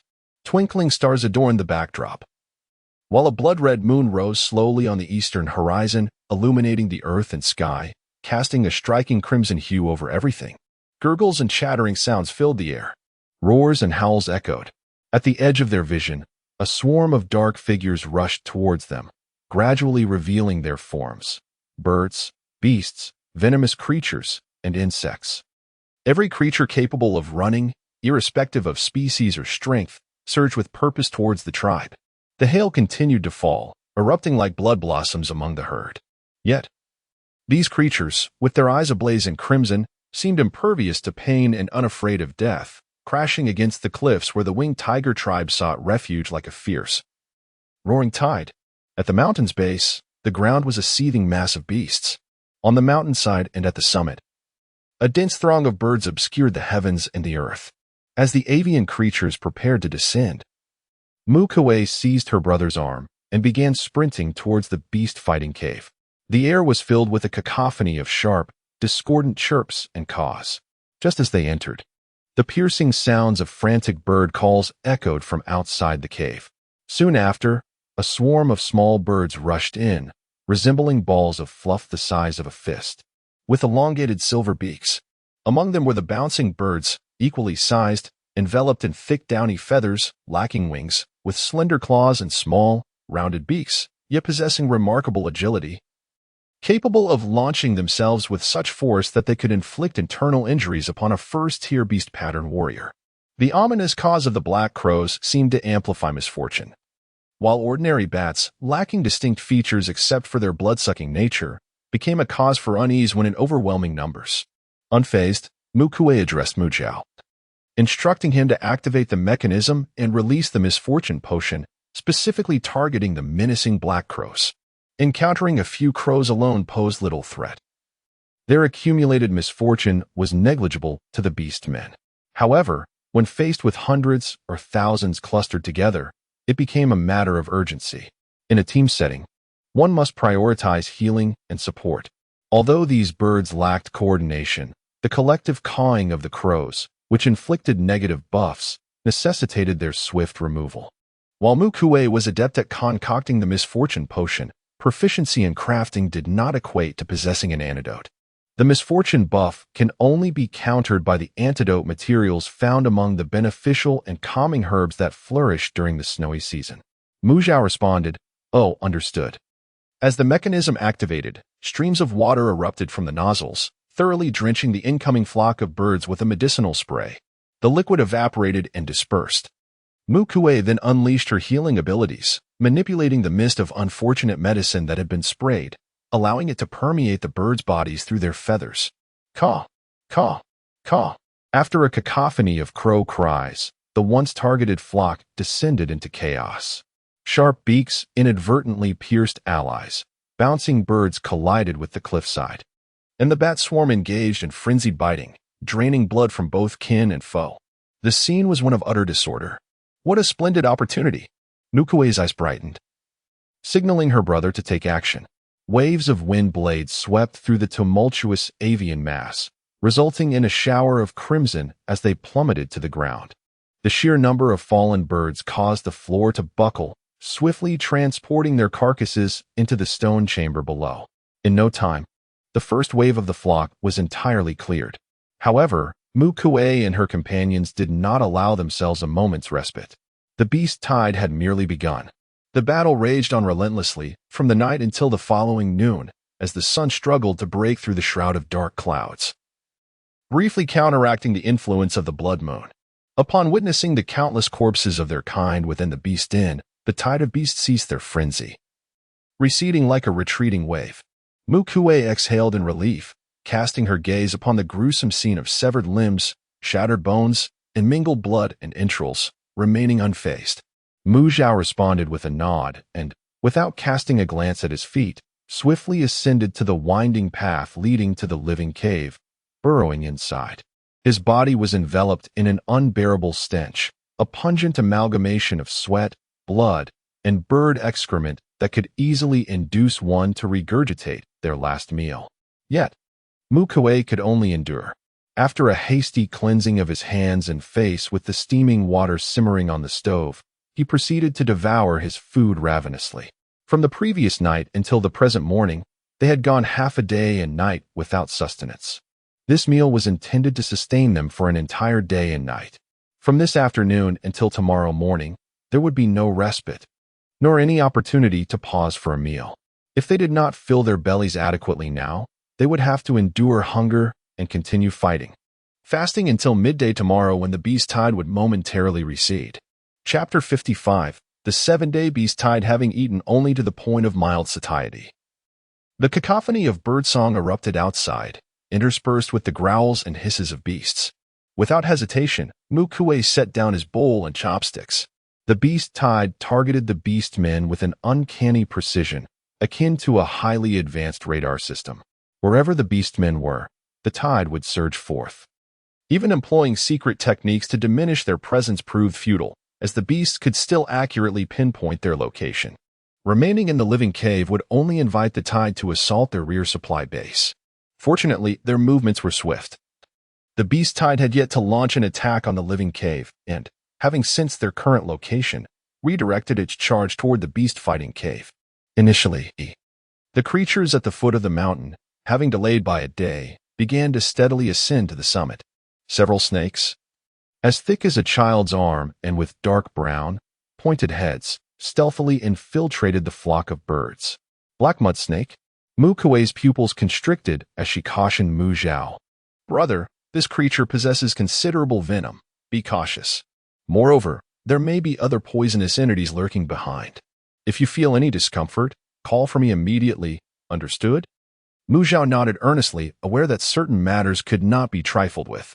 While he could alleviate his sister's burdens in other respects, this situation was not one to be taken lightly. Indeed, after the sharp-beaked birds and black crows led the charge against the black mud snakes, a succession of beasts followed, including the petite and agile purple-tailed marten, whose claws and jaws were laced with venom, the diminutive yet numerous beast-eating ants, capable of breaching the defenses of beast-pattern warriors, and non-flying species such as the black-spotted scorpion, centipedes, and the horned mouse. The multitude of manageable adversaries contrasted sharply with the formidable ones, creating a complex predicament. They endured the relentless onslaught for a full day and night, their stomachs now completely empty. Fortunately, the robust constitution of the Orcish warriors prevented any ailments like stomach pains from manifesting. They were drawing upon the energy accumulated within their bodies over time. After devouring a hearty meal, it seemed the ominous clouds outside had thinned, allowing the sun to grant them additional time to replenish their strength. With a brief cleansing of her body, Mu Kui felt revitalized, as though she had been reborn. As she prepared to confront the tide of beasts once more, the weariness that had plagued her diminished significantly. Among the beasts that entered this time were pythons as thick as barrels, sparrows with wingspans exceeding 1 meter, and small but fierce cuckoos the size of a palm, along with an endless stream of rodents. As was customary, they first dealt with the negative buffing cuckoos, setting traps to ensnare the larger beasts. Once more, the two siblings collided with the oncoming tide of beasts. Days passed slowly yet swiftly. 1 day, 2, 3, 4, 5, 6 days. By the 7th day, the siblings had visibly thinned, their bodies akin to mere skeletons, eyes resembling those of pandas, dark and bloodshot. Exhaustion etched into their very beings. The noon sun cast its golden light as the influence of the blood moon finally waned, and the beast tide receded like the ebbing sea. With a sigh of relief, Mu Kui felt her legs weaken, nearly collapsing onto the ground. "Sister, how are you?" Mu Zhao inquired, supporting himself with one hand on the ground, concern evident in his voice. "I'm all right, just a bit tired, nothing serious," Mu Kui replied, forcing a smile at her younger brother, her wings unfurling as she stumbled towards their dwelling. Mu Zhao struggled to rise and followed her. After washing their hands and faces, they sat down to a meal. Once their hunger was satiated, Mu Kui prepared several pots of hot water, and the siblings indulged in a soothing bath, cleansing away their fatigue and changing into fresh clothes. "Brother, come here, let me help you tidy up," she said. After 7 continuous days and nights of battling the relentless beast tide, coupled with hardly any rest, Mu Kui sensed that Mu Zhao's mental state was becoming unstable. Mu Zhao obediently sat down across from his sister. Mu Kui pressed her forehead against Mu Zhao's, allowing her mental energy to flow through their contact into his cerebral domain, meticulously untangling the increasingly erratic and tumultuous sea of his psyche. It is indeed true that female mental power is formidable. However, they are not devoid of psychological stress under all circumstances. Furthermore, whether female or male, the instability of mental states tends to escalate once one becomes a beast pattern warrior. At this moment, Mu Kui's mental state was less than optimal, and she could only resort to this method to help her younger brother find clarity. She first cleared away the decayed remnants before meticulously selecting the non-toxic portions from the intact beast carcasses. They were utterly exhausted, having gone 7 days and nights without sleep, yearning only to collapse into bed and plunge into a profound slumber. Upon awakening once more, it was the 24th. They had slept for a full 2 days and nights following the cessation of the beast tide. Their stomachs had begun to echo the sounds of an empty city. Mu Kui, clutching her growling belly, rose from bed and made her way to the kitchen, only to discover that her brother had already risen early and prepared a sumptuous meal, simmering on the stove for her. A warmth blossomed in her heart. After finishing her meal, Mu Kui sought out her brother in the breeding room, where he was feeding the garlic turtles in their pond. "How are they? Have these little creatures fared well?" she inquired. Mu Zhao replied, "They are fine." But the bouncing rabbits escaped their cage and trampled a few eggs laid by the clucking hens, leading to a rather tragic scene for the poor hens. At this, Mu Kui finally took a moment to glance towards the chicken coop and the rabbit enclosure. Among the flock, one hen lay with a broken leg, dejectedly resting on the ground. However, in comparison, the fate of the bouncing rabbits was far more pitiable. The once pristine fur of the rabbits lay in disarray, pecked mercilessly by the raucous chickens, with patches missing and tender skin exposed. Many of the rabbits bore wounds, their blood mingling with tufts of fur, presenting a rather pitiful sight. Now that their feet have healed, they are once again able to jump about, are they? Mu Kui lifted each rabbit by its ears, administering a lesson, and employed her healing abilities to mend their external injuries, while also realigning their playful legs. The swiftness with which the rabbit's legs recovered astonished Mu Kui. As for the fur that the bouncy rabbits cherished so dearly, let it remain sparse. It serves as a fitting lesson, ensuring they think twice before provoking the chickens again. After all, those eggs are also a part of their family's assets. It was fortunate that Mu Kui had refrained from skinning the rabbits for meat. Chapter 56. Stealthily collecting the young while repairing the last remaining chicken's leg and applying her healing abilities. Mu Kui noted that Adi had already fed the animals in the breeding room, with no further tasks at hand. She made her way to the ice cellar to assess the spoils from their recent beast tide. The siblings had merely skinned and salted the beast meat before retiring for the night, neglecting to hang it up to dry. The temperature inside the ice cellar was still relatively low, complemented by the cooler external climate, and thanks to the salt they had applied beforehand. After 2 days and nights, although the meat had lost some freshness, it had yet to spoil and remained edible. First, select the meat that appears to be on the verge of spoiling.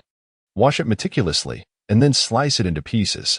Rub the slices with salt and add a mixture of ginger bark powder, conifer heartwood powder, and fennel mushroom powder, ensuring an even coating. In a pan, heat a small amount of animal fat and roast the meat slices to create fragrant jerky. This delicacy is perfect for casual conversations or as sustenance during outings. The condition of the meat seems quite satisfactory.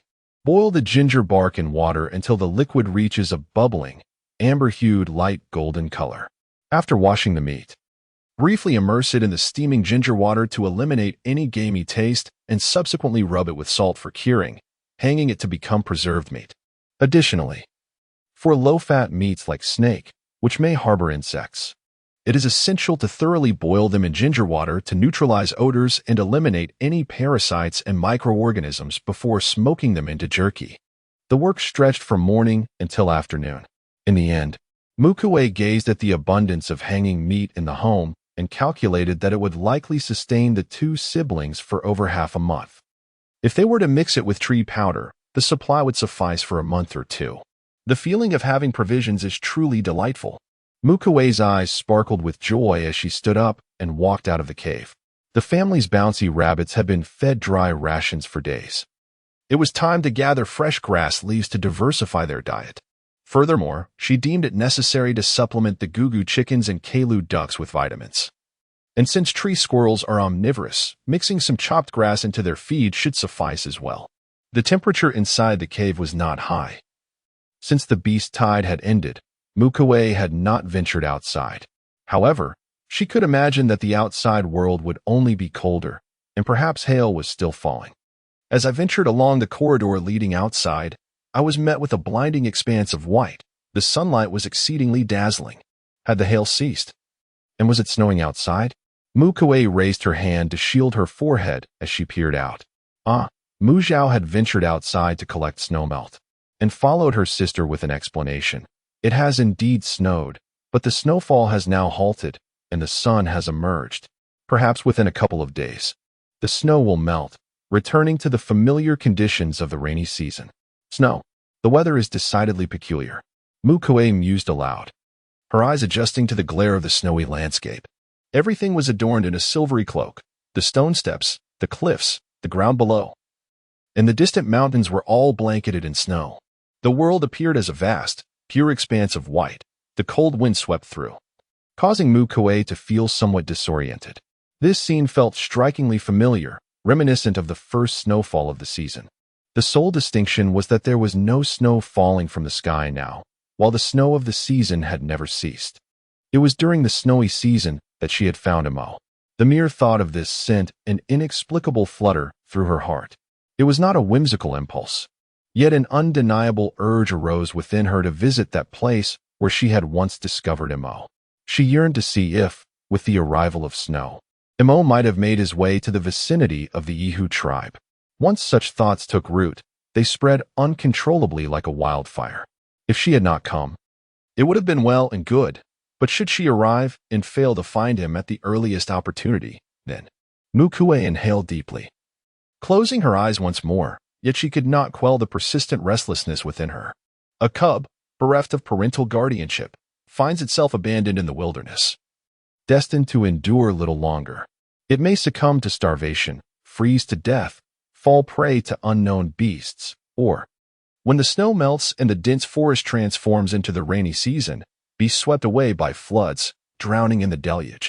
Upon reopening her eyes, Mu Kui realizes she can no longer wait. She longs to visit that place to ascertain whether Mo has indeed arrived early. Brother, I shall venture outside the tribe to gather some rabbit grass. You should check the river in front of the tribe to see if you can pry open the ice and catch some fish. The fish should be easier to catch in this cold weather, Mu Kui instructs Mu Zhao before setting off. All right, Mu Zhao nods in acknowledgement. As her words linger in the air, Mu Kui unfurls her wings and soars down the mountainside. Mu Zhao, though compliant, is filled with confusion. Today, his sister seems somewhat unusual. The black snow wolf cub, Mo, and a clumsy yet endearing little lion cub that clings to her incessantly. Each time she contemplates secretly abandoning the cub, her heart falters. Having nurtured that adorable little lion for 3 years in her past life, Mu Kui finds it impossible to leave such a helpless creature in the wilderness. A twinge of guilt pricks at her conscience. She fears that if she confides in her brother, he may disallow her from keeping the cub. Those 3 little souls had long been regarded as part of their family, making it truly difficult to forsake them. She crouches and slips beneath a fallen tree, its charred trunk stretching dozens of meters long and several meters high. Suddenly, the view opens up before her, revealing a lush expanse of verdant vegetation and thriving shrubs. The half-human tall colorful Xian fruit tree boasts spoon-shaped, thick leaves, with tender foliage layered at the top, enveloping a fist-sized green fruit. On the forked branches, 10 purple fruits and 10 blue fruits are similarly cloaked in tender leaves. Before the tree lies a small, raised white mound, the resting place of Mo Fu and Mo Mu, with a black little wolf cub hidden beneath them.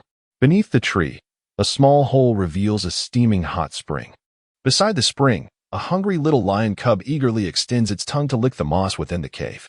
Not far away, perched on the treetops, a black kitten with ruby-red eyes fixates on this scene, poised to drop down and create a disturbance, hoping to absorb Mu Kui's shamanic powers for a swift recovery. Observing this familiar sight, Mu Kui's heart trembles. Could it be that it has truly come early? Chapter 57. Heroic Spirits. A small white hill, several meters high and stretching over 10 meters long, reveals itself upon closer inspection to be the lifeless form of a fallen orc. Judging by the size of the snow wolf, this orc must have possessed the strength of at least a 5th or 6th tier beast-patterned warrior in life. An orc of such stature has quietly perished here, and while the reasons remain unknown, it underscores the perils of the wilderness in the orc continent. The cub and wolf mother are shielded beneath the wolf father's protection, hidden from view. For one as large as this beast, even Mu Kui, with the strength of a first-tier beast-patterned warrior, would find it arduous to move. She can only muster the effort to lift a corner, urging the little wolf cub to crawl out on its own. Little one, can you make it out? If you can, hurry and emerge. My strength is waning. Mu Kui tentatively calls out a couple of times. If she remembered correctly, in her previous life when she first encountered Mo, although he had only recently been born, he was already capable of understanding many words, proving to be an exceptionally clever little cub. Wang Wu. Mu Kui exerted her strength, gently placing down the corner she had lifted, allowing herself the opportunity to observe Mo in this life. However, upon locking eyes, Mu Kui was momentarily taken aback. In her past life, his eyes were a pale blue, as translucent as crystal glass, adorned with the distinctive blue membrane characteristic of newborn wolves. The black pupils only emerged as he matured and the blue membrane gradually faded. Now, what was the situation? Had the timeline shifted, rendering Mo no longer a newborn wolf? Mu Kui raised her hand, cradling the small black wolf cub. So diminutive, she could easily hold him in both hands. The tiny creature comfortably nestled in her palms as he snoozed. This size indeed indicated that he was still a freshly born wolf. Nevertheless, as long as his soul's resonance remained unchanged, confirming that this was her Mo sufficed. With the timeline having advanced, it was only natural for some changes to occur in Mo. Mu Kui did not dwell on it further. After wrapping the little wolf cub in a feathered garment made from the plumage of a sharp-beaked bird, she gazed fondly at the cub's eyes, which shone like obsidian. Hey there, little one, from now on, you shall be my cub. Would you grow up to be my male companion? Mo was a little black wolf born among a clan of snow wolves, all of whom bore white fur, making him exceptionally conspicuous. At birth, the clan suggested treating him like any other cub from a different tribe, simply eliminating him. It was only due to the high status of his parents within the tribe that he had survived to the age of 2.5. Yet, This was already the limit. His parents could no longer protect him and had no choice but to lead him away from their clan. Fleeing to escape the relentless pursuit of the snow wolves, even journeying to the neighboring eastern continent in search of a glimmer of hope. Nevertheless, as they approached the barrier between the two continents, they were ultimately caught up with. His parents sacrificed their lives to shield him as they crossed the barrier. And after delivering him to safety, they perished together. Now, Mo is 3 years old. In the Snow Wolf clan, males reach maturity at the age of 4. And in just one more year, he would have transformed into an adult wolf. However, unforeseen circumstances had caused him to regress to a juvenile form. He could certainly understand the words of the female before him. The male-to-female ratio in the Snow Wolf tribe was skewed, yet they adhered to a monogamous system, resulting in many snow wolves who failed to compete for the favor of their desired females seeking to mate with females from other clans. An outcast like Mo, who faced ostracism within his own clan, lacked even the qualifications to compete for the position of alpha male. Hearing that a female had interest in him now, Mo felt a surge of fortune, his keen wolf eyes fixed earnestly upon her. Woof woof, I promise. As agreed, you shall be my mate.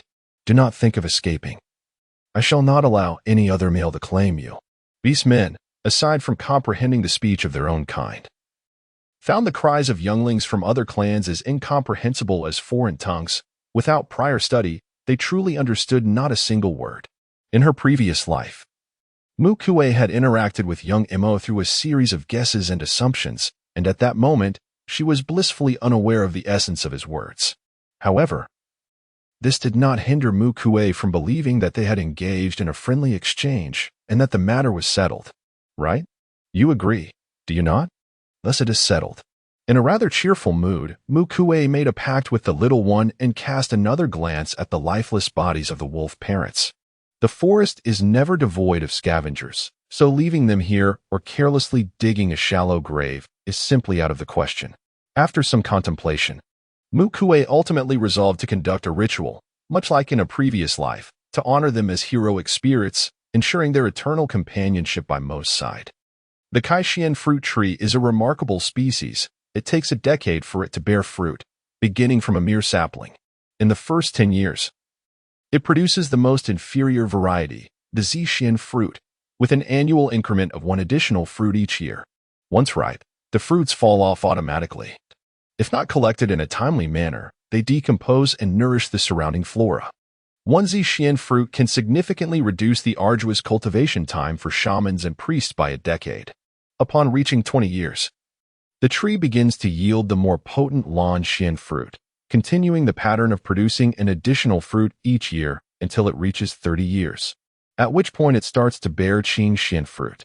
The subsequent fruits follow the sequence of red, orange, yellow, green, blue, and purple, culminating in the production of one Qixin fruit and 10 of each of the 6 colored Xian fruits after 80 years, at which point its growth ceases.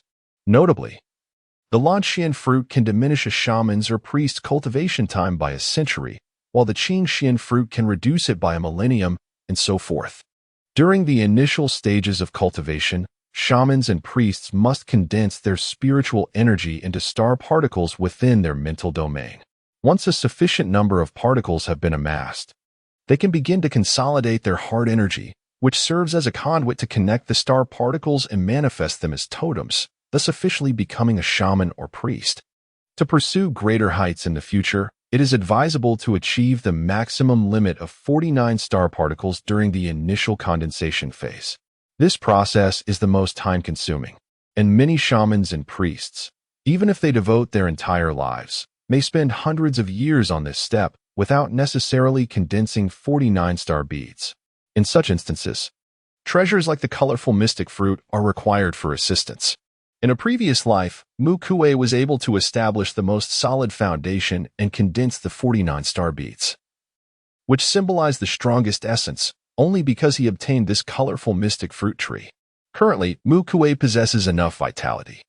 He shall first gather the fruit as an offering and wait until it bears fruit again next year to further enhance his vitality limit. After weighing the pros and cons, Mu Kui did not hesitate. He took out a small altar from his bosom, plucked the fruit from the colorful mystic fruit tree, placed it upon the altar, and began to pray. Before long, the snow incarnation of the beast god appeared.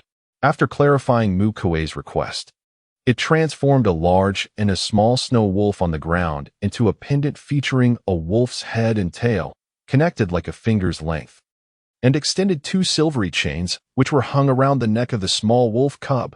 Mo Chapter 58. The indignant little lion, a pair of strikingly handsome figures, with long snow-white hair and clad in white furs, materialized in the air. They gazed tenderly at the little wolf cub for a considerable time, then nodded at Mu Kui before transforming into two streaks of light that darted into the snow wolf pendant. Mo let out a few mournful whines, then lowered his head, rubbing against the snow wolf pendant around his neck, as if he possessed the entire world. Mu Kui gently lifted him, patted him, and comforted him. Their remains have been sealed within this snow wolf necklace by the beast god. In the future, if the opportunity arises, it is not impossible to bring them back to life. Strive diligently, little one. Should you ascend to greatness in the future, regrets shall fade into oblivion, and the day of reunion will lie merely within reach. Mo Ting nodded earnestly in response, barking at Mu Kui, "Thank you. I shall endeavor to grow stronger, to protect you and our future offspring, just as my parents safeguarded me." This secluded paradise remained untouched by visitors throughout the years. The fruits of the colorful Xian fruit trees would drop when ripe, decaying into the soil to nourish the land, resulting in the flourishing of numerous splendid treasures.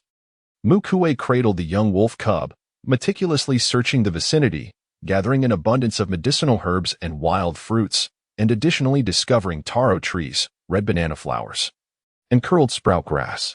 Among these, the taro tree is a species native to the beast realm, a diminutive tree reaching 2 meters in height, aptly named for its palm-sized leaves, which bear a striking resemblance to taro leaves.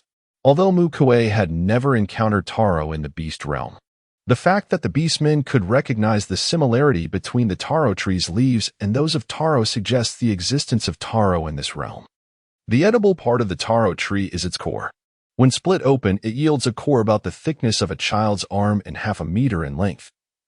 Its fibrous structure resembles that of peeled asparagus, albeit in a white hue, crisp and sweet, with a flavor akin to that of water bamboo. Generally, when beastmen come across it, they split the tree to extract the core, consuming it raw. Nevertheless, Mu Kui, having previously prepared dishes with this ingredient, understood that sawed taro core offers a delightful taste of its own. The red banana flower is the term used in the beast realm. It corresponds to the earth's banana taro, sometimes referred to as ginger taro in certain locales. However, in the beast realm, the ginger taro can grow to heights of 5 to 10 meters, with its root tubers significantly larger than those found on Earth. The tubers of ginger yam possess numerous applications, aside from their use in the production of glucose, monosodium glutamate, and vermicelli. They can also be utilized in culinary creations and brewing. Of course, Mu Kui has yet to experiment with the latter. During her time on Earth, she had only prepared dishes using ginger yam tubers, while the rest of her knowledge resides in the recesses of her memory, leaving her uncertain about the specifics of their preparation, awaiting future endeavors to explore them one by one. The curled grass, known on Earth as fiddlehead fern, typically grows over a meter in height in the beast world and is classified into 2 varieties, the bitter and sweet curled ferns. The bitter variety presents a darker hue, with its tender shoots curling downward, exuding a notably bitter flavor. In contrast, the sweet variety features upward curving tender shoots, releasing a delightful fragrance, and offers a pleasing texture when consumed.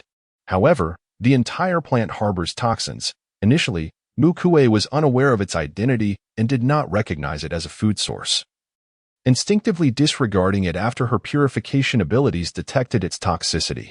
It was only later, upon discovering the red banana flower ginger yam, that she unearthed related memories of ginger yam, which inadvertently brought the fiddlehead fern back to her consciousness.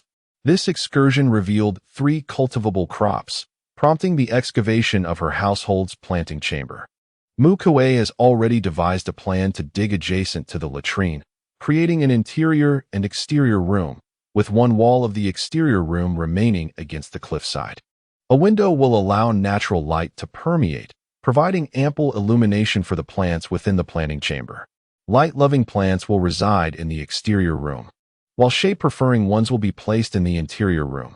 Should the external weather become excessively harsh, the exterior plants can be relocated indoors, where a fire can be kindled to serve as a light source, maintaining the temperature while continuing cultivation. Moreover, the household animals now have a reliable source of fodder. The leaves of the taro tree, the stems and leaves of the red banana flower, as well as the ferns, can all serve as feed for the bouncy rabbits. A harmonious balance of cultivation and breeding perfect. While humming a whimsical tune, Mu Kui harvested some taro seedlings, red banana flower sprouts, and ferns, and then proceeded to cut several bundles of non-toxic wild grass.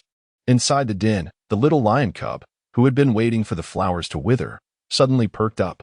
It rolled over playfully, exposing its soft, furry belly, and grinned with its toothless little mouth in an endearing manner.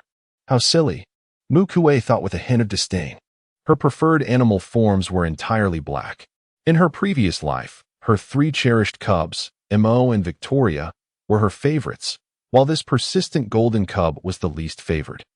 To gain favor, this little lion had even dyed its fur completely black, pretending to be a black lion dog in a bid to usurp the status of Mo and Victoria, striving to become the most adored cub in the household. Recalling those past events brought a smile to Mu Kui's heart, even as she maintained a facade of disdain, pulling the little lion cub out of the den. Woof woof. You promised to be my companion. You cannot go back on your word. In our Snow Wolf clan, one has only one mate for life. You made a commitment to me, and you cannot seek another male. It was your promise first. You must be steadfast and responsible. As usual, Mu Kui could not comprehend, gently patting Mo's little head to offer reassurance. Be good. No matter how many cubs come to our home in the future, you will always be my favorite. Upon hearing this, the wolf's face, concealed beneath a shroud of dark fur, flushed crimson. Does the female's declaration that I am her forever love signify a heartfelt commitment? Very well. I forgive you. Despite their linguistic barriers, the bond between the boy and the wolf cub flourished harmoniously. Meanwhile, the little lion cub, ensconced in a garish feathered garment resembling a beak, lay abandoned in a heap of grass, seething with indignation. Damn it! Is it my fault that I had an accident? Oh heavens! Could you not just send me back to being a human? To be cast into this desolate animal realm is already a plight, but to begin as an orphan, relying solely on my charm for survival, is utterly absurd. Oh my! Must I compete for affection with this obviously still-weaned pup? I may not even stand a chance. Surely not. Surely not. Is it possible that I have fallen so low? In Chapter 59, Sister, do you not love me anymore? With a flick of the wrist, an oversized wicker basket was fashioned, into which the grass, taro saplings, red banana blossoms, ferns, and the little lion cub were placed. Mu Kui gently patted the lion cub, soothingly saying, "Stay snug inside and do not move about. If you tumble out, I shall not be held accountable." Barking in response, the lion cub, now a reincarnated wealthy heir, quickly quelled his inner turmoil, adapting well as he imitated the little black dog, playfully barking twice at Mu Kui to demonstrate his obedience. On Earth, his parents had entered into a marriage of convenience, devoid of affection. Following a swift divorce, they each remarried and bore new children. As a product of this union, Shurji received neither paternal love nor maternal care, having been raised by a nanny since childhood. No one is more adept at idling away the days than he. Has he not merely transformed into a lion, destined to live life as an animal? As long as someone provides for him, offering human delicacies instead of sanguinary flesh, he is somewhat satisfied. Roaring with ambition, the young lion reclines in a basket filled with grass, eagerly awaiting his destiny.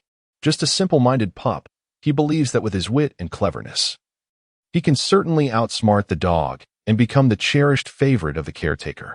In this modern age, cats and dogs alike have ascended to the status of revered masters. He, too, aspires to be a lion master, enjoying ample sustenance and the attentive care of a keeper. Indeed, as fate would have it, after taking but a few steps, a tiny black kitten, no larger than a palm, plummeted before her. Meow. The little kitten curled its paws, seemingly unable to stretch them, wearing an expression of distress. amused. Yet not wishing to expose its plight, she approached with a facade of concern and gently lifted it. "What troubles you, little kitten? Have you hurt yourself?" she inquired, leaning closer to offer a comforting breath, eager to indulge in the softness of the tiny feline. Unbeknownst to her, a fierce creature, emerging from the feathers of a sharp-beaked bird, suddenly lunged at the kitten, barking ferociously. "Woof! Woof! Get away! Leave my female alone, or I shall not hold back."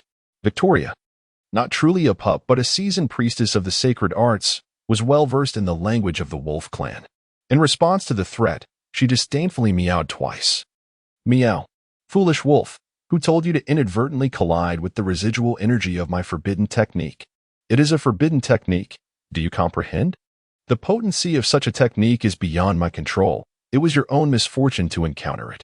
The fact that you have regressed to a juvenile state is of no concern to me. Speaking of which, I have yet to accuse you of deliberately seeking trouble. You wish for me to take responsibility? Not a chance. Strangely, in my previous life, these two often conspired together, vying for affection from the younger ones and suppressing the little lion. Yet now, they appear to be at odds." Mu Kui pondered this with curiosity but soon dismissed it, rewrapping the ink and extending her hand to bestow a touch of healing energy upon Victoria. Behind her, the fluffy little lion and a palm-sized black kitten were ensconced together in a ball, wrapped in the plumage of a sharp-beaked bird, with only their heads visible, staring intently at one another with wide eyes. The little lion sensed a grave threat, feeling its position as the lion's favored child precariously at stake. "Mew." Victoria licked her paw, casting a disdainful glance at the foolish lion. She was unafraid of the nearly adult foolish wolf. Why should she fear this weaned little lion? It posed no threat. Mu Kui nodded, waving farewell to the patrolling beast man, her heart fluttering nervously as she made her way home. "Sister." Mu Zhao intercepted her on the path before she could reach home. Upon hearing this, Mu Kui froze, awkwardly greeting him. "Hi. What brings you here, little brother?" "Sister. Am I not adorable enough? Or have you ceased to love me, and thus found affection for another cub?" At this, Mu Kui felt a surge of panic. "Rest assured, you shall forever remain my dearest brother in my heart, a position that none can usurp." Upon hearing this, the wolf cub nestled in my arms became agitated, emerging to earnestly engage the female in discourse. "Wang Wu, dear female, am I not the one you cherish most? He is merely your brother. I am your true companion. We are destined to share our lives together. Do you not realize this?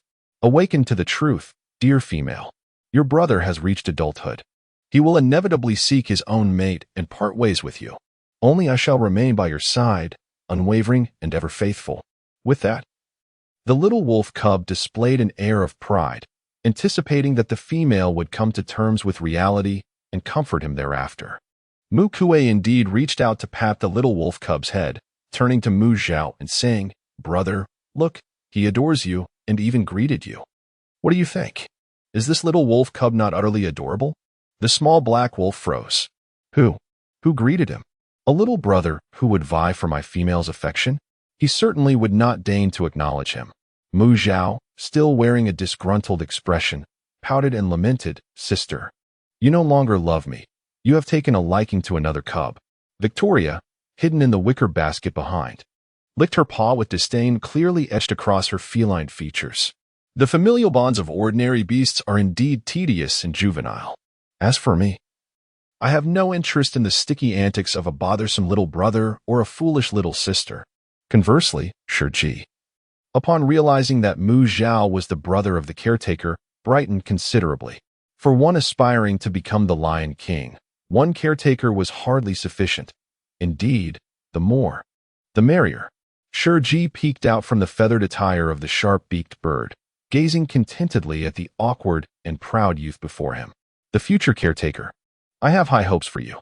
With a playful growl, Shiji called out to Mu Zhao twice, then leaped from the rattan basket, believing himself to be pouncing, but in reality merely free-falling toward Mu Zhao. Chapter 60.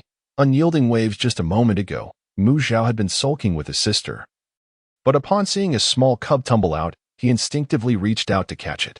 The atmosphere froze instantly. Should he? With a look of disdain, Mu Zhao lifted the little milk lion, observing its toothless grin, adorably foolish and utterly harmless, causing a flicker of hesitation within him. Once his sister made a decision, it was difficult to alter. When food was plentiful at home, they provided a generous meal. When supplies were scarce, they offered just enough to ensure survival, waiting until maturity to send them off. It seemed, after all, not to require much effort. Upon witnessing the expression on her brother's face, Mu Kui recognized his softening resolve. Both siblings had once been part of the orphan den, and her brother had lived there since birth until adulthood. Faced with a cub, especially one abandoned to await its fate, neither of them could bear to neglect it. Previously, the tribe had a designated orphan den for their own kind, so it hadn't been so apparent. However, now with these 3 cubs from another tribe, it was clear that the orphan den would not take them in for nurturing. If they did not care for them, these 3 cubs would be doomed. The winged tiger clan places great importance on the sanctity of their divinely bestowed lineage. Even the offspring of other tribes born within the atonement cave are not permitted to survive, lest the bloodline of the winged tiger be diluted. Such unfortunate beings would inevitably find themselves abandoned in desolate wilderness, where 3 tender and delectable bestian infants would soon fall prey to wild beasts. Their survival for even a single day rendered precarious. As she absent-mindedly caressed the small lion cubs in her hands, Mu Zhao pondered deeply for a moment before gravely inquiring, "Sister, where did you find these 3 cubs? Are they indeed orphans? Moreover, is there a possibility they were secretly discarded by the atonement cave?" The act of stealthily removing newborns from the tribe, rather than executing them immediately, has occurred more than once in that place. After all, human emotions are not devoid of compassion. These are still their own kin. Can a father truly bear to witness the demise of his child? Even if cast outside the tribe, an extra moment of life is a treasure, offering a flicker of solace in their hearts. Thus, each year, within the atonement cave, newly minted fathers among the male-winged tigers discreetly dispose of the condemned offspring of other tribes, seeking a semblance of peace for themselves. Generally, the tribe turns a blind eye to such occurrences.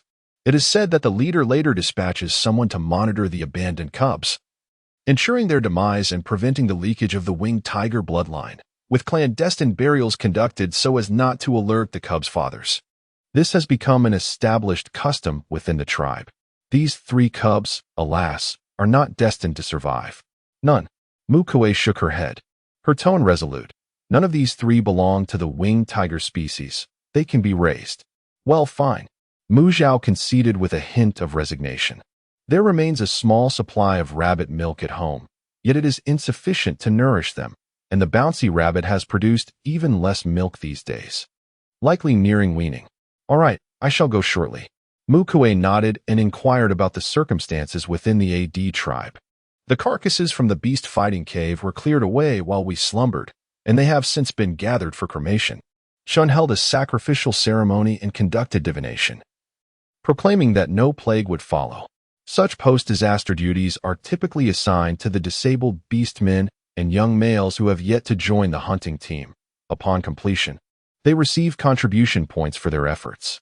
The beastmen who perished in the beast tide, along with the females who succumbed during the recent hail of ice spikes, have also been cremated, their ashes placed within the sacrificial coffin. This evening, Meng will summon everyone to gather at the sacrificial cave to bid them farewell. The sacrificial coffin, intricately adorned with elaborate ritual patterns, is a ceremonial vessel measuring 50 by 25 by 25 centimeters, akin to an urn in the human realm. In the beast world, coffins are traditionally made from lightning-struck wood. Tribes with the means typically do not compromise on the materials for these coffins. There exists a belief in the beast world that if one is not interred within a coffin crafted for the sacrificial ceremony after death, they will find no rest. The deceased are of utmost importance, signifying the living beastmen's respect for the departed, while also embodying their sincere wishes for the deceased to attain eternal peace.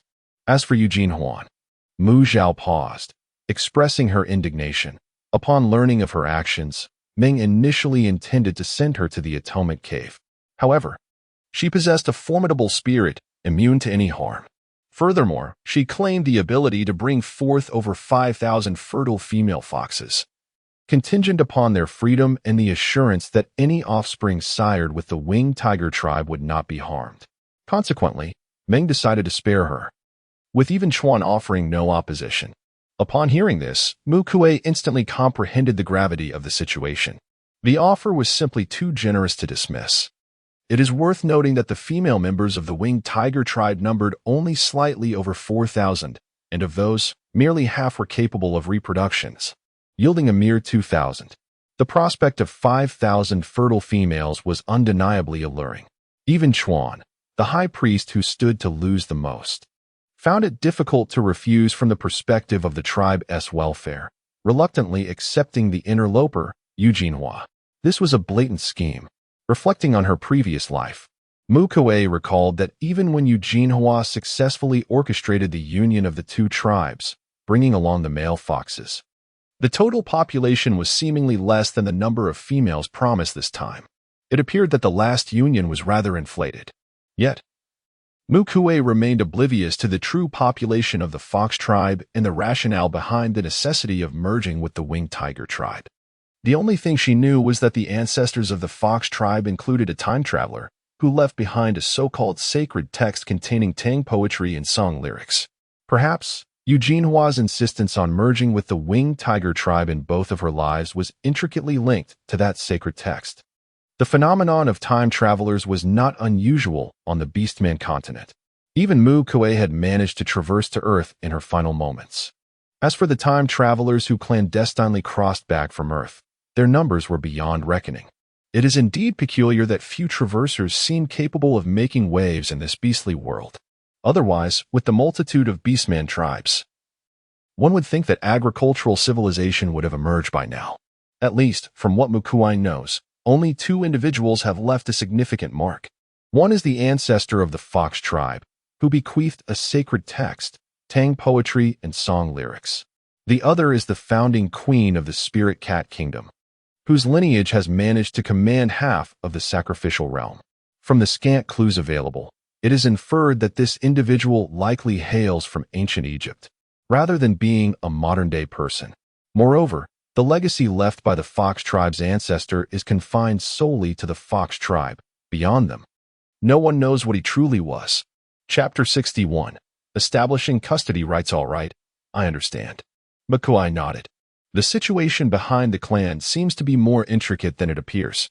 After careful consideration, she advised, let us maintain our previous distance from Eugene Wei.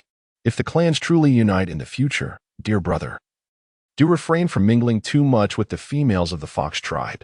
She always harbored a lingering concern that allowing a multitude of fox females to enter their midst, especially given that their numbers would surpass even those of the winged tiger tribe, might lead to significant turmoil. Unlike her brother was not a reincarnate. Whether he could withstand the ensuing chaos remained uncertain, especially considering the fox tribe's renowned beauty, with over 5,000 arriving all at once. In this process, it would not be surprising if anything were to happen. Xuejio, dear Xuejio, you must hurry. If you do not arrive soon, I cannot guarantee that I will be able to keep my brother steady. Mu Kui murmured a silent prayer, hoping for her brother's destined partner to appear without delay. The Fox clan, particularly the females, is said to have over 5,000 fox spirits involved, which is not an exaggeration. Just the thought of it sends shivers down Mu Kui's spine. Who knows how many families were torn apart when the Fox clan merged with the Winged Tiger clan in her previous life. Even Silverbell was not spared. Ever since Yu Jinhua's younger brother, Yu Nian, arrived, Silverbell has been revolving around him, completely forgetting about her own brother. This was precisely why Mu Kui severed the connection between her brother and Silverbell immediately upon her rebirth. Overthinking is futile. Mu Kui resolved to take one step at a time. If an opportunity to prevent the merger arises, that would be ideal. If not, she must minimize the losses for her family, ensuring her brother remains untouched by this turmoil. Indeed, the family's bouncing rabbit had not grazed on fresh grass for several days. It was merely a pet she picked up casually. You must inform the leader, otherwise it may not survive, someone warned. Other clans' younglings? I really wouldn't advise you to raise them, another cautioned. Indeed, they won't thrive. If you truly adore young ones, go to the orphan cave and adopt a few. They can grow to become companions. Along the way, Mu Kui encountered numerous greetings. Yet scarcely a soul supported her endeavor to raise younglings from other clans. It wasn't just Mu Kui and Mu Zhao who felt relieved. Even the trio of small ones temporarily set aside their worries. Raising a pet in a primitive society is no easy feat. Let us hope the caretaker proves capable. Shi lay in Mu Zhao's embrace, feeling somewhat distressed. The path to becoming her lion master seems rather arduous. So many primitives consume raw flesh and blood. Although observing the attire of the caretakers and those primitive souls on the streets suggests a certain civility, one cannot entirely dismiss the possibility that someone might covet the idea of nurturing lion cubs, secretly harboring such intentions. Shi startled himself with this sudden train of thought. His small paws gripping tightly onto Mu Zhao's collar, refusing to relent, as if it were impossible to tear away. Meow.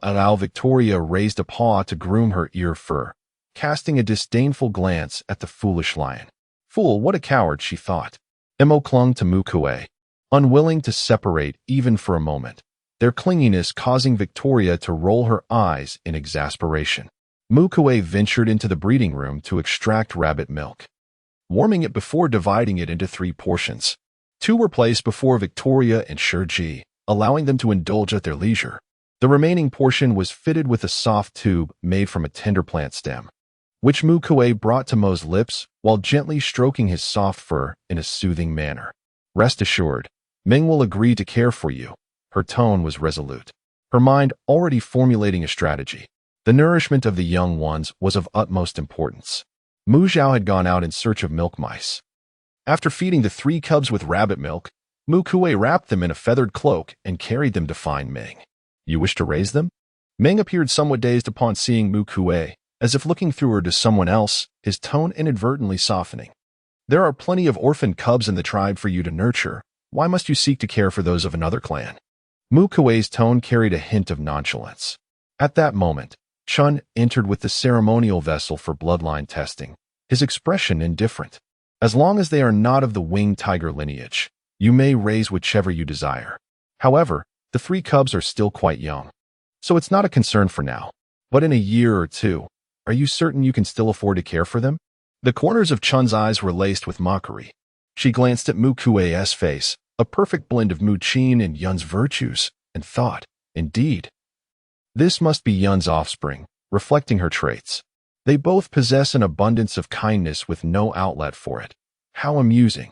As these thoughts swirled in her mind, Chun's expression grew increasingly dark, yet when she noticed the shadow of Mu Qin and Mu Kui, she abruptly halted. She is indeed Qin's child, the one who resembles him the most. Chun's countenance shifted unpredictably, finally settling into an impassive mask. Let us begin the assessment, Chun declared with a cold snort, pointing to a small circular platform with a diameter of half a meter in the center of the arena. Mu Kui responded affirmatively, placing the ink upon it. A wolf-shaped phantom materialized above the platform, confirming it was not of the winged tiger clan. Ming and Chun nodded in agreement, signaling Mu Kui to present another. Next was Victoria. The phantom hovering above her head was a cat, indicating her sole lineage from the feline clan. Shi's phantom took the form of a lion, similarly disconnected from the winged tiger heritage. Are you truly certain you wish to raise them? Meng fixed a penetrating gaze on Mu Kui for a prolonged moment, rubbing his brow in agitation. Mu Kui nodded, her expression as nonchalant as ever. I'm certain. I'll raise them for fun, and if it becomes unmanageable, I'll address it then. Humph. Let her raise them. Whether she can afford it or not is her concern. Why should you worry? Chun shot Ming a glare, decisively settling the matter. To this day, witnessing Ming-Na searching for the shadows of her past lovers in the younger generation remains an unsettling sight for her. Even though her relationship with Ming has significantly deteriorated, and the presence of a third party, Eugene Huan, complicates matters, the discomfort lingers.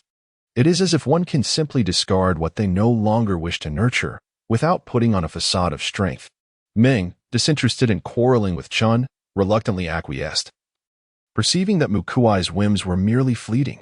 Departing from the residence shared by Ming and Chun, she ultimately relied on the influence of Mu Kui's parents. Nevertheless, as long as her objectives were achieved, she felt satisfied. Glancing down, she observed 3 little creatures eagerly peeking out. In a buoyant mood, Mu Kui affectionately patted each of them. With over 20 adult mice, comparable in size to domestic rabbits, about 10 were nursing, capable of producing milk. Mu Kui had no objections to this situation. It was quite advantageous, as it would serve to expand their family's breeding endeavors. Chapter 62. The lamb. As Victoria approached the kitchen, the pungent scent of fish enveloped her senses. A palm-sized kitten had somehow climbed to the edge of the water tank, meowing at the two fish swimming within. What large fish! They must taste delightful, she thought. With her tiny paws gripping the tank's edge, her ruby-red eyes were fixated on the three fish gliding through the water. The temptation was overwhelming. She longed to pounce. The white eel, a type of eel known for its ferocity and sharp teeth, regarded the diminutive kitten as no different from the small fish in the river, merely a potential morsel. How could one resist a delectable treat so close at hand? Suddenly, a white eel leaped from the water with a splash, its mouth wide open as it lunged toward Victoria, the intense fishy aroma assaulting her senses. Before Victoria could revel in her moment of joy, she was suddenly confronted by a maw larger than her own head, snapping at her. Meow. The young cub was exceedingly hungry. Mu Kui had just finished milking the mice in the breeding room and was preparing to heat some for the three little ones when she was startled by a chilling cat scream from the kitchen. Upon arrival, she was met with the sight of the esteemed high priestess of the sacred witch nearly meeting her demise in the belly of a fish. Swiftly, she dispatched the fish and retrieved the cat. Before her lay a small, hand-sized black kitten, its fur matted with slime and blood, looking quite pitiful. Mu Kui's eyes twitched with concern as she prepared warm water to bathe Victoria while chiding her. I know you adore fish, but one might think you enjoy being devoured by them. Purring softly, Victoria buried her head, refraining from speech, only managing to emit a few low grumbles. Her eyes half closed in a pretentious display of feigned death. Is this not a moment of confusion where you have nearly regressed to a cub's form, forgetting your esteemed status as the high priestess? Had it been in the past, I would have swiftly dispatched those fish and prepared a delightful roast. Victoria lamented, her heart heavy with regret. Alas, my once illustrious reputation has been tarnished. Shurji raised her fluffy paw to cover her mouth, stifling a laugh that emerged as a pig-like snort. How utterly amusing. A cat so foolish, devoid of any semblance of threat. The master of this household is undoubtedly me. Mo, with a wolfish countenance, was rife with disdain as he circled the wooden basin, occasionally barking mockingly at Victoria. Foolish cat, weren't you quite capable? How did you end up in the fish's jaws? Meow. Foolish wolf, dare to call out again? Just watch as I claw your wolfish face. Mo exclaimed. Howl. Come on. When it comes to fighting, I've never feared anyone. The little black cat, springing from the water basin, engaged in a tussle with Mu Kui. Exasperated, held her forehead and intervened to separate the two. How peculiar it was. These two, who had previously conspired as cat and wolf in their past life, had now become so irritable. A mere disagreement led to brawls, as if they were mortal enemies. Mu Kui pondered in confusion. What had transpired between them before meeting her to sow such deep-seated animosity? Despite the presence of over a dozen milk mice, their size was scarcely larger than a domestic rabbit. Though their milk production surpassed that of rabbits several times over, it remained insufficient for three ravenous beastly cubs, particularly for Victoria and Mo. They were no ordinary cubs. Their appetite far exceeded that of true milk lions. This realization struck Mu Kui only after she had fed the three little ones. Victoria's voracity was anticipated, but Mo's insatiable hunger truly astonished her. Still not full? Mu Kui mused, gently patting the little black wolf's distended belly, her concern deepening. There's not enough milk. What shall we do? Mo shook his head, feeling a twinge of shame. The female seemed to lack resources, and here he was, a wolf of considerable size. Still reliant on her care, it felt quite unbecoming. Lowering his gaze to his own small frame, he contemplated offering to hunt for his own food, but quickly felt disheartened. Transformed into a juvenile, his appetite remained unchanged, yet his strength and physique had undergone a remarkable transformation. When venturing out to hunt, he might, much like that foolish cat, find himself devoured by his prey in a single gulp, ultimately requiring the assistance of a female to rescue him. Ears drooped down, soft and flaccid against his sides, making the little wolf cub, already resembling a dog, look even more so. Observing the little creature's despondent expression, felt an irresistible urge to caress him tenderly. "Fear not. I shall devise a solution. I will not allow you to go hungry." She meticulously scraped off the fish scales, removed the entrails, and after washing it thoroughly, extracted the belly meat. Utilizing her mental prowess, she examined the flesh to eliminate any lingering fish bones. After blanching it in boiling water, she minced it finely, adding water along with a pinch of salt and ginger-infused tree bark broth, then placed it into a pot to stew. The absence of milk was inconsequential. There were plenty of ingredients at home suitable for making complementary food, and this minor challenge posed no difficulty for her. The remaining white eel and crucian carp were treated in the same manner, with their belly meat simmered for soup. She cleaned the ginger yam tubers and placed them in a pot to boil. Once cooked, she peeled away the skin to reveal the pristine white flesh inside. A bite revealed a soft, glutinous sweetness, tender and smooth, rendering it impossible to resist. After finishing a piece, glanced down at the three little ones sitting in anticipation, their expressions dripping with eagerness, and a wave of guilt surged within her. "Do not fret. I will prepare your meal shortly." With an awkward smile, hurriedly retrieved the ginger yams from the pot, peeled them, and mashed them into a paste, adding water and a pinch of salt. She simmered it until it reached a consistency suitable for the young ones. "Come now, it is time to eat." Mu Kui retrieved 3 large wooden bowls, filling each with a portion and using her wind manipulation to cool them before placing them before the 3 little ones. These were mere infants, yet to sprout teeth, and thus only capable of consuming porridge. Victoria glanced at the white mush in the bowl, then at the enticing fish broth simmering in the pot, wafting delectable aromas. She felt disinclined to partake, pushing it disdainfully towards Shurjia. She desired the fish soup, refusing to eat the unrecognizable lump of dough. Shurjia, ever accommodating, eagerly took the bowl, secretly delighted. Ordinary creatures lack discernment. This is indeed a fine delicacy, rich in nutrition. 2. Wasted no time in digging into the bowl. Regardless of whether the offering was meat or not, he accepted it from a female. He yearned to grow quickly, to hunt and provide for his own female, rather than relying on her sustenance. "Oh, the flavor seems quite delightful. It's rather tasty. Hey sister, look what I've caught." Mukuzo's excited voice echoed from outside the cave, followed by several juvenile bleats. Were they sheep?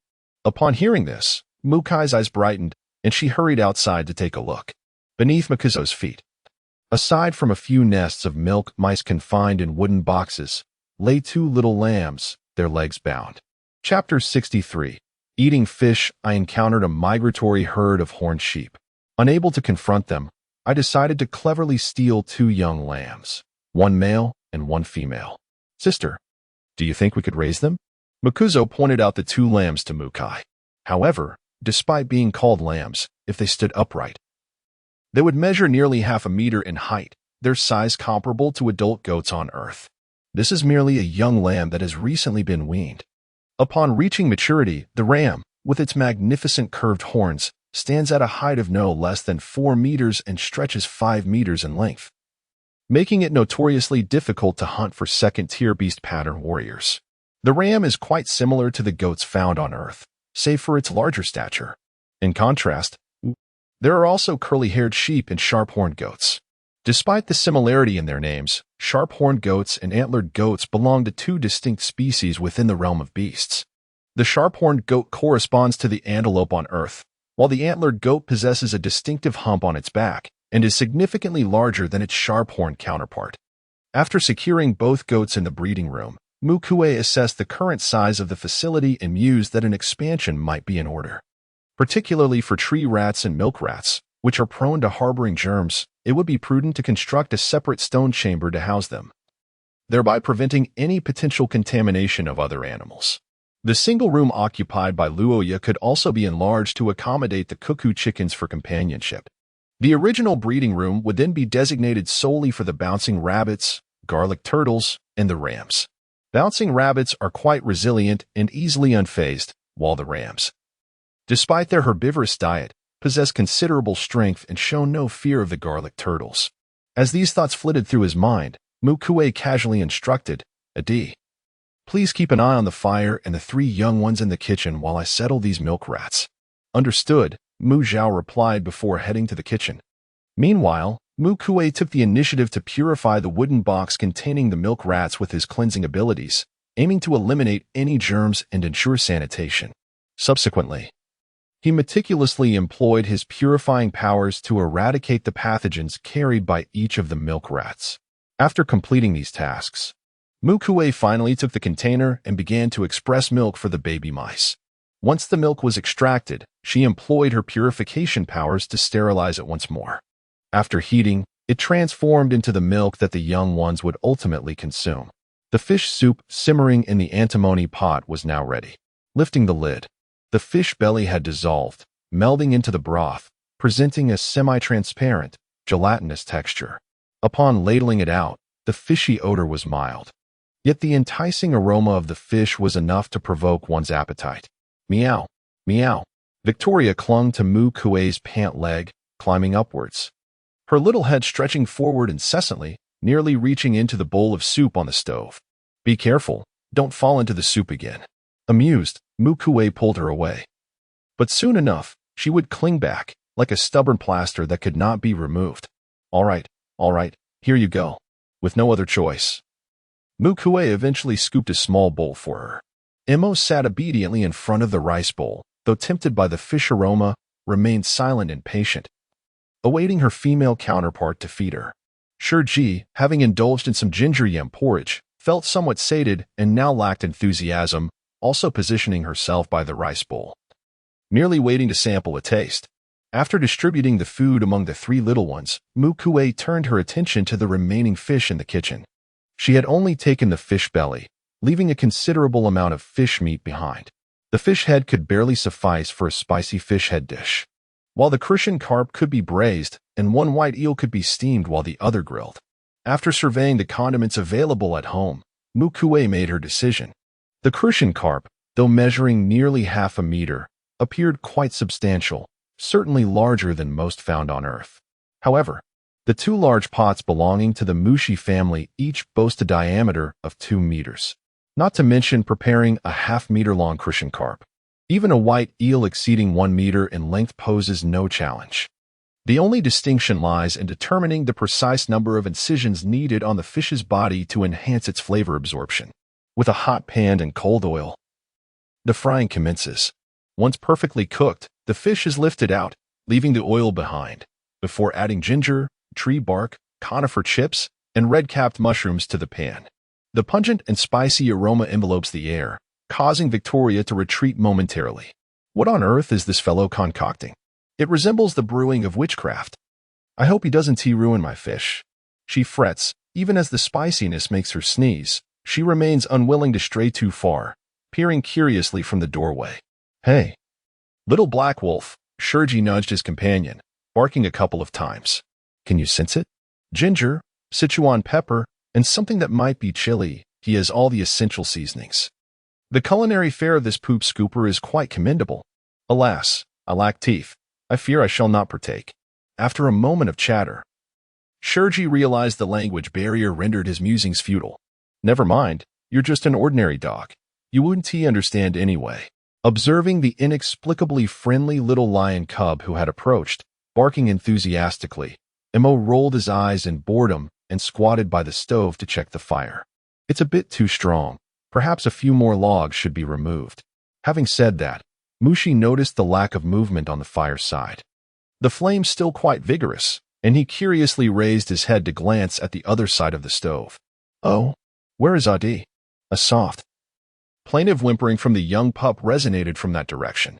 Curiosity piqued, Mu Kui turned around and discovered a little black wolf sitting in front of the stove, struggling with the flames while holding a piece of firewood in its mouth. Unable to contain herself, she burst into laughter, gently rubbing the small wolf's head. She removed the firewood from its mouth and coaxed, "Go play elsewhere. It's too dangerous here for you." The little wolf, with its earnest expression, barked twice at Mu Kui, conveying, "I am full. It's time for work." After preparing the ingredients, she placed the crucian carp into the pot, adding water, salt, dried shiitake mushrooms, hawthorn mushrooms, and black fungus to begin the cooking process. Using red-cap mushrooms as a substitute for chili, she created a mildly spicy dish of chopped fish heads. A piercing meow echoed through the air, its sharpness reminiscent of the time it nearly met its demise in the belly of a fish. This cat, it seemed, was utterly consumed by its desire for fish. Chapter 64. The Rite of the Departed. 3 chopped fish heads, each roughly the size of an adult's palm, bathed in golden oil. Finely diced red-capped mushrooms and tiny green pearls adorned the dish, making it visually enticing. Rising steam carried with it an exhilarating aroma that tantalized the taste buds, igniting a hunger that was hard to resist. Without the use of dobanjiang or soy sauce for coloring and flavoring, the braised crucian carp boasted a golden hue, its flesh tender and flavorful yet intact. The cuts were generously sprinkled with mushroom bits and dried black fungus, decorated in shades of white, red, and black. A breath of the spicy and fragrant fish essence lingered in the air. Even Victoria, who had previously been driven away by the pungent aroma and had harbored doubts about Mu Kui's culinary skills, was now enticed. Clinging to her pant leg and mewing in a way that nearly melted her heart, lingered at the feet of the wooden sunflower, neither too far nor too close. As the wooden sunflower and wooden Zhao brought the dishes to the table, it gazed up from beneath, yearning to ascend like Victoria.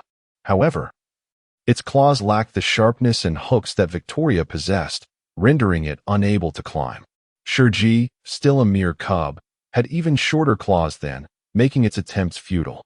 Yet, this clever creature devised a plan. It settled neatly beneath the table early in the day. When the caretaker arrived with the dishes, it would emit a few playful cries and raise its paws in an adorable display.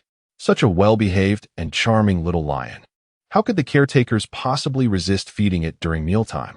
Observing the antics of the 3 little ones, the wooden sunflower chuckled and shook her head. She fetched chairs for them, placing each one atop, and set a bowl in front of each, filled with tender white fish flesh, stripped of its bones and crushed with chopsticks. You are still young, with no teeth yet, so you can only have a bit of steamed eel fish. I cannot give you more. The stone chairs were not as tall as the table, and the bowls were placed atop them, out of reach of the table. After completing these tasks, the wooden sunflower chose to ignore Victoria, who was whining for more, and together with the began to leisurely savor this first feast of fish since their rebirth. The fish brains were exquisitely tender and smooth, breaking open the fish head. A gentle sip would send the delicacy gliding into her mouth, dissolving into a delightful taste that was hard to resist. The flavorful flesh of the fish face was particularly savory and delectable, compelling one to savor every morsel, ensuring that not a drop of the accompanying broth was left behind. The flavor imparted by the red-capped mushroom is merely a subtle spiciness, incomparable to the fiery intensity of robust peppers. Yet, it possesses a remarkable potency. A morsel of braised fish, once consumed, envelopes the body in a soothing warmth that radiates from the stomach. Meanwhile, the summons for the gathering at the sacrificial cave has yet to be announced. Seizing the opportunity, Mu Kui meticulously cleanses the remaining fish bladders, scales, livers, entrails, and bones, soaking them in water to attend to later. The fish bladders are unremarkable, yet the scales can be simmered into a gelatinous delicacy, preserved for future enjoyment, whether in a salad or a cooked dish, rendering it an exquisite treat. The livers can be transformed into fish oil, a beneficial addition to the diet of the 3 little ones, aiding their healthy development, particularly for the fish-loving Victoria. She insists on having a taste of fish at every meal, persistently compelling you to acquiesce. The bones can be used to make a rich broth, while the entrails can be sought addition. The 3 fish are quite substantial, and handling these components requires little effort. None should be wasted. Even the gallbladders are not discarded. Instead, they are cleaned and hung to dry. This substance serves medicinal purposes, making it a valuable ingredient in the crafting of witchcraft potions. The fermentation of the brewing yeast has reached readiness after several days. Mu Kui retrieves it, combines it with tree powder kneaded into a dough, steaming it to perfection before incorporating the yeast, shaping it into a donut form with a central cavity. Once sealed and enveloped in a thick layer of sharp-beaked bird feathers to maintain the internal temperature of the tree powder dough, it is set aside. In the beast realm, A single day equates to 3 days on Earth. Left to rest, by the following morning, they shall be able to partake in a low-alcohol tree powder wine. Mu Kui employs the method of crafting rice wine, although the tree powder lacks the fragrant allure and sweetness of rice. Uncertain as I am, I find myself pondering the flavor of the tree powder wine that will emerge tomorrow morning. Low-alcohol beverages possess the unique ability to ferment beast meat fully, thus transforming it into a savory soy sauce. Our household boasts an ample supply of tree powder, prompting Mu Kui to prepare in excess for future use. The taro tree core is versatile. It can be stir-fried or consumed raw. However, after savoring the braised fish today, Mu Kui finds herself yearning for the taste of sauerkraut fish, slicing a substantial portion and salting it before placing it in a hastily assembled stone jar to pickle. It is anticipated that in approximately 10 days, we shall have sauerkraut to enjoy. Once the planting chamber is established, it will not be too late to transplant them. Both the excavation of the planting chamber and the expansion of the breeding chamber require time. Mu Kui and her companions have only made a small dent in the digging when they are summoned from outside to gather at the sacrificial cave. We have some matters to attend to outside. You three must stay at home and not wander off. Do you understand? Mu Kui firmly admonishes as she leads the 3 little ones to the warmth of her bedroom's calm. The firewood crackles, enveloping the space with warmth, while mouse milk and fish soup rest atop, ensuring they will remain warm for a while. Should the little ones grow hungry, sustenance is readily available. Once she observes them nodding in agreement, promising not to stray, Mu Kui feels a slight relief, closes the bedroom door, and steps outside. The little ones are far too young to accompany her. It is essential for them to acclimate to being alone at home. This moment serves as a preliminary rehearsal, and she hopes they will behave and avoid causing any significant disturbances. With a heart full of trepidation, Mu Kui and Mu Zhao don their garments and arrive at the sacrificial cave. Inside, the echoes of wailing fill the air, and the flickering glow of the fire illuminates the sorrowful faces of the beast men.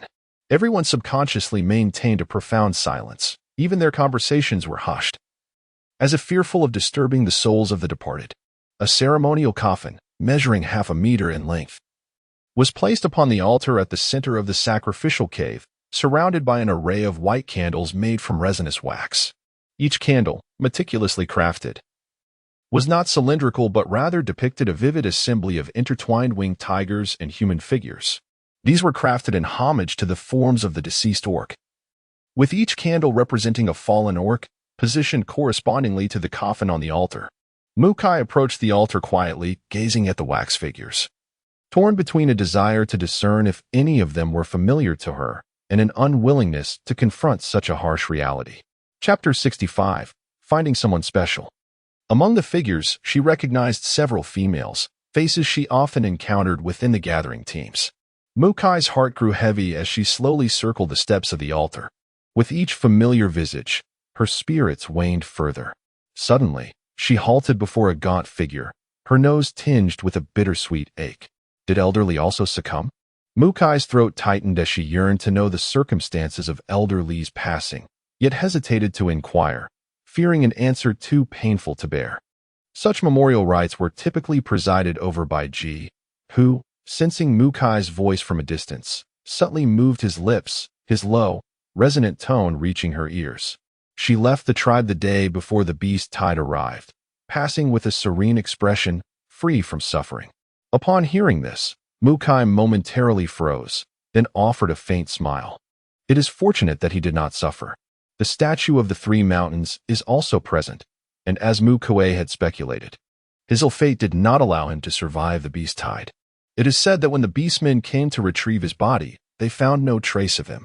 It was only later, through a divination conducted by Chun, that they discovered fragments of his remains within the bellies of several deceased pythons. All that remained were mere bones, insufficient to assemble a complete skeleton. After accounting for the numbers and ensuring that nearly all the tribe members were gathered, Ji stepped before the altar to deliver an opening speech. Subsequently, Meng and Chun shared some poignant and heavy-hearted words, marking the commencement of the solemn ceremony. Chun donned a white mourning attire and circled the altar, performing the funeral dance. Initially, Each of her movements seemed to bear the weight of profound sorrow, evoking a palpable sense of anguish within the onlookers. Gradually, her motions transitioned into fluidity and ease, ultimately resembling a celestial waltz, both dignified and sacred. Mu Kui understood that she was genuinely shouldering the burdens of grief as she danced. The funeral dance is not a performance one can undertake lightly, from the very beginning. It necessitates the acceptance of the deceased's lingering resentment and grief. If these emotions are not dispelled, the ritual itself risks backlash, potentially bringing misfortune that could diminish one's lifespan. The males transformed into beast forms crawled upon the ground, while the females knelt, clasping their hands in prayer with closed eyes. After a considerable time, as the funeral dance concluded, the crowd began to emerge from the stifling atmosphere that loomed like a mountain. "Lift the coffin," Ming called out emphatically. He, along with Chun and the others, promptly followed suit, with Mu Kui and the other witnesses soon to follow. Ascending the stone steps, one reaches the mountain's summit, and then ventures inward, traversing 2 peaks until arriving at a secluded valley encircled by mountains, with a solitary narrow entrance to the sky. Throughout the journey, silence reigns, as the mourners fear disturbing the souls of the departed accompanying the funeral casket to this sacred place. It is said that during this solemn rite, should any voice break the stillness, the already fragile spirit of the deceased may be startled away, losing the chance for rebirth and reincarnation, thus failing to become a heroic spirit or guardian, ultimately dissipating into the ether. Within the valley, a gentle stream wends its way, the landscape resplendent with the beauty of nature. The relatives take turns interring the sealed casket into the graves that had been prepared in advance, while the mourners stand before the graves, offering tributes and closing their eyes in prayer. Delicate white fluffy flowers, seemingly from nowhere, drift through the valley, settling upon the graves and transforming into seeds. These seeds sprout and blossom into exquisite flowers in a remarkably brief span of time. At this moment, the attendees emerge from their reverie, gazing in awe at the sea of blossoms that envelop the mountainside. Thus, the ritual of honoring the deceased comes to a close. Unbeknownst to you, she was once quite mischievous, often coming to my home to cause a ruckus. What about those who have lost so many in their family? What will happen to their young ones? Will they not all become orphans? What else can be done? They are all sent to the orphan cave, bereft of father and mother, and life is hard for everyone. It seems no one will adopt them. On the return journey, the crowd is filled with light-hearted chatter, their earlier somber demeanor forgotten. The departed have found peace, while those left behind continue to navigate their lives. Each person harbors their own calculations and aspirations, seeking to improve their existence. After paying tribute to the departed, it is time for the living to hustle for their own lives. Huaying sought out Mu Kui to discuss the matter of adopting a female orphan cub. Typically, orphan female cubs who have lost their parents are eagerly adopted by the beast men. Huaying, having a close relationship with Mu Kui, and observing that Mu Zhao has grown up without any news of forming a bond with a female, decided to keep the orphan cub in mind, thinking that if Mu Kui's family needed it, adopting the cub would alleviate any concerns regarding Zhao as future companion. Mu Kui graciously declined Huaying's kind offer, stating, "No need. I already have 3 orphan cubs at home. Adding another would be quite a challenge." Huaying, taken aback, inquired, "But the 3 you have are all male, right? Zhao will eventually seek a female partner, and those 3 cubs will also need a female when they grow up. Isn't that different?" Mu Kui responded, "It is different, but those 3 will be sent away once they are grown. Whether they find a female is of no concern to me." She wished to keep her deep affection for the 3 cubs a secret, fearing it might bring unnecessary trouble upon them. As for Adi, he already has a female he fancies. It wouldn't he be suitable to raise another female at home? "I see," Huang exclaimed, her curiosity piqued. "So, tell me, which family does Zhao have his eye on? Is it Yingling? They seem to get along quite well, and it appears the Yi family is also interested in matchmaking." Mu Kui shook her head, replying, "It's not Yingling. It's too early to say which family it is. Adi has yet obtained the female's consent, so let us keep it under wraps for now." Oh, the enthusiasm of Huaying abruptly diminished by a considerable degree, yet she persisted in her inquiry. "Well, how is the female from that household? Does she have any interest in Zhao?" I hope it won't turn into a situation where both parties are equally invested, as that might delay Zhao's search for a companion. Mu Kui replied, "It's fine. That female seems quite fond of a D, so there shouldn't be any significant issues." Upon returning home, Mu Kui hurriedly dashed into the bedroom, opening the door to check if the three little ones were comfortably settled on the Kong. Shiji lay on the Kong, snoring peacefully, fully immersed in slumber. However, as for Victoria, the mere thought of that mischievous little black cat startled Mu Kui, causing her to nearly leap in surprise. "Where is Victoria? Why is there no cat in the room?" Mu Kui rushed into the room, searching frantically. There was none on the Kong, nor on the bed. The wardrobe yielded no sign of her either. The drawers, too, were devoid of any trace. After scouring every nook and cranny, she found no hint of the feline presence. Mo discerned what Mu Kui was searching for and barked a couple of times, lifting his paw to indicate the direction of the breeding room. The breeding room? Mu Kui pondered, perplexed. Isn't Victoria merely seeking fish in the kitchen? What could she possibly want in the breeding room? With her curiosity piqued, Mu Kui opened the door to the breeding room. "Meow, I want to be feasting for free.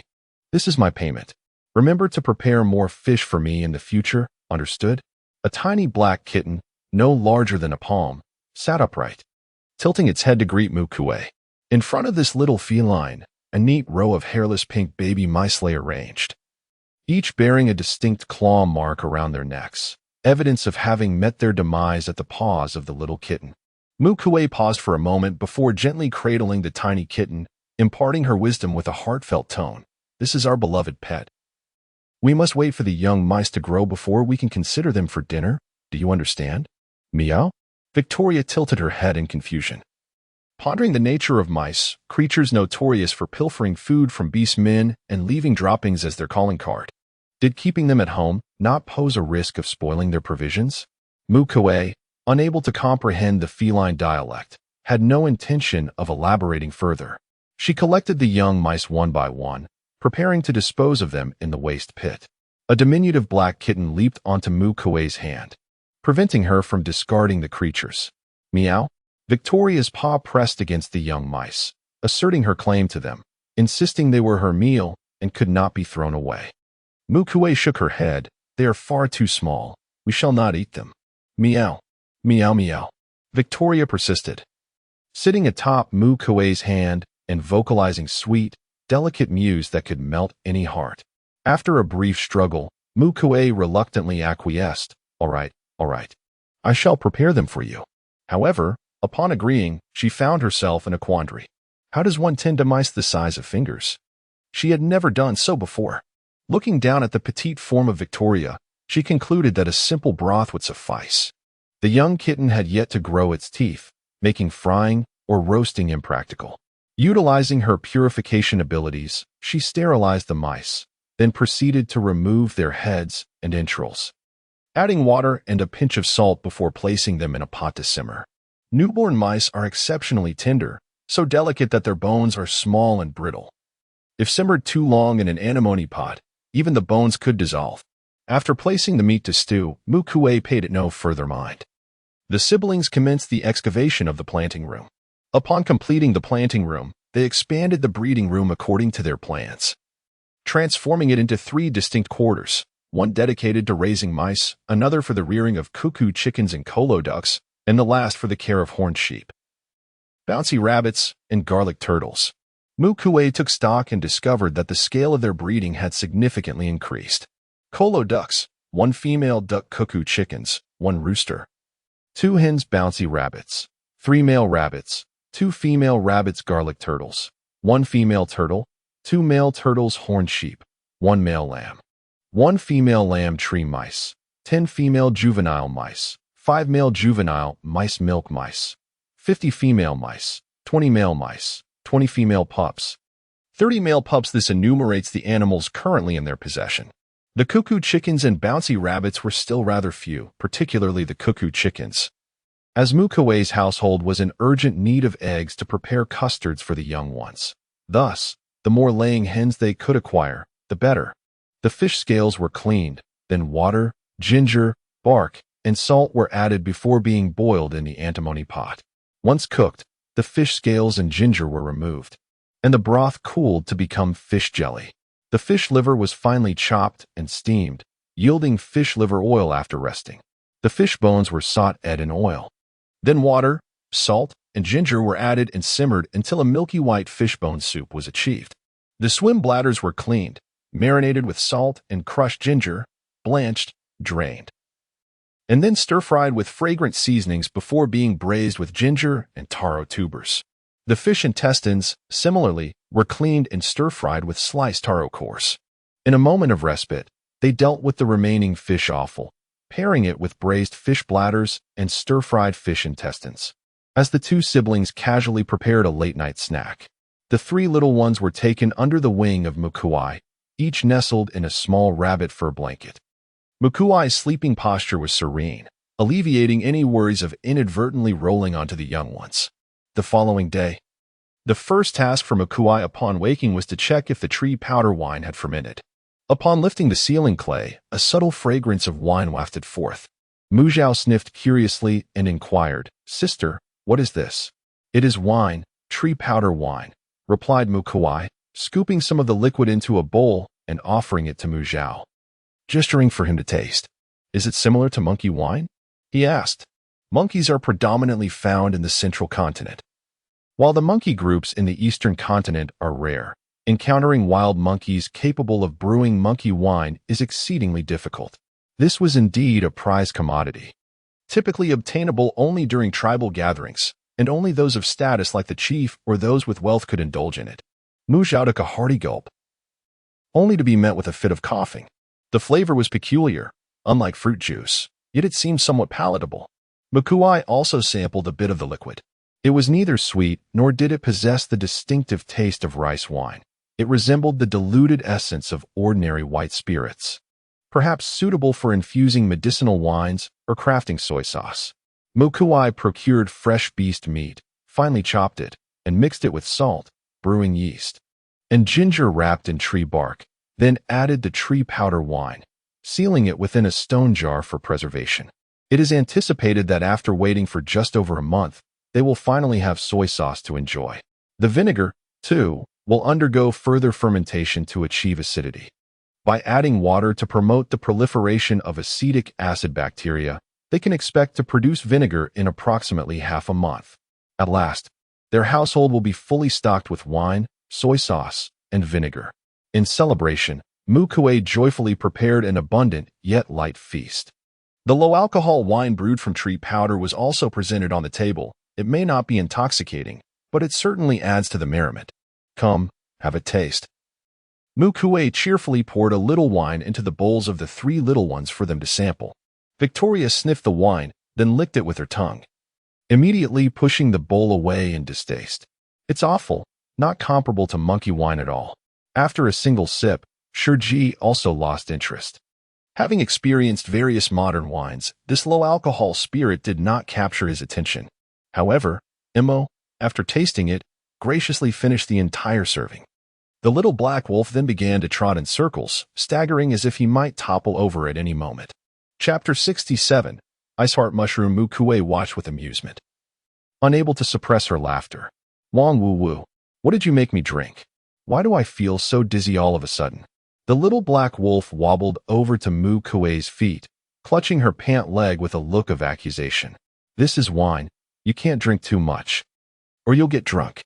Amused, Mu Kui lifted Imo, running her hand along the soft, fluffy fur of the little wolf, captivated by the delightful sensation as the fur brushed against her palm. "Now let us go.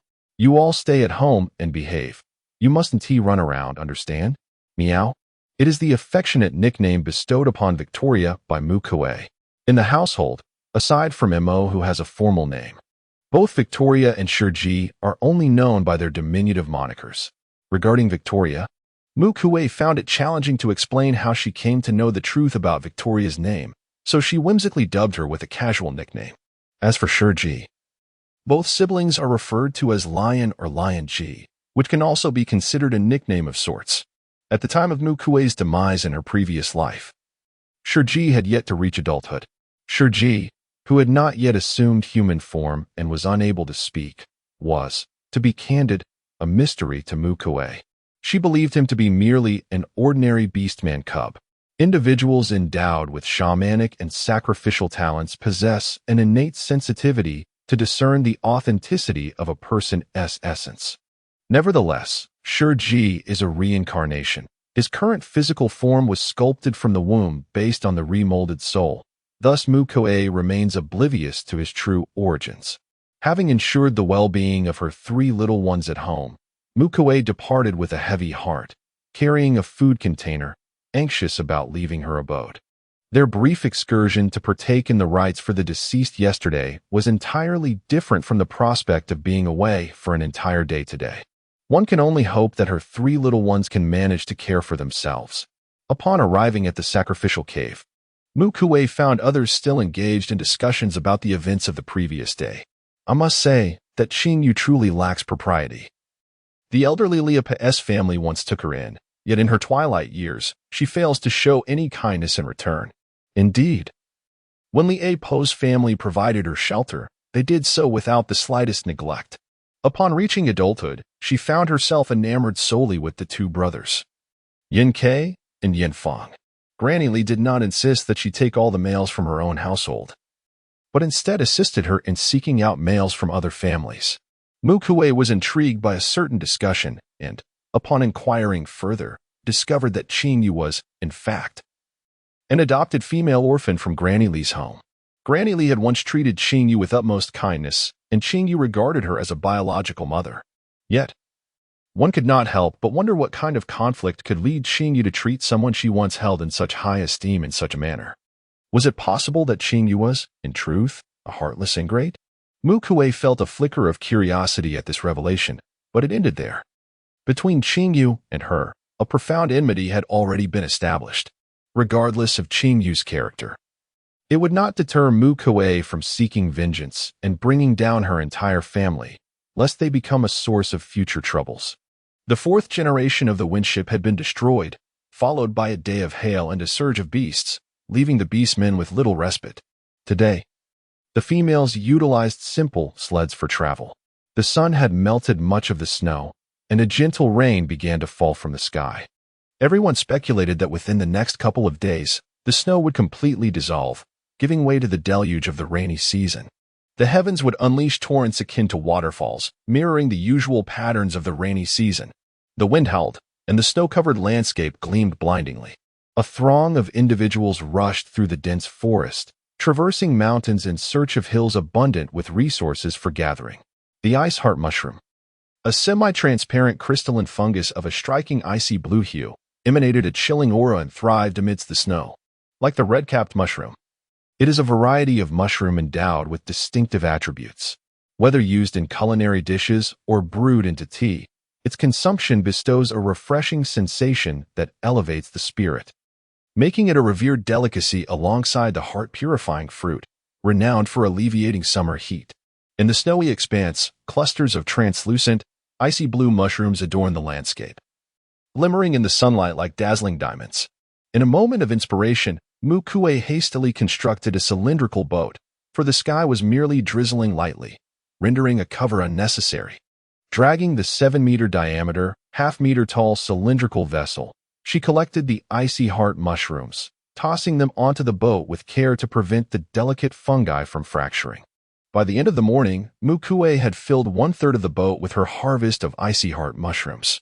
Although the mushrooms on this mountain had been largely depleted, the bounty aboard her vessel was still considerable. Today marks the 25th of March in the rainy season, with the months in the beast world standardized to 30 days each. This implies that in merely 5 days, the dry season will commence, during which not a single drop of rain shall fall upon the earth.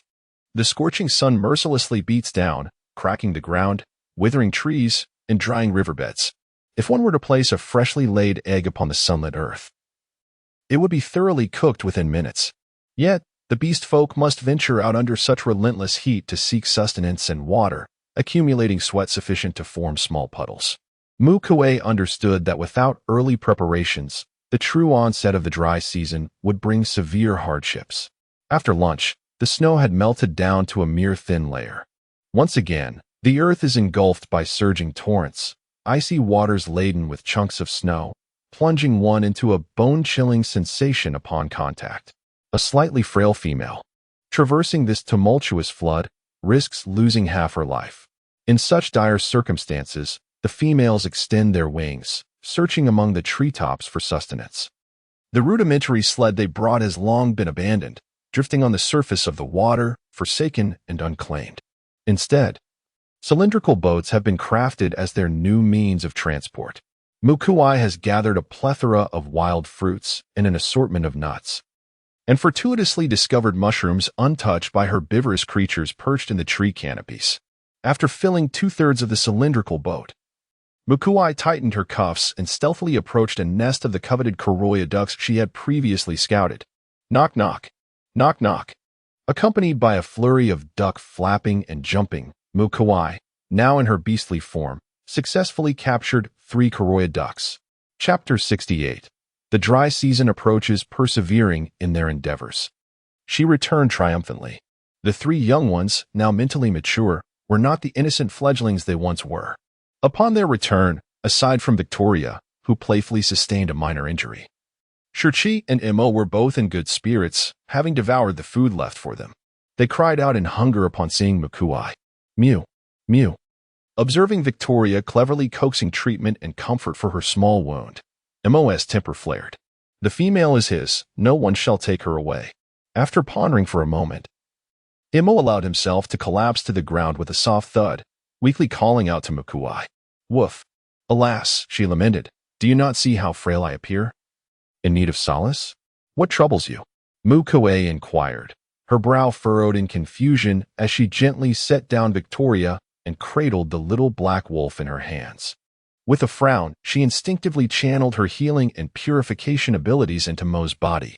Suddenly, she was taken aback. Her powers were entirely absorbed upon entering Mo's form. This indicated that something was amiss within him, yet the specifics eluded her. She was certain that Mo's current physique was healthy, save for being a mere pup. At that moment, Mu Kui did not consider that Mo might have been affected by the residual effects of Victoria's forbidden arts, leading to his regression into a juvenile state. In her past life, upon encountering Mo, he had certainly appeared as a freshly born pup. However, such a healthy body, yet one that necessitated the absorption of shamanic energy, could very well be burdened by some curse. For instance, in the Qian family, Ju'er was similarly afflicted by a curse. Everything else about him was perfectly fine. Yet he was unable to grow, remaining in the form of a young pup at 4.5 years of age, with no sign of change. Mu Kui felt a flicker of fear that Mo might indeed be ensnared by such malevolent forces. Without hesitation, she poured a significant portion of her shamanic energy into the little black wolf. This energy had the potential to directly dispel curses, though the process was gradual, requiring a consistent infusion of power over time to foster the patient's recovery. Mo sensed the female strength coursing into him, seemingly mending the residual effects of the battle with Victoria in the subsequent regression it had wrought, filling his heart with joy.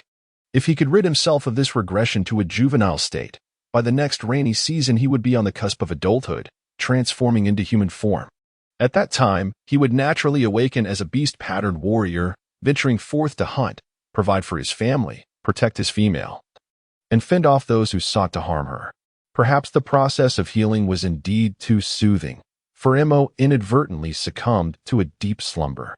Observing the little black wolf in such peaceful repose, Mu Kui felt a surge of joy. She quietly withdrew her powers and gently covered him with a small blanket, refraining from disturbing his rest. Victoria, however, discerned Mu Kui's act of channeling her energy to Mo and cried out. The powers of this little shaman were a remedy for her recovery. How could they be squandered on that little black wolf? Meow. Cover. Yet, as soon as she uttered a sound, Mu Kui swiftly placed a hand over her mouth. Lower your voice. Someone is sleeping. It is inconsiderate to disturb others' rest. Victoria's ruby-red feline eyes widened in disbelief. Am I not your most cherished little one? You actually silenced me for the sake of another? How outrageous. The look in Victoria's eyes was filled with accusation. However, what she perceived as a grievance appeared to Mu Kui as mere petulance. Be good. If you must make noise, go play elsewhere. There are plenty of places in the house for you to frolic. Mu Kui affectionately ruffled Victoria's little head and, in passing, bestowed upon her a measure of shamanic energy, offering comfort. With a purr, Victoria immediately felt a wave of comfort wash over her. Humph. Considering your awareness and your willingness to share your energy, I shall let it slide. Next time, do not expect me to forgive you so easily. Victoria huffed in a haughty manner, instantly soothed by the mystical powers of the stew provided by Mu Kui. The old duck soup was indeed nourishing. Especially since the milk from the three little ones was insufficient, supplementary food had become paramount. The few ducks that had been slaughtered were not spared for her and Ad's delectation. Instead, they were used to prepare a light old duck soup for the three young ones, simmered for an extensive duration until the meat became tender and melded into the broth. Merely drinking the soup did little to satiate one's hunger. With the addition of 3 companions, the previously forlorn Kolo ducks exhibited a marked improvement in spirits. And that very day, one of them laid a substantial duck egg for the first time. Encouraged, the other 2 Kolo ducks followed suit and began laying eggs 2 days later. The cultivation of the clucking chickens and the bouncing rabbits also fell into a steady rhythm, yielding 5 to 6 clucking chicken eggs daily. The initially prolific rabbit, as Mu Zhao had predicted, had begun to produce less milk recently, indicating that its nursing period was nearing its conclusion. The taro saplings, red banana flower seedlings, and curled grass were relocated to the newly established breeding room, allowing the external sunlight to flood in and promote robust plant growth. On the following day, March 26th, the snow outside melted, restoring the landscape to its customary rainy season appearance. The water trumpet, a unique flora and fauna that flourishes solely during the rainy season, would no longer be viable for salt production after this season. They also stored tree powder, although many items would spoil under the high temperatures of the dry season. Even tree powder would not endure for long. They would make the most of whatever duration they had. Undoubtedly, before the tree powder begins to decay, it will be utilized, followed by the ingestion of digestive agents, and once digested, more will be consumed until all the nearly spoiled tree powder is ingested. Furthermore, even if it cannot all be consumed, the remainder can be allocated to feed the animals at home. In essence, food must not be wasted, even if discarded. It should be done so with discernible value. As per routine, daily foraging continues, and occasionally, Aku will ask Mu Kui to accompany her. Each time Mu Kui forages, she endeavors to catch as many live Kolo ducks, bouncing rabbits, clucking chickens, and tree squirrels as possible. Remarkably, she has also managed to capture 3 more garlic turtles, perfectly complementing the 3 already at home. Life unfolds with a sense of busyness and fulfillment. Tomorrow marks the onset of the dry season, which brings intense heat. Once midnight passes, it will feel akin to the height of summer. She must carefully strategize to avoid being caught off guard by the sudden rise in temperature that accompanies the dry season. Chapter 69. Visible evaporation, a considerable amount of tree powder, various types of lean dried meats, an assortment of dried fruits and nuts, and several medicinal herbs were meticulously accounted for by Mu Kui. She discovered that, factoring in the supplies saved from the beast tide, the provisions at home would suffice for her, Ad, and the 3 little ones for 2 months. The dry season lasts a total of 7 months. While 2 months may not seem ample, particularly since they have not prepared an entire season's worth of supplies, it is nonetheless a significant amount for those who have had less than a month to prepare. Notably, tree powder constitutes the bulk of their provisions. Without it, their food supplies would be reduced by at least half. The scale of the breeding and planting rooms has also expanded considerably.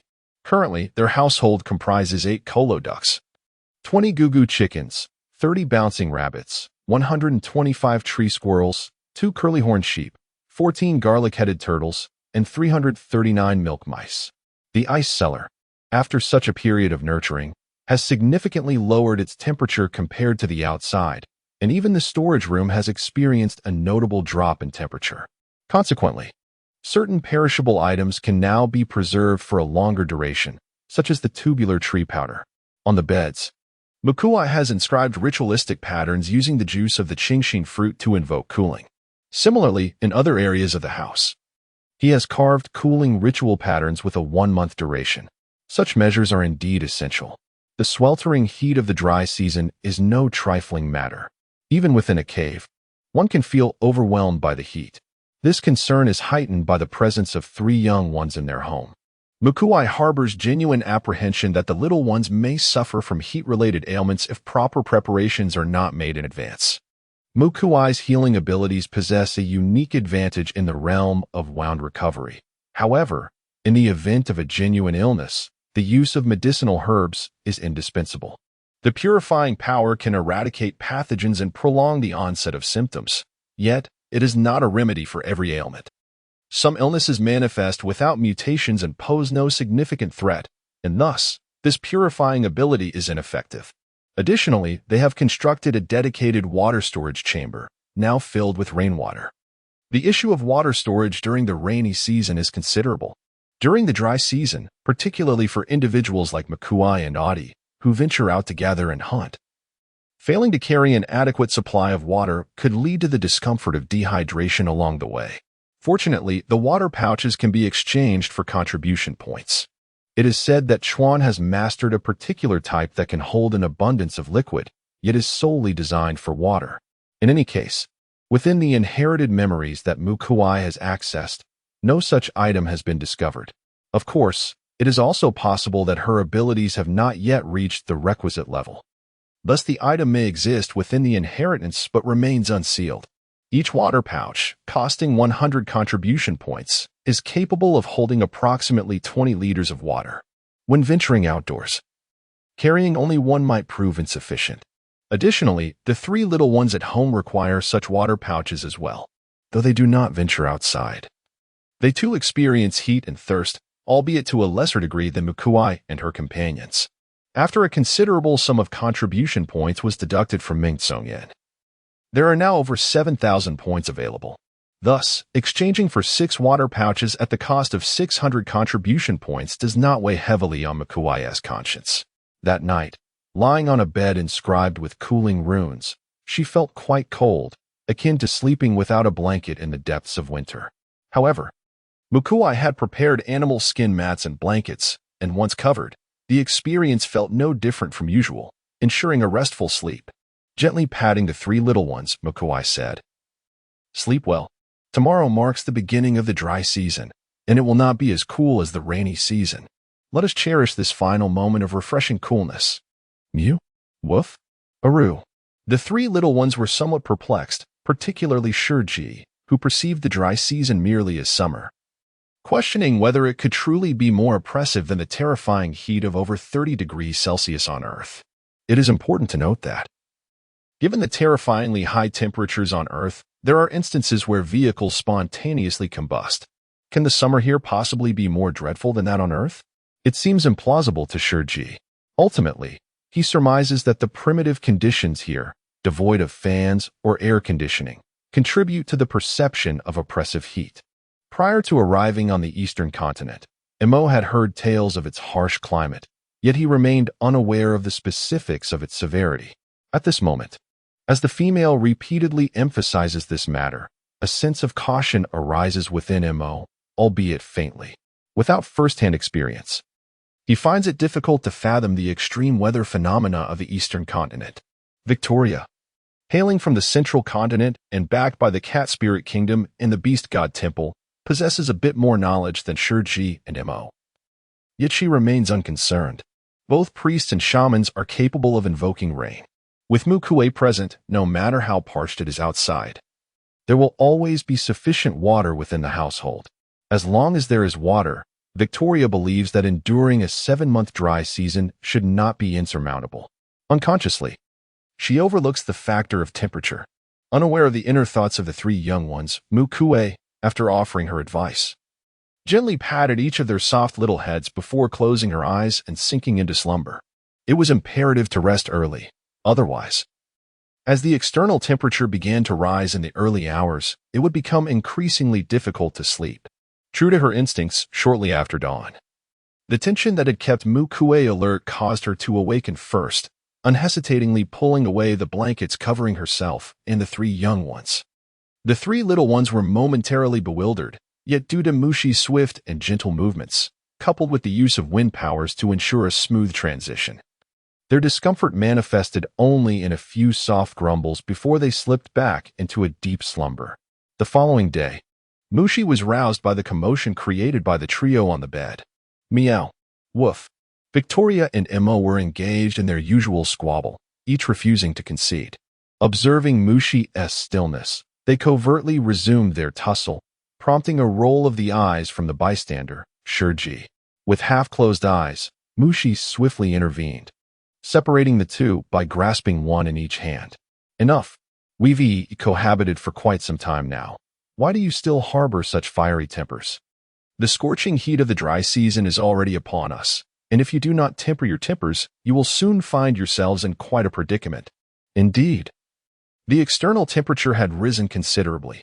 In merely half a night's time, the previously cool rainy season had transformed into a clear, cloudless sunny day, with the sun bearing down mercilessly.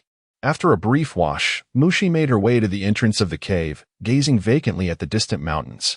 The sky was as clear as crystal, with only wisps of mist visible, while the remainder was dominated by a resplendent sun, suspended at the horizon, casting its golden rays upon the earth and radiating warmth. Among the trees, one could distinctly see the rising white vapor, curling and drifting like smoke or mist. The distant peaks were shrouded in clouds, partially veiling them like a bashful bride gently lifting her veil. Below lay a picturesque landscape, breathtaking in its beauty. However, Mushi was acutely aware that this was not a harbinger of good fortune. What awaited was a prolonged period of drought and high temperatures lasting 7 months. In the scene before me, small puddles on the ground exude wisps of white steam, and before long, the water within evaporates almost entirely, leaving behind only the barren, brownish-yellow earth. Among the remnants are the skeletal remains of animals swept away by floods, alongside charred branches and withered grasses, adding a chilling aura to this picturesque tableau of humanity. The moisture from the external environment evaporates at a visibly rapid pace.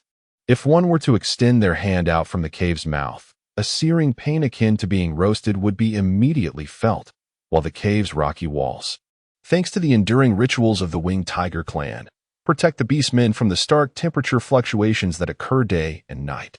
Without this layer of shelter, one would require the strength of a third-tier beast pattern warrior to withstand the harshness of the outside world. Chapter 70. Tools cannot replace extraordinary abilities. It is not yet prudent to venture outside casually. Otherwise, one may find themselves at the mercy of the residual forces of the Great Cleansing, facing severe injury or even death in the blink of an eye.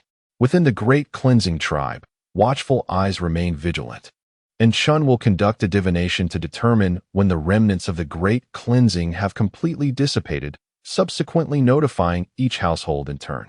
Turning back, Mu Kui first visited the breeding chamber. The stone room housing the clucking chickens and the coroducks was particularly lively. Now, these creatures were engaged in a harmonious cacophony, clucking and quacking in a delightful chorus.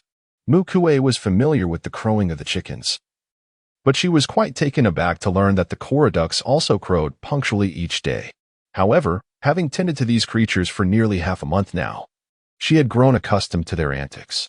She replenished the feed and water in the troughs, the diet consisting of finely chopped weeds mixed with grass seeds. Bouncing Bunny and Tree Squirrel, much like the Milk Mouse, each took turns sampling until they identified the appropriate feed for these creatures. However, with the rainy season having passed, many plants from the dry season, following a thorough cleansing, may have vanished, while new species adapted to the arid climate are likely to emerge. In the future, when Mu Kui ventures out to forage, she will need to gradually experiment once more. Nonetheless, she remains undeterred, possessing the ability to purify toxins. She is unafraid of poisoning and relishes the opportunity to explore novel species and their potential combinations. The flora of the beast realm is astonishingly diverse, and when combined, it presents an ever-changing tapestry of possibilities. Each day of experimentation brings delightful surprises, a sensation Mu Kui cherishes and aspires to pursue throughout her life. Eventually, as she accumulates knowledge, she plans to compile her findings into a comprehensive guide, which could serve her own household or generously benefit others, proving to be a deeply meaningful endeavor. Moreover, it would spare the beast folk from unnecessary detours, enabling them to thrive in a world fraught with natural calamities. Of course, that is a matter for another time. For now, she feeds the bouncing bunny with grass and tosses clumps of weeds to the milk mouse and tree squirrel. As Mu Kui discovers an increasing array of plants and conducts more experiments, she anticipates the possibility of developing superior and more suitable feed ratios that will not only be more appealing to the animals but also promote their robust growth. She is filled with eager anticipation. The garlic turtle's diet consists of a mix of kitchen scraps that have been dried, occasionally supplemented with some vegetarian weeds to ensure nutritional balance. In the planting room, taro tree cores, red banana flowers, and curled grass have already been sown. However, the taro heart and red banana flowers have yet to show any signs of activity, as their growth cycles are rather prolonged and not immediately discernible. In contrast, the fiddlehead ferns are thriving splendidly, now ready to be incorporated into culinary creations. One should harvest the newly sprouted tender shoots, as the younger they are, the better. After removing the older stems, they should be thoroughly washed and blanched in boiling water. This step is imperative, for fiddlehead ferns contain toxins throughout their entirety. Consuming them raw could lead to poisoning. Only through blanching can the harmful substances be neutralized. Following this, a sprinkle of salt and a dash of fennel mushroom powder should be added, mixed well, and once cooled, it transforms into a delightful cold dish of fiddlehead ferns.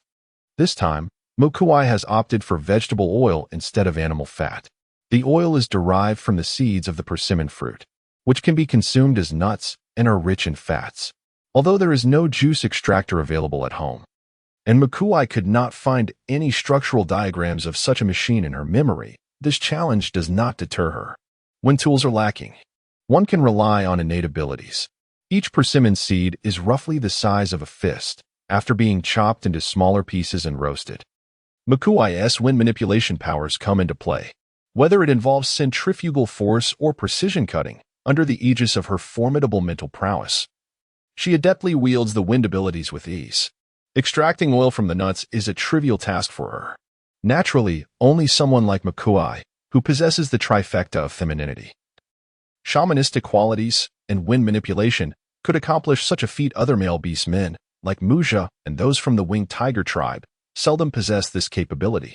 After a long accumulation of persimmon seeds, Mu Kui finally amassed enough to extract oil, yielding approximately 1 liter of persimmon oil. Given the limited quantity, she tends to use it sparingly. Other nuts have also been attempted by Mu Kui, yet the oil extracted remains scant. Altogether, the various nut oils in the household amount to merely 5 liters. While this quantity might suffice for an ordinary family of 5 on Earth for approximately half a month, the consumption of Orcish folk differs significantly. The oil is utilized extensively in their cooking. This modest amount will only yield enough for about a dozen meals. For instance, during this occasion, Mu Kui used nearly 300 milliliters of oil to prepare a cold dish featuring curled cabbage. As for the specific quantity of the cold dish, it was served in the household's largest stone platter, measuring half a meter in diameter, akin to a 20-inch plate, typically found only in restaurants or grand banquets, leaving the exact capacity to one's imagination. However, this is unavoidable. The appetite of the winged tiger orcs is substantial, and the idea of a single person consuming an entire banquet is no mere exaggeration. Without ample dishes, one would find themselves wanting. In the sweltering weather, one must adapt their culinary practices accordingly.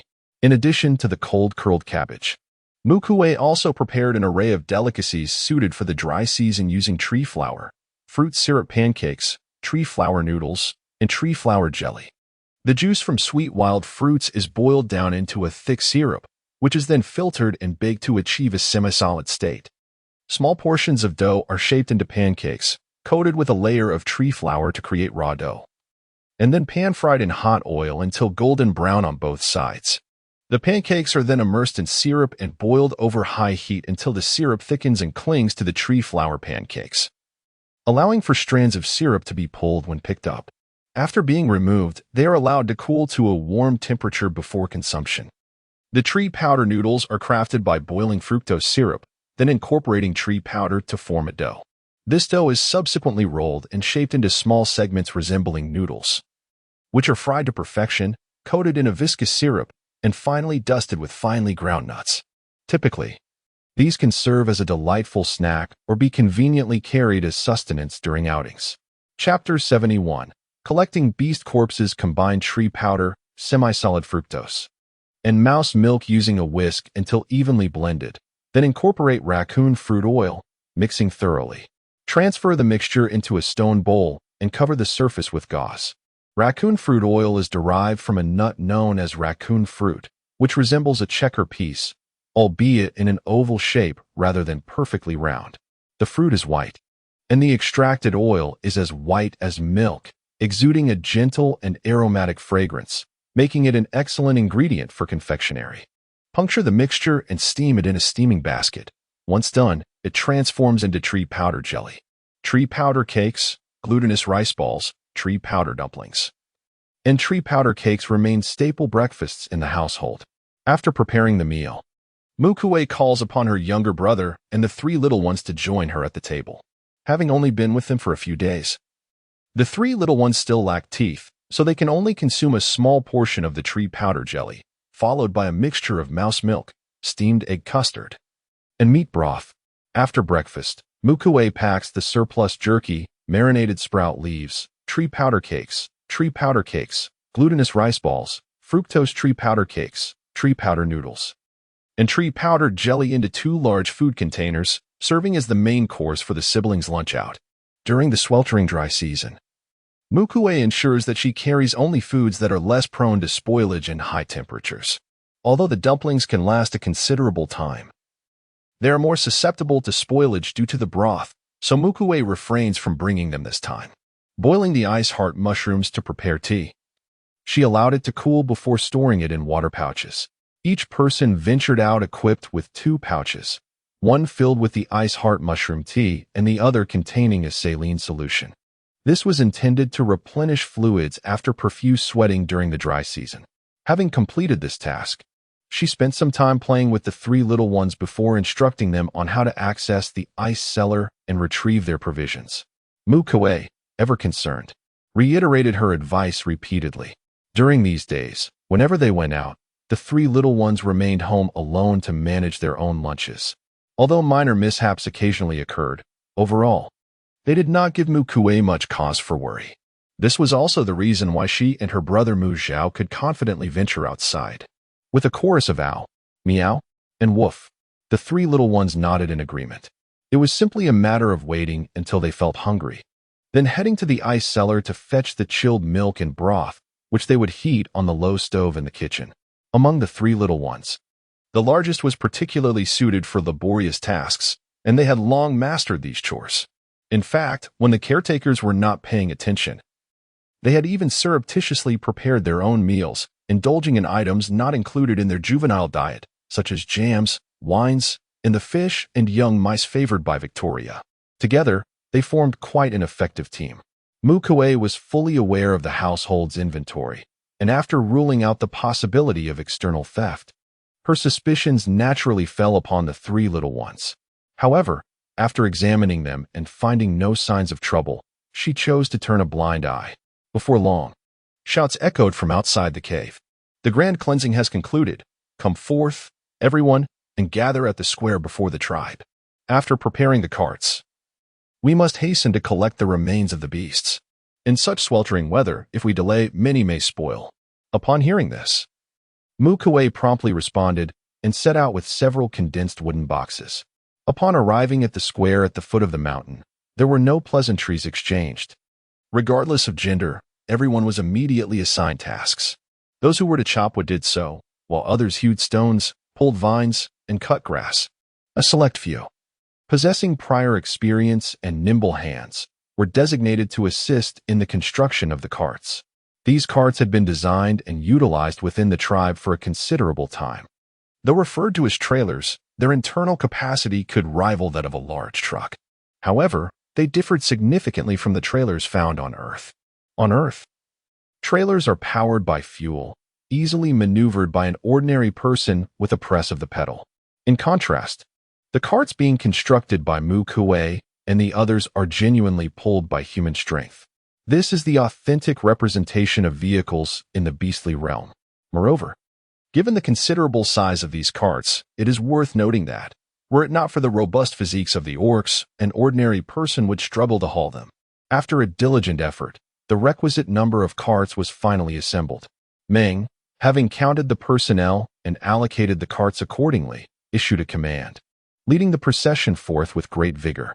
With supernatural abilities paving the way, any obstructive stones, trees, or vines encountered ahead were swiftly cleared away by waves of wind blades, forging a smooth path forward.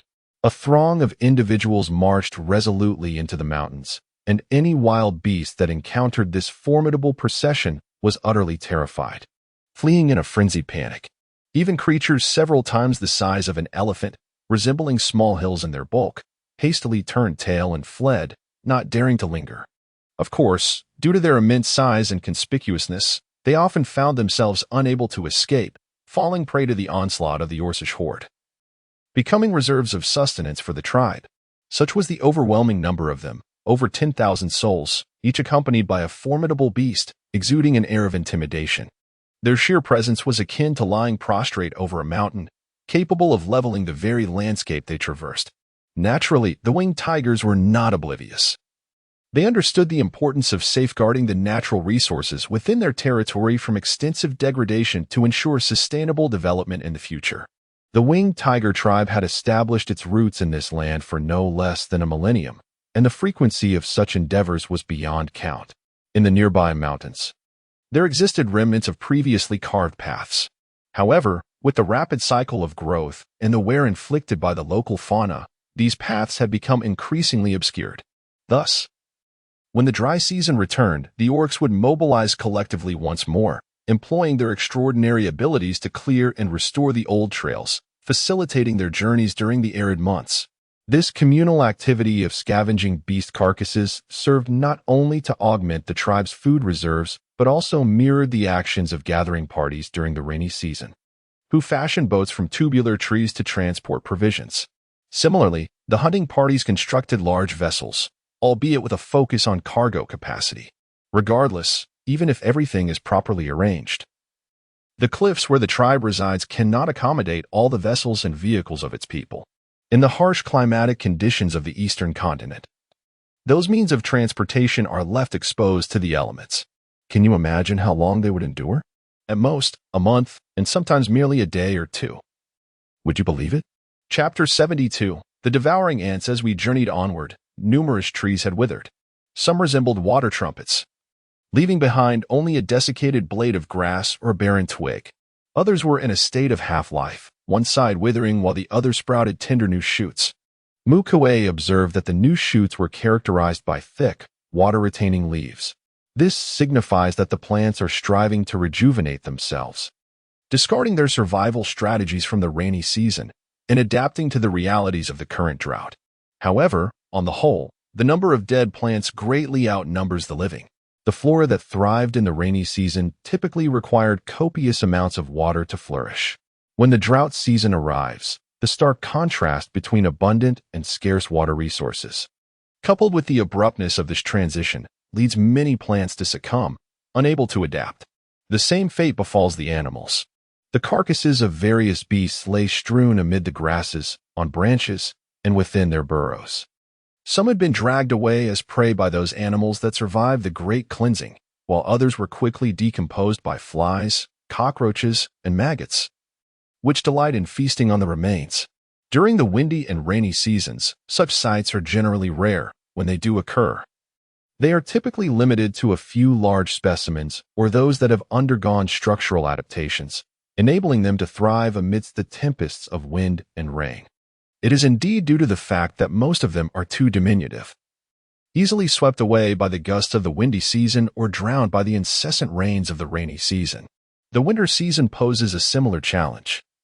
The frigid temperatures render them inactive, leading to their demise during the great cleansing brought on by the snow or compelling them to cocoon themselves in slumber, awaiting the battles of the coming year. Mu Kui surveyed a fallen black-haired wild boar before her, still towering over 3 meters in height.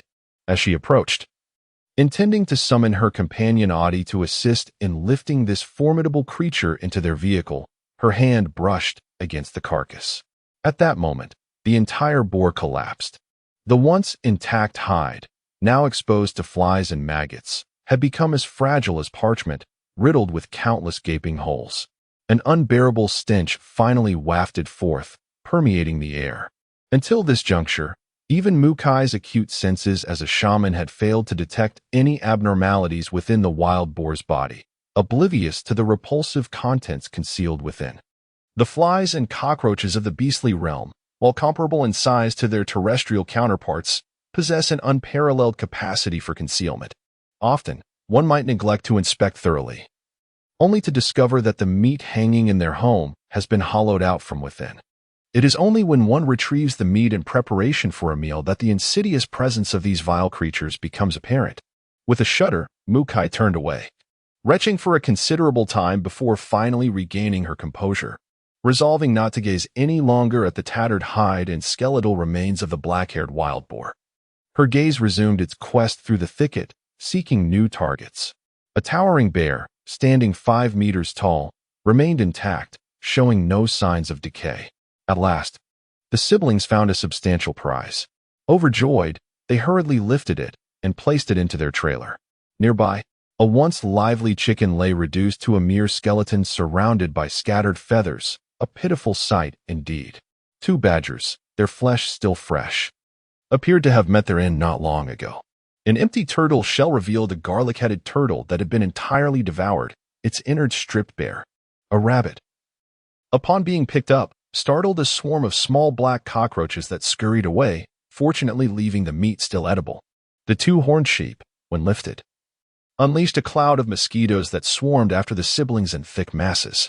Utilizing her wind abilities, the girl sent the insects flying, inspected the sheep, and noted that their flesh seemed unspoiled before promptly placing them in the trailer. The open trailers allowed for easy disposal of their finds, enhancing their foraging efficiency. However, upon moving a turtle shell, a throng of formidable black ants, each the size of a fingernail, cascaded out. Upon sighting the siblings, they converged into a dark tide, charging towards them. These were the voracious beast ants, capable of devouring an orc to the last morsel when in numbers.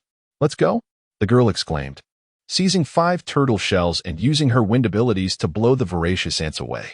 Calling to her brother, she unfurled her wings and turned to flee. The swarm of beast ants that emerged numbered in the thousands, with more arriving from other directions, alerted by their presence. If this continues, given the social nature of ants and their unwavering obedience to the Ant King, it is entirely possible that tens of thousands of voracious beast ants could emerge. At that point, escape would be impossible, and they would be mercilessly besieged by these ants. Ascending to the skies, I would employ my mental prowess to locate and crush the voracious beast ants clinging to me. As I gazed down at the black torrent below, resembling a sea of ants, a sense of trepidation washed over me. Mu Zhao ascended into the air alongside me, and after I aided him in removing the voracious beast ants that had latched onto him, he remarked, "There are far too many voracious beast ants here. We must promptly notify the leader and the others to come. Otherwise, should this swarm of voracious beast ants consolidate, the consequences would be dire." "Indeed," I nodded in agreement, realizing that had we delayed even slightly, becoming ensnared by the voracious beast ants would have rendered our escape nearly impossible.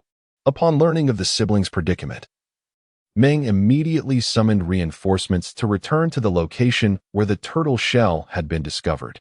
The wind howled, forming a vortex that swept away every visible voracious beast ant. The flames roared, fueled by the wind, and soon the air was filled with crackling sounds as the voracious beast ants were incinerated completely. Following this, Meng dispatched individuals to meticulously scour the area, destroying the lair of the voracious beast ants, and only after confirming the absence of any remaining ants did he relent. However, this was merely the beginning. As the group pushed their carts deeper into the mountains, wave after wave of unforeseen encounters unfolded. It was not solely the voracious beast ants that had stirred. Numerous other creatures, such as scorpions and centipedes, emerged as well, competing with the beastmen for prey and sustenance. Alongside, there emerged numerous diminutive creatures, akin to the voracious beast ants that regard the beastmen as prey.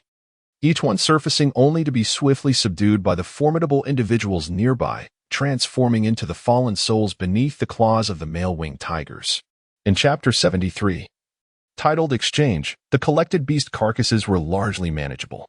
The spoils gathered by Mu Kui and her companions were not excessively large. Even the tree kangaroo, measuring 5 meters in length, was considered diminutive in the realm of beasts. It could be placed at an angle within the cart without much issue. It is said that the true giants of the beast world are larger than elephants, with lengths exceeding 20 meters, truly colossal beings.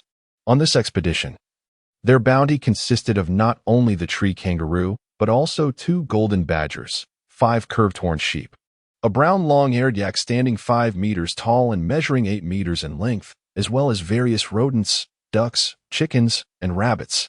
The yak was bisected and stored in 2 separate compartments, along with the tree kangaroo and other smaller animals squeezed into the gaps of the cart, all under Mu Kui's guidance. The remainder was managed by Mu Zhao. Mu Zhao patted his chest confidently and declared that the strength of males generally exceeds that of females, and even after becoming beast-pattern warriors, the growth factors of their strength differ. Thus, Mu Zhao's assertion was not mere bravado. While this endeavor might prove somewhat strenuous, he still hoped to alleviate some burden from his sister, wishing to protect her in every conceivable manner. Very well then, Mu Kui sighed, offering a reluctant yet concerned admonition. Do not overexert yourself. If you find it too difficult, call for me, lest you risk overexertion and hinder your growth. Oh, understood. As Mu Zhao descended, his mind was filled with musings. Could excessive force impede growth? Was it true?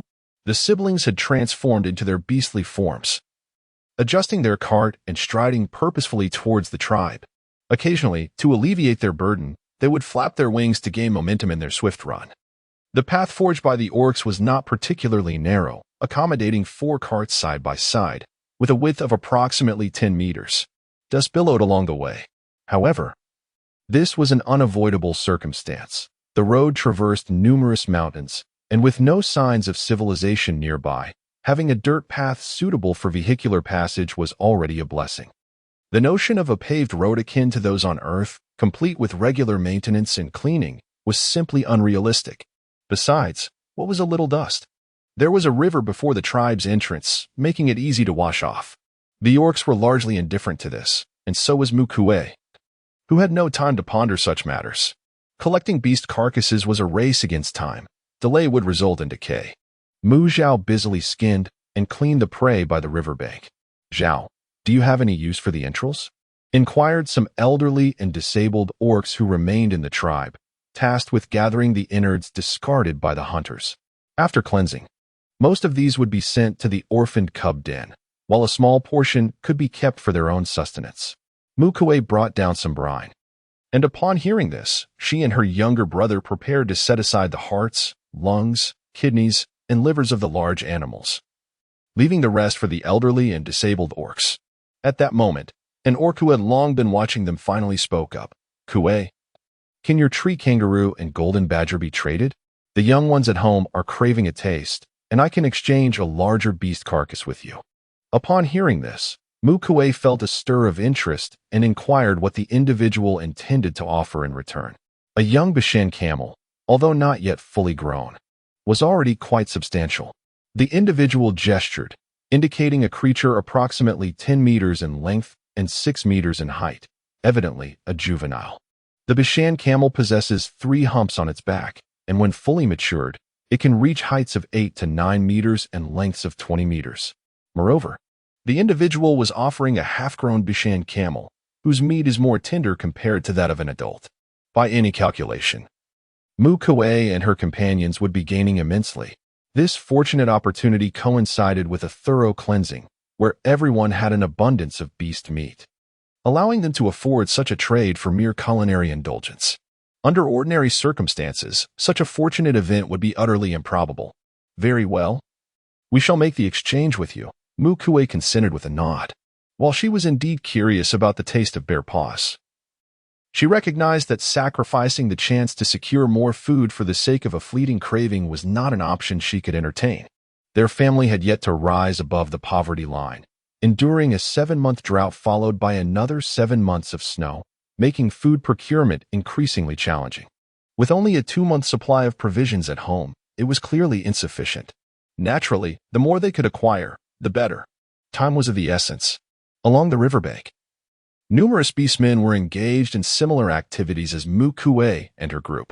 Some families lacking salt resorted to slicing the beast meat thinly, setting up pots by the river to roast it into jerky. Young beastmen like Xiangshu, who had just reached maturity and had not yet joined a hunting team, were employing this method. As he gazed upon the multitude of animal carcasses, he realized that by merely collecting them, he could secure sustenance for his household. However, with the passage of time, these would inevitably decay, becoming the prey of flies and maggots. Thus, he rubbed his hands together, feeling a twinge of embarrassment as he approached Mu Kui's home to borrow some salt. "Sister Kui, do you happen to have any extra salt? I would like to borrow a bit."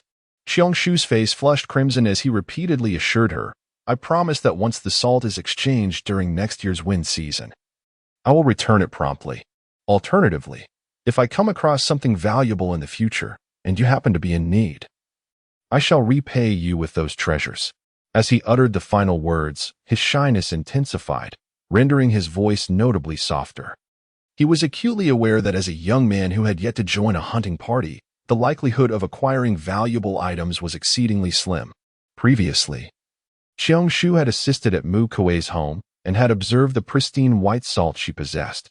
Though he had kept his lips sealed, he secretly believed that if Mu Kui's family could afford such exquisite salt, they must surely have a surplus of coarse salt as well, which prompted his request. Mu Kui, understanding Xiangshu's character and recalling their shared experiences in the orphan cub den, was more than willing to help this companion from their past. "Certainly," she exclaimed, presenting him with a large bucket of concentrated brine, then gestured towards herself. "I will remember this, and after the gathering next year, I shall come to collect." Upon receiving the salt water, Xiangshu tasted it and felt a surge of enthusiasm. "Thank you, Sister Kui. I will definitely repay you during next year's wind season." Mu Kui waved him off as she gathered the processed meat, heading back home. The salt borrowed by Xiangshu is of little consequence to her, regardless of whether she returns it or not. However, it is a matter that must be addressed. Otherwise, within the tribe, the scarcity of salt would render it impossible for her family, who possesses an abundance, to lend it without expectation of repayment. Mu Kui would find herself unable to explain the origin of that salt, and it could easily incite the envy of others. Certainly, while Xiangshu's failure to return the salt might not affect Mu Kui's household, should she persist in her refusal come the next windy season, it would inevitably cause Mu Kui to regard her with diminished esteem, consequently reducing their interactions. There was scarcely time to consider the specific circumstances of the three young ones.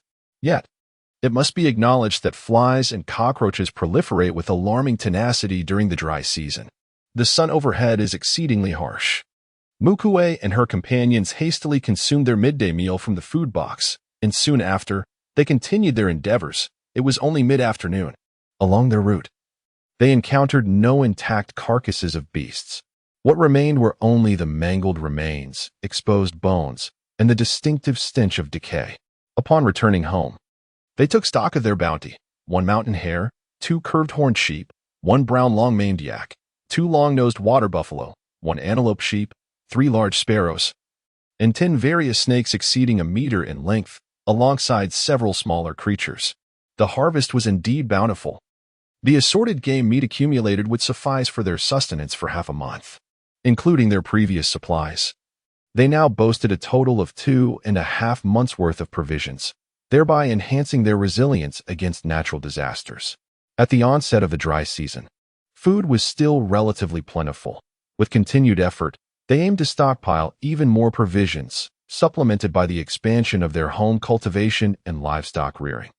Under the auspices of a virtuous cycle, it is only a matter of time before their family achieves self-sufficiency. Mu Kui is filled with confidence regarding this prospect. Although she has just completed the final round of cleaning the entrails, when combined with the previously gathered heart, lungs, kidneys, and liver from larger animals, there is an ample supply. With such an abundance, it is naturally impossible to consume it all at once.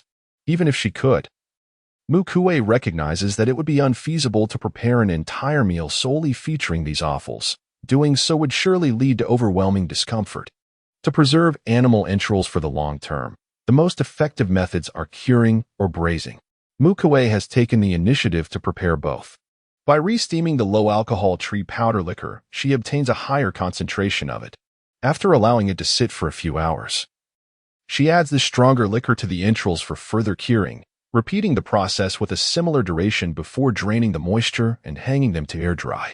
For the braising process, she meticulously cleans the entrails, prepares the braising spices, and begins the braising. Once complete, she similarly drains the moisture and hangs the product to dry. With an abundance of tree powder liquor at her disposal, along with the fragrant addition of fennel mushrooms to enhance flavor and mitigate any unpleasant odors, the quality of this batch surpasses that of the previous braised wood mushrooms. Seizing this opportunity, Mu Kui also braises some meats, wings, and pork knuckles, thereby enriching the variety of their food reserves. She makes full use of both large and small intestines. By boiling pine needles and ginger bark in water, she filters out the broth and adds a touch of tree powder to create a flavorful liquid. The clean beast meat is then minced, seasoned with salt, fennel mushroom powder, aromatic tree powder, and a splash of tree powder liquor, mixed thoroughly before being combined with the tree powder broth for further blending. Although the sausages made from the large intestines may prove challenging to cook thoroughly, this presents no significant obstacle for Mu Kui's family. In any case, many larger animals possess tougher meat, and when preparing with vine, if one desires a softer texture, it must be stewed for a considerable duration. Naturally, orcs have robust dentition and can manage without such tenderization, though preferences may vary individually. For those who relish a chewy consistency, one ought to reduce the heat, while those who favor a softer dish should opt for prolonged simmering. During the dry season, insects are particularly rampant. Within the cave, one can already sporadically observe flies and mosquitoes. Although Mu Kui and Mu Zhao promptly sweat them upon sight, they are acutely aware that these pests can infiltrate without notice, leaving behind numerous eggs in their abode. The previous meat from beasts, which had merely been soaked in brine, still left Mu Kui feeling somewhat uneasy about its safety. The white-veined vine is characterized by its slender, willow-like leaves and a vine adorned with white streaks. During its flowering season, it produces clusters of tiny, rice-sized white blossoms, known as white vine flowers, which exude a rich fragrance and serve as excellent material for spices. Were it not for the fact that this plant only flourishes in the dry season, and presently only the vine exists without its blossoms, Mu Kui would be inclined to gather some to craft aromatic products and experiment with culinary applications. However, the vine itself emits a pleasant aroma and is non-toxic, making it suitable for curing cured meats. The dry season brings forth a plethora of uniquely fragrant plants, be it grasses, branches, vines, or flowers. Just among the aromatic trees known to Mu Kui, there are no fewer than a dozen varieties that bloom exclusively in this season. Perhaps this is one of the few advantages of the dry season. Nevertheless, for the orcs, who tirelessly seek sustenance each day, the difficulty of procuring food can easily become their nightmare. Thus, the abundance of spices in the dry season seems inconsequential to them. Mu Kui instructed her younger brother to procure white vine and resumed the smoking process of the coarsely processed beast meat. Meanwhile, she resolved to lend a hand to the three unfortunate little ones at home. Buzzing. The mosquitoes during the dry season were particularly rampant, with some as large as a finger and others smaller than sesame seeds. Yet, without exception, they all targeted the three little ones at home. Chapter 75. The Bear Paw Meow. Arc. Woof. The three, Shiji, Mo, and Victoria, had already been driven into a frenzy by the swarm of mosquitoes, bouncing around the house in distress. Each little creature bore swollen welts, making them appear significantly plumper, a truly pitiable sight. Mu Kui and Mu Zhao, being siblings of beast pattern warriors with thick skin and possessing extraordinary abilities, were largely unbothered by the mosquitoes. Previously occupied with the preparation of beast meat, they had not found the opportunity to attend to the three little ones. Now that they had the time, Mu Kui naturally sought to avenge and comfort them. First, She utilized her wind abilities to blow away the mosquitoes that were swirling around the little ones. Heart aching. Mu Kui gathered the three into her embrace and employed her purification powers to cleanse their bodies of the toxins brought by the mosquitoes. Furthermore, she used her healing abilities to treat their injuries. After this intervention, the swellings had considerably diminished. Yet it was important to note that her healing powers were primarily specialized for external injuries. While it was effective for wound healing, it fell short in terms of promoting blood circulation and alleviating swelling. Mu Kui was uncertain when exactly the mosquitoes had made their appearance in the house. It was only after the beastly meat had been nearly consumed that Mu Kui witnessed the scene of the three little ones being relentlessly pursued by mosquitoes, leaping about in a frenzied manner. Why were they so silent about the bites they endured? Mu Kui felt a twinge of annoyance, yet was reluctant to reprimand them. Thus, she could only scold them lightly while preparing a milky white ointment made from the powdered essence of cleansing fruits, such as the clear heart fruit, white silkworm fruit, mandarin's water fairy, silver windletter flowers, and the dried, ground green St. beetles. She applied the ointment all over their bodies, except for certain areas where they stubbornly clamped their tails to avoid being touched. Suddenly, the three little creatures, originally one golden and two black, were enveloped in a layer of white paste, transforming them into three snow-white beings, a white lion cub, a white baby wolf, and a white kitten. Their entire bodies gleamed white, with only the colors of their pupils differing, rolling about amusingly in their newfound appearance. Woo, it's her. She's the one who forbade us from speaking, claiming that these mosquito bites are merely a source of discomfort, asserting that their little venom cannot harm us, and threatening us to remain quiet and not cause a ruckus. Of course, the situation was not as Moku claimed. Rather, the three little ones had unanimously decided not to trouble the adults at home. As for why they had now emerged, it was because they could no longer endure the incessant bites, and seeing that the adults were nearly finished with their tasks, they hurriedly sought sympathy and affection. "Is that a meow?" Mu Kui inquired, somewhat surprised, as she looked down at Victoria. "Meow." Victoria shouted angrily at Moku. "You cunning fool of a wolf, you clearly agreed with that lion before and now dare to slander me." "Meow." As Victoria initially roared in anger, her forelegs trembled, and her entire body swayed slightly, displaying a feeble expression as she directed her grievances towards Mu Kui, seemingly lamenting her injustice and declaring her innocence. "Meow, what troubles you?" As Mu Kui gently cradled her, employing mystical powers to soothe her, Victoria cast a smug glance at Mo, thinking to herself, "Humph, you foolish wolf. Still lacking in your fur, dare to challenge this divine priest." The term sacred priest encompasses the titles of the sacred priestess and the holy priest. "Ugh, you silly cat, dare to repeat that?" The little milk wolf, covered in a layer of milky white fat, bared its teeth at the tiny, similarly white kitten, which was no larger than a palm. Although he had yet to grow any teeth, he still managed to express his indignation. "Meow, go ahead, shout. She won't comprehend your wolf cub language anyway. No matter how loudly you yell, she will remain oblivious to your words." Victoria provocatively glanced at Mo, then comfortably began to purr, nestled in Mu Kui's palm, receiving comfort. This infuriated Mo. This cat, taking advantage of her ability to understand his and the lion's speech, behaved so outrageously, monopolizing his female companion and vying for her affection, simply detestable. The tragedy of a language barrier. Sigh, this cannot happen again, understand? If you get bitten, speak up. Otherwise, I will only worry more. Moreover, what you are doing is perilous. What if a more ferocious mist mosquito arrives? In that case, you little cubs could be drained of your blood in an instant. Mu Kui, with great concern and care, devoted herself to the education of the three little ones, truly pouring her heart into their upbringing. Before long, the cleansing ointment took effect, and the trio regained their original fur color. However, remnants clung to their coats, leaving them looking rather disheveled, with patches of unevenness. The external temperature was rising, and the water in the tank had begun to warm. Taking advantage of this warmth, Mu Kui meticulously cleaned each of the little ones one by one. She then prepared a fragrant herb to fumigate them, allowing them to frolic freely thereafter. though they were left sneezing incessantly, as if their little noses were nearly overwhelmed by the pungent smoke of the herb. This herb, discovered by Mu Kui during the rainy season, was particularly potent, making it ideal for repelling mosquitoes, albeit at the expense of the little one's delicate nostrils. They were besieged by a relentless series of sneezes, unable to find respite for quite some time. After casually advising them to play, Mu Kui allowed the three little ones to wander off. Although the koala had been traded away, there remained a brown long-haired yak and two long-nosed water buffaloes at home.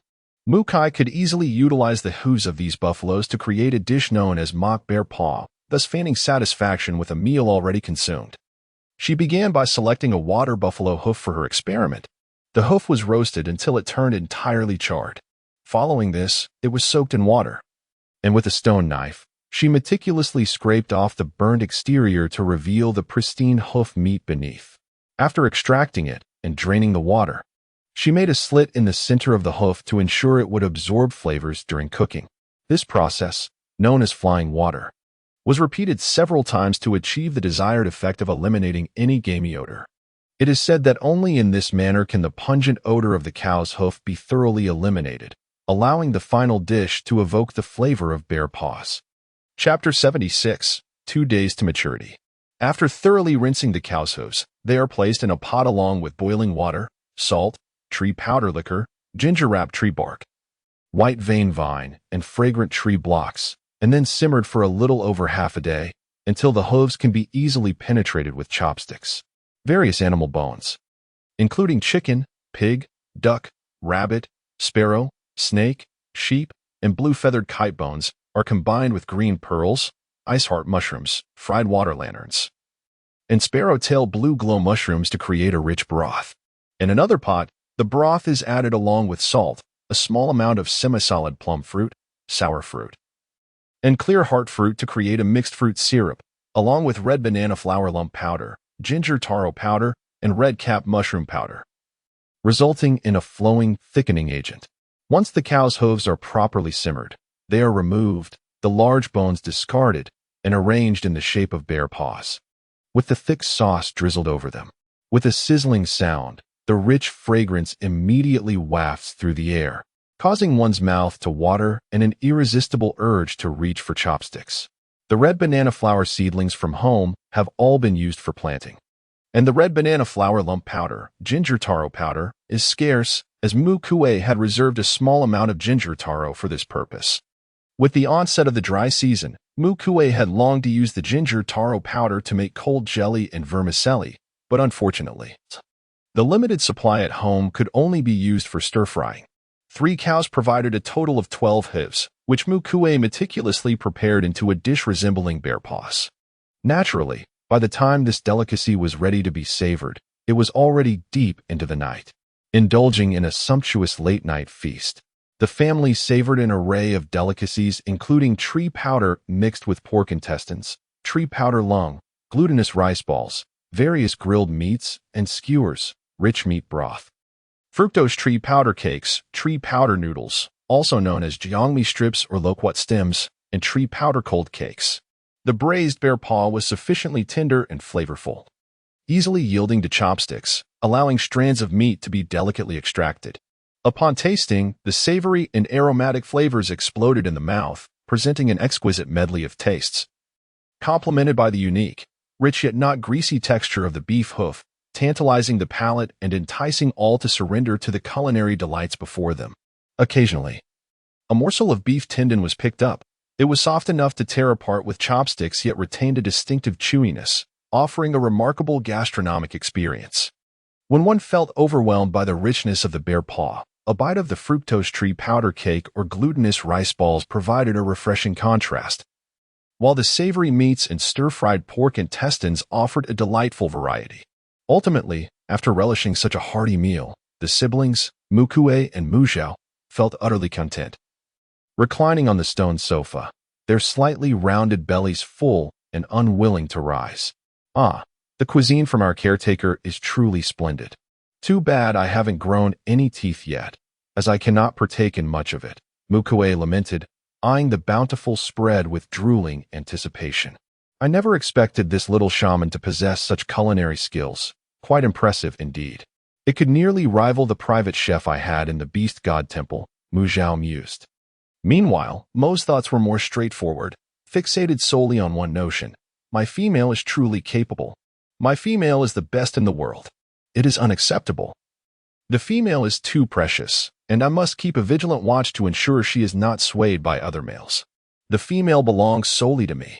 After a restful night, I consumed the remaining bear paws for breakfast, settled my 2 young ones at home, and scattered some herbs around the house to deter mosquitoes from troubling my 3 little ones.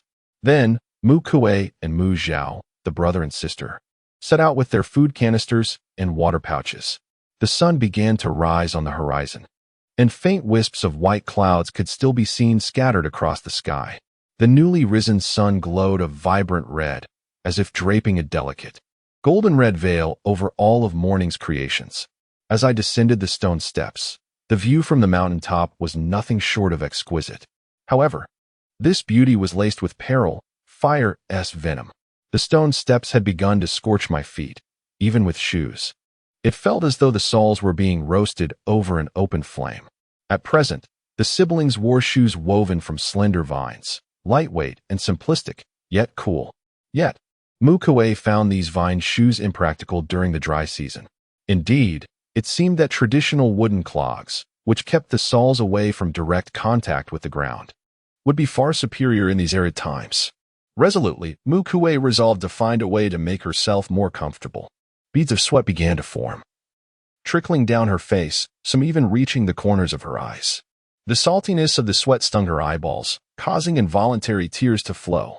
In that moment, she could scarcely distinguish between the sweat on her face and the tears that had been provoked by it.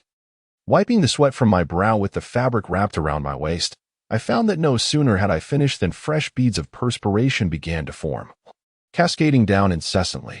This relentless cycle continued without respite. Just yesterday, when the dry season first arrived, the heat was not so oppressive. Yet, in the span of a single day, the external temperature surged to the sweltering levels of midsummer. Gathering in the square before the tribe's entrance, the females were largely vocalizing their grievances about the wretched weather. The sun's rays were mercilessly intense. I surmised that if I ventured out like this for just a few days, my skin would darken and roughen considerably. Indeed, every dry season unfolds in this manner, with few orc inhabitants of the tribe remaining unscathed by the sun's harshness. A glance around reveals a sea of darkened figures, indistinguishable from one another. During the winter and rainy seasons, I had painstakingly nurtured my skin to a pallid hue. Alas, I truly wished to avoid the toil of foraging. The carts had been distributed among everyone yesterday, and today we would merely claim our respective vehicles. I continued to follow Aku's group. A throng of us first made our way to the Grand River at the tribe's entrance, collecting river flowers to fashion makeshift umbrellas to shield our heads. With our carts in tow, we trudged along, grumbling as we went. In the realm of the Orcish world, the river flowers, akin to lotus blossoms, primarily flourish during the dry season, with a few varieties beginning their growth at this time, surviving the cleansing of winter to eventually transform into seasonal delicacies like snow lotuses. Today, our journey was not lengthy. With the onset of the dry season, a plethora of plants that only thrive in this season swiftly emerged. In just 2 days, these plants had thrived remarkably, bearing edible fruits ready for harvest. The rapid growth of flora in the beastly world is now unmistakably evident. Chapter 77, The Thorny Tree. Numerous water-loving plants have withered away, leaving only desiccated branches and withered leaves amidst the forest. Those that have not perished have begun to adapt to their surroundings. Some leaves have become slender and diminutive, others elongated and thin, while some have thickened. Certain leaves, resembling cacti, are not only plump and robust, but also adorned with spines. This variety of cactus is known in the beastly realm as the thorny tree. Unlike their counterparts on Earth, these trees do not exhibit smaller variants. All thorny trees have evolved from certain species during the rainy season to adapt to the arid conditions of the dry season. Furthermore, these transformed thorny trees no longer propagate through cuttings. Instead, they reproduce by dispersing seeds onto the ground, which then germinate and sprout vigorously during the dry season. Their growth is influenced by the species from which they evolved and whether any mutations occurred post-transformation. Among these thorny trees, some are edible while others are not. The method of identification lies in discerning the specific varieties. Observing the spiny leaves resembling cacti, which grow upon the branches of the trees, one must carefully avoid the thorns. Beginning to pluck from the base. After detaching them, each piece is cautiously collected and placed into the carriage. Currently, the known non-toxic and edible varieties of thorny trees include the red heart thorny tree, the agate thorny tree, the yellow jade thorny tree, the green palm thorny tree, the citron ball thorn tree, the sky blue ball thorn tree, and the white jade thorny tree. Other varieties, such as the blackberry thorny tree, are toxic, while the wax thorny tree has evolved from the wax tree and can be utilized for candle making and other purposes. The rainy season, the windy season, and the snowy season may be manageable.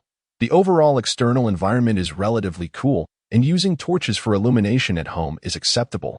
However, during the dry season, when the days are swelteringly hot, to light a fire indoors, particularly with additional combustible materials, is akin to self-immolation, an act of sheer folly. In such times, the spiny wax tree proves to be exceptionally useful. It occupies little space and produces less heat, making the interior during the dry season much more bearable. Today, Mu Kui and her companions are primarily engaged in gathering the spiny fruits from these trees. Despite their thorny exterior, when properly harvested, these fruits are a rare delicacy. Take, for instance, the golden jade spiny tree.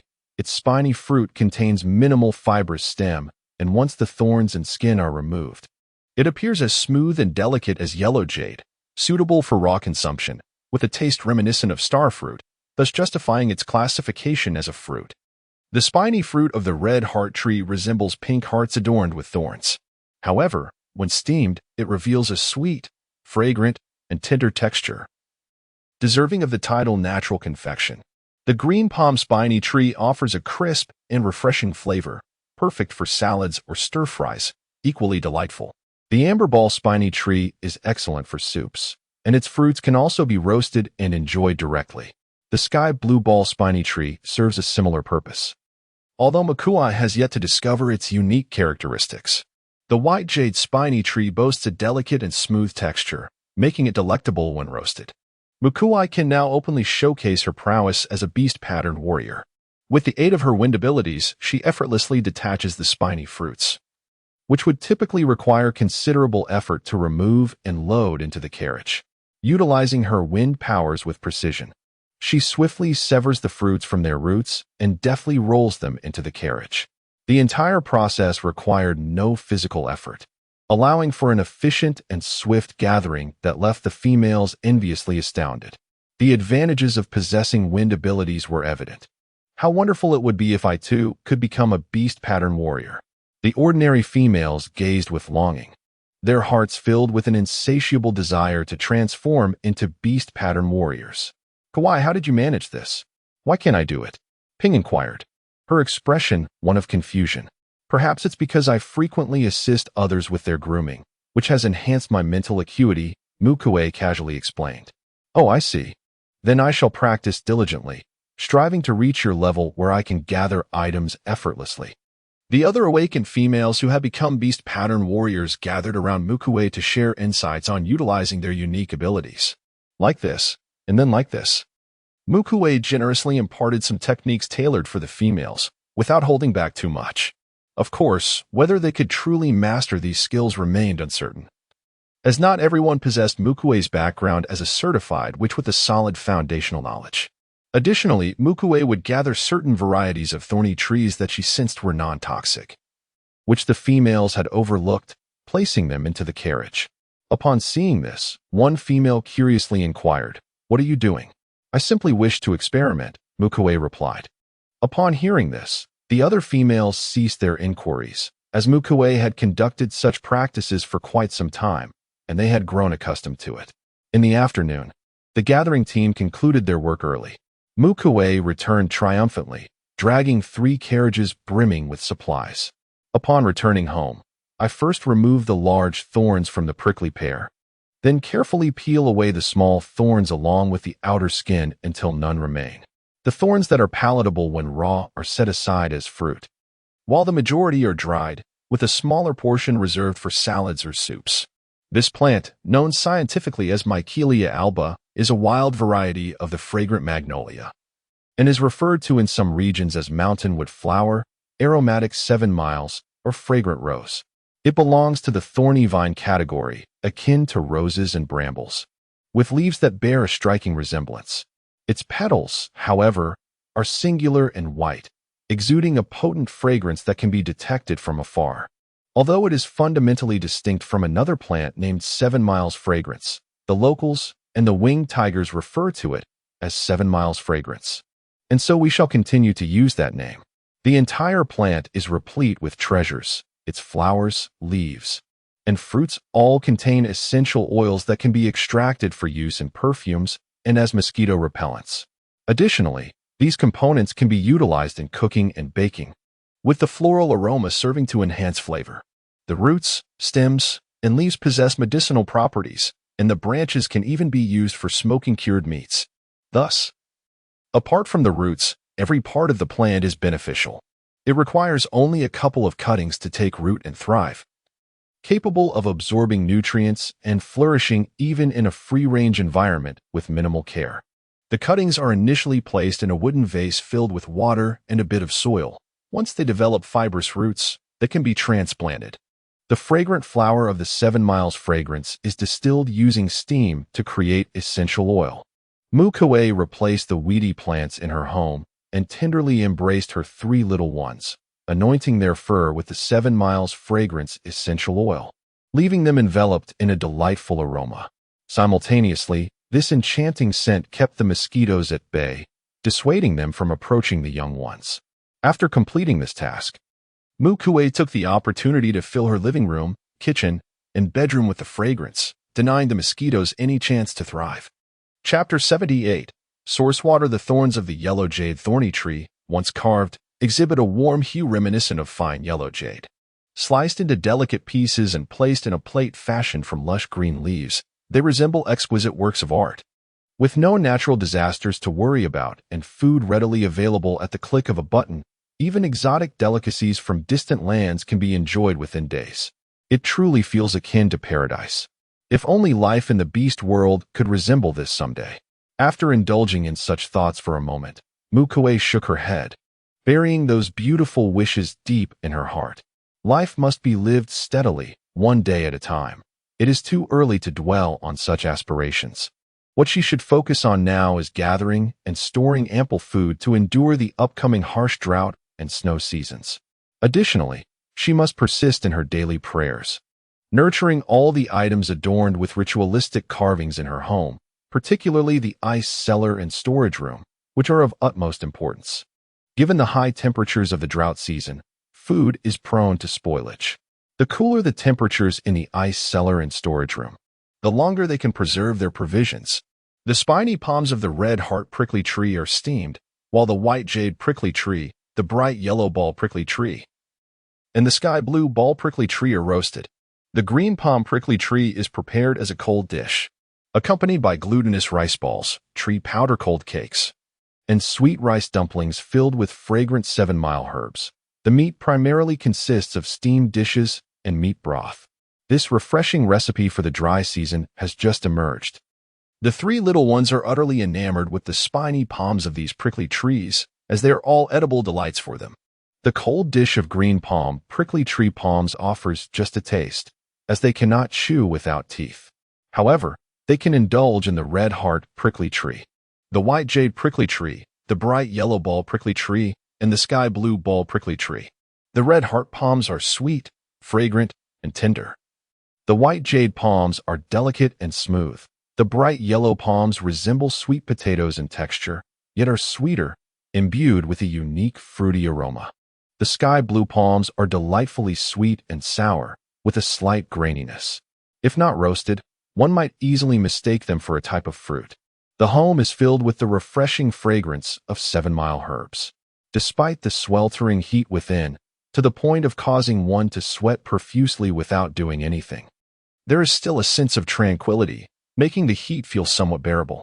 The house's bouncy rabbit, clucking chicken, and garlic turtle appear somewhat unusual, listless and lacking in spirit.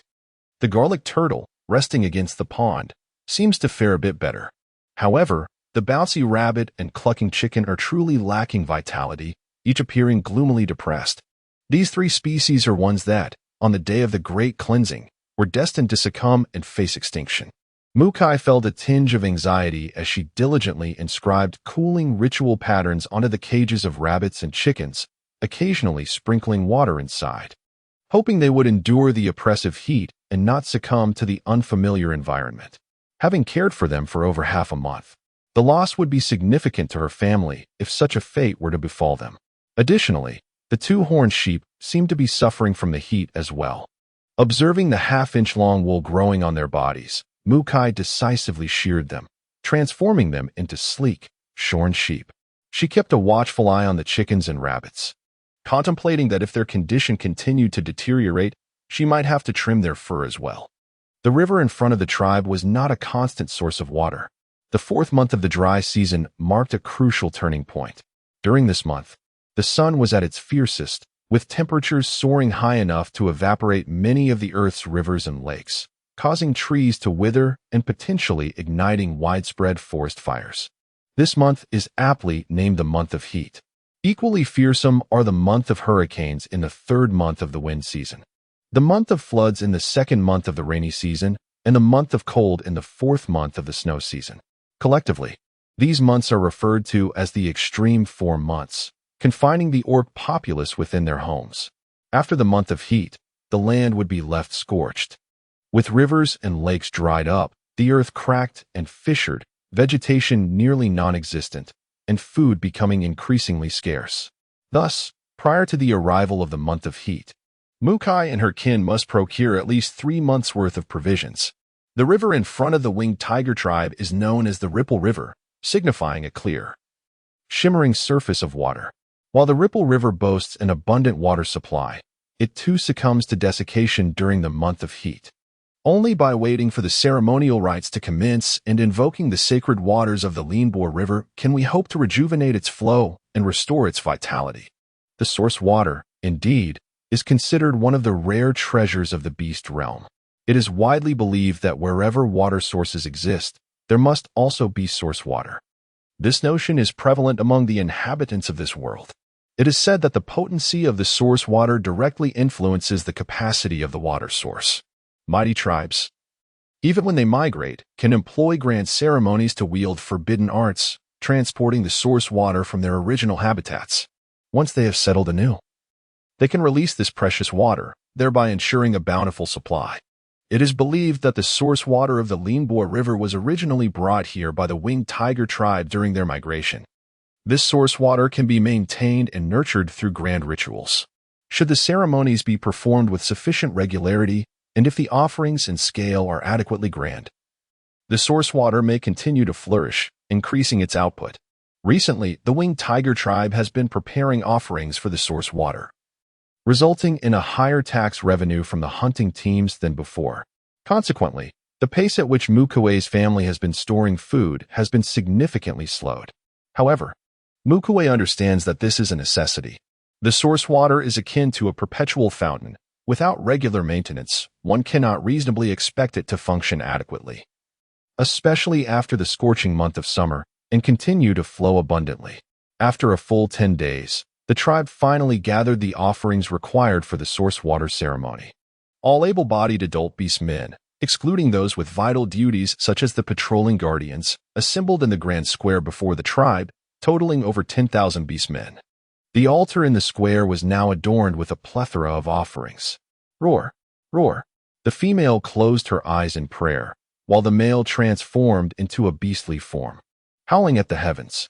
Above the vast, clear sky, a fiery streak shot forth from the sun, instantaneously morphing into a colossal half-beast deity adorned with a crown and a golden imperial robe, reaching only to its shoulders. This divine incarnation was immense, nearly occupying half the sky above the onlookers, gazing down with an indifferent demeanor as its resonant voice echoed in every ear. Why have you summoned me? Chapter 79. White Vinegar Chun diligently recited the prayer, conveying their intention to exchange offerings for resources to sustain the source of water. The beast deity granted permission. And then the offerings upon the altar vanished, replaced by a shimmering essence of water, radiating a bluish glow. Chun ascended the altar, reverently retrieving the essence and proceeding to the Lianbo River, where she performed a ritual, infusing the essence into the river, which shimmered and sparkled, reflecting dazzling rays under the sunlight. With the ritual completed, Meng proclaimed, "Today, we feast on river delicacies." "Oh, splendid!" The crowd erupted in cheers, rushing into the Lianbo River to frolic. The females, already clad lightly for the dry season, wore but a strapless beast hide top and a knee-length beast hide skirt. Their confident figures, with exposed waists and long legs, rivaled the attire of cheerleaders on Earth. Moreover, in this beastly realm, the absence of bras rendered their forms unmistakably apparent. Upon entering the water, they resembled mermaids, captivating the gaze of many males. Upon witnessing the scene, they too began to flaunt their physiques, striving to captivate the females with their bodies, which rivaled even the most perfect of bodybuilders, in hopes of entering their hearts and liberating themselves from the shackles of singlehood. In a fleeting moment, numerous males commenced to whistle lewdly, gathering to discuss which female was more open-minded and sharing their personal aspirations. The females, in turn, critiqued the males' physiques, offering subtle signals of affection to those they found appealing, indicating that they were open to pursuit. Within the tribe, every grand event teeming with participants resembled a matchmaking banquet, fostering numerous unions between males and females, ultimately forming families. Anyone seeking companionship would showcase themselves in such gatherings. However, Mu Kui had no intention of seeking a partner. Her sole interest lay in the fish, shrimp, and crabs of the river, transforming into her beast form. She submerged herself in the water, managing to seize a 2-meter-long fish, her fangs piercing deeply into its flesh. Soon enough, she had dispatched it, dragging it ashore. Mu Zhao was equally engrossed in fishing. Having spent years in the hunting team, his experience was profound as he directly caught 2 river prawns, each exceeding half a meter in length. Both were impaled by his fangs, lifeless and unable to escape. Mu Kui watched this with a twinge of regret. Dead shrimp were a different matter entirely compared to live ones when it came to cooking. However, she understood that the creatures in the river were rather cunning, particularly the prawns that could grow to such impressive sizes, comparable to the lobsters of Earth. Capturing them alive was indeed a challenge, as they would slip away at the slightest oversight. Thus, employing a ruthless approach to eliminate them was a pragmatic choice, alleviating the fear of their escape. Nevertheless, the quality of the catch would inevitably suffer. With nimble hands, the innards of the shrimp heads were swiftly extricated, and the shrimp veins removed, followed by a thorough cleansing. The water from the dry season, once heated, boiled with remarkable efficiency. As the juicy oil heated in the pan, ginger, pine bark, pine heart, fennel mushrooms, and red-capped mushrooms were sautéed until fragrant. After retrieving the ingredients, petals of the 7-mile fragrance were scattered, allowing their aroma to infuse the juicy oil fully. Subsequently, the oil temperature was gently lowered to a warm state using a gentle breeze, and salt was added, along with tree powder wine and the first batch of freshly produced tree powder vinegar. Thus, a delightful dipping sauce for boiled shrimp, concocted by Mu Kui, was freshly prepared. Juicy oil, a fragrant vegetable oil, is derived from juicy seeds, which are oval-shaped nuts no larger than a fingertip that become delectable when roasted. The female named Wu He, intrigued by the spicy and numbing aroma, coupled with the rich fragrance of oil and vinegar, inquired, "Kui, may I exchange a piece of clam meat for a shrimp?" The scent of the dipping sauce is utterly enticing. Recognizing her true desire was for the sauce, Mu Kui readily agreed, providing her with a large river shrimp, along with half of the dipping sauce for her family. Wu He eagerly accepted the sauce and shrimp, hastily peeling the shrimp shell and dipping a piece of shrimp meat into the sauce before savoring it. The taste was a harmonious blend of numbing spiciness, with hints of fennel mushroom, the floral notes of 7-mile fragrance, and the rich aromas of oil and vinegar. The tanginess of the vinegar elevated the shrimp's freshness to an unparalleled level, presenting a flavor she had never experienced before. Wu Hie's eyes lit up as she exclaimed, "Delicious! Kui, how did you create this? Could you teach me?" Mu Kui nodded and remarked, "Certainly. However, I must inform you that this involves some of my family's unique secret recipes. Allow me to briefly elaborate." Subsequently, Mu Kui enumerated the various ingredients utilized in the dipping sauce. She mentioned that the oil was extracted from roasted zhu seeds, along with an array of spices including fennel mushrooms, ginger bark, coniferous heartwood, and chili fragrant leaves. These ingredients are readily available in the market, and their concealment is of little consequence. It merely indicates that Mu Kui had discovered a few novel spices. The tree powder possesses no distinctive flavor, and the beverages and vinegar produced from it indeed share the same taste as low-alcohol spirits and white vinegar. Mu Kui was not mistaken in this assertion. She merely chose to obscure its origins, claiming it was fortuitously found in the wilderness. Such finds, by nature, are limited in quantity and precious, thus sparing Wu He from further inquiries. Indeed, Mu Kui harbored ulterior motives. She wished to keep her brewing of wine and vinegar a secret, and she was reluctant to disclose the recipes to the public. The conspicuous nature of such knowledge could easily attract the attention of those with nefarious intentions. Furthermore, she aimed to protect her hard-earned methods from being divulged, thereby preventing others from exploiting them for gain. In the current state of the Ihu tribe, devoid of a shaman, the ability of wine to disinfect and ward off cold, along with the slight antibacterial properties of vinegar, makes them invaluable. Both are rare and sought-after commodities, inevitably in demand. This stands in stark contrast to the disclosure of tree powder, which is commonplace during the rainy season, even if Mu Kui remained silent. Observant individuals could easily deduce its edibility from the interactions of her and her brother. Sharing methods also enhances Mu Kui's social connections, allowing her to navigate more easily within female circles. One aspect pertains to social investments, which yield relationships, while the other concerns wealth investments, which garner contribution points, food, and various other items. With that in mind, could not monkey wine be diluted with water and sealed? Wu He's quick would immediately grasp the crux of the matter. Mu Kui's eyelids fluttered upon hearing this. How remarkable it was that Wu He could assert with such conviction that she could persuade Chun to waste precious monkey wine by diluting it with water in pursuit of the uncertain prospect of monkey vinegar. This individual must surely be Chun's close confidant. Otherwise, how could she influence Chun's decision to engage in such folly? Chapter 80. The great crab. In the sweltering heat of the dry season, fish, shrimp, and crabs spoil at an accelerated rate. Many beastmen set up pots in the square, cooking and consuming their meals on the spot. The aroma of fish wafts through the air. With the keen sense of smell possessed by the beastmen, they can detect from afar which households are preparing the most delectable fish, prompting them to approach, either bringing their own cooked fish or fresh ones to barter. Mu Kui's boiled river shrimp was unremarkable among the crowd, yet the flavor of her dipping sauce was enticing. While the two siblings savored the shrimp, several individuals approached with inquiries. Mu Kui maintained her usual response to Wu He's suggestions. When asked if she had any more of her white wine and white vinegar, she confirmed the availability but offered no further commentary, nor did she suggest any gifts. With over 10,000 people present, even if her family had an abundance of wine and vinegar, it would hardly suffice for distribution, would it? Typically, those inquiring were astute enough to propose exchanges themselves. As long as the items exchanged are not overly perfunctory, Mu Kui has managed to trade for a variety of goods, albeit in modest quantities. Each household receives just enough to prepare a modest dipping sauce or to enhance their river delicacies.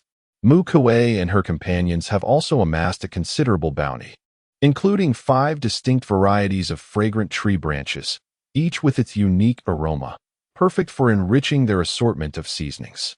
They have procured fresh fish, shrimp, and clams, primarily left behind by robust male beast men who possess the strength to capture them alive.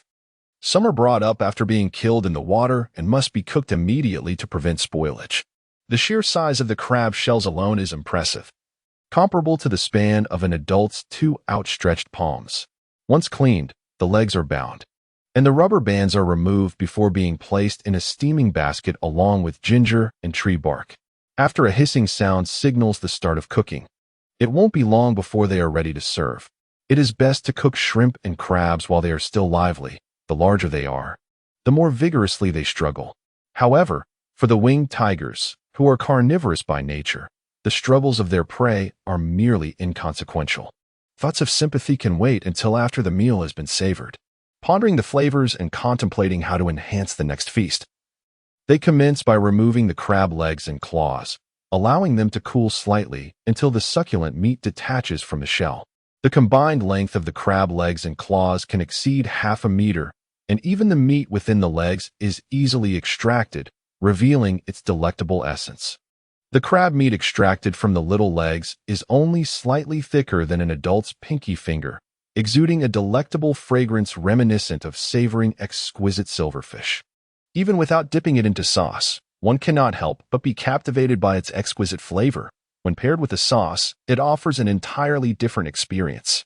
The meat from the crab's thighs is as delightful as shellfish, with the picked crab meat being thicker than an adult's thumb, whether consumed directly or dipped in sauce.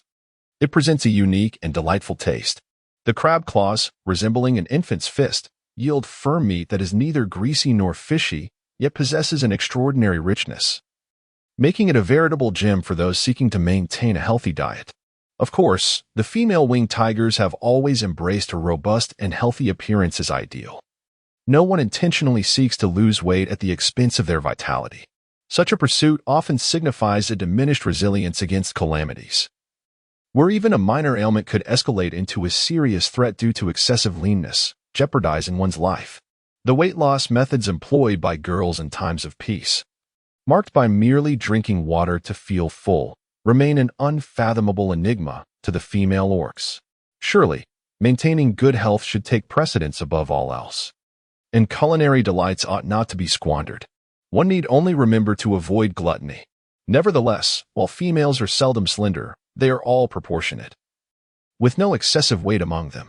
This is due in part to often feeling undernourished and the remarkable digestive capabilities of orcs, which ensure that even when consuming copious amounts, any surplus energy is seamlessly converted into physical strength.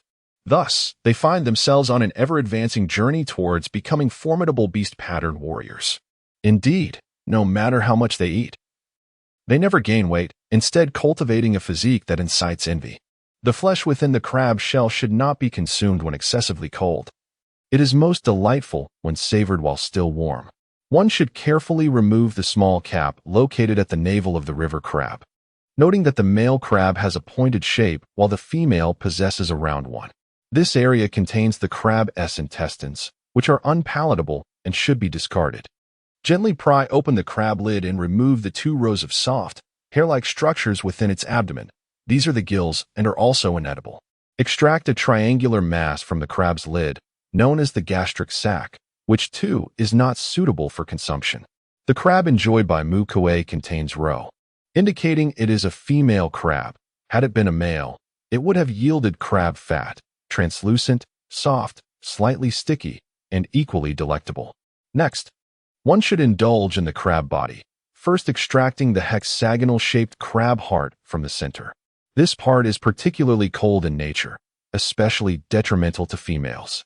The flesh of the crab body is tender and smooth, with a subtle sweetness that renders it irresistibly delicious, compelling one to continue feasting. Finally, gather the crab shells and the discarded remnants. It goes without saying that crab shells possess medicinal properties. The family of Mu Kui has a dedicated composting area, even utilizing the crab intestines, gastric sac, and gills as feed, which the local turtles do not disdain. The crab heart, being the most chilling component of the entire river crab, though inedible, can be employed for medicinal purposes, transformed into concoctions imbued with cold properties, or blended with other cooling herbs to create a refreshing elixir to combat the summer heat. To this day, despite Mu Kui diligently nurturing their ice cellar daily, it has yet to reach a temperature conducive to freezing. It merely serves to preserve the prepared food from spoilage.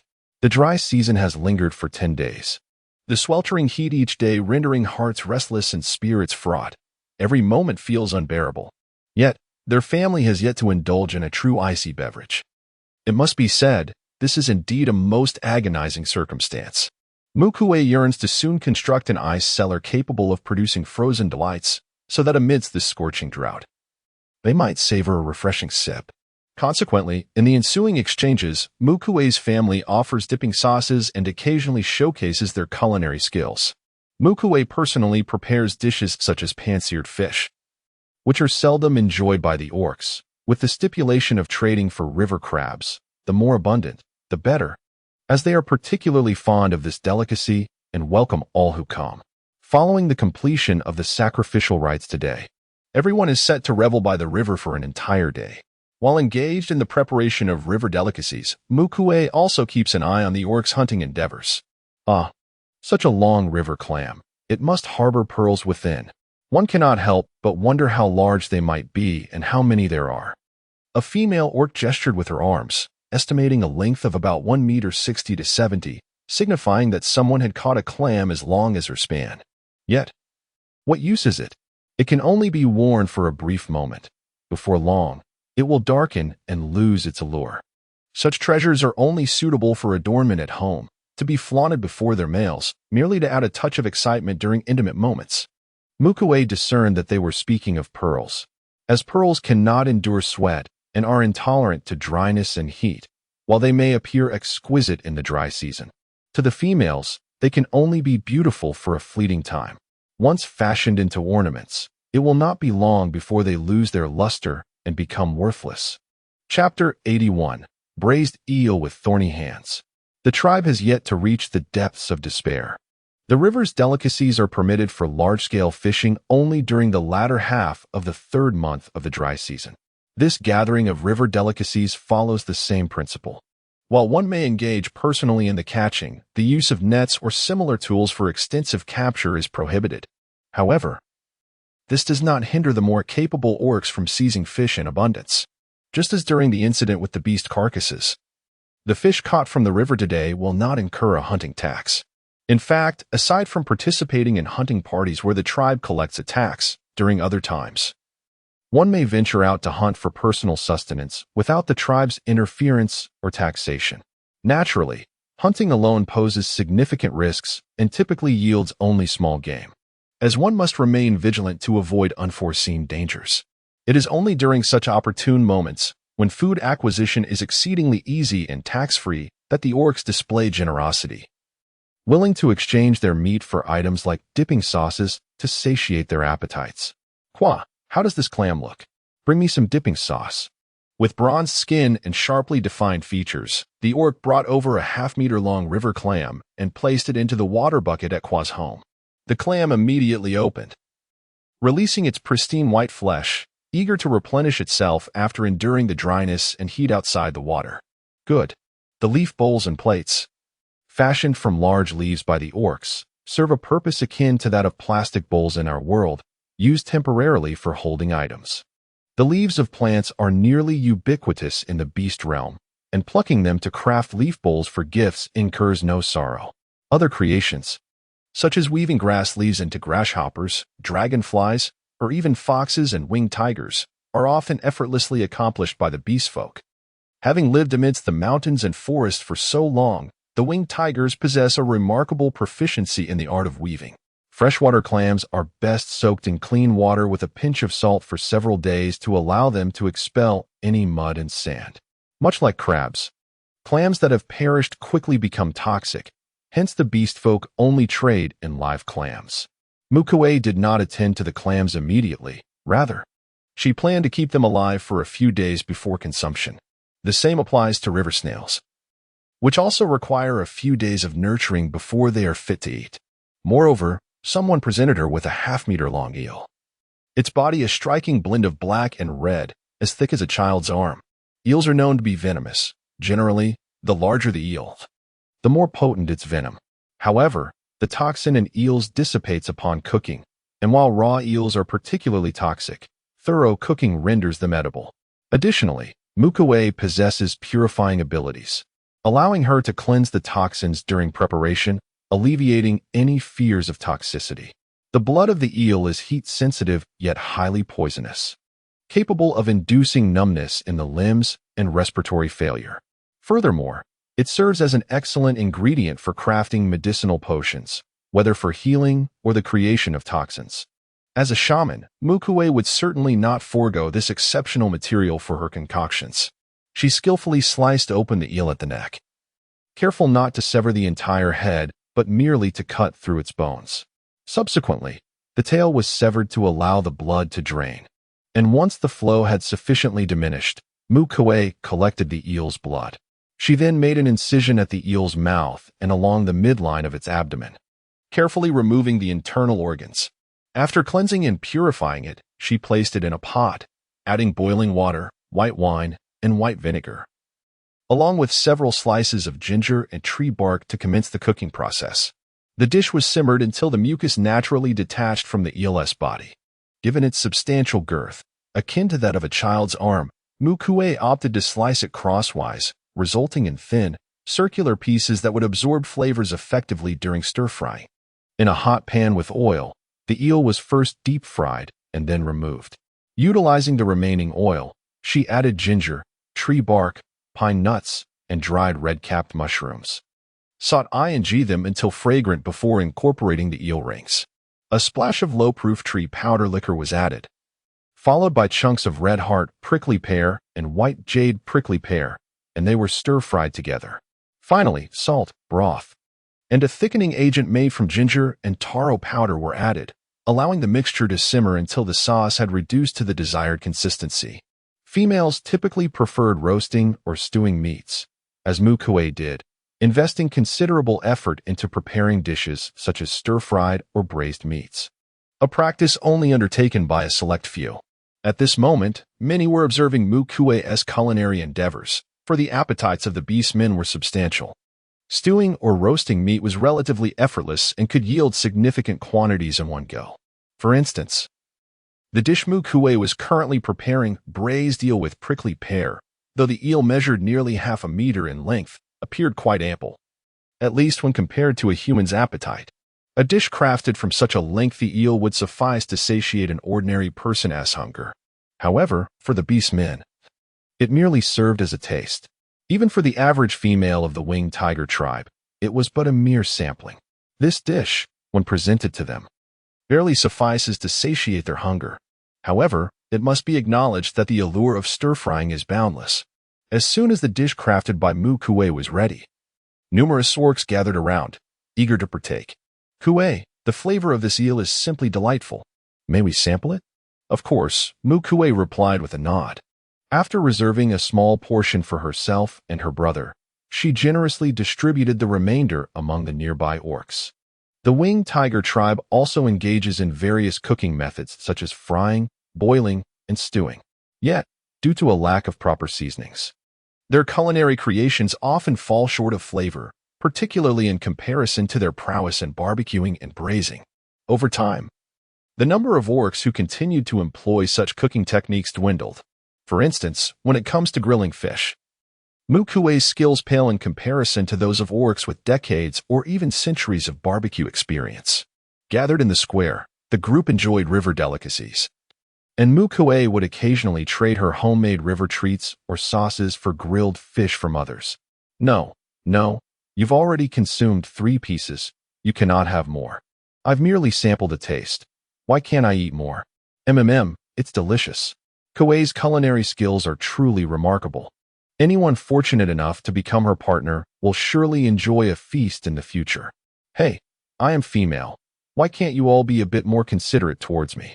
Once I finish this plate of eel, I'll let you have some. Haha, you deserve to be single.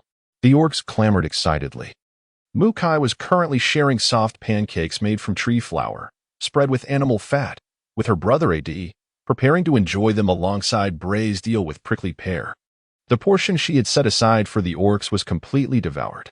In fact, a few orcs even became so heated in their competition that they nearly came to blows, prompting Mu Kui to hastily retreat with Ad and their plate of dishes, fearing they might return for more if they felt unsatisfied. Chapter 82. The time for offspring has arrived. The eel, having undergone numerous meticulous processes, exhibited no trace of muddy odor. Its flesh was tender and slippery, imbued with a spicy and fragrant flavor that rendered it irresistible. The sweet and soft prickly pear, when braised with the eel, absorbed the delightful broth, enhancing its taste. The combination of soft and sticky textures, infused with sweetness, a hint of saltiness, spiciness, and the fresh aroma of the eel, created an explosion of flavors in the mouth, making even the side dishes extraordinarily delectable. The white jade prickly pear was equally exquisite, its delicate and smooth texture, coupled with the rich flavors from the broth, made every bite a true indulgence. Accompanied by pancakes made from tree flour, prepared with only salt and the oil from the gugu chicken, a profound sense of satisfaction arose.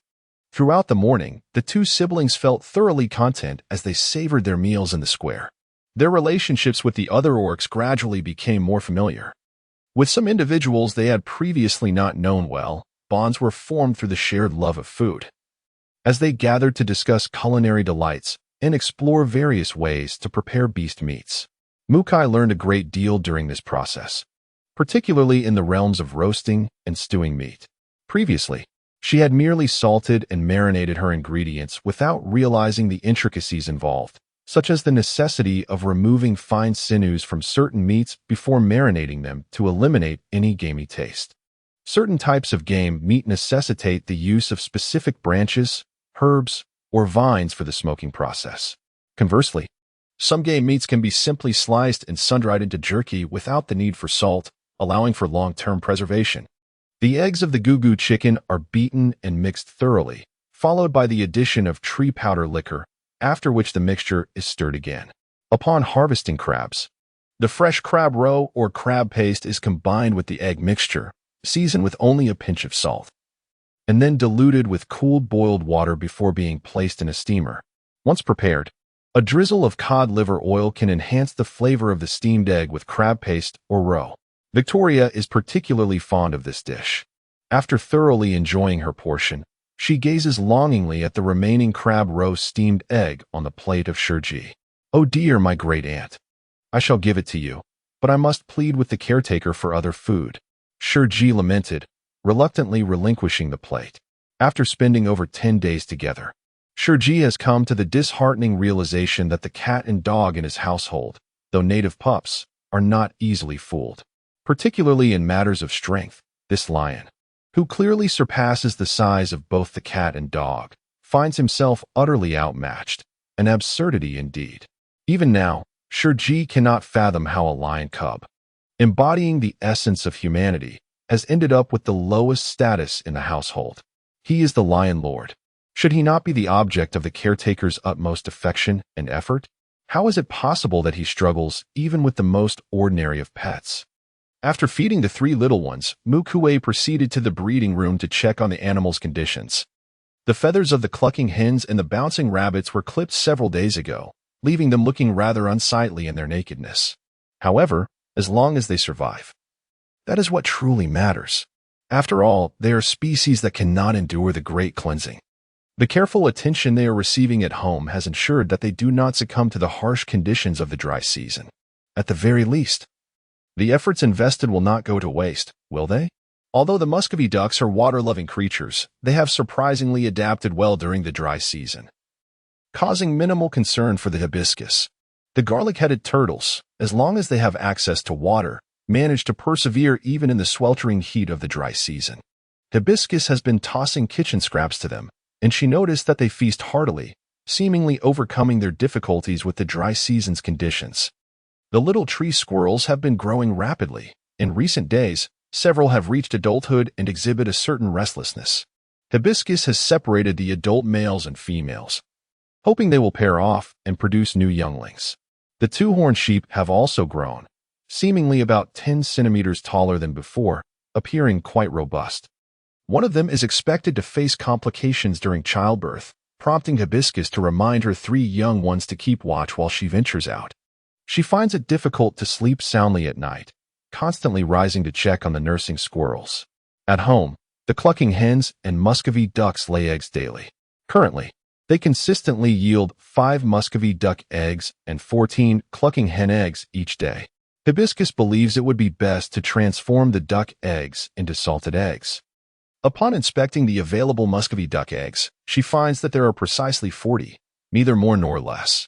Today, I have acquired 5 new varieties of fragrant trees, complemented by ginger bark, conifer heartwood, fennel mushrooms, 7-leaf fragrance, and tree powder liquor. I believe it is time to prepare 5-spice salted duck eggs. First, the Kui duck eggs are thoroughly cleaned and allowed to air dry naturally. In a pot, I place the ginger bark, conifer heartwood, fennel mushrooms, 6 distinct types of fragrant trees, including an additional variety from my home, and the petals of 7-leaf fragrance. Next, I add water and begin to simmer.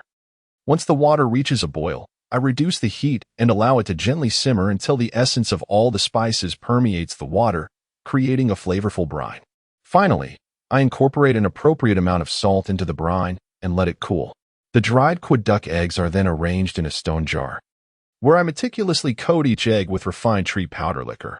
Once cooled, the brine is poured into the stone jar until it completely submerges the duck eggs.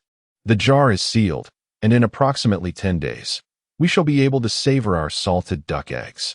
Meanwhile, the taro heartwood, immersed in the tree powder vinegar, transforms into authentic sauerkraut. My family now includes this dish in nearly every meal, particularly my younger brother Mu Zhao, who has developed a fondness for the tart flavor of the sauerkraut made from taro heartwood. The wooden clogs crafted from condensed wood have also been completed. However, unlike the traditional flip-flop style, the clogs I have designed feature a completely open-toe sandal structure. The upper is entirely made of flexible, slender vines, resembling a thick-soled lace-up sandal.